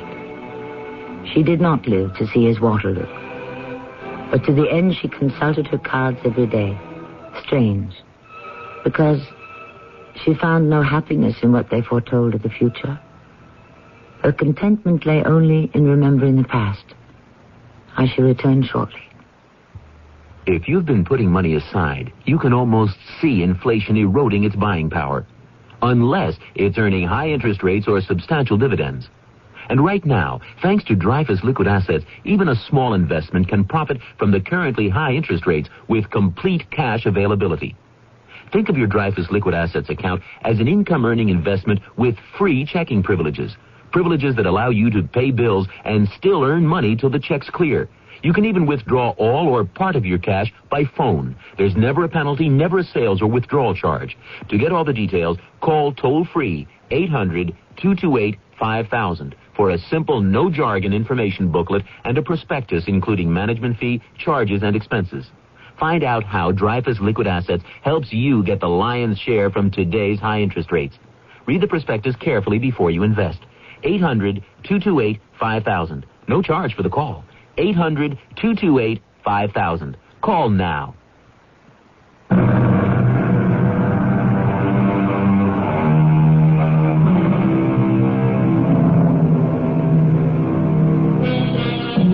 This graceful and extraordinary creature, Josephine, was strong and independent, and her bittersweet love affair with her husband is proof that Disraeli was right when he said, "Man is not a creature of circumstances.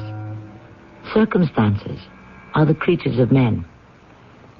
So can you blame me? Now you know why I just had to portray the fascinating Josephine. And as time goes on, I hope to play for you many more of my favorite characters of history and fiction. Our cast included Terry Keane, Louis Turenne, and Earl Hammond. The entire production was under the direction of Hyman Brown.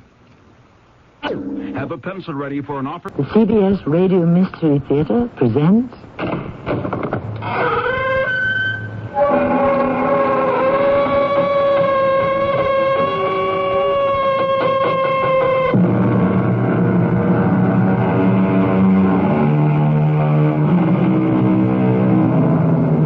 Come in. Welcome. I'm Tammy Grimes. I think we all know the meaning of the word bargain. It could be a good deal or a bad bargain. Exactly what we hope for or not what we bargain for. On today's presentation of the Mystery Theater, we ring up the curtain on an incredible compact which could have only one result: death. Hello?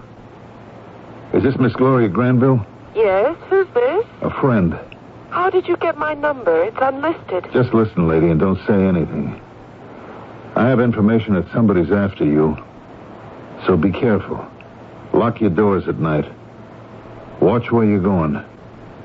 The world is full of bad people that you gotta watch out for, so you take care, kid. Goodbye.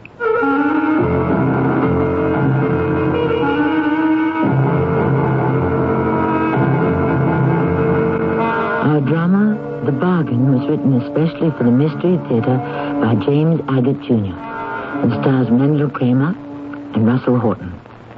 I shall return shortly with Act One.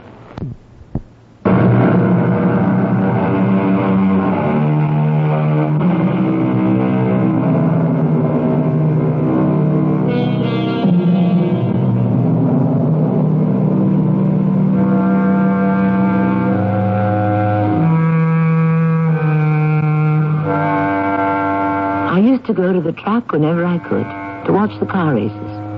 Without a doubt, one of the most hazardous and thrilling sports going, dating back 100 years to when automobiles first spun their wheels. However, today, there's always the chance the thunder of the engines and the roar of the crowd could give way to this sound. I don't know if he's going to make it. Well, he sure didn't look too good when we picked him up. These racing drivers take awful chances. Who is he? You know him? Yeah, sure, it's Pete Marvin. Well, he's won a lot of races. But this is the first time he's going to lose one.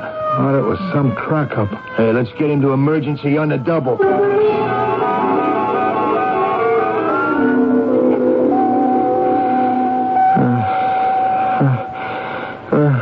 Dad, Pete is coming out of it. Somebody say something? Oh, thank heaven. I was afraid we were going to... Oh, is that you, Gloria? How come I can't focus? Something wrong with my eyes. Among other things. Oh, darling, you have no idea how good it is to hear you talk. Oh, where am I? In the Granville Hospital. Oh, is that you, CB? Sitting way over there? It sure is, son. Oh, that was a mean spill. Yeah, I got wiped out. Peter, you're the best driver there is. Always were. But this year, luck's been against you. Dad, I don't think we ought to talk about that now. Pete's going to get well. We've plenty of time to think about next year. You mean it'll take me that long to get back into shape? Yeah, the bone crackers have a lot to do yet. All I remember is on the fourth lap, somebody bumped me and I spun. I remember hitting the wall and then nothing. Well, you started sliding back onto the track and Al Darrell hit you. Al? Is he all right? Oh, not a scratch. You started burning and the fireman got you out. So it's not only my neck, but my hands and legs. I thought I was carrying a lot of bandages. Yeah, you had a run of real bad luck, son. A broken cable on the last 500. Before that, the front sneaker blown. Dad, I wish you'd be quiet. Pete knows what happened in the last 7 races. Yeah, but he doesn't know the odds. At least he doesn't realize it. What are you guys talking about? Don't you know what day it is today? Are you kidding? What week is it? Darling, it's your birthday. It is? Today? How about that? Congratulations. Yeah, you bet. Happy birthday to me. And it's your 45th. And maybe you've had one crack up too many. You're always in such a cheery mood. Only when you visit hospitals. Dad, I think you've said enough. You haven't said it in the right way, and you haven't said it at the right time. Gloria, I love Peter like a son. For his own good, I'm saying... Dad, please. I've got a much better job lined up for him, and you know it, Gloria. That's all I want to say. Okay. Dad, will you open this bottle of champagne, and the glasses are in the box with the cake. Pete, my love, yeah? I want you to take a good look at this cake, baked with my own oil-stained hands. And only one candle, because it's going to be the first year of a new life for you.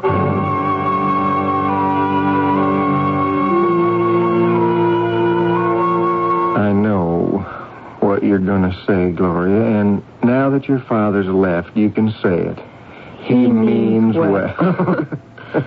Happy 45th, darling. We sure have known each other a long time. Yeah, 10 years. Since I started racing CB's Formula Ones. And what do you generally do every birthday? Well, I ask the boss's daughter to marry me. And what does she do? Turns me down. And you're probably right. The daughter of a man who endows concert halls, who built this hospital, well, she could do better. Oh, you talk too much. And even though you haven't asked me, I'll marry you. You will? Oh, son of a gun. My arms are all bandaged. I can't even kiss you. But I can kiss you. Oh. Oh, when I saw you go into that spin, I said a prayer out loud. Don't let any harm get to him, Lord. I can't live without that crummy guy. Gloria, I'm 45, and you're 25. I loved you since I was 15. Only I didn't know it. I can't wait to get out of here and head for another race. Oh, that's not the deal. What deal? I'll only marry you if you quit the racing game. Hey, can I come in? Oh, Marty. Hey, you are in. Come on, you may approach my bed. Hi, Gloria. Hey, Pete, you look like an Egyptian mummy. Tough luck, boy. I wouldn't say that. It's got a happy ending. Pete and I are getting married. No kidding. What? She finally nabbed you, huh? Well, not bad. Hey. Not bad. What's that supposed to mean? Well, you're marrying money. What's wrong with that? Marty, I thought we were friends. What a thing to say. Look, I'm not against money. I just hope it isn't going to break up a winning team, that's all. I'm afraid it is, Marty. Gloria wants me to give up racing. Oh, now, wait a minute. You couldn't. Don't worry yourself about anything. A mechanic with your track record won't have any trouble getting a job. I'll never have as great a run of wins with any other racer. I know that. Oh, come on. Out of our last 12, I didn't even place in 7. Pete has had his last race. He's come as close to the obituary page as I want him to. You don't have to convince me. Pete's my best friend. I feel the same way about you, too, Marty. If I take a job with Gloria's dad, You're going to have one right next to me. Oh, sure, you bet. Look, I really have to go. Oh, almost forgot this plant that I brought you. Hey, look at here. Oh. It's beautiful. And all those little leaves, they look like pennies. Takes a rich girl to know pennies, huh? But you're right, Gloria. It's called a money plant. I'll see you two. Shall I leave the door open like I found it? Marty, there's nothing Pete could do now we have to close the door for. Bye. Oh, that's a great guy. A money plant. That Marty. Do you suppose he's trying to tell us something? Honey, if he is, I want to make sure he gets the kind of job he deserves. Oh, I'm with you on that. I've been waiting an hour to see Pat. That's too bad. I got a lot of things to do. Remember, Marty, you owe Pat lots of money, so be patient if you want to stay healthy. You can go in now, Marty. Good luck. Hello, Pat. Oh, come in, Marty. Sit down. Well, let's get to business right away. How's our racing boy, Pete Marvin? He's doing all right, I guess. You guess? Yeah, I was just at the hospital. They bandaged him up a lot, but he didn't seem too bad. Of course, I didn't stay very long. Oh, that was inconsiderate of you, Marty. You should have stayed and asked the doctor when Pete would be back on the track again. Well, I didn't like to bring up the subject. Well, it's a good thing I don't have to rely on you for my information. The word I got is friend Pete is going to marry CB's daughter when he gets out of the hospital. No kidding. Oh, you didn't know that? But he's only going to marry CB's daughter if he gives up racing. And that would be a shame, now wouldn't it, Marty? Oh, now that you mention it, Pat, Gloria and Pete did say something about that. You didn't think it important enough to mention? Well, no, honest. I mean, I was going to try to persuade him that he shouldn't. Well, I'd do that if I were you. All we want is for Pete to give us 2 more races, at the most 3. Then everybody would be happy. 3 races, huh? I'm doing all this for you, Marty. I never forget a friend. I wouldn't want to see you hurt, Look, Pat, see my side of it, huh? What if I can't persuade Pete and he's definitely decided to retire and get married? I mean, she won't marry him if he doesn't. Oh, women don't understand these things. What do they know about busted kneecaps? Look, what I'm trying to say is, how will you get your $50,000 back if you cripple me? $53,650. A debt is a debt, Marty. We had a business arrangement. You fix Pete's car so he doesn't finish. Our group bets against him, and we make money. Your trouble, Marty, was you didn't think that what we gave you was enough. So you borrowed from us to make side bets. Only those you lost. It would be a cinch if Gloria wasn't in the picture. That's why he's retiring, to marry her. Haven't we mentioned that? Or are you saying that maybe we should get rid of the girl? Oh, no. I wouldn't hurt her. She's a good kid. She doesn't act like a good kid to me. She's interfering with my business. How am I going to explain to my accountant a bad debt of $53,650?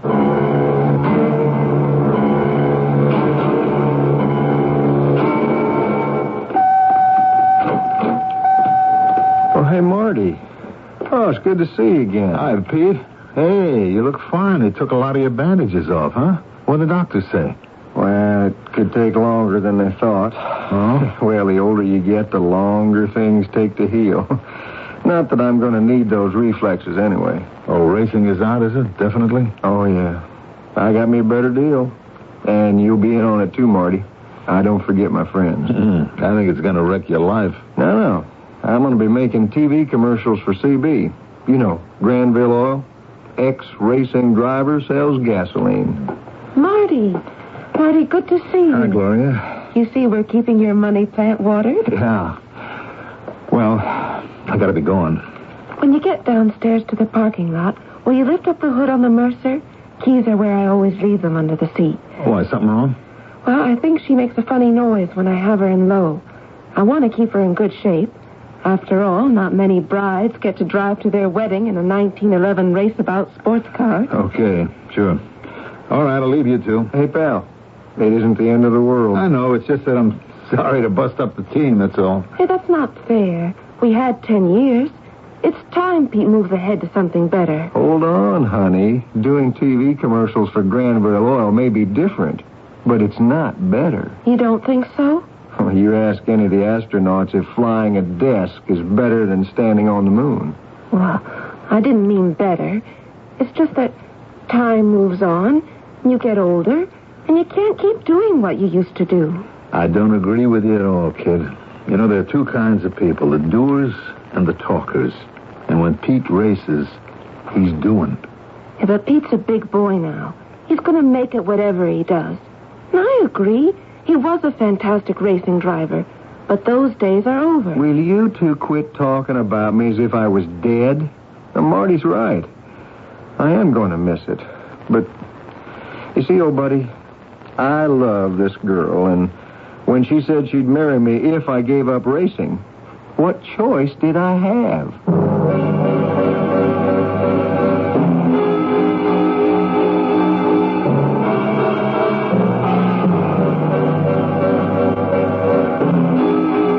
And so ends Act 1 of The Bargain. I've been at the track when a car smashed on a practice run, seen turbo motors overheat, or bad skids on a patch of oil. Even without someone monkeying around, there are many ways a champion can lose a race. Pete Marvin is right to get out while he can. The only question is there time enough or is it too late? I'll return shortly with Act 2.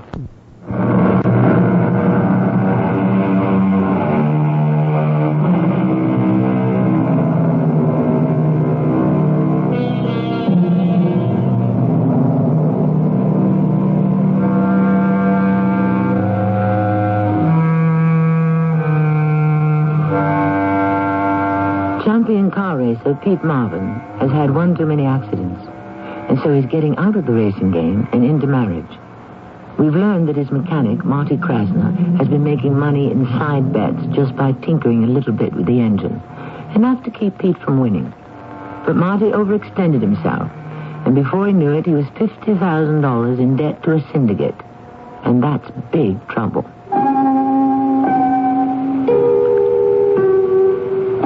I didn't see any way out of the mess I was in. I had no way of repaying the $50,000. Tuesday, I had lunch at the Green Flag, a club for races. It was raining, so I wore my fancy English raincoat. But when I got home, I found out that I'd taken someone else's by mistake.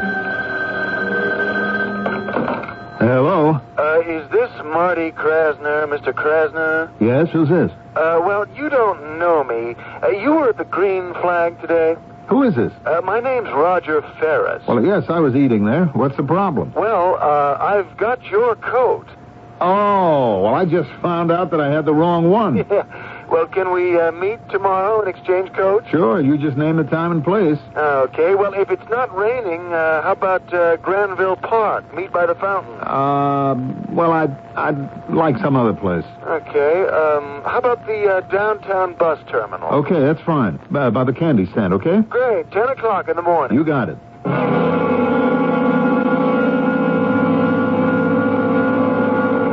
Mr. Krasner? Yeah, Roger Ferris?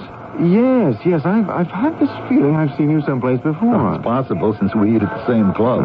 Is this your coat? Look at that. They're practically the same.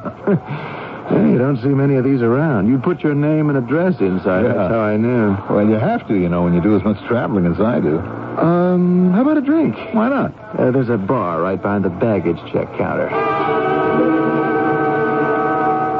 Now, let's head for that booth. I'm not detained. Oh, I got all the time in the world. So have I. What'll it be, gentlemen? What are you drinking? Straight bourbon, please. Ooh, in the morning? Oh, anytime. Especially when I got problems. I got problems, too. Make mine Scotch on the rocks. In a minute. Mr. Krasner, when I suggested we meet in Granville Park, you nixed it. Was there a special reason? Oh, it's a long story. I used to work for Pete Marvin. You know, and CB Granville is the money behind him. Wait a minute. Pete Marvin, the racing driver? Mm-hmm. Oh, now, sure. That's where I've seen you, in the pit stop when he rolls in. Well, he's in the hospital now, you know. I read he's going to marry CB's daughter. Yeah. Pete's given up racing. How come? Not because she's got money. Pete must be worth a bundle. She's been around the track since she was a teenager. She's always had an eye out on Pete, I guess. Anyway, she got him to quit. You know, I'm not so sure, nice kid she may be, that she's right for him. For one thing, everything has to be her way or no way. You know what I mean? She makes the rules. You could be describing my Uncle Charles. My folks died in a car accident. They had money. I was a teenager. All their money was in a trust for me with Uncle Charles, the trustee. And I don't get a penny of it while he lives, except what he wants to give me. That could be in 50 years. It's my money, and I can't touch it. You mean he's done nothing for you? A membership in a couple of clubs like the Green Flag, and he doles out $1 bills. When I say, what about the trust fund, he says, pretend you don't have any. Get a job. 1 scotch, 1 bourbon. Thank you. So, that's where I am. Well, you mean you just accept that? I mean, it is your money. No, I don't accept it. I've thought of a dozen ways to get rid of my uncle, but I don't know of any where I wouldn't get caught. Look, I didn't mean to murder him. What about a lawyer? No, there's no way to break the trust. He's doing exactly what he's supposed to do, exercise his judgment. Funny how you and I meet accidentally, and we both got reasons to get rid of someone. Problem I've been giving a lot of thought to lately. If there were no Gloria in your life, Pete Marvin would get well. You'd be back in the business of racing. Yeah, if there were no Uncle Charles in my life, I'd have everything I need. That's my dream. Yeah. But we're awake now. That's the reality of the situation. I keep telling myself there's got to be a foolproof way to solve this. I'm afraid there isn't. There is no perfect solution to our problem.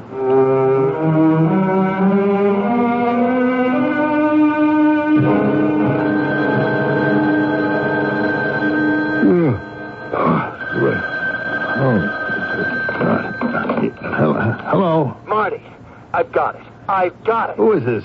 It's me. It's Roger. Don't you remember Roger? Yeah, you know what time it is? Look, I had to call you. I couldn't... It's 4 o'clock in the morning. I was sound asleep. I've been awake all night thinking about it, and it came to me all of a sudden. Look, will you knock it off, Roger? I'm hanging up. I'm going back to bed. Marty, listen. Now, this is important. It's what you said. There's no perfect solution, but there is. Sure. The perfect solution is the perfect crime. Sure. I'll talk to you in the morning. Hey, aren't you excited? Oh, sure.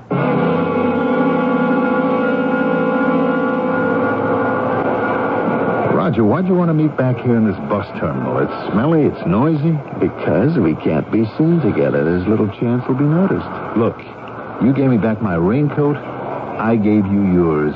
Why don't we just let it go at that? We can't. Not now. This is too good. It's perfect. Look, Roger, I don't know what you're talking about. And I want you to stop calling me in the middle of the night. I got plenty to worry about when I'm awake. And I need my sleep. That's why my plan is so perfect. You won't have to worry about anything anymore, and neither will I.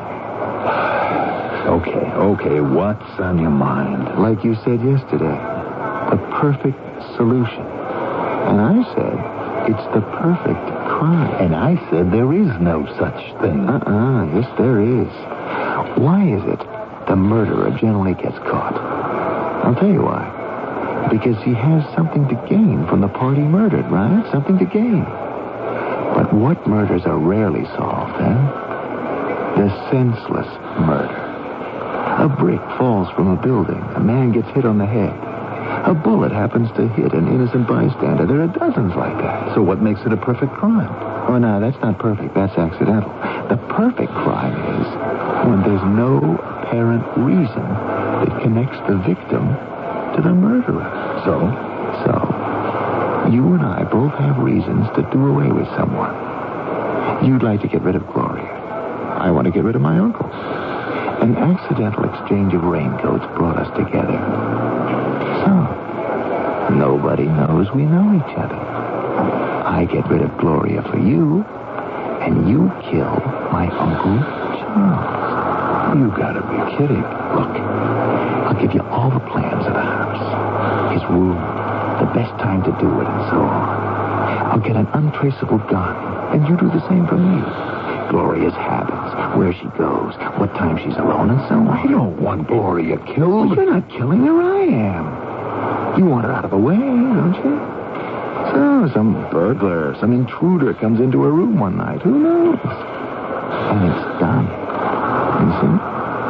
Where you had a problem, now you got no problem. It's not gonna work. It is. It is. It's perfect. Look, I'll call you. We'll set up another meeting. You think about it, Marty. You'll see I'm right. It's the perfect solution. The perfect crime.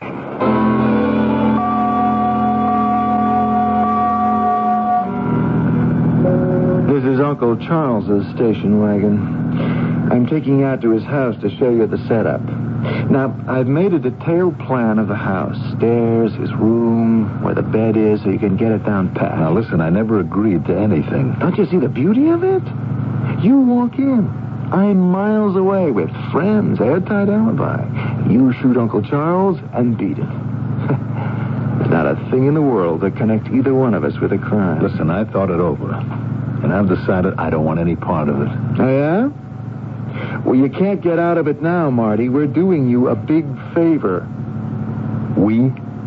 Don't you know who? Pat Brower? The Associates, his group? Mm-hmm. I happened to mention to a friend of mine that I wanted a contract on Uncle Charles, and I met some fellas, and the deal was set up. Quid pro quo. You know what that means.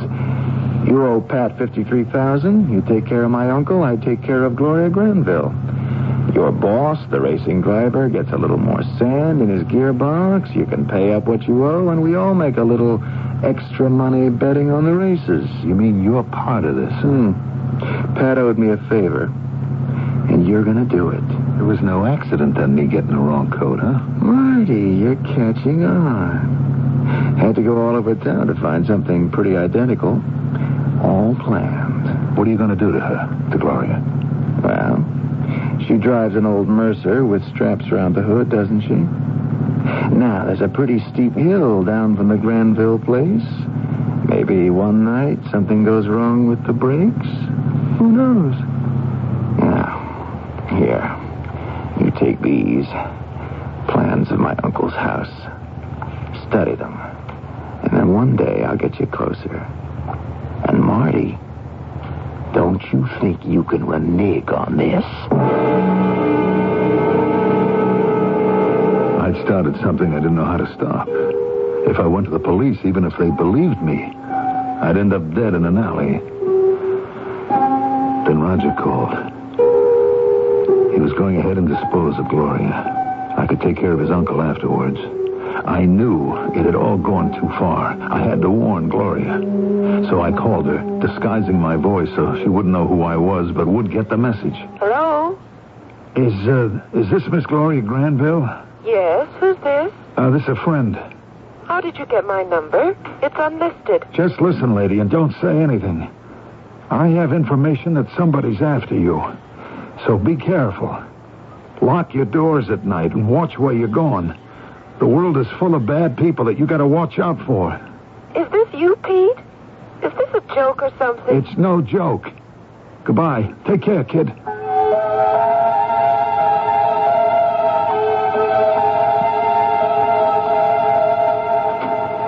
I'm sure it was Marty. I don't like it, Pete. That's why Gloria and I came here to the hospital to talk this over with you. He tried to disguise his voice, huh? Now, why would he, A, pretend to be someone else, and B, call Gloria to warn her? Well, Marty might be in trouble himself. I've thought that for a long while now. Things that happen on the track he couldn't explain. Marty in trouble? Do you know that? Well, when you're as close to someone and somehow he doesn't look you in the eye when the race is over, You just know. He's on to something. Knows something. But doesn't want us to know that he knows. Something dangerous to Gloria. And he's involved? That's scary. Gloria, this is no business for amateurs. I'm going to bring Detective Jack Donnelly in on this. Have him tell us what to do. Gloria, you are absolutely sure it was Marty? The threat is there, even if it wasn't. It was. It was the very last thing he said. He said, take care, kid. He's the only one who calls me that. He says kid in a special kind of way. Of course, I could just ask him to drop by the hospital and come right out and say it. Marty, was that you? Did you call Gloria? And what's it about? No, you'll do nothing of the kind. This is for experts. I'll call Jack Donnelly right now from the downstairs phone. If he's not tied up on a case, he works fast.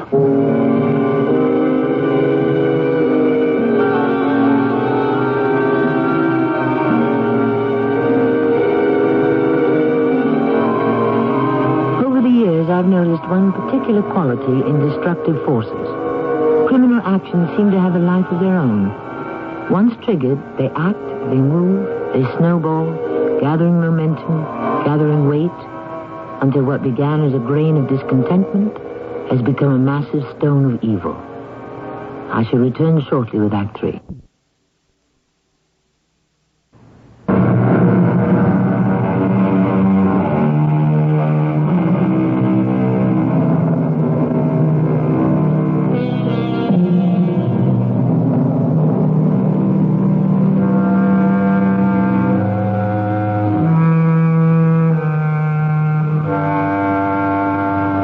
Here's some more on the inside track. In car racing, when the green flag is up, that means the track is clear, go for the win. Danger, crack up, accident, up go the yellow caution flags. Sometimes a man can win a race even under the yellow flag.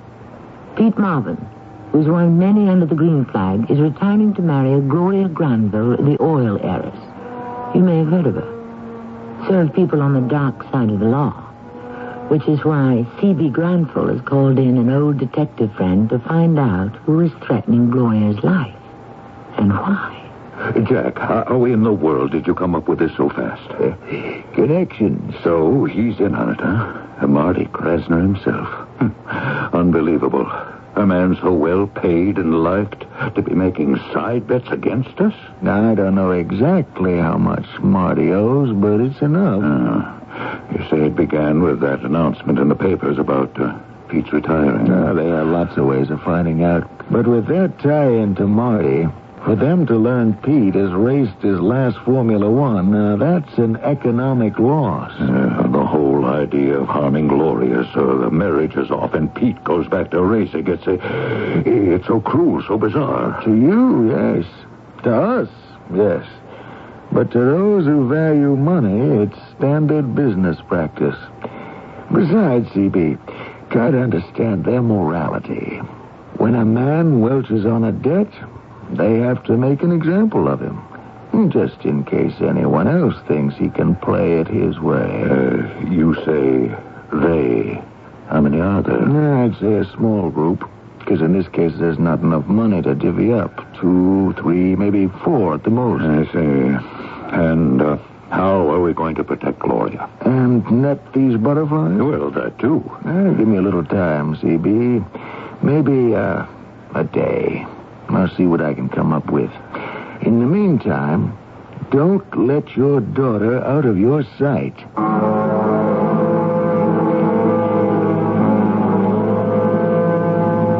Way in over my head and time was running out.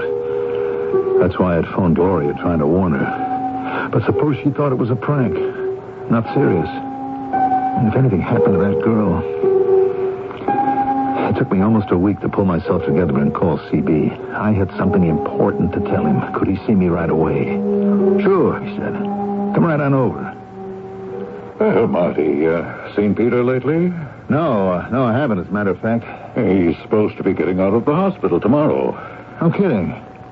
I didn't see that in the paper. Well, we're sort of keeping it quiet. At the hospital, they know, but no one else. Yeah, no one else. And they should have been printing a lot of stuff about him. Is it a fact that he's taken a kind of a job with you? We were talking about you last night, Marty. Trying to see if somewhere in Granville Oil there wouldn't be a good spot. I'm not so sure I could do something else. I think I'll stick to what I know. Well, you know best. But so far as Peter's concerned, Gloria's right. She wants to marry, and she knows a job with Granville Oil is a heck of a lot safer. I think he'll be a real asset to the business. And so does Gloria. Is she here now? No, she isn't. We just finished dinner, and she got a call from one of the doctors at the hospital. He said he wanted to see her about Peter. Well, isn't he all right? You said he was going home tomorrow.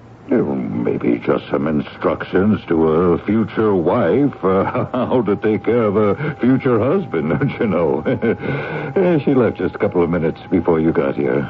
What was the name of the doctor? She didn't say. She went alone? Well, sure, why not? Look, you mind if I make a call, CB? Not at all. You don't happen to know the hospital's number? Yes, I do. Picked it out myself. You just dial Granville. Granville, huh? That's pretty neat, you know. Having a telephone number spell out your own name. Granville Hospital. Can you connect me with Pete Marvin's room? I just want to make sure, CB, that's all. Hello? Oh, Pete, it's Marty. Oh, hi, Marty.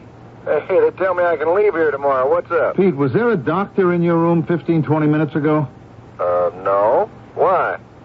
A doctor didn't make a call from your room asking Gloria to come on over, huh? No, not at all. No one's been in here since they took away the dinner tray at 6:30. What's this about Gloria coming over? Oh, I was just checking, Pete. Look, I won't keep you. Maybe I'll stop by after you get out of the hospital. Okay, Marty. Hope everything's okay. Yeah, me too. Bye now. Did I understand right? One of Pete's doctors didn't call? That's what he said. I guess maybe the doctor could have called from his office. CB, do you remember which car she took? No, I don't. I didn't see her go.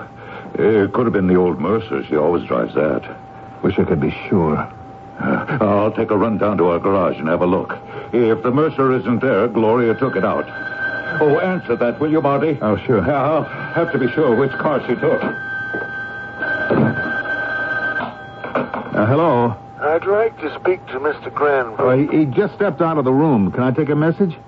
Who is this? Detective Donnelly. Who am I talking to? My name is Krasner, Marty Krasner.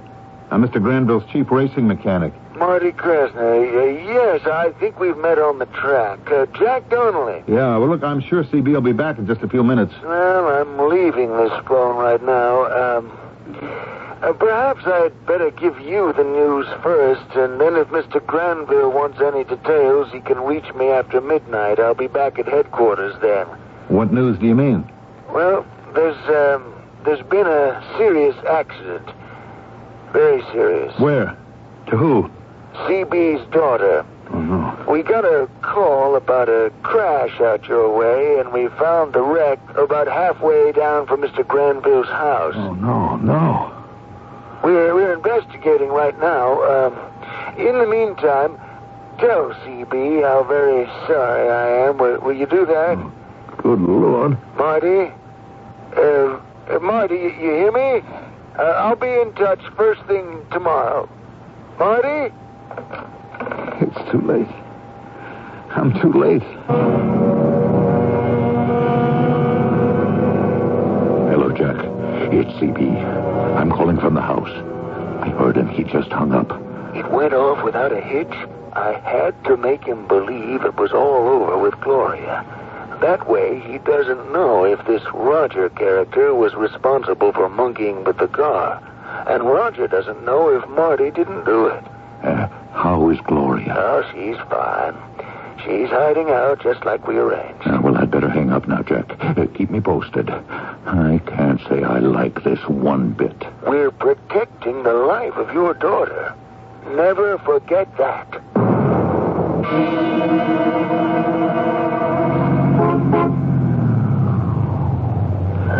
Get in, Marty. Hurry. Yeah. I been around this block 10 times. Where were you? Listen, I'm crazy to meet you at all. What's the matter with you? I've been calling you all week. You don't answer your phone? No, I don't. Look, I can't talk to anyone, Roger. Okay. I did my part. Now it's your turn. I couldn't believe it. You thought we were comedians? Kill that girl. You got proof or something?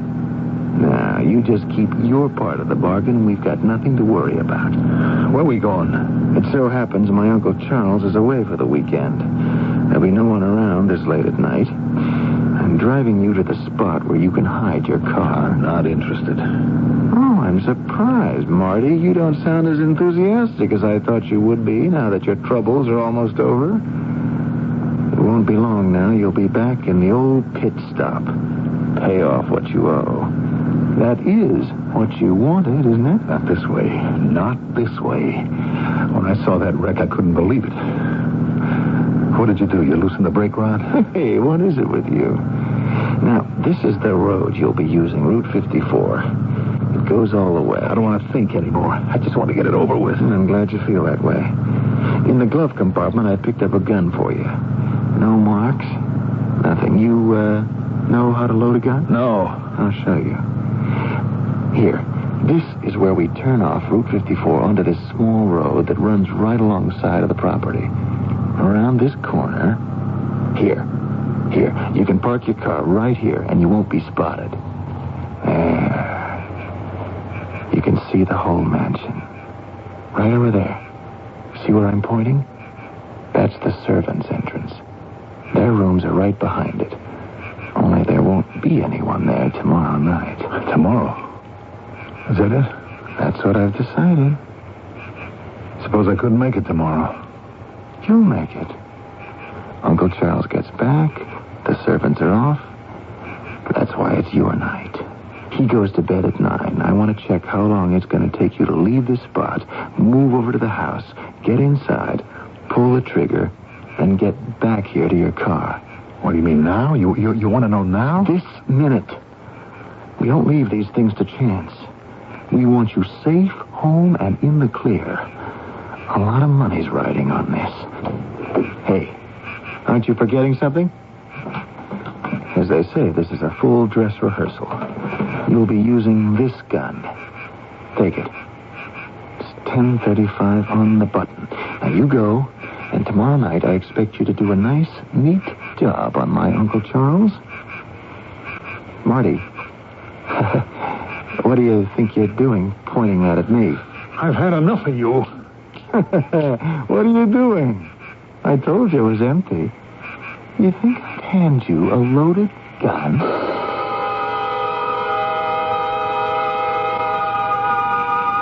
When I came to, I was lying in the road with a terribly sharp pain in my neck. I touched it.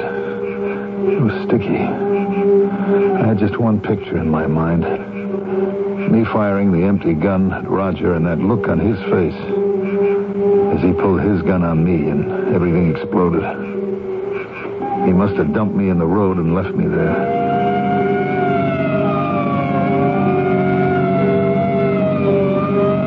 I don't know if he's going to make it. We got to get him to emergency on the double.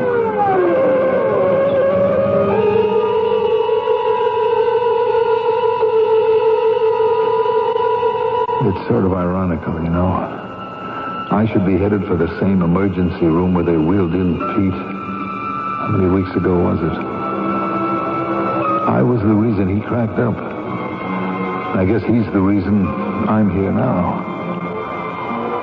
If I could only get up enough strength to sit up and say, hey, it's me, Marty Krasner. I didn't mean all this to happen. I'm sorry. Can you forgive me? Pete? Gloria? Can you do that?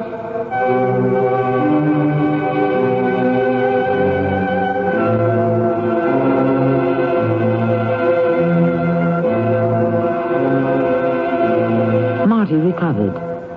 No doubt what helped him heal fast was learning that Gloria was very much alive. She'd been stashed out of the way. Jack Donnelly caught up with every single one of the men who used conniving and bribery to make money out of an honest sport. As for Pete and Gloria and GB, they went one way. Marty went another. No charges were ever pressed against him. As for me, I'll be back to talk to you shortly.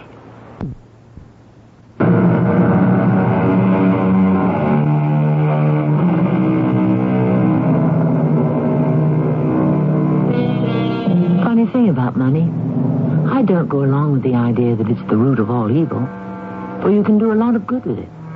It depends how you make it or use it. But old Ben Franklin, he never liked it.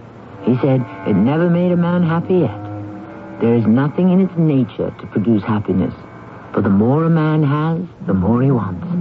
Instead of money filling a vacuum, it makes one. That's what he said. Our cast included Mandel Kramer, Russell Horton, Tracy Ellis, Bob Caliban, and Ray Owens. The entire production was under the direction of Hyman Brown. This is Tammy Grimes, inviting you to return to our Mystery Theater for another adventure in the macabre. Until next time, pleasant dreams.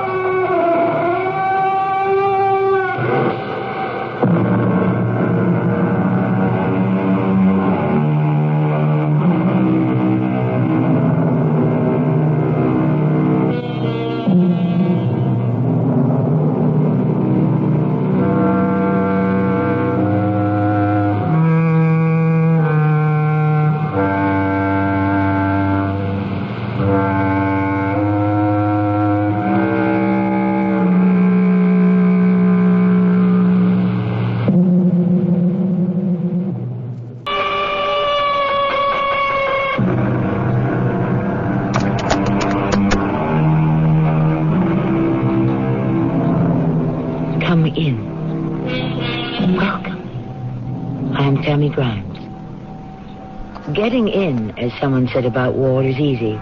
It's getting out that presents the problem. And we could say the very same thing about marriage. While faint heart never won fair lady, there's many a bold lad who wishes he hadn't been quite so courageous. We promise to love, honor, and obey as long as we shall live. The trouble is, some of us live a long time. While love? Well, for a great many people, it just comes and goes, doesn't it? But you said you'd be able to talk him out of it. I tried, and I failed. Now we'll have to kill him. Murder? Yes, murder. And it has to be done before Monday. There must be another way. Listen. To what? We can have a long moral discussion, but why bother?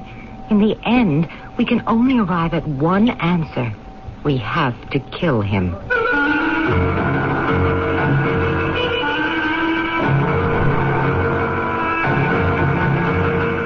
Our mystery drama, Tippecanoe and Tyler 2, was written especially for the Mystery Theater by Sam Dan and stars Carol Teitel and Cynthia Harris. I'll be back shortly with Act 1.